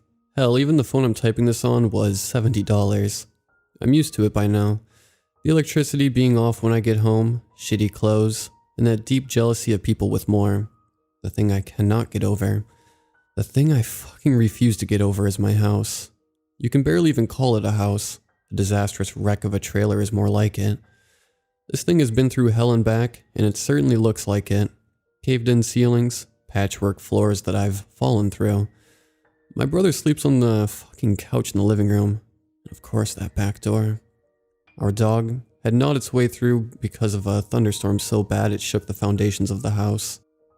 We never had enough money to fix it, so there it sat, torn and disheveled. It hung limply from its hinges and swayed to and fro unless you gave it a huge tug and locked the bolt. Even then, an enormous 2-foot hole marred the shitty door. We could never afford to fix it, so there it sat, a clear mark of poverty, and unbeknownst to me, at the time, a clear invitation to whatever roamed outside. It was one of those nights. My family had been a tad less cheery than usual. The occasional death threat, the harsh insults, same old, same old. I just camped out in the musty room and waited for it to stop. As silence descended on the house, I stole quickly to the kitchen for something to eat. My phone in my hand, flashlight enabled. I winced as the inevitable creak gave its echo around the trailer. Of course I couldn't do this silently, yet as I paused to listen, I sighed softly. No grumbles or shouts of disapproval followed me. So I made my way to the fridge, eyeing everything I could. Finally something had gone well, I thought, as I grabbed a large box of cookies supplied by the local food drive. I couldn't help it. A slight smile crossed my face as I began tiptoeing back to my room. Every footstep was a challenge as I avoided all the weak spots in the wood, but as I heard another soft creak echo through the darkness, I knew I'd messed up. I nearly groaned at my clumsiness. I was still standing still when another creak echoed through the darkness just to my right. My head jerked around, and my blood ran colder than it ever had. Only a curtain separated me from the creak, and that back door. I didn't make a sound. I stood drowning in the silence, each inhale shuddering as I struggled to keep absolutely quiet. Another soft creak tore through me like a bullet. I was shaking now. What was on the other side of this curtain? I slowly raised my hand, thinking wildly of how this was just like walking to my parents' room as a boy, having pissed my pants. With trembling fingers, I grasped the curtain in my hand and pulled it aside slowly, the light from my phone piercing the dark room. I couldn't move. My eyes were reflected in its own. Its eyes were the size of fists, and they mirrored mine, unflinching, unmoving, steady. My breath caught in my throat. I remember trying to scream, but I just couldn't. I just couldn't tear my eyes away from its overly large head, its pale white mottled skin, its long, spindly fingers, and worst of all, its thin, wide, face-splitting smile. It blinked. I ran to my bedroom and slammed the door closed with a mighty crash and locked the door. I sat in there gasping for air, and shaking like a leaf as a warm liquid trailed down my leg. Its grin still etched upon the backs of my eyelids. I dared not close them. It was just then I heard people beginning to stir, beginning to wonder what the hell the noise was. Someone began banging on my door. I flung it open to reveal my mother's scarlet, angry face. What the hell? Immediately, though concern replaced her anger, I realized I was crying and shaking. I feebly pointed at the back door and begged to search the house with her shotgun. We found nothing, not a trace of the thing. It had vanished. And what's even worse, she didn't believe me, said it was a terrible dream. The next day I remembered what I had in my hand when I saw that thing. I had dropped all the cookies. As I looked down at the floor in front of the back door, I saw nothing but scratch marks and crumbs. I followed this line of crumbs with a feeling of dread in the pit of my stomach, almost knowing where it would lead. It stopped at the edge of the couch where my brother sleeps. I asked my brother if he saw anything weird that night. He told me to stop being such a scaredy cat. His words stung, because the first thing I did was run to my room and let this thing stare at my brother while he slept.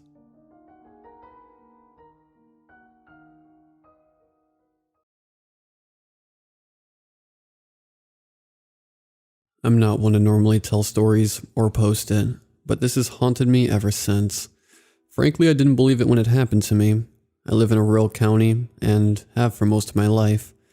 I was born and raised in this little town where everyone knows everything that is going on at their neighbors, and not really much happens. All there is to do is be outdoors, so I became quite an avid hunter and nature lover. I would spend my childhood roaming the woods and exploring and learning everything I could, and digging up old arrowheads from creeks. I was amazed that there was once people that would roam freely throughout the very woods I knew so well. I often envied them and their knowledge of nature, and tried to mimic them by never wasting anything I would kill. Lucky for me, my parents' house shared a property line with a state park, which is a prime hunting ground. So every fall through spring, I would hunt anything from squirrels to deer there. About 6 years ago, our town started building horse riding trails throughout the county, and it has attracted many people from out of state that post massive amounts of no hunting and trespassing signs in lands that I once wandered. The growing amounts of travel on these trails on the edges of the park and newly retired novice hunters that would set up tree stands and hunt close to the border has drove the deer into the heart of the park. This means I would have to travel further into the woods if it meant getting a deer. That means that I would be hunting in thicker brush and couldn't pack in a tree stand like I used to. The thought of that never bothered me the slightest because I've always been a fan of tracking and stalking. This year I decided to hunt in one of the parts that is extremely hard to get to, and I haven't been to before. When the season finally rolled around after what felt like years of me preparing a bag, packing food, and camping gear, checking maps for possible landmarks where deer would travel, and getting my Marlin 4570 sighted, I couldn't be more ready. I got up well before sunrise, that way I could slip in unnoticed to the bucks that would be more preoccupied by chasing does than me. After a short drive, I get to the trailhead and make my way into the woods.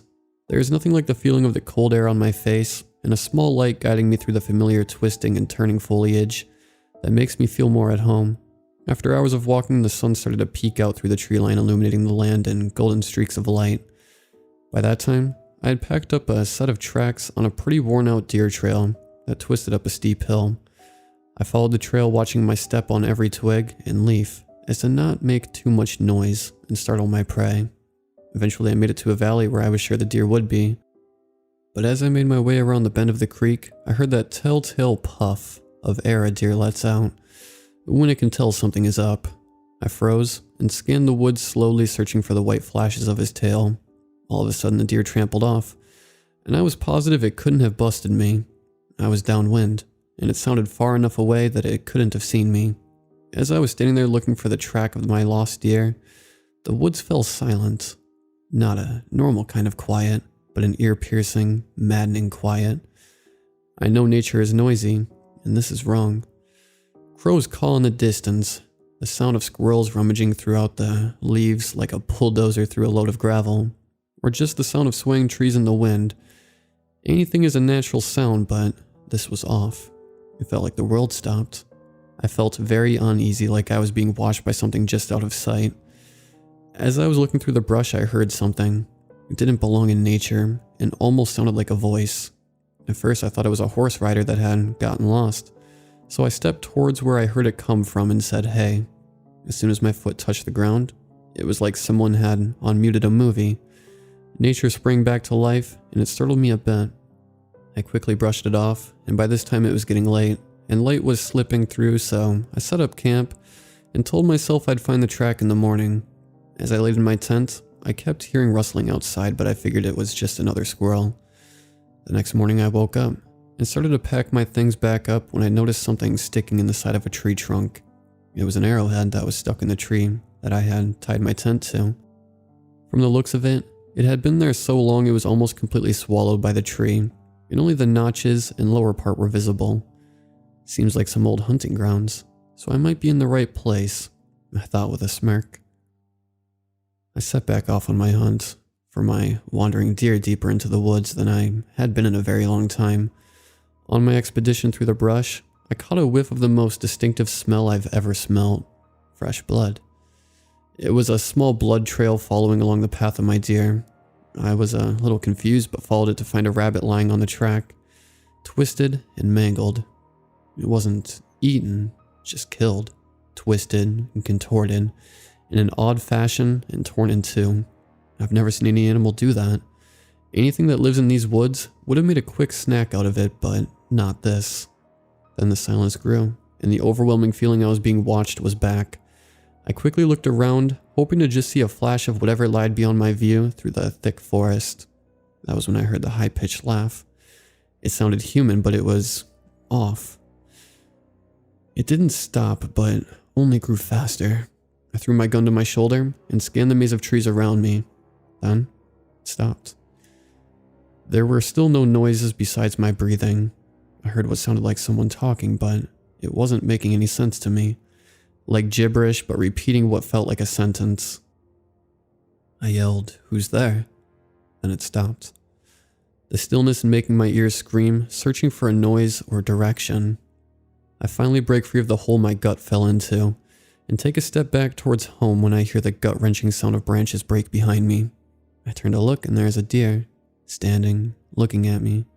Still. I don't even see its chest moving. Its eyes look sickly yellow and sunken. The rest of the deer looked unnatural, but I couldn't quite figure why. The deer was maybe 100 yards from me, but easy enough to see from my scope. Then I heard it again. The whisper. My heart sank when I seen its mouth moving in such an unnatural way. The deer was talking. It sounded like another language. I was frozen. The deer started to twist and thrash, making no noise other than that speaking. Its legs popped out of the original shape, and face sunk back in to look almost human. I was in shock looking through the crosshairs of my gun at the creature. It stood at least 8 feet, twisted, and was the most unnatural thing I've ever seen. It opened its mouth to reveal a row of teeth like a predator would have. As soon as this thing stepped in my direction, I put a round in its chest. I heard the smack of my bullet against it. My .405 grain bullet is enough to put down a grizzly, especially at this range. But the creature recoiled slightly and let out a almost childlike cry before taking another step towards me. I sent 2 more rounds at it, and both let out a thud of a solid contact. The creature fell backwards and screamed yet again before scrambling back into the overgrown brush like a wounded coyote. I stepped towards the area I shot the creature, and to my surprise, there were no types of tracks. Not that I would follow this thing anyway, but most importantly, no blood. I shot this thing 3 times, and not a single drop of blood anywhere. I hastily turned around and made my way back to safety. As I was quickly making my way through the woods, I could hear something walking behind me, too far for me to see. I wasn't hunting anymore. I was being hunted. Whatever was in these woods was following me. I'm a good day trip through the woods, with 3 more rounds in my gun, and a monstrosity on my heels. I scramble up a rock face to hopefully cut my trip by several hours, and as I top the cliff, I see the deer, looking up at me from the bottom. I tried to run a straight shot through the woods. I'm maybe an hour away from the nearest trail, and another hour away from the trailhead. I'm at a dead sprint, and like a cannon, I hear thudding approaching me quick. I spin around and level my gun, but nothing is there. When I get to the horse trail, I'm greeted by some horse riders, and they are pretty worried about me because I'm so out of breath and covered in sweat. I pleaded for us to just go, and they agreed to take me to the trailhead. I thought I would never get out of there. I don't know what it was I seen. I won't blame you for not believing me, but please, I beg you, if you hear a whisper in the woods, run.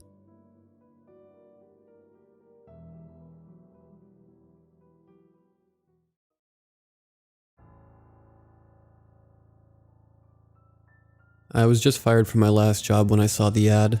I was broke and needed more money to get by and pay my debts. And the local museum was offering $20 an hour to work the night shift. Thinking that this was an offer I couldn't refuse, I picked up the phone and called the museum.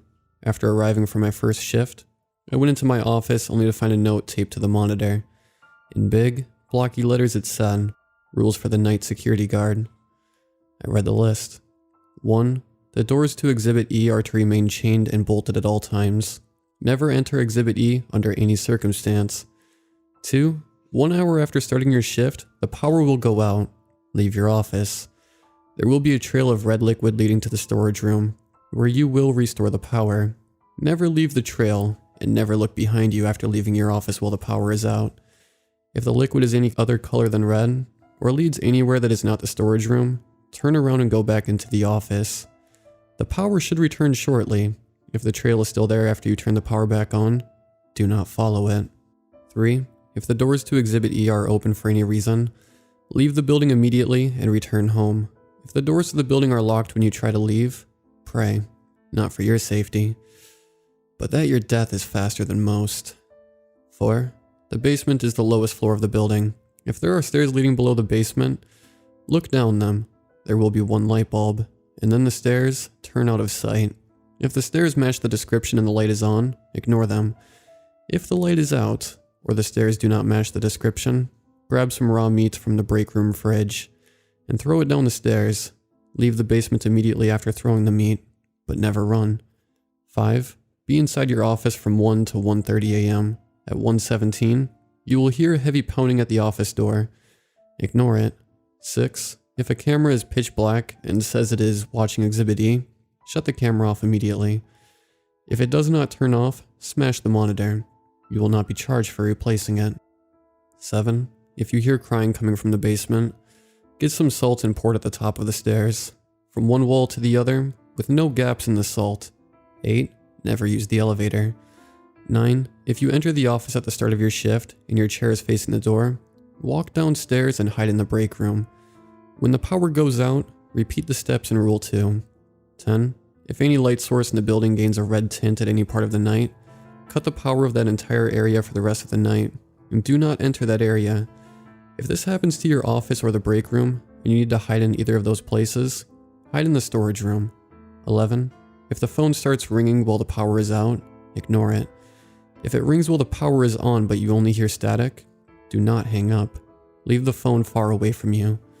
If the caller hangs up while you still have the phone, or you can still hear static after leaving the phone, exit the building immediately. Follow these rules, and you should survive your shift. I laughed, knowing it was just a joke from the guy who worked here before me. Then the power went out. I left the office. There was a red trail leading away from me. I grabbed my phone and turned on the torch. It's 9:13 p.m. It's been a few minutes since I started following the trail. I'm starting to hear whispers from all around me, except from in front of me. I don't think I'm safe. It's 11:24. I got the power back on without incident and went back to my office. The lights near Exhibit C turned red, so I turned the lights in there off. I went downstairs to grab some coffee to calm my nerves when I noticed some stairs leading down. The stairs went downward, then turned. The light bulb was off. I quickly made my way to the refrigerator in the break room and grabbed some raw steak. I went back to the stairs and hurled the meat down. I started to run. Then I remembered the 4th rule. A searing pain burnt down my leg. I hobbled up the stairs without looking back. It's 2:27. When I got back to my office, I checked the cameras. I went through the exhibits one by one, checking each one for a sign of a break-in. A, B, C, D, E, F, all clear. E. Exhibit E was one of the cameras. It was pitch black. I hurried to turn it off. The button was jammed. I took off my shoe and hurled it at the monitor. It shattered in a shower of glass. Then the pounding started. Horrid, monstrous pounding. It went on for what felt like hours. It stopped, and it took me half an hour to gather the strength to check outside. There were bloody handprints on the door, as if a man with no skin were pounding on it. It's 4:19. I saw the elevator open on one of the cameras, but ignored it. I heard crying coming from the basement. Fortunately, the man who wrote the note left some salt with me. I poured it on the stairs, forming a wall, and the crying stopped. I realized then that everything was written in the rules had happened, except for one thing, which I prayed wouldn't. It's 7:38. I'm back at my apartment, with my first and final paycheck from that wretched museum. After writing my last update, the basement break room lights turned red, and I went upstairs to shut them off when I noticed the doors to Exhibit E were wide open. I couldn't see inside. There were lights above that shone on the door, but the darkness seemed to form a wall, letting no light through. That was the last straw. I ran as fast and as far as I could out of that museum, and thankfully made it home. I'm never going back there, and wanted to warn everyone here to avoid shady jobs that pay too well.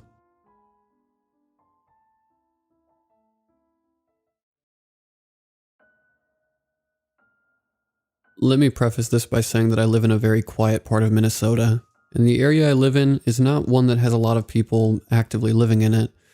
Most of our local population is generated by summer vacationers coming from all around the state, and even the country to spend time at their lake cabins. Anyway, there's a house on my street, about a mile down, and technically speaking, the house is the closest thing I have to a next door. Again, this area is pretty sparsely populated. I've lived here most of my life, about 20 years, and as long as I can remember, this house has been empty. When I was younger, I never really thought anything of it. It's a ways away, and I never really went out onto the road because we had enough property I didn't feel the need to explore over there. But as I grew older, I also grew more adventurous, and on a few select occasions, some friends and I would go poke around it just to see what was what. This house was weird. First off, it was oddly slanted, like it wasn't built by someone who knew what they were doing. It had a detached garage that I've never seen open even once in my entire life, and a kid's playhouse in the backyard that was completely rotted out and filled with junk. Once, on permission from the owners, my dad and I took a look inside.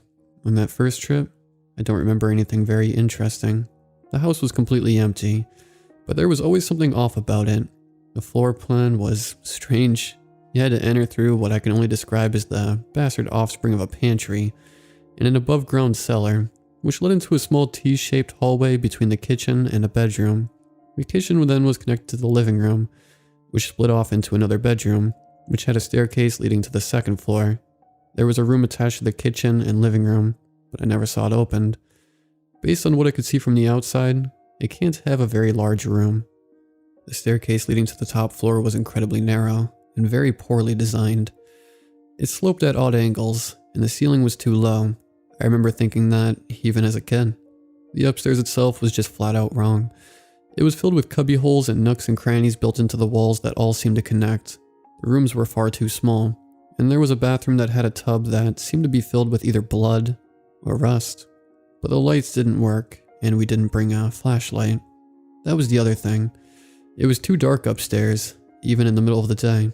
The floor up there was slanted too. If you were to put a marble at one end, it would roll on its own all the way to the stairs. I never liked that place, and I never went back. Until a few years later. That's when things got weird. My friends and I had always floated around the idea that the place was haunted. I mean, how could you not, right? But we never had any proof of anything, and we never tried going in. Until one day when I was feeling extra cocky, and I wanted to show off. I broke in through the window to the weird cellar pantry thing, and unlocked it for everyone else to follow. Things were different this time. The house felt heavier, off, more so than before.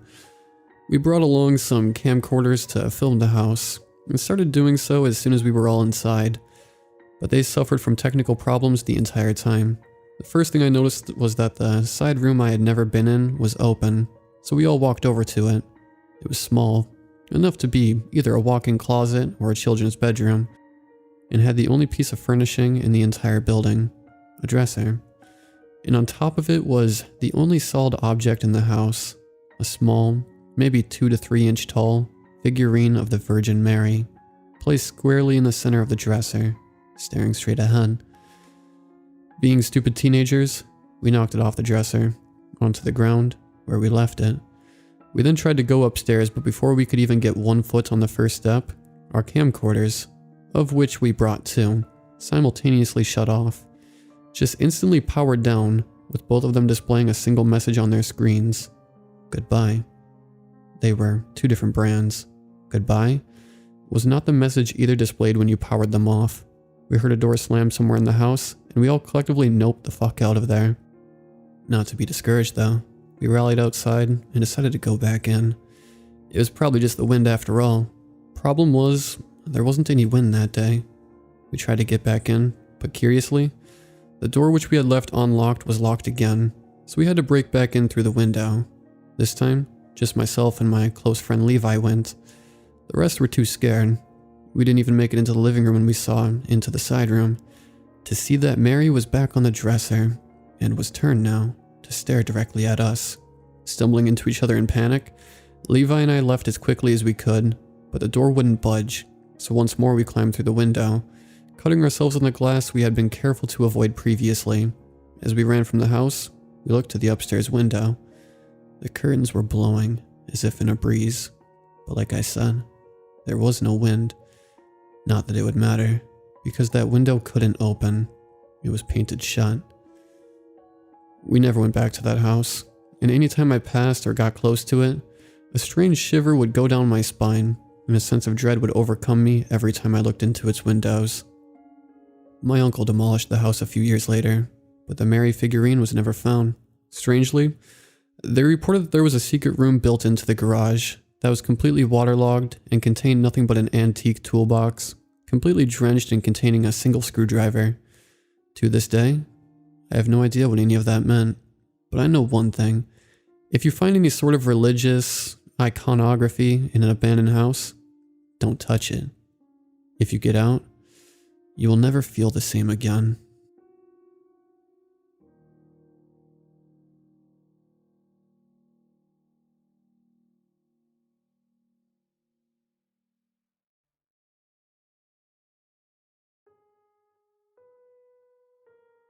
When I was in high school, me and my friends would always hang in the mall. One day we got bored and decided to explore other places that surrounded the mall. Across from the mall is a Walgreens that went out of business a few months prior. My two other friends, Noel and Cameron, decided to see what it was like over there. Well, Cameron said he had a feeling that we shouldn't go there. We asked him why. He responded with, "Someone else could already be in there." I looked at Noel. Noel looked at Cameron like he was stupid. "Why would someone be there?" Noel said, Did you forget where we live?" Cameron said, "We live in Georgia. It's not necessarily the safest part of it. A lot of crime, robberies, murders, assaults, those kinds of things happen where we live. We decided to toss a coin. If it landed on heads, then we would go to the Walgreens. If it landed on tails, then we would explore a different place. I flipped the coin, and it landed on heads. We decided to wait an hour before going there. Noel thought it would be a good idea to drive there instead of walk in case something happened. When we arrived, Noel made sure to face the car towards the road. We watched the abandoned store for quite some time. It was about 1 a.m. when we decided to finally head inside. At first, we foolishly tried going through the main door. The door was one of those doors that opens automatically when a sensor notices that you are about to enter the store. Noel said, "Let's pry it open." "That's going to trigger an alarm," I responded. "Let's go through the back door." Cameron annoyingly said. We made our way towards the back door. Cameron knew how to pick locks and he kept his tools in his backpack. After we made it in, the first thing that we noticed was that the emergency lights were still on. I forgot to mention that we couldn't see inside the store because it had wooden boards on it. This place was ransacked. It still had the shelves, but they were mostly empty. We all decided to go to different areas of the store. I was looking in the back area of the store where they kept the extra items. I heard some noises that sounded like footsteps above me. I dismissed them, thinking it might have been an animal. I walked back to Noel and Cameron to see what they were looking at. They were looking at a cash register. "Do you think there's money still in it?" Cameron asks. "Can't you open it and find out?" Noel said. "Oh yeah, I guess I can." Of course, there was no money inside the cash register. After that, we decided to go near the refrigerators. There were bottles of spilled drinks and unopened drinks near and inside them. "Why do you think they left all of these here?" Right after I said that, we heard footsteps above us. "Is someone above us?" Noel asked nervously. "Let's get out of here," I yelled. As we were making our way towards the exit, we heard loud pounding against what sounded like some metal thing inside the ceiling. As soon as we got out, we ran into the car and sped like hell out of there. Before all this happened, I told one of my other friends, David, that we were going there. A few weeks later, he told me that he went to check the place out himself. He told me the place had an awful smell. I thought that was odd because I didn't remember a bad smell. And when I asked Noel and Cameron, they said that they didn't remember a bad smell either. David then said he called the police to check the place out because something didn't feel right. After hearing what he told me next, my blood ran cold. Someone got stuck in one of the air conditioning vents above the ceiling. The police said that he was there for at least a month.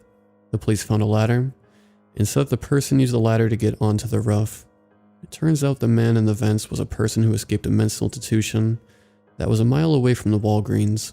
Someone eventually bought that building and turned it into a Dollar Tree.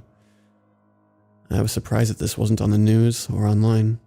I don't think many people would go to the store if they knew what happened right above them.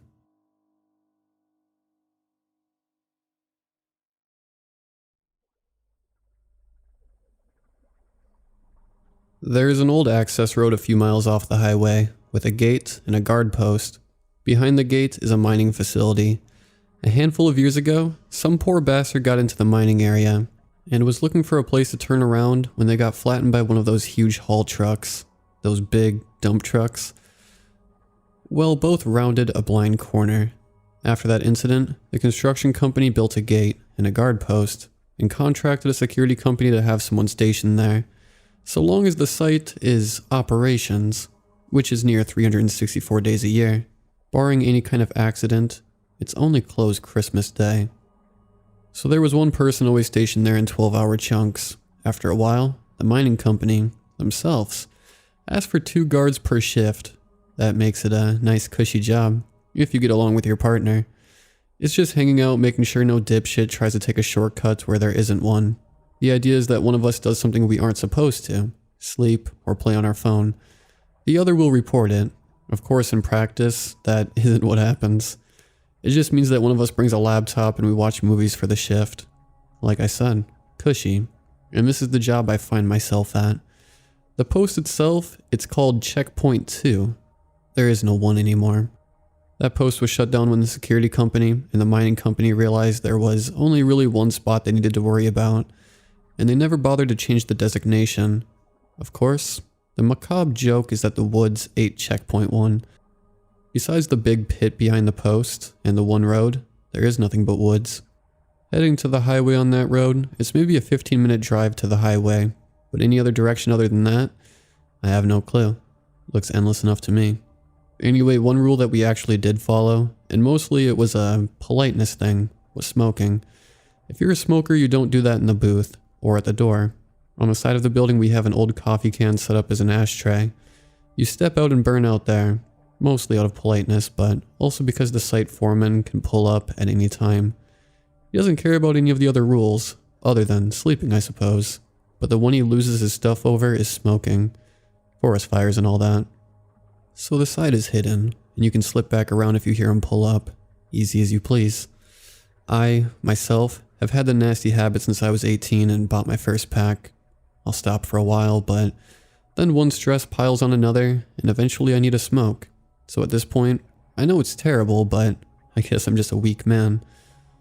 So one night, right around, I want to say 3 in the morning, since we figured we had time for one more movie, I went out to smoke. As I'm standing there, I'm looking up at the sky, just kind of losing myself in the endless hum of the mine a few hundred yards behind us. I'm not really a woodsy person, but I kind of have found myself enjoying the nights out there. Suddenly, something feels wrong. I don't know how to describe it, but just wrong. I suddenly want to be back in the warm glow of the booth. I toss my butt into the coffee can and turn, but as I do, I freeze. There was something just at the tree line. My first thought was a lost hiker. I've never had it happen, but I've heard of it. Through the grapevine, I pull my flashlight out and shine it in that direction. What was there was in the shape of a human, but if I had to judge by the tree next to it, the thing had to be 7 feet tall, and it didn't seem to have any clothes on from what I could see, or was wearing wet or very tight-fitting clothes. I'm telling myself to run back inside, but I'm unable to move my legs. I am able to move my hands, so I move the flashlight beam up, still kinda trying to will my brain into not seeing what was there. Then its face, or lack thereof. Even at that distance, I should have been able to see a face. Humans are good at picking out faces. Maybe not the details, but sure the fuck well enough to be able to tell if there isn't a face. Then it moves. 1 step towards me. But I swear it was more than that. The distance it closed in that 1 step was not right. Like it slid at me or something. Finally, like my brain was just in sleep mode, and its movements jostled the mouse of my brain. It clicks. Move. Before that thing takes another step, I let out a shout of, "What the fuck?" and damn near fall over myself darting back around the corner into the booth. Damn near running headlong into my partner that was rushing out at my shout. Door is slammed and I lean against it. Never saw any shadows move, and the front side of the booth has a big window and some floodlights looking up the road. I try to tell my partner, but of course, what can I tell him? I saw a thing that I can't describe that shouldn't have been. After a few minutes, he says he's not playing into whatever prank I'm playing and walks out. I stand at the door, not leaving the light. He steps to the corner and swears, before coming back to me pissed. I'd kick the can, and ash and butts were everywhere. I have to go out and clean it. I tell him flatly and as politely as you can imagine that he could kiss my ass. He gets huffy and he goes and cleans it. He's mad at me for the rest of the night, but I hardly could tell. I know I saw something, but I have no idea what it was. The next night my partner was fine with me again. At one point after the first hour or so, he looks to me and asks if I'm going to take my normal smoke break. I tell him no. I haven't had a smoke at work in months. I don't want to look out into those endless woods. I have since told some friends who are super into creepy stuff. More specifically, the kind of creepy stuff in the woods. They gave me a list of things I could have seen. I have no clue about that much. But one of the things was a skinwalker, I want to say. I don't know. Sure, someone else can correct me.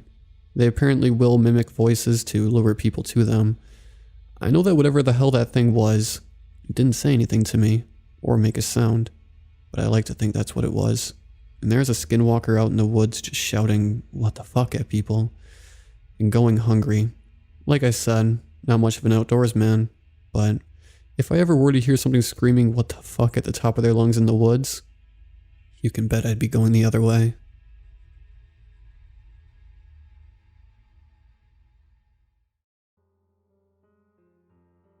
I moved out of home about 3 years ago, and have fairly regularly insisted on having rooms in the various apartments I've lived in that either don't have windows, or at the very least have shutters that close. It always struck me as strange when my housemates would ask me, "Why do you always keep them closed?" I never gave them any details other than the usual excuses. Wanting to sleep in, keeps the temperature how I like it, all the usual excuses. None of them have ever known. For a bit of background, my old family house was in what you'd call a safe neighborhood, if such a thing exists. Nothing ever really happened and it was just kind of boring.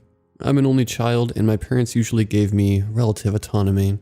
They trusted me enough not to do anything stupid and always made sure I was with someone if I left the house. And for a while, it all seemed pretty normal. 17 years I lived in that house, and it was in that last one that I first started getting a weird feeling. It tends to be the paranoid feeling you get when someone's watching you. Everyone experiences it at least once, and it's usually little more than an overactive imagination, but this time felt different. My bedroom used to look out over our backyard. It was generally pretty blocked off. There was no street access, and the fence line was hidden by a few big trees, so I felt normally pretty safe. This was a time I also liked to have my window blinds open. I'm a big early bird, and it was a very relaxing thing to be awoken by the sun every morning. However, one night I couldn't get sleep. For the record, I'm usually a pretty heavy sleeper. I never really stress over stuff like exams or finances before I sleep, so this was odd for me. At first I couldn't place it, at least until about 11:30 at night. I could hear a curious tapping on my window, almost as if someone was throwing rocks at it. Looking out into the yard, I couldn't see anything, but I could just feel uneasy, like something was out there. I'd never felt this way before and I didn't like it. The next morning, I asked my parents about this. They hadn't heard anything, but told me if I was on edge to maybe listen to something as I slept. I tried it that night and, to my concern, it didn't seem to help. I couldn't hear any tapping anymore, but I still felt uneasy. Looking out into the yard, I still couldn't work out why, even under a full moon, when my backyard was illuminated, I couldn't see anything. I thought through all of this, I must just be losing my mind. That was the first night I ever closed the blinds. The next morning I still felt on edge and my parents finally decided that it wasn't me that was the problem. They'd never seen me act like this, so they were just as concerned as I was. As it was Friday, they told me I could have a friend over, hopefully to ease my mind a bit. To their credit, it kinda did. My blinds were still shut, but my friend at least understood and helped to take my mind off of it, even just for a while. Us being teenagers, We naturally were awake pretty late, the room only lit by a lamp as we talked into the night. My friend, clearly seeing that her being there was having a positive effect, and finally convinced me that I was just being silly, and that it was probably just a bird or something, and that it was probably gone by now. That wasn't until the next morning. How the mail delivery service in my town works on the weekend is all mail comes on Saturday in the mid-afternoon, so my parents were naturally curious the next day when a weathered envelope had turned up on our doorstep with no stamps or anything on it. Unmistakably though, it was for me. My first name was on the front. My hands had started shaking as I was handed the envelope, and turned to terrified screams as I read its contents. On a single, grubby sheet of paper and a scroll that was just barely legible. "Who's your friend?" I couldn't stay in the house that night. I just couldn't. My friend was more than happy to have me at hers for the rest of the weekend. We didn't do much except stay in her room, me huddled in the corner with a bat. By the time I finally convinced myself to come home, my parents had redone our entire security system. Floodlights on the front and backyards, deadbolts in every door and window lock, burglar alarms, the works. Even the trees and hedges in the back had been cut away so there was no way of anyone hiding. Our neighbors too had been put on alert for anything suspicious. That night, it took me a long time to get to sleep. My parents tried as much as they could to stay with me, but even I knew my room wasn't big enough for me and two grown adults.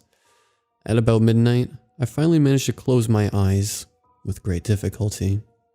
Nothing happened that night. 4 days passed before things started getting weird again. I never went anywhere alone now, and it felt like I was under constant watch because, technically, I was. The only time I ever spent alone was in my room. The blinds now closed for good. It made me sad to be robbed of something I loved so much, but peace of mind was more important. As I was settling in for the night, I couldn't help but dwell on who had been watching me, and even more terrifying, for how long. I'd almost managed to fall asleep when it happened. The floodlights went off. At first, I thought nothing of it. My neighbors have cats who tend to roam, and the floodlight sensors are very easy to trip. After about a minute, the thin lines of light in my upturned blinds disappeared, but then it happened again. 3 more times it happened, and each time I was less and less inclined to sleep. I was shaking again as they finally went off, but remained silent. They didn't come on again, but in their place was a very definite sound of a footstep on concrete, like the concrete that stood out before our yard, just outside of the range of the lights. "He can't see me," I kept telling myself. "He can't see me. It's pitch black, and he can't see me." It felt like an hour before I finally pulled myself up enough to see what was there. I know I shouldn't have. I was terrified to see anything, but I just had to know. Peering through the slits in my blinds, it took 5 seconds before I finally screamed. Below me was a large man. I couldn't see much of him, but it was undeniable. He was looking at me. Not at my window, at me, right in my eyes. Almost as if he knew where I'd been the entire time. All I could make out as I crashed to the ground in hysterics was his wide eyes and a large Cheshire grin, chuckling as he continued to stare. The police never found him. Never knew how he managed to get into our yard, or even what he was doing. My parents sent me to stay with relatives for the rest of the year. I wouldn't go anywhere near the house, not even to see my parents again. No one I've lived with knows this. I'm terrified of looking out my windows, knowing at any point he could be there, and I'd never even know it.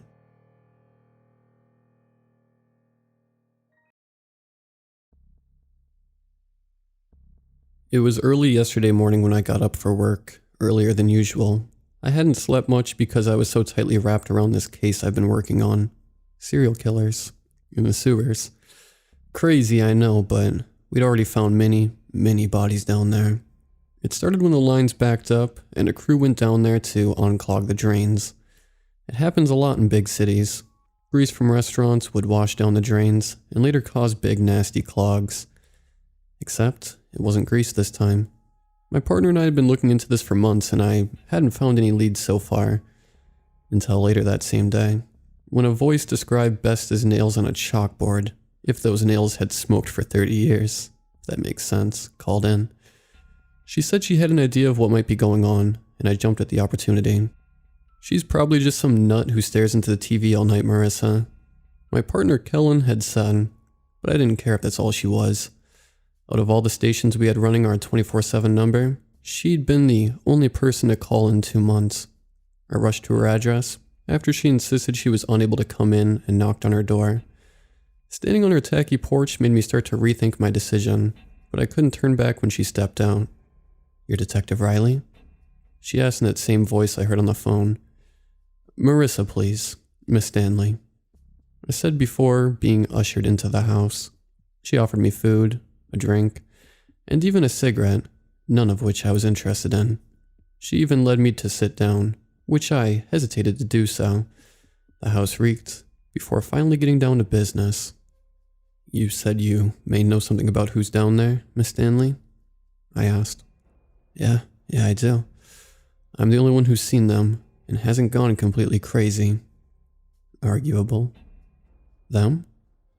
The ones in the sewer. They're horrible. You can get away from them if you don't look, if you just keep walking. But if you see them, you're a goner, unless you stay away from the water." She rasped out, coughing before she took a drink out of a questionable bottle. "I'm sorry, you've seen the people in the sewer?" I asked, trying to decide if this was worth my time. "Yes, a long time ago. Haven't gone in the water since. You can't once you've seen them, as if they let you go. If they want you to be with them." She made no sense and I quickly excused myself. The smell of her house suddenly made sense as I passed through the kitchen to leave. Upon taking a closer look, it was easy to see she'd stuffed rags in all of her drains. I made a mental note to call Adult Protective Services and headed back to the station. I can't bring myself to go into detail about what the rest of the day entailed. Besides that, it brought me and Kellen into the worst part of downtown. It had been a hot spot for murders lately, and we weren't far into questioning locals when we heard it. Someone calling for help.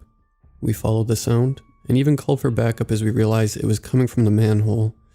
Clumsily making our way down, we immediately drew our guns and called out for the person. The sound grew fainter before splitting off into 2 different people. "What if it's a trap?" I whispered.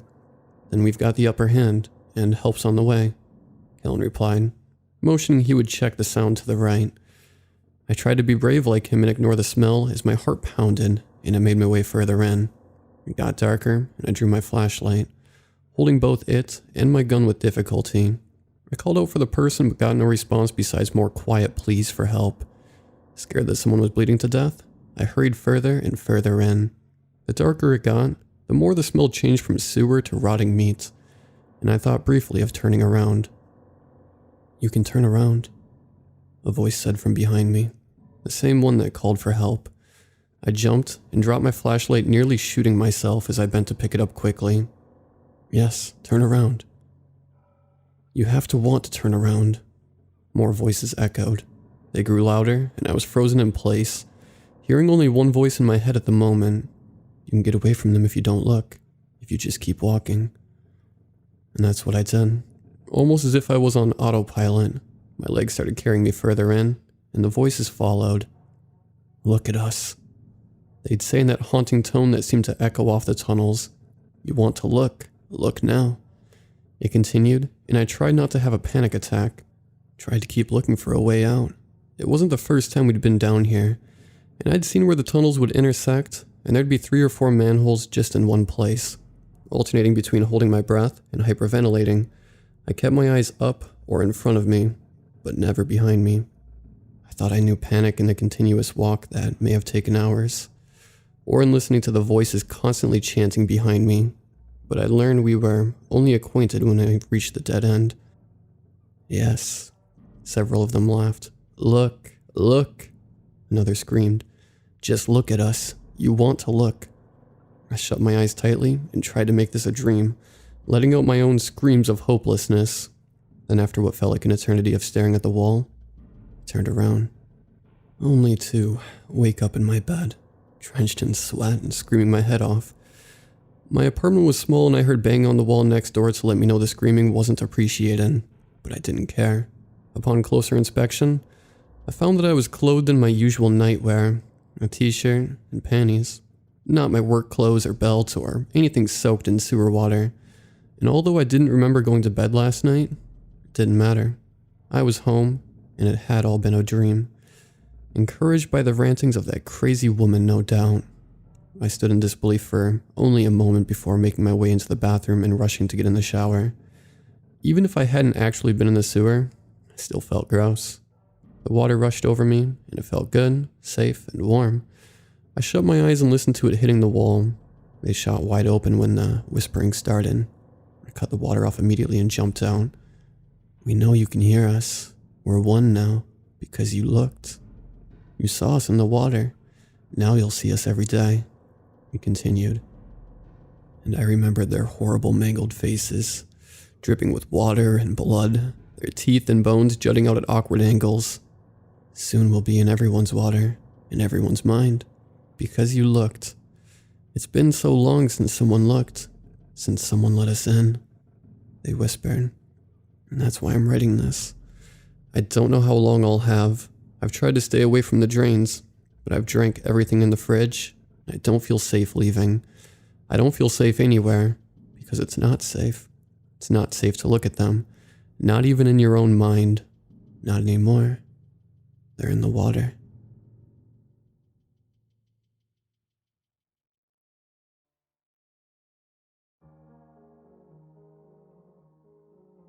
It was already 4:30 p.m. when I finally put down my phone after a long day of moving furniture around. I finally sunk into my new sofa, but of course, the second my exhausted butt sat for the first time in hours, my doorbell rang. I groaned and got up to get the door. Halfway there, I froze. I realized that I had just moved in, and the only people who knew my address so far were my parents, who had a key.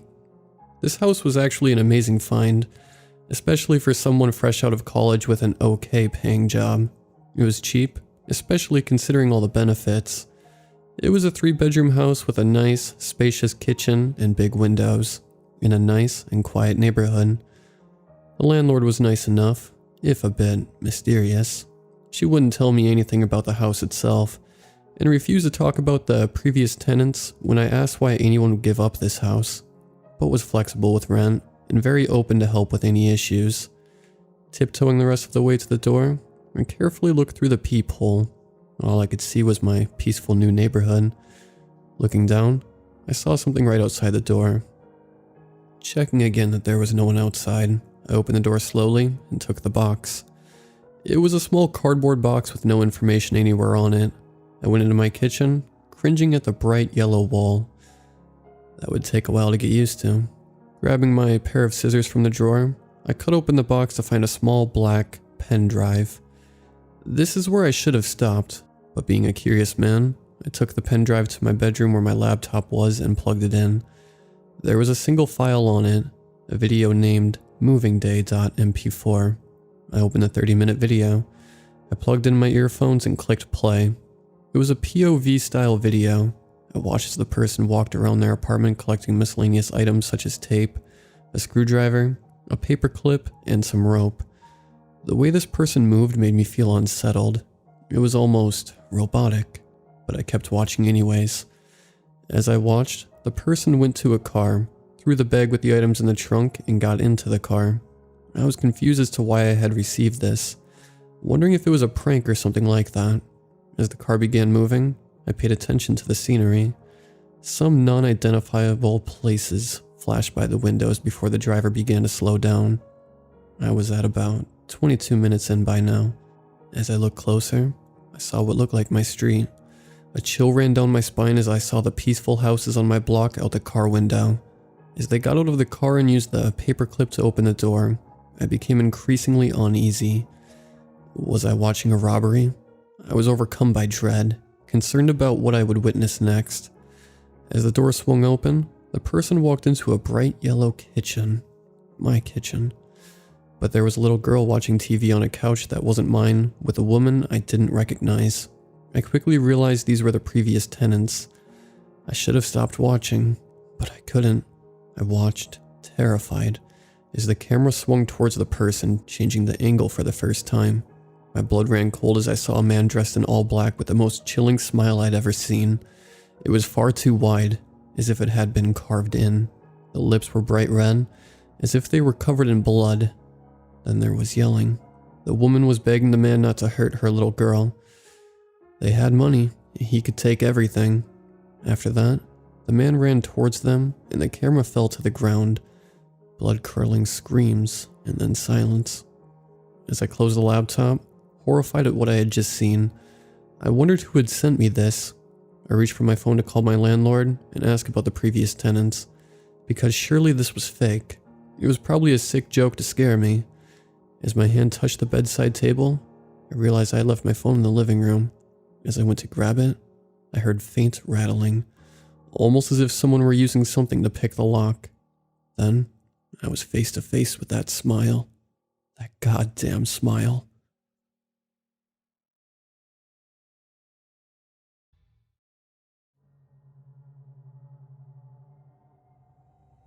I honestly don't know how to begin, other than the fact that I am still alive, I think. I suppose, at the beginning, when life took its first turn. With it being 2020 now, I feel I need to explain some things. This particular incident took place in 1983 when I was 8 years old in rural, very rural, Missouri. Nearest population center had 128 people. Now the town is closer to 200, but is nearly a ghost town. You see, in this era, snatchers were just a scary story from the cities. My home life wasn't very peaceful, so me disappearing on my own for hours at an end wasn't unusual. So long as I was back before dark, I could go and do what I wanted. By the ripe age of 8, I knew my way around the backwoods, road, and fields fairly well. To get it straight, this isn't some story of a kid getting lost and barely escaping some mysterious cryptid. You must also keep in mind the culture and type of folk that I grew up around. Old superstitions and wise tales were held as gospel still. Everything from a turkey drowning in the rain to predicting the weather. So I grew up on stories of the critters that lived in the natural places. Hoop snakes and Tamagotchis, well children and the hungry catfish. So many stories I've forgotten more than I remember now. Mama telling me about the evil eye and how our bloodline had the weird in it. Her daddy had it, and her mama was a herb woman. Everyone has heard of the Appalachians and the people there, the hill folk and backwoods people. Not everyone knows that the Ozarks has the same. Our hills and valleys still hold families that have been there longer than any can remember, that are there and living as they always have even in this year. I know I sound like I'm starting to ramble, but believe that this knowledge is going to help understanding later on. And if this is read by enough, I may continue on with another tale of life. Then again, I don't really believe many to read this, let alone take it serious. Folks are always saying that there is more to life than the human mind can fathom, and I for one agree. See, there is a whole lot that normal people just simply ignore because to actually acknowledge it would be to admit that reality is so much more. It would be admitting how little control we have in this existence. How could an 8-year-old know of these things, though? So for me, it was just another day in late spring. Stay out of the local pastures. The bulls were getting mean. Snakes were out and about. Make sure the stick was just a stick. Otherwise, exploration was my youth, for the most part. I avoided my home as much as possible for details that aren't any of matter, which left me to really wander the countryside. Yes, many things could have happened, but didn't. I always just felt safe, watched over. Up until this point, I just felt it was because of my dog, a black and white mutt named Roscoe. Up until that point, I thought that, like you, the stories were just stories. See, it was getting toward evening and I had stumbled on a big old flat stone run smooth by hundreds of seasons of rainwater washing along a creek, and it was grown over with moss. Ever lay down on a bed of moss? It's soft and comfortable. With warm sun, it is easy to lose track of nearly everything. Which is what happened. I knew I wasn't going to make it back home by dark when I came to my senses, and that mutt wasn't any help as he was snoring next to me. With the shadows growing longer and the sun sinking quickly, taking its gold/red glow with it, I started hot stepping back. Now this was old growth woods at the time, underbrush and brambles and thorn bushes aplenty. I knew my way, even in the dark, and my night vision was excellent, so navigation wasn't a problem. Nor was I scared of the dark, the animals, or the sounds. Yet at some point, I somehow got turned around, running straight up on the one thing in those woods that scared me more than what was waiting at home. There was an old cabin, probably left from a hunter or a trapper, and it was in bad shape. I mean, the shack in Evil Dead was in better shape. I would never hesitate before about exploring such a place because of the thought of what I could find, but this place was just a squatting toad of nope. Half the roof caved in, the walls were missing in parts, and the wood was that black type of slow rotting. This place just felt wrong and gives me the shivers now just writing about it. I was turning to leave that forsaken place when I caught the flicker of movement from inside. My first thought being that it was just an owl or a raccoon. I looked back. Whatever was inside was much larger and moving toward a surviving window frame on the side of the ruin. Every bit of me was screaming to run, but I just had to see, to know. A shape came flying out the window, landing near enough to me that I could see what it was. On the ground was the head of a bull. I tried to run, but a fog began to fill my head, making me dizzy as all hell, and I didn't know up from down. I stopped trying to move and saw a shape come out of that place. Not ashamed to admit I pissed myself as I least managed to turn around. A skeletal hand reached over my shoulder and grabbing my chin tilted my head back. That grip was cold, to the soul cold, and a vice had nothing on the strength. Nails or claws or talons to this day, I don't know what tipped the fingers, just know they were sharp. Sharper than my dad's old straight razor. Every muscle felt held in place, and I could feel this thing's presence. I refused to open my eyes. I didn't want to see it. Bad enough I felt its touch. It was close. Closer to me than you are to this screen right now, when it inhaled my scent, deeply as if trying to judge the way you would smell a rose, or test the wine cork. Then it spoke. By all there is, that was the worst part. Have you ever been in a real, natural cave? Not one of those with the guided tours, but one out in the middle of nowhere? The air gets chilly once you are in far enough, and there is a wet smell to it. Minerals and soil too. It doesn't smell bad or good, but it is a unique smell. That is what the breath smelled like. Damp earth and stone and age. It only said 2 words. Just 2 before it was gone in a rush of branches and shadow, leaving me in a state of terror and confusion with a cut on my chin deep enough I still have a scar. I still hear the echoes of those hissed syllables. Not tonight.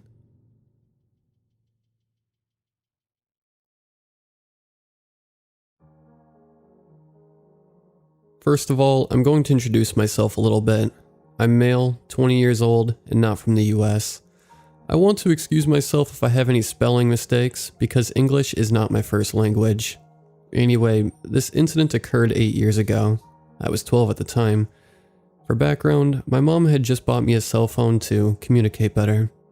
I had to attend school as usual. Class time was from 12 p.m. until 6 p.m. So I just organized my bag with everything I needed for class and put my brand new cell phone in my pocket. It was 4 p.m. and all of a sudden another teacher, Sarah, told our class group that the next teacher wasn't at school because he was sick. So we had no class with him. She asked if we wanted to go home or just play football until our parents arrived for us. We all agreed on leaving early. I left school and called my mom, who was working. I told her we didn't have class so we could leave early. As soon as I was walking the street, I noticed a weird man who was staring at me a few meters away. It was strange because he had some cutlass or machete on him.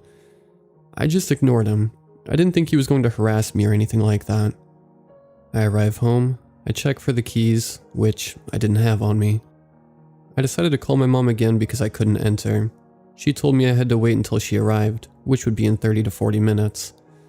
So I decided to wait in front of my house.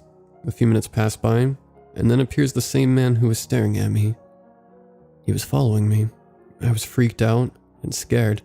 This man had a machete and a gun. He showed me all of it. I couldn't speak or move anywhere. He started yelling at me. I remember he told me, "Give me your things or your life. I will kill you." I obviously gave him my phone, my notebooks, and my bag. I'd prefer to lose material things than my own life. The man left. It was a complete, shocking moment. I didn't know what to do. I just stood completely in shock. I started to cry. Then a neighbor noticed me and asked me what happened. She took me to her house until my mom arrived. I told my neighbor everything. So she called the police. My mom finally arrives. My neighbor has a conversation with her. The police arrive too. They asked me a lot of things that I found confusing. After they went with my mom, I don't know what happened next. I live in constant paranoia as a result of that day's events.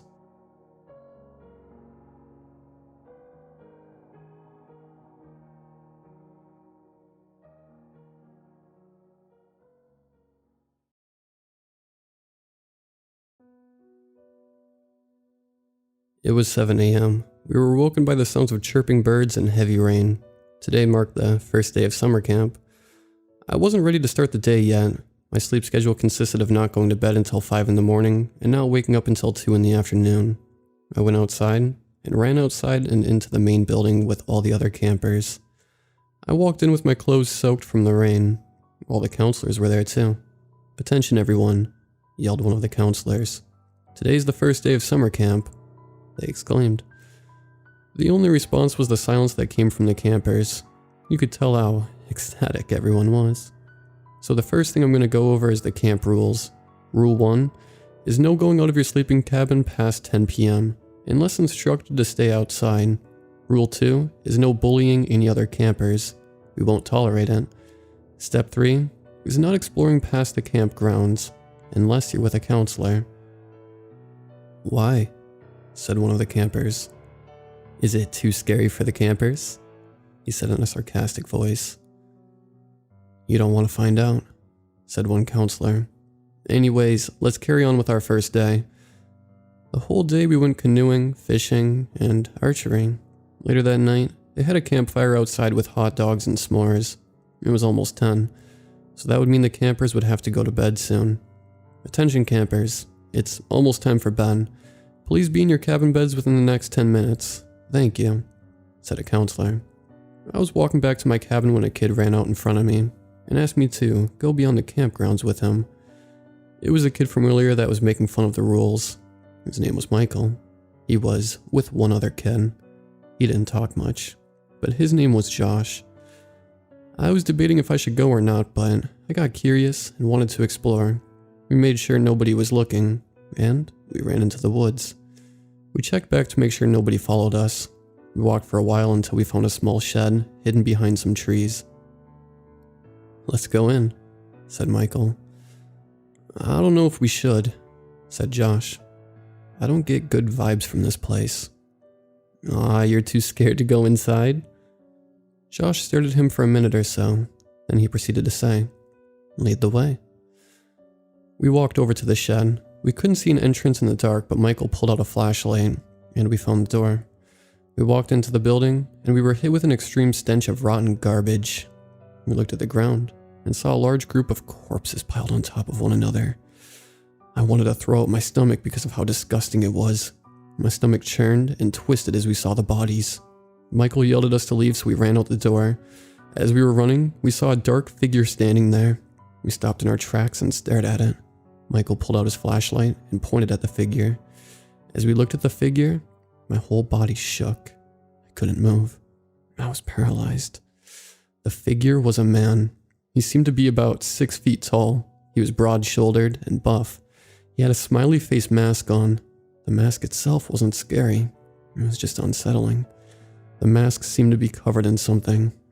I could only assume it was blood. We exchanged stares for a few minutes. He started walking towards us quite fast, so we started walking away. He pulled out a machete from behind his back and started running at us.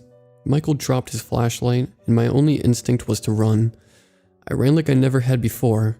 I looked behind me, only to see the man running right for me. Michael and Josh were running right next to me. As we were running, Michael's tripped on a tree root. As I was about to help him, the man ran out from the trees and was right next to me. I couldn't save Michael, so I had to run. I ran and ran until I found the cabins. I didn't decide to look back till I reached the cabin. Josh was with me. We were both tired and out of breath. We ran to the cabin the counselors were in and told them what happened. They called the police, and they asked us a few questions. We told them we found a shed in the woods with corpses, and we told them that Michael was the only one who didn't make it. We led the police to the shed. As we walked in, no smell hit us. There were no bodies on the ground, and there was no evidence of anything. We thought we may have just been imagining it. We thought the corpses didn't exist, the man didn't exist, and we thought Michael didn't even exist. Later that night, Josh and I were in the cabin getting ready to fall asleep. We heard a knock on the cabin door and thought it was a counselor checking on us. Josh opened the door, only to see the man with the smiley face mask standing right in front of him.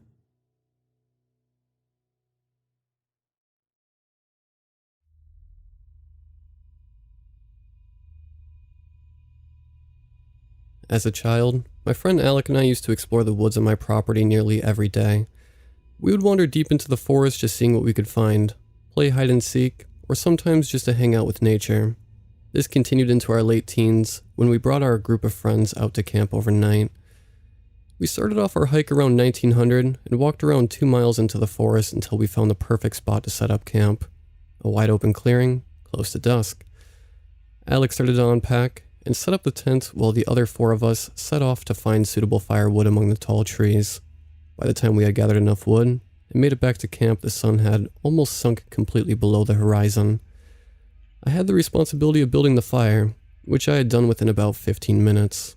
Once camp was complete, we were sitting around the fire chatting and roasting marshmallows for s'mores, when Justin brought over the cooler of beer and liquor his dad had bought for him. We had taken several shots, and were working on a beer when we decided to tell campfire stories. This went on until around 0200, when we drunkenly stumbled to the tent to call it a night. I woke up with a start when I heard a cackling out in the woods, which had scared me to my core. I shook Alec awake and asked if he heard it too, and he did. About this time, the others had woken up from our talking, and I could see the concern growing on their faces, confirming they all heard it as well. "Who's out there?" Justin called out. The only response was the abrupt end of the laughter, which unsettled all of us. We were all wide awake and too spooked to go back to sleep, so we decided to get up to rekindle the fire from earlier that night.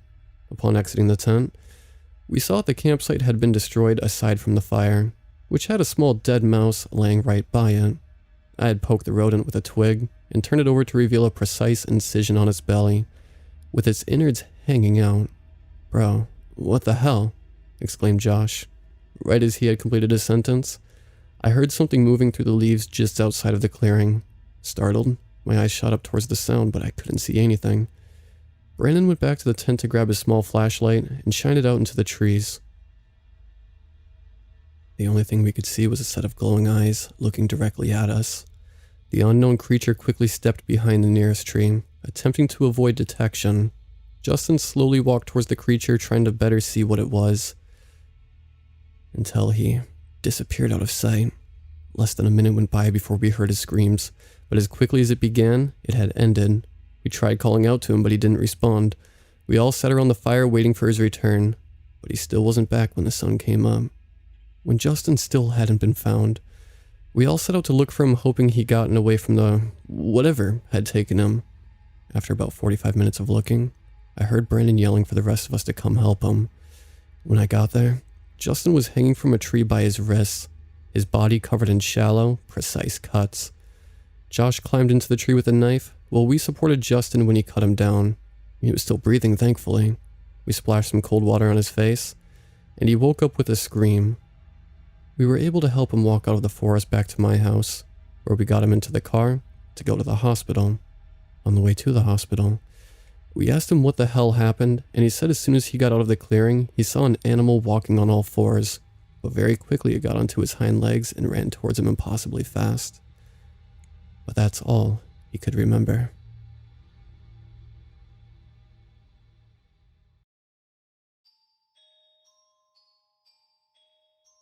This happened years ago when I was about 17.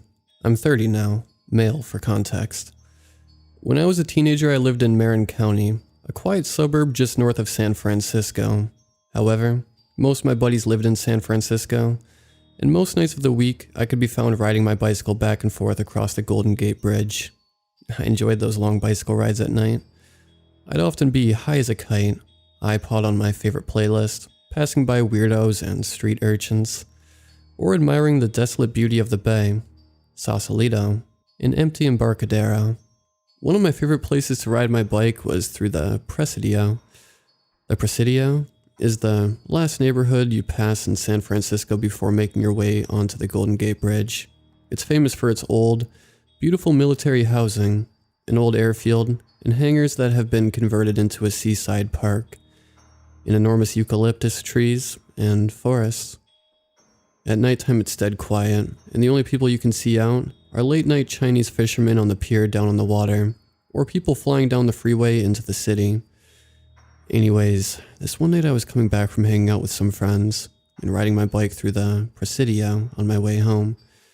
I was leisurely gliding down the hills when I noticed a single older black car, something like an Oldsmobile, coming up a road perpendicular to the one I was coming down.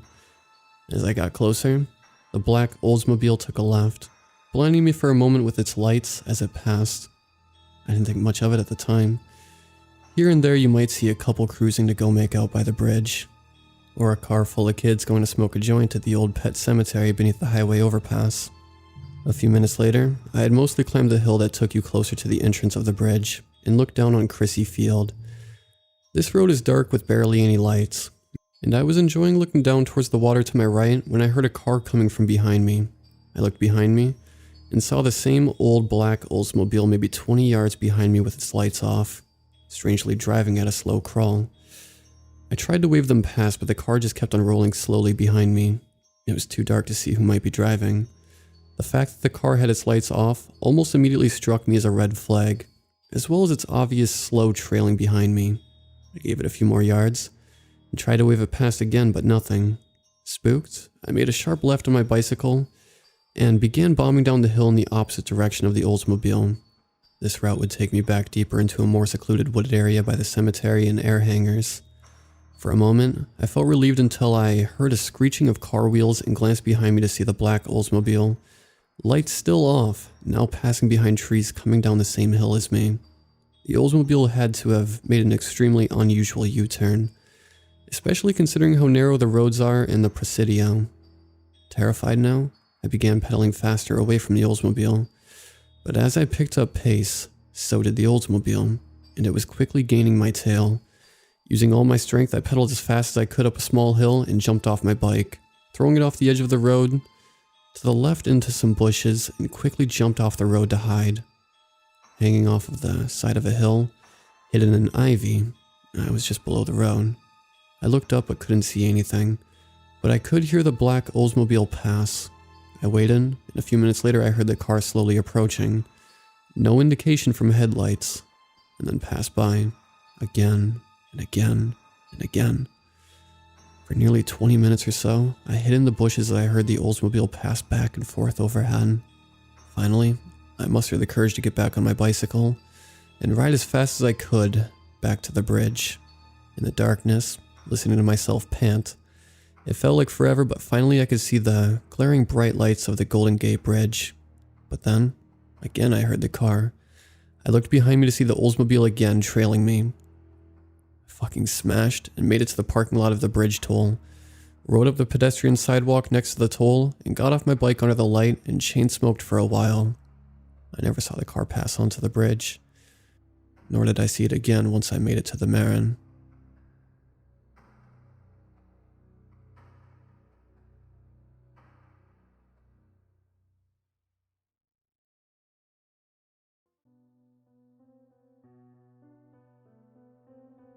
I was 6 months out of college with a business degree and no job. The endless amount of rejection emails was starting to take a toll on my self-esteem. The city with all the office jobs was about 30 miles from the rural town I was living in with my parents. The poverty-stricken town I grew up in was getting worse as the years passed. There was a steady flow of petty crimes throughout the year, from car thefts to convenience store stick-ups. The only means of income for someone my age was typically low-paying and manual labor-intensive. I got tired of having no money in the bank, so I decided to apply to a mattress delivery position.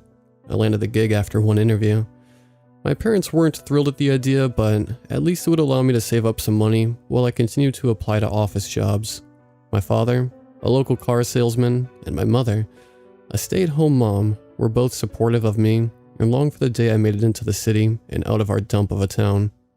My first day delivering arrives, and I am partnered with Henry, a man who appears to be in his 50s and has no intention of retiring anytime soon. This is his career: I pray that I don't end up like him, with a sore back and sweat dripping from my body each day I return home from work. I try to keep a positive attitude, though as I step foot into the passenger side of the truck, we head out on our first delivery. You're from around here, aren't you? Henry says to me while he drives us to our first destination. What gave it away? I responded. I can see it in your face. You won't be leaving anytime soon. This town has a way of grabbing onto you and reeling you back in just when you think you've made it out. Henry reaches into the glove box and pulls out a box cutter. He hands it to me. Take one of these and keep it in your sock. You never know what kind of crazies you may run into on a route. Thanks. So, where are we headed? I reply. A little cul-de-sac on the outskirts. We're removing one king mattress and delivering another. Any chance of getting a tip? I chuckle, already knowing his answer will be no. Just stay focused and professional, in and out, and on to the next one. Henry responds. We pull into the cul-de-sac and arrive at our address. There are 4 houses surrounding the circular driveway. I notice a number of delivery trucks parked. This is kind of weird, isn't it? Everyone getting a mattress on the same day. I say to Henry as he parks the car and turns the ignition off. Well, I know these houses were run down and vacant for years. Looks like they fixed them up and found buyers all around the same time. Henry responds. The neighborhood is quiet, and I don't see anyone outside. The other crews must be inside, setting up the beds or something. Henry and I approach our house. I knock on the door, and a woman opens. She welcomes us inside and brings us to the master bedroom. My gaze immediately fixates on a blood stain the size of a hand on the bottom right corner of the mattress we are removing. The woman leaves the room to give us space. Henry, you see this? I whisper to him and point at the stain. He ignores me and motions for us to start carrying the mattress out of the room. Together, we carry the mattress and load it into the truck. We return to the bedroom with the new mattress and place it on top of the bed frame. Henry and I return to the car to get the paperwork. I'll stay here. Better chance at a tip with a young guy like you bringing it to her. Henry smirks and hands me the paperwork. I return to the front porch door, glance inside, and notice the woman standing in the kitchen, a little bit past the living room. She tells me to come in. Here you go. Just need a signature here on the bottom. I hand her the paper and a pen. Would you like some lemonade? It's freshly squeezed, she says. No thank you, but thanks for the offer, I reply. She signs and hands me the paperwork. When I return to the truck, Henry is nowhere to be found. I have no clue where he has wandered off to, so I knock on the woman's front door to see if she might know. Hey, sorry to bother you again. Do you happen to know where my coworker went? I ask her. Oh, as a matter of fact, I do. He's in the backyard sipping on some delicious homemade lemonade. Hard to resist on a sweltering day like today. Why don't you come on back and have a glass? Henry must have walked around the house to the backyard. There must be someone else this woman lives with who invited him over from out back. I follow the woman and step outside. I don't see Henry. Something crashes against the back of my head. I drop to the ground and pass out. When I awake, the brightness of the sun is almost blinding. I quickly realize that I am tied up to a mattress. My mouth is covered with tape and my chest is bound by rope. I turn my head to the left and right. There appear to be mattresses on both sides of me, as well as below me. Every mattress has someone tied to it. It looks like we are out in the middle of the street. I lift my head up and see Henry on the mattress in front of me. I can hear a woman's voice start to approach from behind me. It sounds like the woman who offered me lemonade. Another voice from the left, another from the right, and one more near the base of my feet. I look around and see 4 women surrounding the mattresses. They are all wearing black dresses. I try to slither out of the rope, but I'm unable to get any traction. I pause my efforts to see what the women are doing. The 4 of them raise their hands in the air and look up at the sky. We bring you an offering. Take them and set us free, the woman behind me says. The 4 women focus their attention on Henry. As he starts to squirm, the women's eyes turn marble white. My heart starts pounding as Henry's mattress floats up in the air towards the sky. As Henry vanishes, one of the women collapses to the ground. When she stands back up, I notice her eyes are back to normal. The other 3 women rush up to her and hug her. You see, it really works. Only 3 more to go, one of them says. I hear a car approaching from down the road. I look up as it pulls near us. I can see a dealership sticker on the window. It must be my dad going on a test drive with someone. The women turn their attention towards the car as it pulls up next to us. My dad steps out of the passenger side. Tyler, is that you? He shouts. I nod yes to the best of my ability. As the women slowly walk towards my dad, I'm able to reach just far enough into my sock to grab the box cutter. I cut myself loose and cut the ropes for the other two men. The women are inches from my dad now, so he hops back into the car, and the driver starts backing the car up slowly. The women turn their attention back on the two men and I. As they walk towards us, the three women with white eyes are plucked from the ground and launched into the sky, slowly fading away from our sight. Their shrieks are overwhelming even as I cover my ears. A few seconds pass and the sound is gone. I look at the one remaining woman. I'm sorry. I'm sorry. She continues to say as tears run down her cheeks. My dad yells out the window, pleading for us to hop in the car. The two men and I hop in the back seat as the car drives down the road, creating a bit of separation from the one remaining woman. My dad tells me the cops are on their way. We sit in the car and watch the woman who has not moved. The cops eventually arrive and arrest her. A year passes and I hear that the woman still has not said anything to the cops about what went down that day. I of course decided to quit my mattress delivery job immediately. I joined my father at the dealership and got some selling experience. With that experience, I was recently able to land a software sales job in the city. And for Henry, well, nobody in town seems to believe me when I tell them what I saw with my own eyes. Deep down, I feel like Henry saved my life that day, and for that, I am grateful. As far as getting a good night's sleep after experiencing the events of that morning, I've made it a habit of sleeping on a couch instead of a mattress. It just feels right.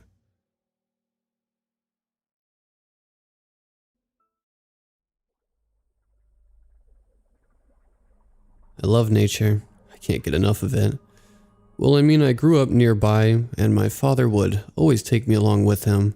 He would show me the ways of gathering, foraging, and hunting. He also told me to always respect the land we walked on, to only kill when necessary, and use only enough that is needed. Never allow greed to consume you. Take what you need and respect the land. Those two rules he would always tell me each time we walked in the woods. Then one day, I remember how my father and I came across two dreadful creatures. Creatures that did not follow the two rules. It had been early in a summer morning that I ran through the bushes and under the trees that I heard the sound. A sound that echoed like a thunder. My father ran to my side, nestling us behind a thick of brush and trees. That is when I saw one of the animals of the woods cry and beg for help. Just thinking about that deer brings sadness to my eyes. Its wound appeared as if something had gone right through it, making a small but deadly sized hole in its chest. It bucked and cried as it laid there on the ground. I began to rush out to hurt the poor animal, but was stopped by my father. He held a finger over his mouth. I sat there quiet as I watched two tall creatures emerge from the bushes. They leaned over the dying deer. They seemed to examine its horns, with one of the creatures beaming with glee. As the deer continued to move, one of the creatures took a long stick and stuck the stick in the head until it died. My father covered my mouth, not wanting the creatures to hear my cries. My tears ran down his thick hand. My father stroked the top of my head in a way to calm me like mother would do during a thunderstorm. The two creatures began to pose in strange ways with the deer. All the while, their faces continued to show their joy with their kill. I heard one of the creatures speak to the other. One of them left only to return on a strange object that carried more dead deer. There had to be 7 deer that the two creatures had killed. They laughed and laughed. Why? Why would they do such a thing? Yes, my father and I killed deer, but only what we needed. Yet these two creatures seemed to only kill because it brought them joy. Why would they kill like that? Why don't they follow the rules? Suddenly I felt my dad's hand leave my face. I looked up to see a horrible, evil scowl form on him.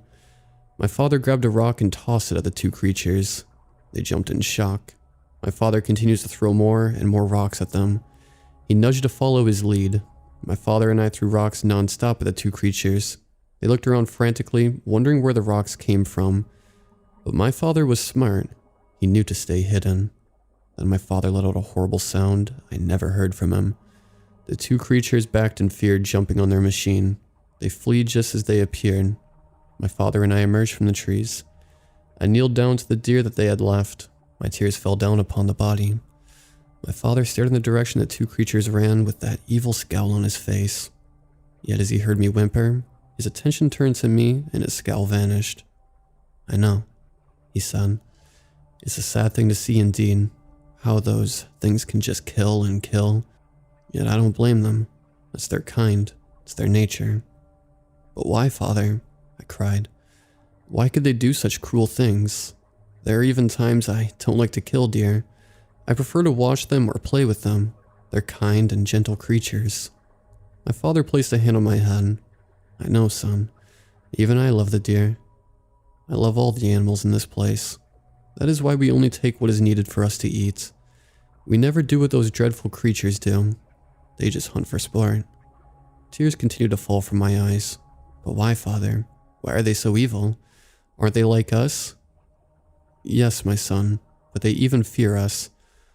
Unlike us who would scare their kind off with a fight, their kind would do whatever they can to capture us and maybe even kill us. I don't understand.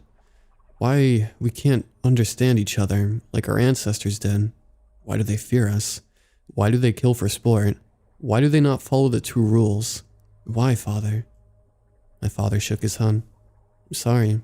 I cannot answer those questions. I don't believe anyone can." I dried away my tears. "But Father, what really hurts me is that they call us those names. I have my own name. You have your own name, as does Mother." I looked up at my father. "Why do they call us Sasquatch?"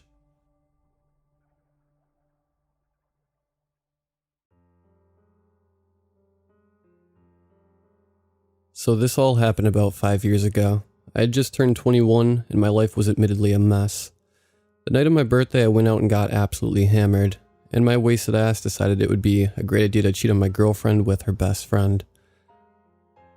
Once word of what I did went back to her, she dumped me and kicked me out of our apartment. On top of that, she took most of our friends with her. So there I was, alone for the first time since junior high, living out of my car and feeling like a piece of crap. Probably because I was a piece of crap, which is maybe why I noticed a sign on that truck. It was printed on the back window, and I must have seen it a million times as I came into work, but this was the first time I really looked at it. It read, "Help, need kidney, type O," and then some contact info. Now I'm not all that spiritual or anything, but I realized as I read that sign that I had built up some seriously bad karma, and given that I have type O blood, maybe now was the time to do something good for once. So I gave the phone number a call. Worst case scenario, I'd change my mind and just pretend like my doctor told me I couldn't do it or something. On the other end was a very bubbly woman who seemed overjoyed that I had phoned. She explained that her husband desperately needed a transplant and that they had been trying to find a donor for months. Them and their 2 kids had been praying for someone like me to call. She even said they had set aside $2,000 for whoever was able to donate. All this made me feel great. I was helping out a family, and I was going to make some good money too. Hopefully enough to move out of my car and put an actual roof over my head. We agreed to meet up at their house and get to know each other. She explained that the actual donation process is pretty long and, obviously, giving up a kidney is a big commitment, so they wanted to make sure I was serious. I put the address in my phone, and that weekend I drove out to their place. They wanted us to meet up at 7, and because it was late October, that meant that it was going to be pretty dark by the time I set out. Following my phone's directions, I soon left the city and found myself down a series of winding country roads. By the time I reached their address, it was pitch black out. I stepped out of my car and walked to the direction of their home, only to find an empty lot. I looked around. There wasn't a house in miles. Maybe they gave me the wrong address. As I walked back to my car, I started to have an uneasy feeling, thinking that maybe this whole thing was more than I could handle. As I unlocked my car and stepped inside, I decided that when I got back into the city, I would give that bubbly woman a call and tell her I couldn't go through with it. I sat down in the driver's seat and adjusted my rearview mirror, only to catch the reflection of someone in my back seat. It's the last thing I remember. I woke up in a grimy motel bathroom, my body in absolute agony. My lower back radiated pain, and I had a splitting headache. I checked myself in the cracked mirror. There was a large stitched up incision right where my kidney had been. I slowly walked into the motel room and found my clothes folded up with my car keys and an envelope on top. I opened the envelope to find $2,000 and $100 bills and a note that simply read, "Thanks for everything." Once I composed myself, I went out to my car and drove as far away from that city as I could. Now I know that the first response is being abducted and getting your kidney stolen would be to go to the hospital or call the police, but I was just so spooked and frankly embarrassed by the whole affair that I did my best to pretend it never happened. Besides, they did pay me. Eventually I healed up, and outside of the scar on my back, I was more than happy to believe it was all a bad dream. At least until a couple days ago. You see, I've been starting to go bald, and the other day, I decided it was finally time to just shave it all off. When I looked in the mirror after all my hair was gone, I noticed something. A second scar across the entirety of my scalp. I stared at it for what seemed like an hour, a terrifying question eating at my very soul. What else did they take?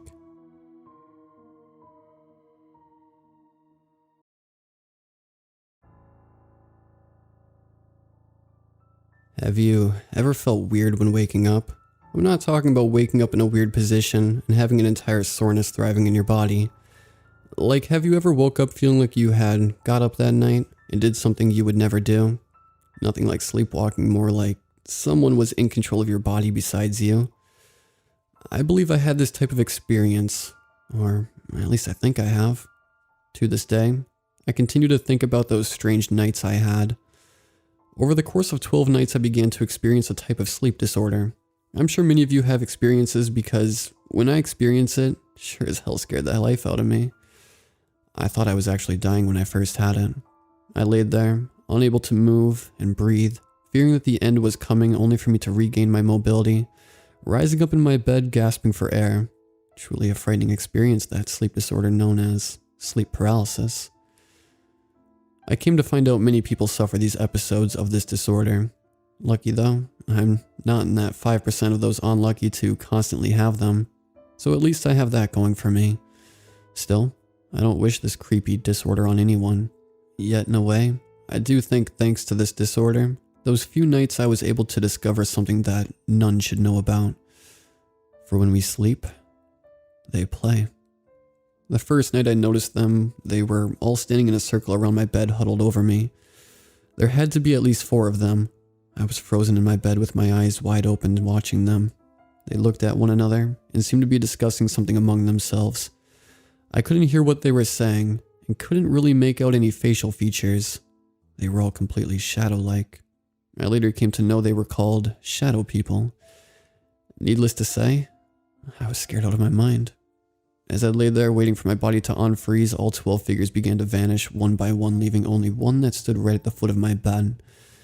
Its body stretched over me, and with quick haste it reached out a long-fingered hand at me. I never had the chance to escape my paralysis. I watched as the blackness from that thing's hand enveloped me and I passed out.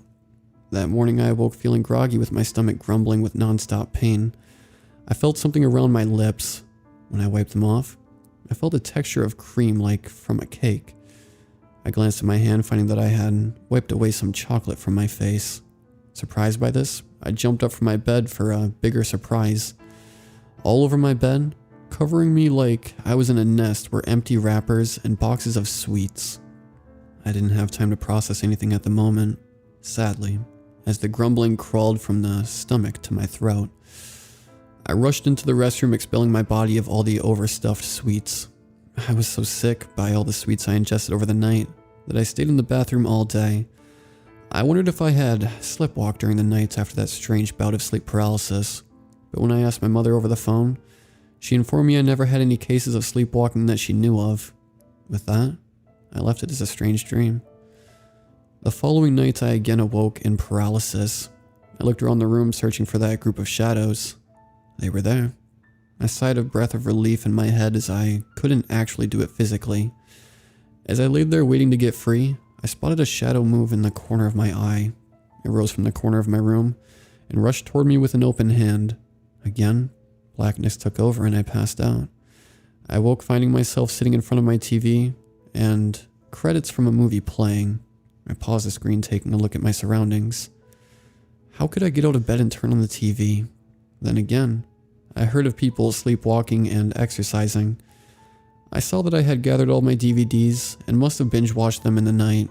I stood there scratching my head over the sight.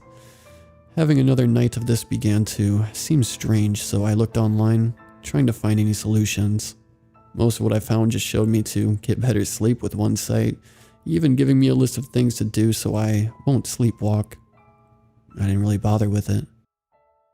However, the strange event I had dealt with a night that started the same as the last two, but this time I awoke in my bed.